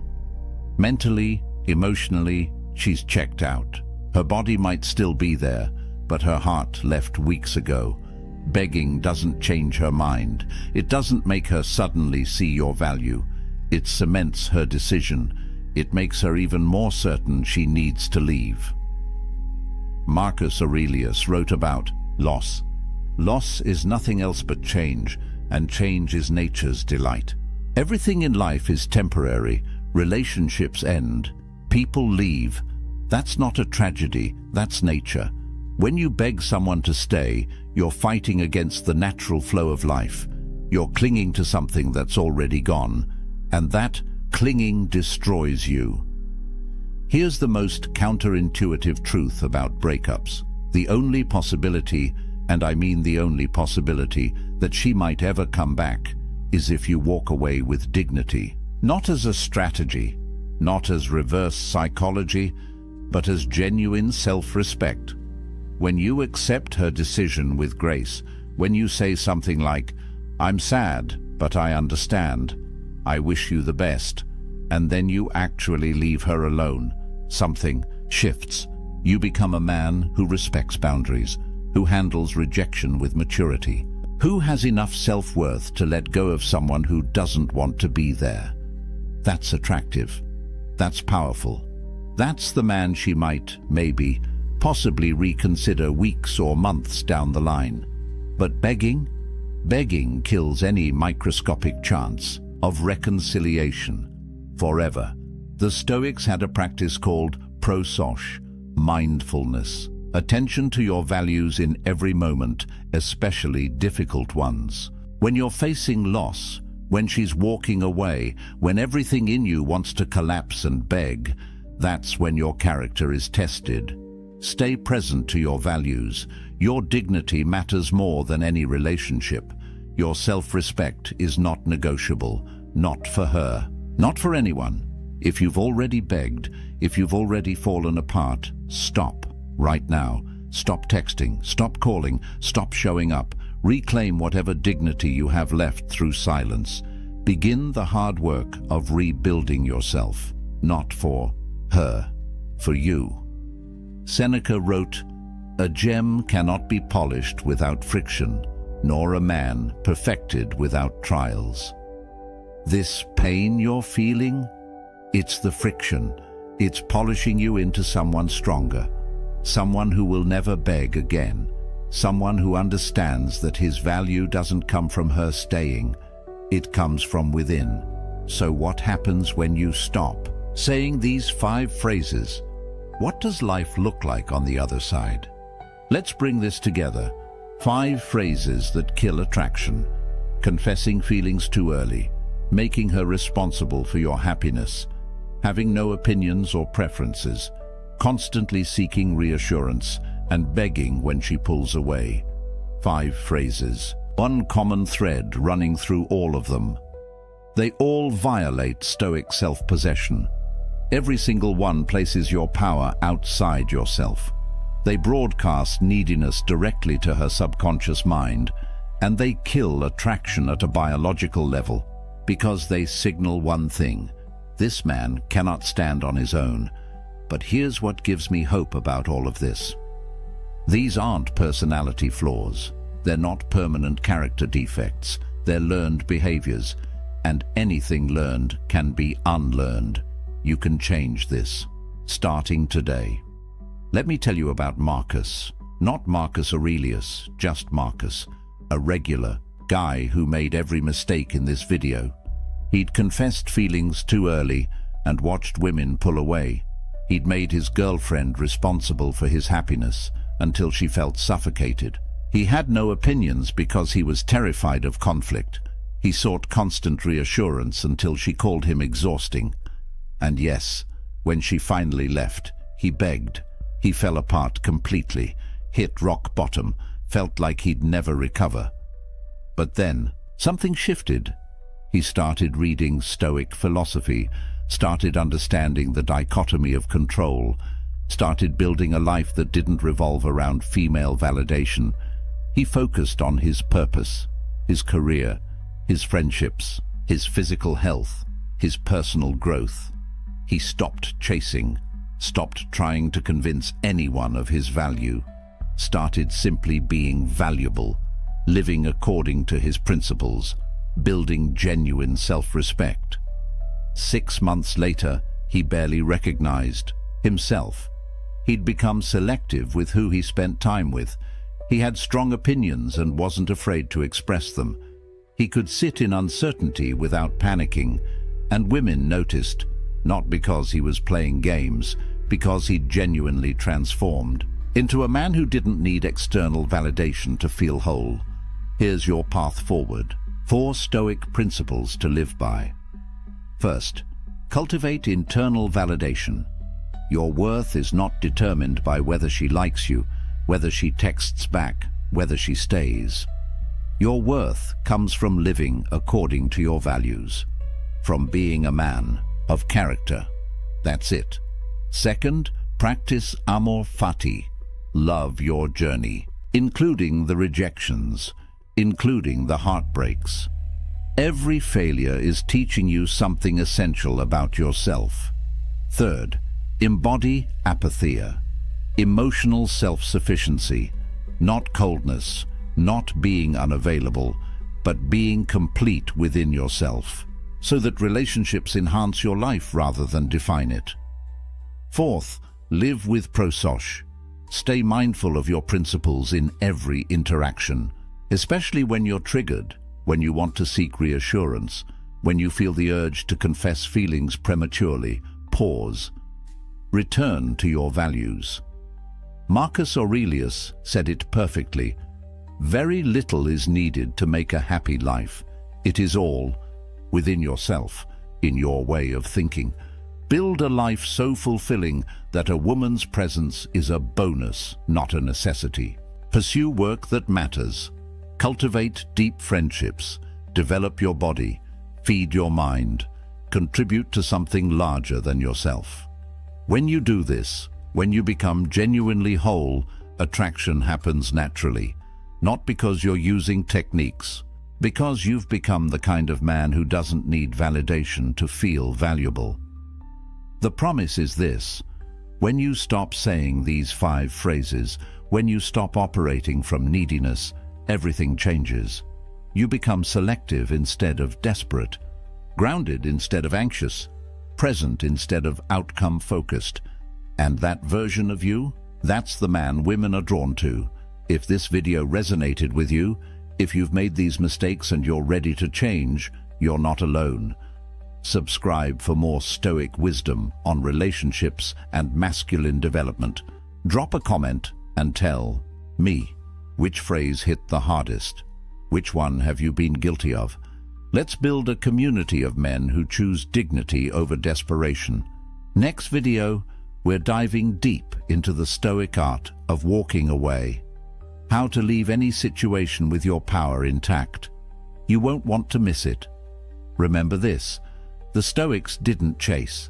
They attracted through self-mastery. Stop saying these 5 phrases. Start becoming the man who doesn't need to. That's where real power lives. That's where freedom is. That's where you become unshakable. Now go build that life. 3 in the morning. Your eyes snap open, and immediately it starts. The replay. That conversation from yesterday. What you said. What you should have said. What they might be thinking about you right now. Then your mind jumps to tomorrow. The presentation. The email you haven't sent. The decision you can't make. Round and round it goes. This endless, exhausting loop of thoughts that won't stop, won't slow down, won't give you a single moment of peace. You're not alone in this. Research shows that 85% of the things we worry about never actually happen. 85%. Think about that. Your mind is torturing you over futures that will never exist, conversations that will never happen, catastrophes that will never come. But here's what makes this even more painful. While you're lying there, trapped in your racing thoughts, somewhere out there is a man sleeping soundly, not because his life is easier than yours, not because he has fewer problems, but because he discovered something that emperors and slaves, warriors and philosophers have known for 2,000 years. A set of ancient techniques so powerful that they can silence the loudest mind, calm the most chaotic thoughts, and transform overthinking from your greatest weakness into your greatest strength. In the next 20 minutes, you're going to learn 12 paths that the Stoics used to master their minds. These aren't motivational speeches or empty affirmations. These are battle-tested techniques that Marcus Aurelius used while commanding armies, that Epictetus used while enslaved, that Seneca used while advising emperors. And I'm going to show you exactly how to use them, starting today, starting right now. Because by the time we're done, you'll never look at your racing thoughts the same way again. But first, you need to understand why your mind won't shut up, and why everything you've tried so far hasn't worked. Your brain was designed to keep you alive. 10,000 years ago, that meant constantly scanning for threats, the rustling in the bushes, the stranger from the rival tribe, the food that might be poisoned. Overthinking wasn't a problem back then.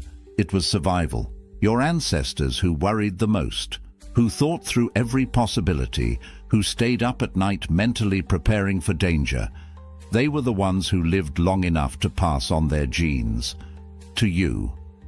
But here's what changed. The threats your brain evolved to protect you from, they're mostly gone.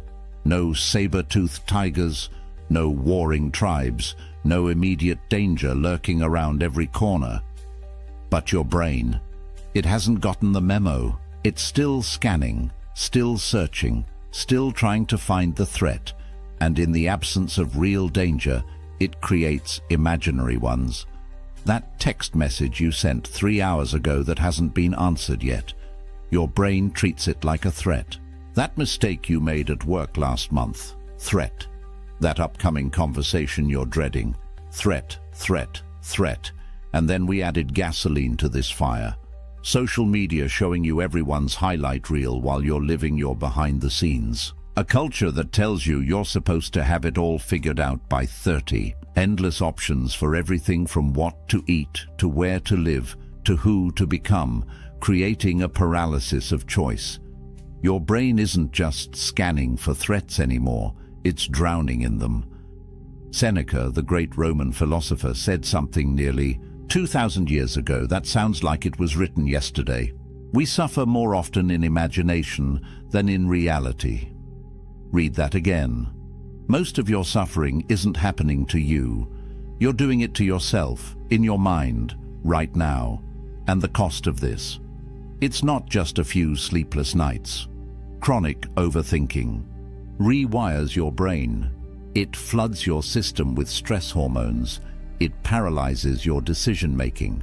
It damages your relationships because you're never fully present, always half somewhere else, lost in your thoughts. It drains your energy, leaving you exhausted from battles that only exist in your head. And here's the cruelest part. The more you try to stop overthinking by thinking about it, the worse it gets. It's like trying to escape quicksand by struggling. Every effort pulls you deeper. You can't think your way out of overthinking, but you can train your way out. And that's exactly what the Stoics discovered. The first path begins with a question that will change everything. A question so simple, so obvious, yet so rarely asked that when you finally understand it, your entire relationship with worry transforms in an instant. Epictetus, a philosopher who spent his early life as a slave, understood something that most free men never grasp. He said, "Some things are up to us and some things are not." That's it. That's the foundation. But don't mistake simplicity for weakness. This single distinction, this one clear line, is the most powerful mental tool you'll ever possess. Because right now, your mind is wasting enormous energy trying to control things that cannot be controlled. And that's not just futile. It's the source of almost all your overthinking. So let's get specific. What's actually in your control? Your thoughts. How you interpret what happens to you. Your actions. The choices you make right now, in this moment. Your responses to whatever life throws at you. That's it. That's the list. Everything else? Your body and what it does or doesn't do. Your reputation and what people think or say about you. The past, which is already written. The future, which hasn't happened yet. Other people and their choices, their moods, their opinions. The weather, the economy, traffic. Whether that email gets a response, whether that job offer comes through, whether that relationship works out. None of it, not a single piece of it, is in your control. Imagine you have a job interview tomorrow. Right now, your mind is probably spinning through 100 scenarios. What if they ask me that question I can't answer? What if I say something stupid? What if they've already decided on someone else? What if I blow my one chance? But here's what's actually in your control. You can prepare. You can practice your answers. You can get a good night's sleep. You can show up on time. You can be honest and present during the interview. That's it. Whether they hire you, not in your control. Whether they like you, not in your control. Whether another candidate is more qualified, not in your control. Whether they even read your resume carefully, not in your control. And here's where it gets liberating. Once you truly see this distinction, once you genuinely accept it, something remarkable happens. You stop wasting energy on the 90% of things you can't influence and pour everything into the 10% you can. Your overthinking doesn't just decrease, it targets correctly. Because real thinking, productive thinking, strategic thinking, it only works on things you can actually affect. Try this right now. Take whatever's been keeping you up at night, whatever worry has been looping through your mind, and ask yourself honestly, is this within my control? Not partially. Not maybe if I try hard enough. Actually, truly, in my control. And if it's not, your job isn't to figure it out. Your job is to let it go. Not because you don't care, but because caring about things you can't control is just another word for suffering. That's the first path, the foundation. But now we're going to do something that seems completely backward, something that will make you question everything you've been told about positive thinking. Most people run from their fears. They avoid thinking about what could go wrong. They distract themselves. They try to stay positive. And then, when something bad actually happens, they're devastated, blindsided, unprepared. The Stoics did the opposite. They had a practice called premeditatio malorum, the premeditation of evils.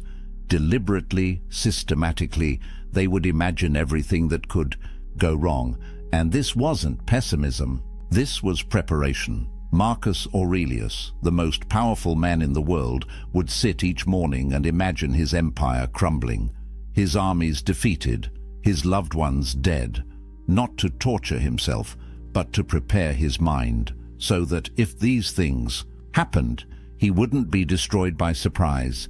He would be ready. And here's what's fascinating. Modern psychology has discovered that this actually works.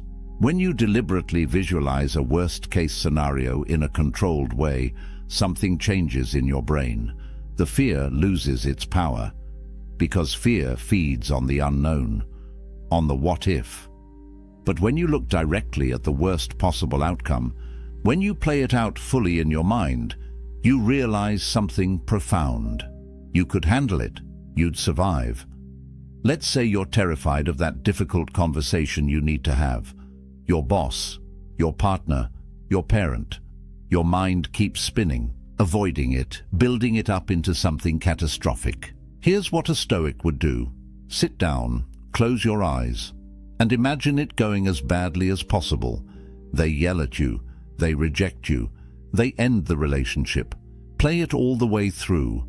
Don't stop at the fear. Go past it. What happens next? You'd be hurt. You'd feel pain. And then? You'd pick yourself up. You'd move forward. You'd survive. You'd maybe even grow stronger. This isn't catastrophizing. That's when you spiral out of control, lost in worst-case scenarios, with no purpose, no direction. This is different. This is deliberately walking through the fear to the other side. And once you're there, once you've seen that you can handle the worst, the overthinking stops, because what's left to worry about? You've already faced it. Marcus Aurelius used this before every battle. Seneca used it before every political confrontation. They weren't trying to manifest disaster. They were removing its power to paralyze them. Try it. Give yourself 5 minutes. Pick your biggest current fear and imagine it happening. All the way through. Watch how the fear transforms from a monster in the dark to a manageable challenge in the light. But now we need to address the real problem. Because here's the truth. Overthinking doesn't actually live in your present. It lives in two places. The past, where you endlessly replay what happened, and the future, where you endlessly rehearse what might happen, which means there's one place your overthinking cannot survive.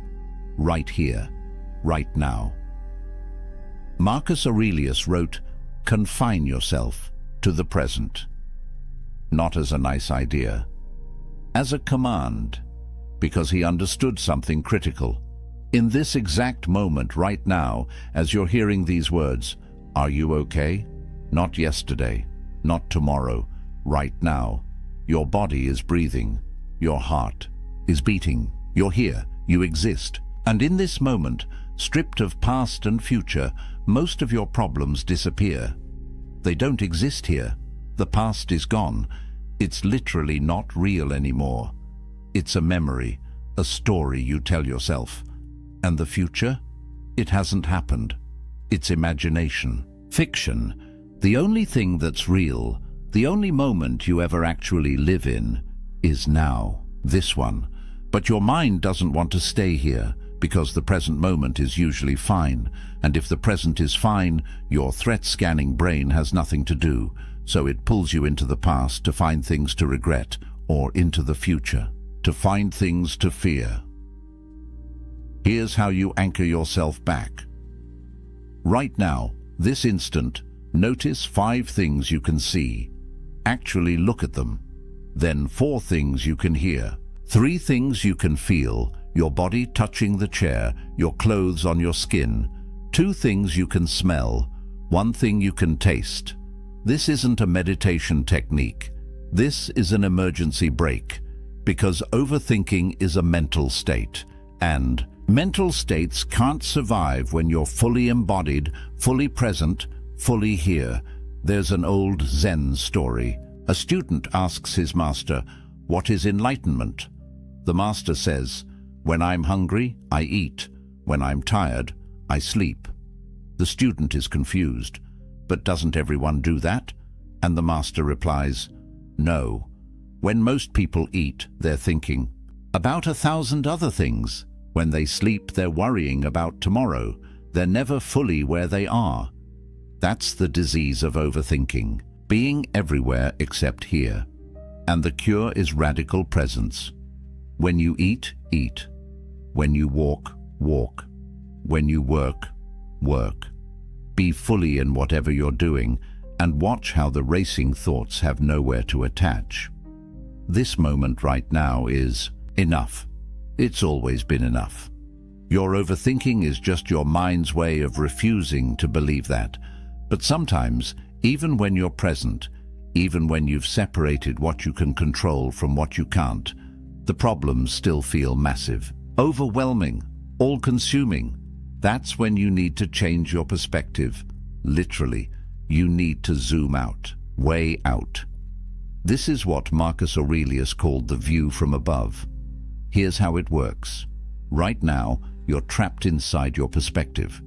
Your problems feel huge because you're looking at them from 3 inches away. So pull back. Imagine yourself rising above your body. You can see yourself wherever you are right now. Keep rising.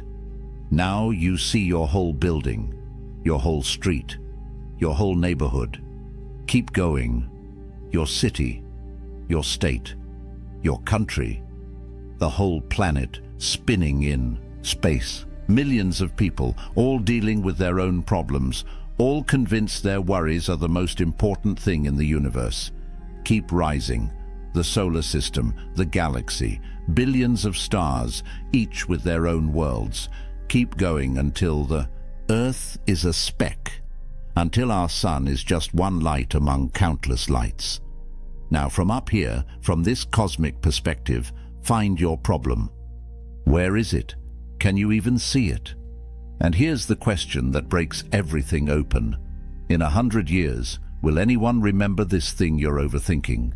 In 1,000 years? In 1,000,000? From this view, your problem doesn't disappear, but it becomes right-sized, manageable, appropriately small. This isn't about making you feel insignificant. It's about freeing you from the tyranny of ego, because ego is what makes you think you're the center of the universe, that your problems are cosmic events, that everyone is thinking about you, judging you, watching you. They're not. They're too busy thinking about themselves, and that's liberating.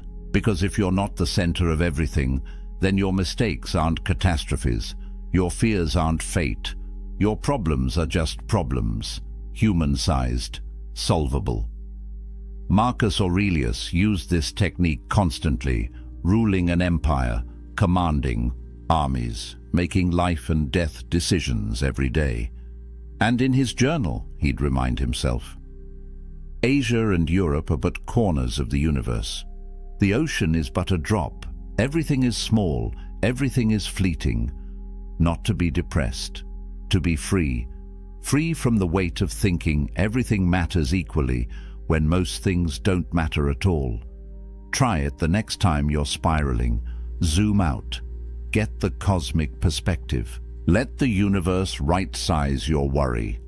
But there's another technique, darker, more intense, more powerful than almost anything else the Stoics practiced. And if you can handle it, if you can actually apply it, it will cut through your overthinking like nothing else can.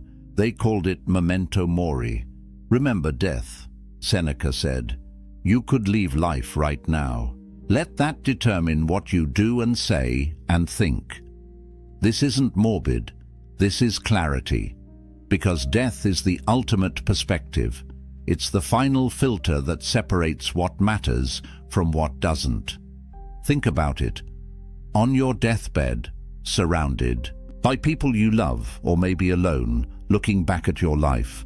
Will you care about that embarrassing thing you said 5 years ago? Will you be overthinking what people thought of you? Will you be replaying arguments, analyzing conversations, worrying about things that never happened? No, you'll be thinking about bigger things.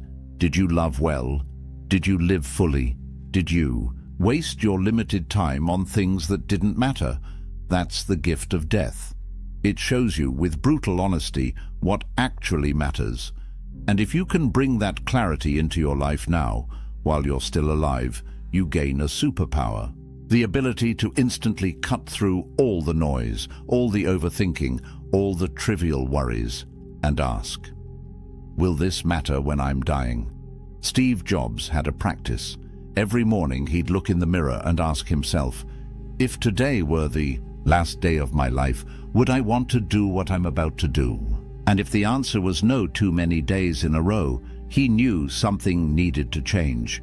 That's the power of death as a teacher. It doesn't allow for overthinking, because overthinking is a luxury. It's what you do when you think you have infinite time. But you don't. None of us do. And the moment you really understand that, not just intellectually but in your bones, your priorities snap into place. You're not going to overthink the email on your deathbed. You're not going to worry about what strangers think of you. You're not going to replay that conversation from 3 years ago. So why are you doing it now? You have a limited number of days, a limited number of hours, a limited amount of mental energy, and you're spending it on this? Death whispers the question you need to hear. Is this worth dying over? And if it's not, maybe it's not worth overthinking over either. The Stoics kept skulls on their desks.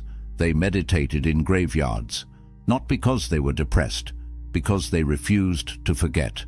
Life is short, time is limited, and every moment you spend lost in your head is a moment you're not actually living. Memento mori, remember death, not to fear it, but to let it wake you up. Now, let's talk about something that sounds completely wrong, something that goes against every modern message about self-care and comfort and taking it easy. The Stoics believed that you should deliberately make yourself uncomfortable.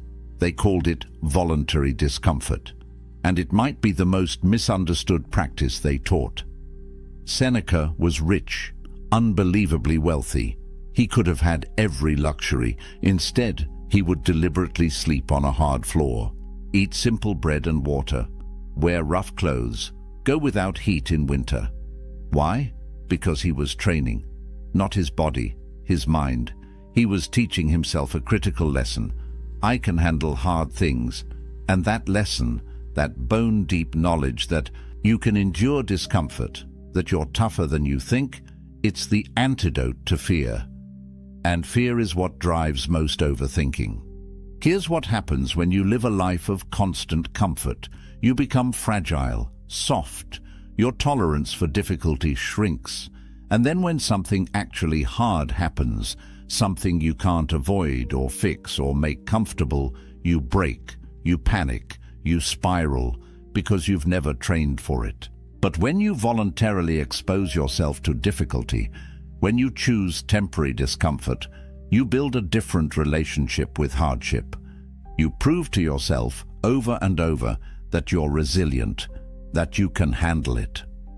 Modern applications. Take a cold shower. Let yourself be hungry. Have that difficult conversation you've been avoiding. Do the hard workout. Sit with boredom instead of reaching for your phone.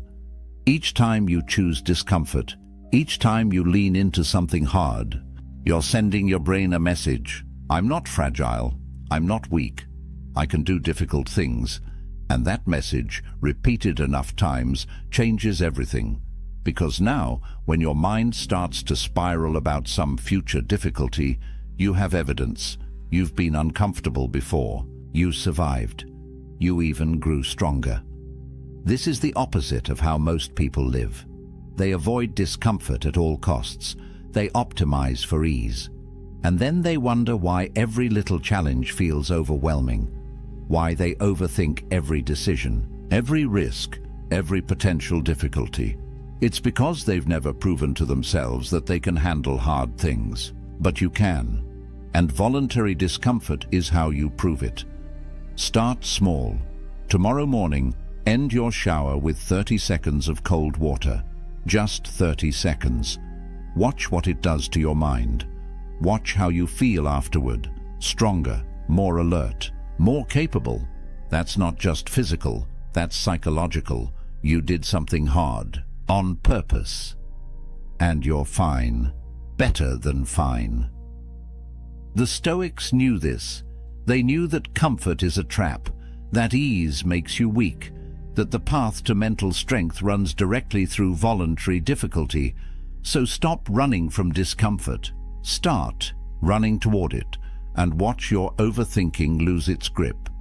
But here's something you can do that almost no one does anymore. Something so simple, so accessible, yet so powerful that when you actually do it consistently, your entire inner world transforms. The Stoics wrote, every day, not blog posts, not social media, private journals, personal reflections.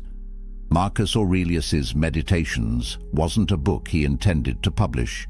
It was his private journal, his way of working through his thoughts, of talking to himself, of gaining clarity. And you need to do the same thing.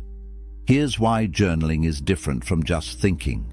When thoughts stay in your head, they loop, they repeat, they get tangled with other thoughts, they spiral endlessly with no resolution. But when you write them down, when you force them out of your mind and onto paper, something shifts. They become external. You can see them, examine them, challenge them, complete them. There's a psychological phenomenon called the Zeigarnik effect. It means your brain obsesses over unfinished tasks. And overthinking, it's your brain trying to complete thoughts that never get completed. They just loop and loop and loop. Journaling completes them. It gives them closure. Here's a simple practice. Every evening before bed, answer 3 questions. What worried me today? What was actually within my control about those worries? And what did I learn? That's it. 5 minutes. But in those 5 minutes, you're doing something profound. You're processing your day. You're applying the dichotomy of control. You're extracting wisdom from experience. And most importantly, you're telling your brain, we dealt with this. It's done. You can stop spinning now. Marcus Aurelius would do this in his tent during military campaigns, surrounded by war, by death, by constant pressure, and writing gave him clarity, distance, perspective. You don't need to be eloquent. You don't need to write beautifully. You just need to get the thoughts out, because as long as they're bouncing around in your skull, they own you. But once they're on paper, you own them. You can see them for what they are, often smaller than you thought, sometimes silly, occasionally important. But now they're external, manageable, finished. Stop trying to think your way to clarity. Start writing your way there. Let the page hold the weight your mind can't carry. Now we come to one of the most famous Stoic ideas, and it's probably the most misunderstood, because when people hear the obstacle is the way, they think it's some motivational cliché, some empty phrase about turning lemons into lemonade. But that's not what Marcus Aurelius meant at all. He was teaching something much more radical. He was saying that the obstacle isn't just something you overcome. It is the path forward. The impediment becomes the advantage. The problem contains its own solution. Here's what this actually means. Every difficulty you face, every challenge, every setback, it forces you to change, to adapt, to grow, to find a new way. And that process of changing, that's what develops you. That's what makes you stronger, more skilled, more resilient, more capable. Without the obstacle, you stay the same, comfortable, weak. The obstacle is what shapes you. It's not blocking your path. It is your path. Think about it.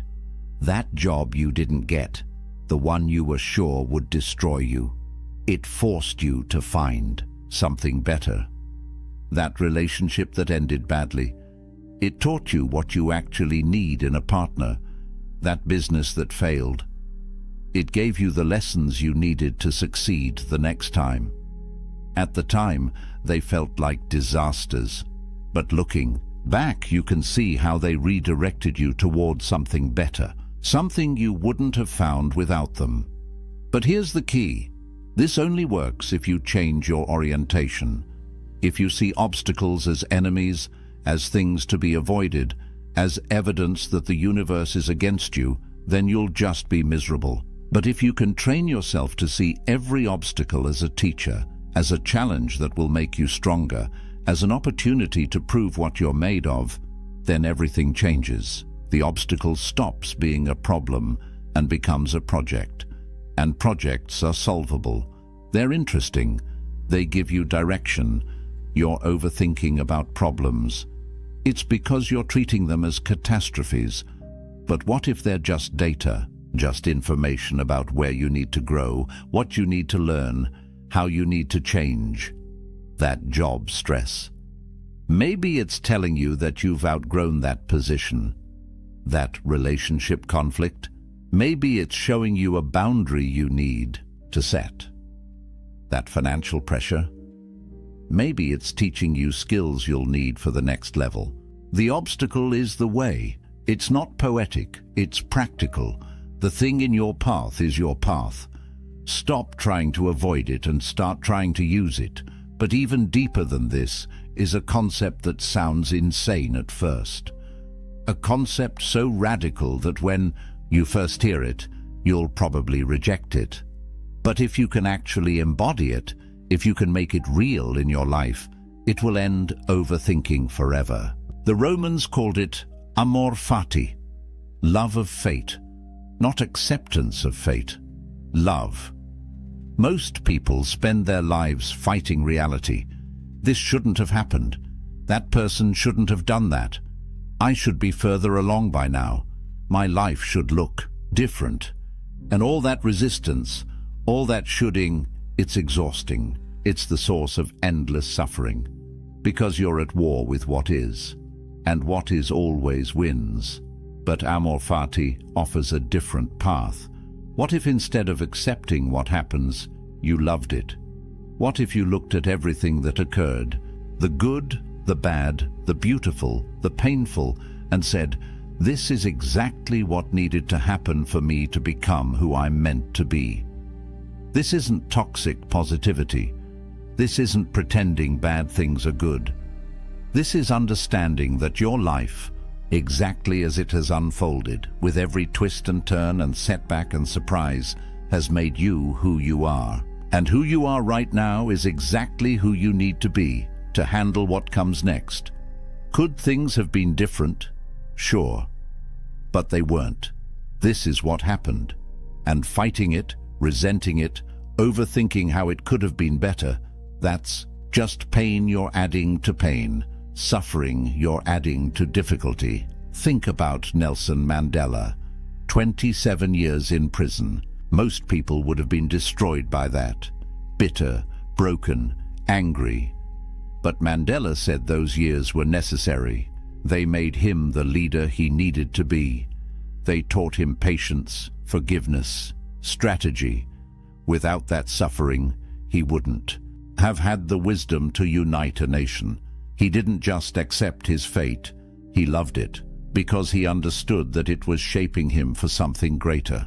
Now, your challenges probably aren't that extreme, but the principle is the same. That betrayal, that failure, that loss, that disappointment you keep overthinking. What if it had to happen exactly as it did? What if the universe, or fate, or God, or whatever you want to call the force that shapes things, what if it knew something you didn't? What if this thing that feels like a curse is actually preparing you for something you can't even see yet?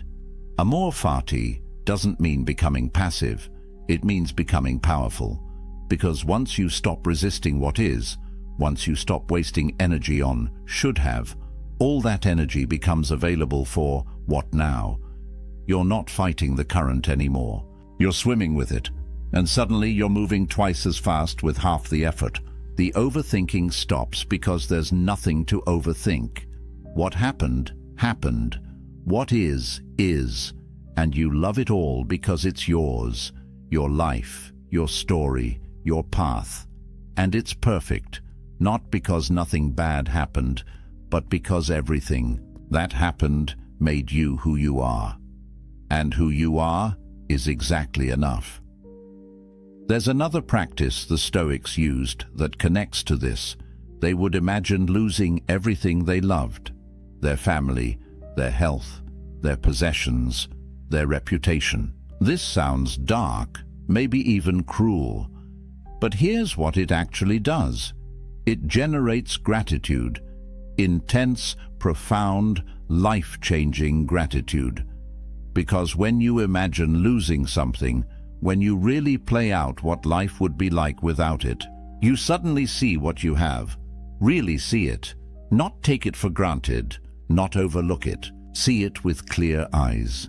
Seneca said, "If you want to be rich, don't add to your money, subtract from your desires." And imagining loss does exactly that. It shows you that what you have right now, this moment, this life, these people, this body, even with all its flaws and problems, it's enough. It's more than enough. It's everything. But you can't see that when you're overthinking about what you don't have, about what could go wrong, about what might happen. You can only see it when you pause and genuinely consider, what if this was gone tomorrow? Try it. Right now. Think about someone you love, someone you see regularly, maybe even take for granted. Now imagine they're gone. Really gone. What would you give for one more conversation, one more laugh, one more ordinary day? And then realize you have that. Right now, you have them. They're still here. How many more days will you get? You don't know. But you have today. And if you spend today overthinking other things, worrying about problems that might not even be real, you're wasting something precious, something irreplaceable. This practice isn't meant to make you sad. It's meant to wake you up, to show you what's real, what matters. And once you see that, once you feel that deep gratitude for what you have right now, the overthinking loses its power, because you realize you're not missing anything. You're not broken. Your life isn't wrong. You're here, alive, and that's miraculous. Now let's address something practical, something physical, because here's what most people don't understand about overthinking. It's not just mental, it's stored in your body. Think about it. When you're anxious, where do you feel it? Your chest, your shoulders, your stomach, your jaw. Anxiety creates physical tension, and that tension keeps the anxiety alive. It's a loop. The thoughts create tension. The tension feeds the thoughts, round and round. But the Stoics understood something that modern neuroscience is just now confirming. You can interrupt this loop through the body. Marcus Aurelius wrestled, not as a sport, as a practice, as a way to discharge mental energy through physical action. Because when you move your body intensely, when you push it, challenge it, exhaust it, something happens in your brain. The stress hormones metabolize. The racing thoughts quiet. The tension releases. You can't overthink and sprint at the same time. You can't spiral and do push-ups simultaneously. The body anchors you in the present. It forces your mind to shut up and feel. Here's what this looks like practically. Next time you feel yourself starting to spiral, starting to overthink, don't try to think your way out. Move. Do 20 push-ups. Go for a run. Lift something heavy. Do jumping jacks. Clean your house with intensity. Chop wood if you have access to it. Garden. Build something. Anything that demands your body's full attention. And watch what happens. The thoughts don't just slow down, they stop. Because your nervous system gets the message. If we're doing something physical, if we're taking action, then we're not in danger. We're handling it. This is why people who exercise regularly report less anxiety, less overthinking. It's not just about endorphins. It's about giving your body a way to express what your mind has been holding. All that worried energy, all that tension, it needs somewhere to go.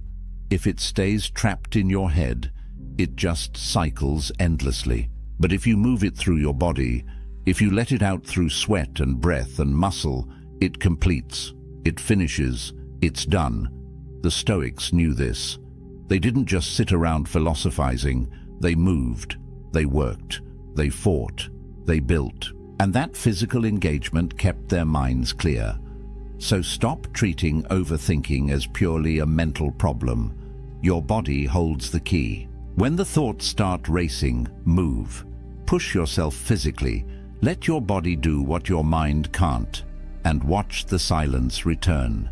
But there's one more technique, one final path that ties everything together, and it's the one that makes all the others sustainable. Because knowing these practices is one thing. Actually using them when your mind is racing, when you're stressed, when you're triggered, that's different. That requires preparation. The Stoics called this the morning ritual, setting your philosophy in place before the chaos of the day begins. Epictetus taught his students to mentally prepare each morning, to rehearse their principles before they needed them, because if you wait until you're emotional to remember your philosophy, you'll forget. Emotions override reason, but if you've already set your framework, if you've already decided who you're going to be and how you're going to respond, then when the challenges come, you're ready. You don't have to think. You don't have to overthink. You just act according to your preset principles. Here's what this looks like. Every morning, before you check your phone, before you start your day, spend 5 minutes. Just 5. Review your principles. Today, I will focus only on what's in my control. Today, I will see obstacles as opportunities. Today, I will be present. Today, I will remember that I'm mortal and will act accordingly. Today, I will be grateful for what I have. Pick your principles, the ones that matter most to you, and remind yourself, this is how I'm going to show up. This is who I'm going to be. This is my standard. And when something goes wrong, when someone disappoints you, when you're tempted to spiral, you won't. Because you already decided this morning, before it happened, you set your philosophy in place. Plato was famous for this. No matter what happened, no matter the pressure, the temptation, the threat, he responded according to his principles. People said you always knew what Plato would do, because he'd already decided years before. He didn't need to think about it in the moment. He'd already thought about it. He'd already chosen. And that's the power of the morning ritual. It removes the need to overthink. You're not making 100 small decisions throughout the day. You made one big decision this morning, and you're just following it. Try it tomorrow. Wake up. Don't grab your phone. Just sit for 5 minutes. Set your mind. Decide who you're going to be. And then watch how much easier the day becomes. Because you're not overthinking anymore. You're just executing a plan you already made. Now, let's bring this all together. These 12 paths, they're not separate techniques you use, one at a time. They're a system. They reinforce each other. They build on each other. They create a complete transformation in how you relate to your mind. Start with the dichotomy of control. That's the foundation. Separate what you can control from what you can't. Then use premeditatio malorum to prepare for difficulties without being paralyzed by them. Anchor yourself in the present moment, because that's where overthinking dies. Take the view from above when problems feel overwhelming. Remember death to clarify what actually matters.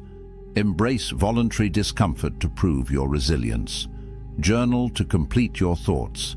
See obstacles as the path. Love your fate. Practice. Imagining loss to generate gratitude. Move your body to discharge mental energy. And set your philosophy each morning so you're prepared before challenges arise. This isn't theory. This is practice. And if you practice, if you actually do these things, not just once but consistently, you'll notice something. The racing thoughts slow down. The anxiety lessens. The paralysis breaks. You start to feel like you're in control of your mind instead of your mind controlling you. And that feeling, that sense of internal mastery, it changes everything.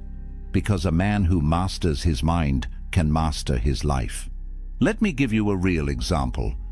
There's a guy named James, 32 years old, spent most of his 20s crippled by overthinking, couldn't make decisions, couldn't sleep, constantly worried about what people thought of him, what could go wrong, what he should do. It affected his career, his relationships, his health. Then he discovered Stoicism, and he started with just one practice: the dichotomy of control. Every time he caught himself worrying, he'd ask, "Is this in my control?" If it wasn't, he'd consciously let it go. Just that one practice, repeated daily, started to change things. Then he added journaling, then the morning ritual, then voluntary discomfort, one practice at a time, and over the course of a year he completely transformed. Not because his life got easier, it didn't, but because he learned to respond differently. His mind quieted. He stopped overthinking. He started living. And now, 3 years later, he describes himself as unrecognizable from who he was. Same life challenges, different mental state, all because he trained his mind using Stoic principles. That can be your story. But it requires commitment. These aren't quick fixes. They're a new way of living, a daily practice. But if you do the work, if you actually apply these techniques, your overthinking won't just decrease. It will transform into something useful, into actual thinking. Strategic, focused, productive thinking. The kind that solves problems instead of creating them. Here's your action step. Don't try to do all 12 at once. Pick one. Start with the dichotomy of control. For the next week, every single time you catch yourself worrying or overthinking, ask yourself, is this in my control? And if it's not, practice letting it go. Just that one practice. Master it. Then add another, then another. Build this system, one piece at a time, and watch what happens to your mind. Now here's what I want from you. Comment below and tell me which of these 12 paths resonates most with you. Which one are you going to start with? Let's build a community of men who refuse to be controlled by their racing thoughts. Men who choose to master their minds instead. And if this video gave you clarity, if it showed you a way forward, hit that subscribe button. Because every week, we're diving deep into Stoic wisdom, practical philosophy for modern men who want to live with strength, purpose, and clarity. This isn't motivational content. This is transformation content, and you're going to want to be here for what's coming next. Remember what Seneca said, "We learn not for school, but for life." These techniques aren't academic exercises. They're tools for living, for thinking clearly, for sleeping peacefully, for showing up powerfully. Your mind is the most important tool you'll ever own. And the Stoics spent 2,000 years figuring out how to sharpen it, how to calm it, how to use it instead of being used by it. The racing thoughts, the endless loops, the 3 a.m. spirals, they don't have to be your reality. There's another way, a clearer way, a stronger way, and it starts right now with one decision. You're going to take control of your mind. Not because you need to be perfect, not because overthinking makes you weak, but because you refuse to waste your limited time trapped inside your own head when there's a whole life waiting for you out here. The Stoics proved it's possible. Marcus Aurelius ruled an empire with a calm mind. Epictetus found peace while enslaved. Seneca maintained clarity while advising a madman. If they could do it in their circumstances, you can do it in yours. You have everything you need, the techniques, the knowledge, the path. All that's left is the decision to walk it. So here's my final question for you. A year from now, when you look back at this moment, at this video, at this day, what do you want to have changed? Do you want to still be overthinking? Still lying awake at 3 a.m.? Still paralyzed by thoughts that don't serve you? Or do you want to be the man who mastered his mind? Who walks through life with clarity, confidence, and calm? The choice is yours, but the time to make it is now. Welcome to the path. Let's walk it together. Welcome back. Tonight we step into the hidden playbook of true power, a guide not written in titles or wealth, but in the discipline of the mind. If you've ever wondered why some people remain unshaken while the world around them burns, you're in the right place. The hall trembles with noise. Shouts rise like thunder. Accusations pierce the air, and the crowd waits for an eruption. At the center sits a single figure, a leader, motionless, unflinching. Their hands rest calmly on the table, their gaze steady, their breath even. Around them, chaos rages. Advisors demand action, rivals whisper insults. The room seethes with tension, yet this leader does not rise, does not argue, does not take the bait. They remain silent. This moment is more than stillness. It is dominance. Because what unsettles the crowd is not what the leader says or does, but what they choose not to say, what they choose not to do. We are conditioned to think of power as loud, forceful, overwhelming. But what if true power is something else entirely? What if real strength lies not in striking back, but in refusing to be moved at all? So I ask you, what makes someone truly powerful? It's not the battles they win, it's the battles they refuse to fight. The greatest strength does not always come from the sword or the shout. It comes from the discipline to withhold reaction when every fiber of the world demands you explode. Tonight, we're going to explore 6 things powerful people never react to. Not sometimes, not occasionally, never. 6 moments that would make the average person boil with anger, break down in despair, or lose themselves in temptation, yet the powerful stay calm, grounded, and unshaken. Each one is a test of composure, each one a crucible of strength. We'll journey through history, where Stoic philosophers like Marcus Aurelius and Seneca held their ground against ridicule and ruin. We'll step into fiction, where imagined warriors and leaders show us the timeless image of restraint as mastery. And we'll bring it into the modern day, where insults, rumors, setbacks, and even praise demand more from us than we realize.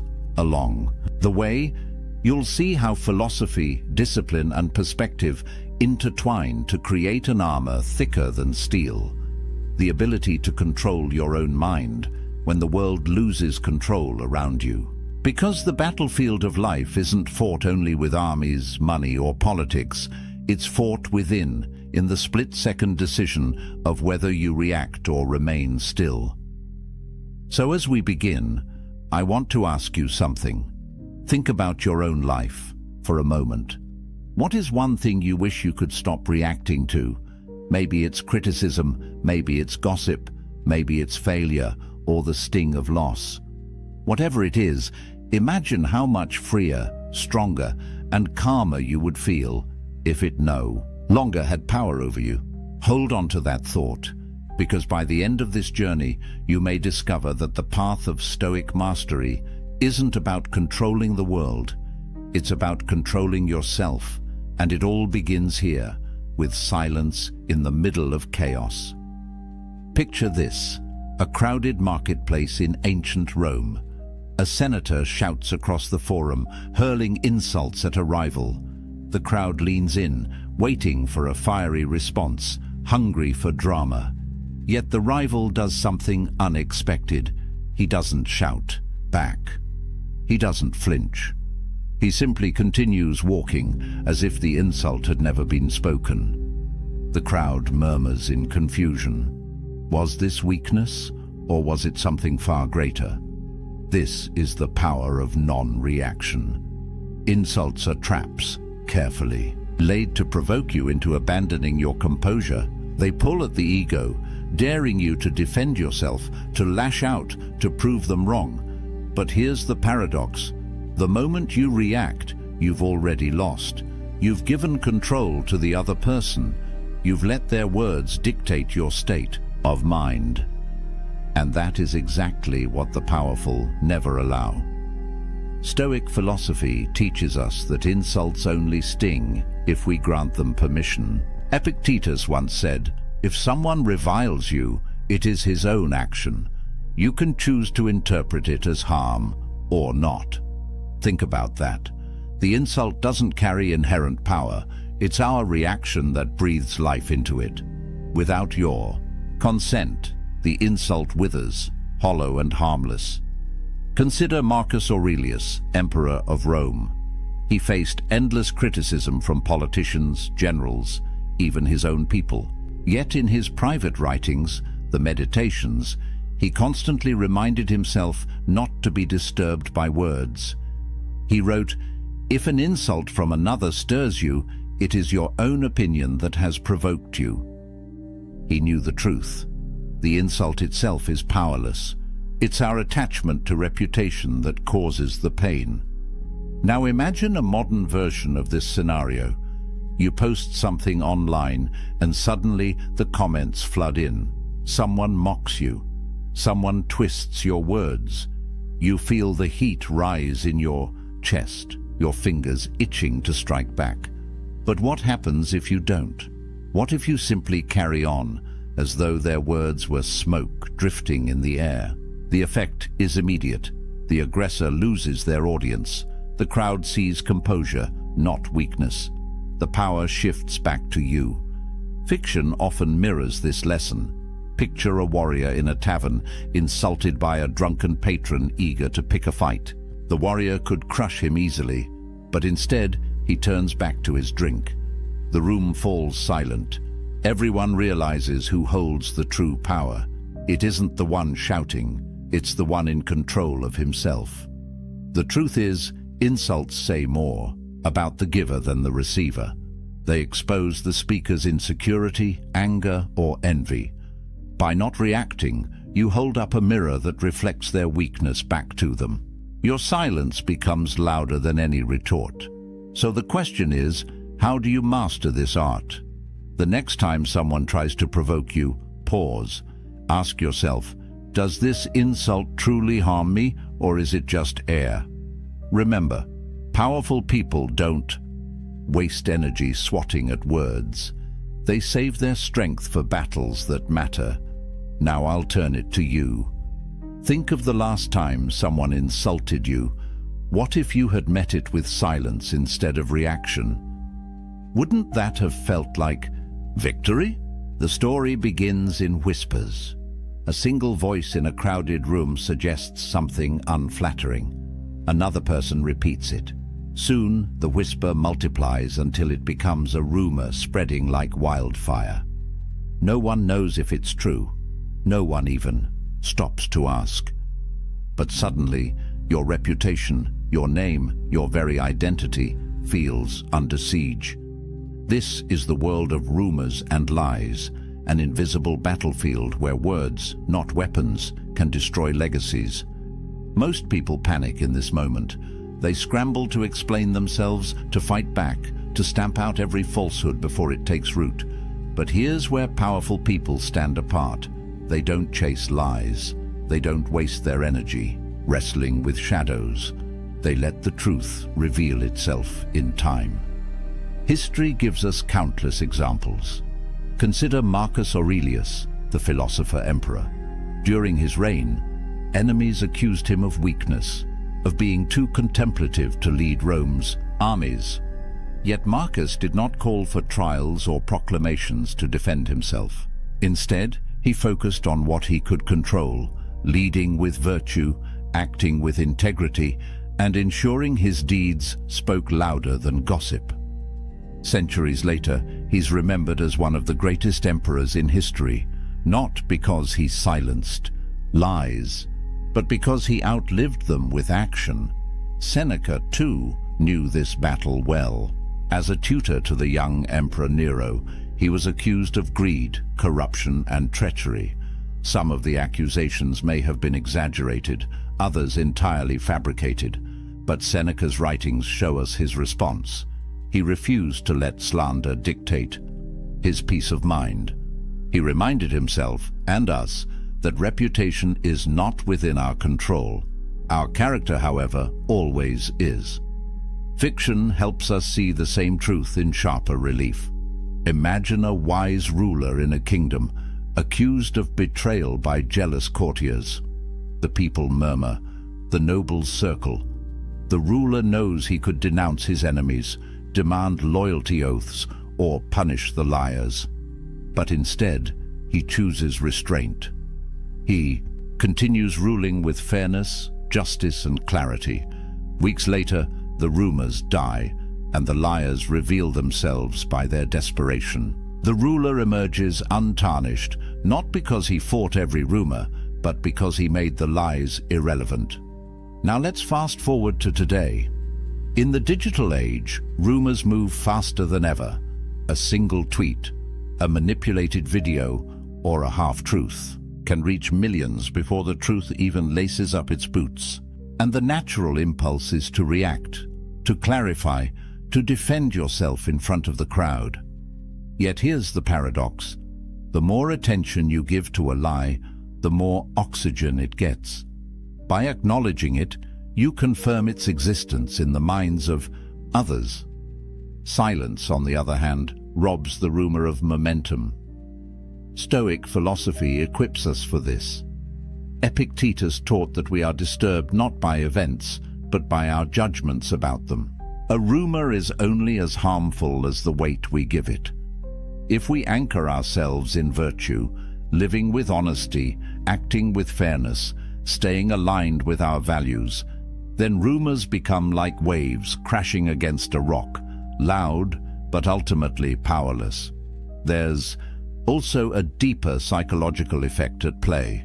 When you don't react to lies, you flip the script on your accusers. Their intent is to provoke you into desperation, to watch you scramble and sweat. But if you remain calm, composed, and unmoved, they are the ones left unsettled. The crowd begins to question the liars. If the rumor mattered, wouldn't he have reacted? Maybe there's nothing to it after all. Your restraint becomes proof of your strength. That doesn't mean ignorance. Powerful people don't simply bury their heads in the sand. Instead, they redirect their energy toward what builds resilience. Their work, their actions, their consistency. Over time, the pattern of your deeds silences lies more effectively than any speech ever could. Think about the people you respect most in life. Chances are, it's not those who rush to defend their names at every insult. It's those whose character is so steady, so undeniable, that lies bounce off them like arrows against armor. Their power lies in patience, in letting the truth reveal itself slowly but surely. So here's a question for you. What rumor or falsehood in your own life have you been tempted to fight? What if, instead of burning your energy in defense, you chose to rise above it, to let your actions over time write the story for you? Could you allow silence to be your greatest rebuttal? The Stoics remind us that reputation is a fickle thing, never fully in our control, but character, that is always ours to guard. And it is through character, not reaction, that we outlast rumors, dismantle lies, and prove ourselves truly powerful. Failure, the very word, makes the heart tighten. We are taught to fear it, to hide it, to run from it. Yet every powerful figure, real or imagined, has walked through the fire of failure and emerged transformed. The difference is not that they never stumble. The difference is how they respond when the ground gives way beneath them. Picture a Roman general on campaign. His strategy collapses, his soldiers scatter, and the banners of Rome fall into enemy hands. The camp is heavy with shame, the whispers of defeat crawling through the night air. Most leaders would rage, panic, or break down in despair. But imagine instead a general who sits quietly by the fire, studying the maps again, adjusting, recalculating. To his men, his calm is unsettling. To his enemies, it is terrifying. They see not a broken man, but someone already planning the next victory. This is the Stoic way. Failure is not the end, it is information. Marcus Aurelius captured this beautifully when he wrote, "The impediment to action advances action. What stands in the way becomes the way." In other words, the setback is not a barrier, it's the path itself. For the Stoic, failure isn't shameful, it's raw material for growth. Take Seneca, advisor to emperors and one of the richest men in Rome.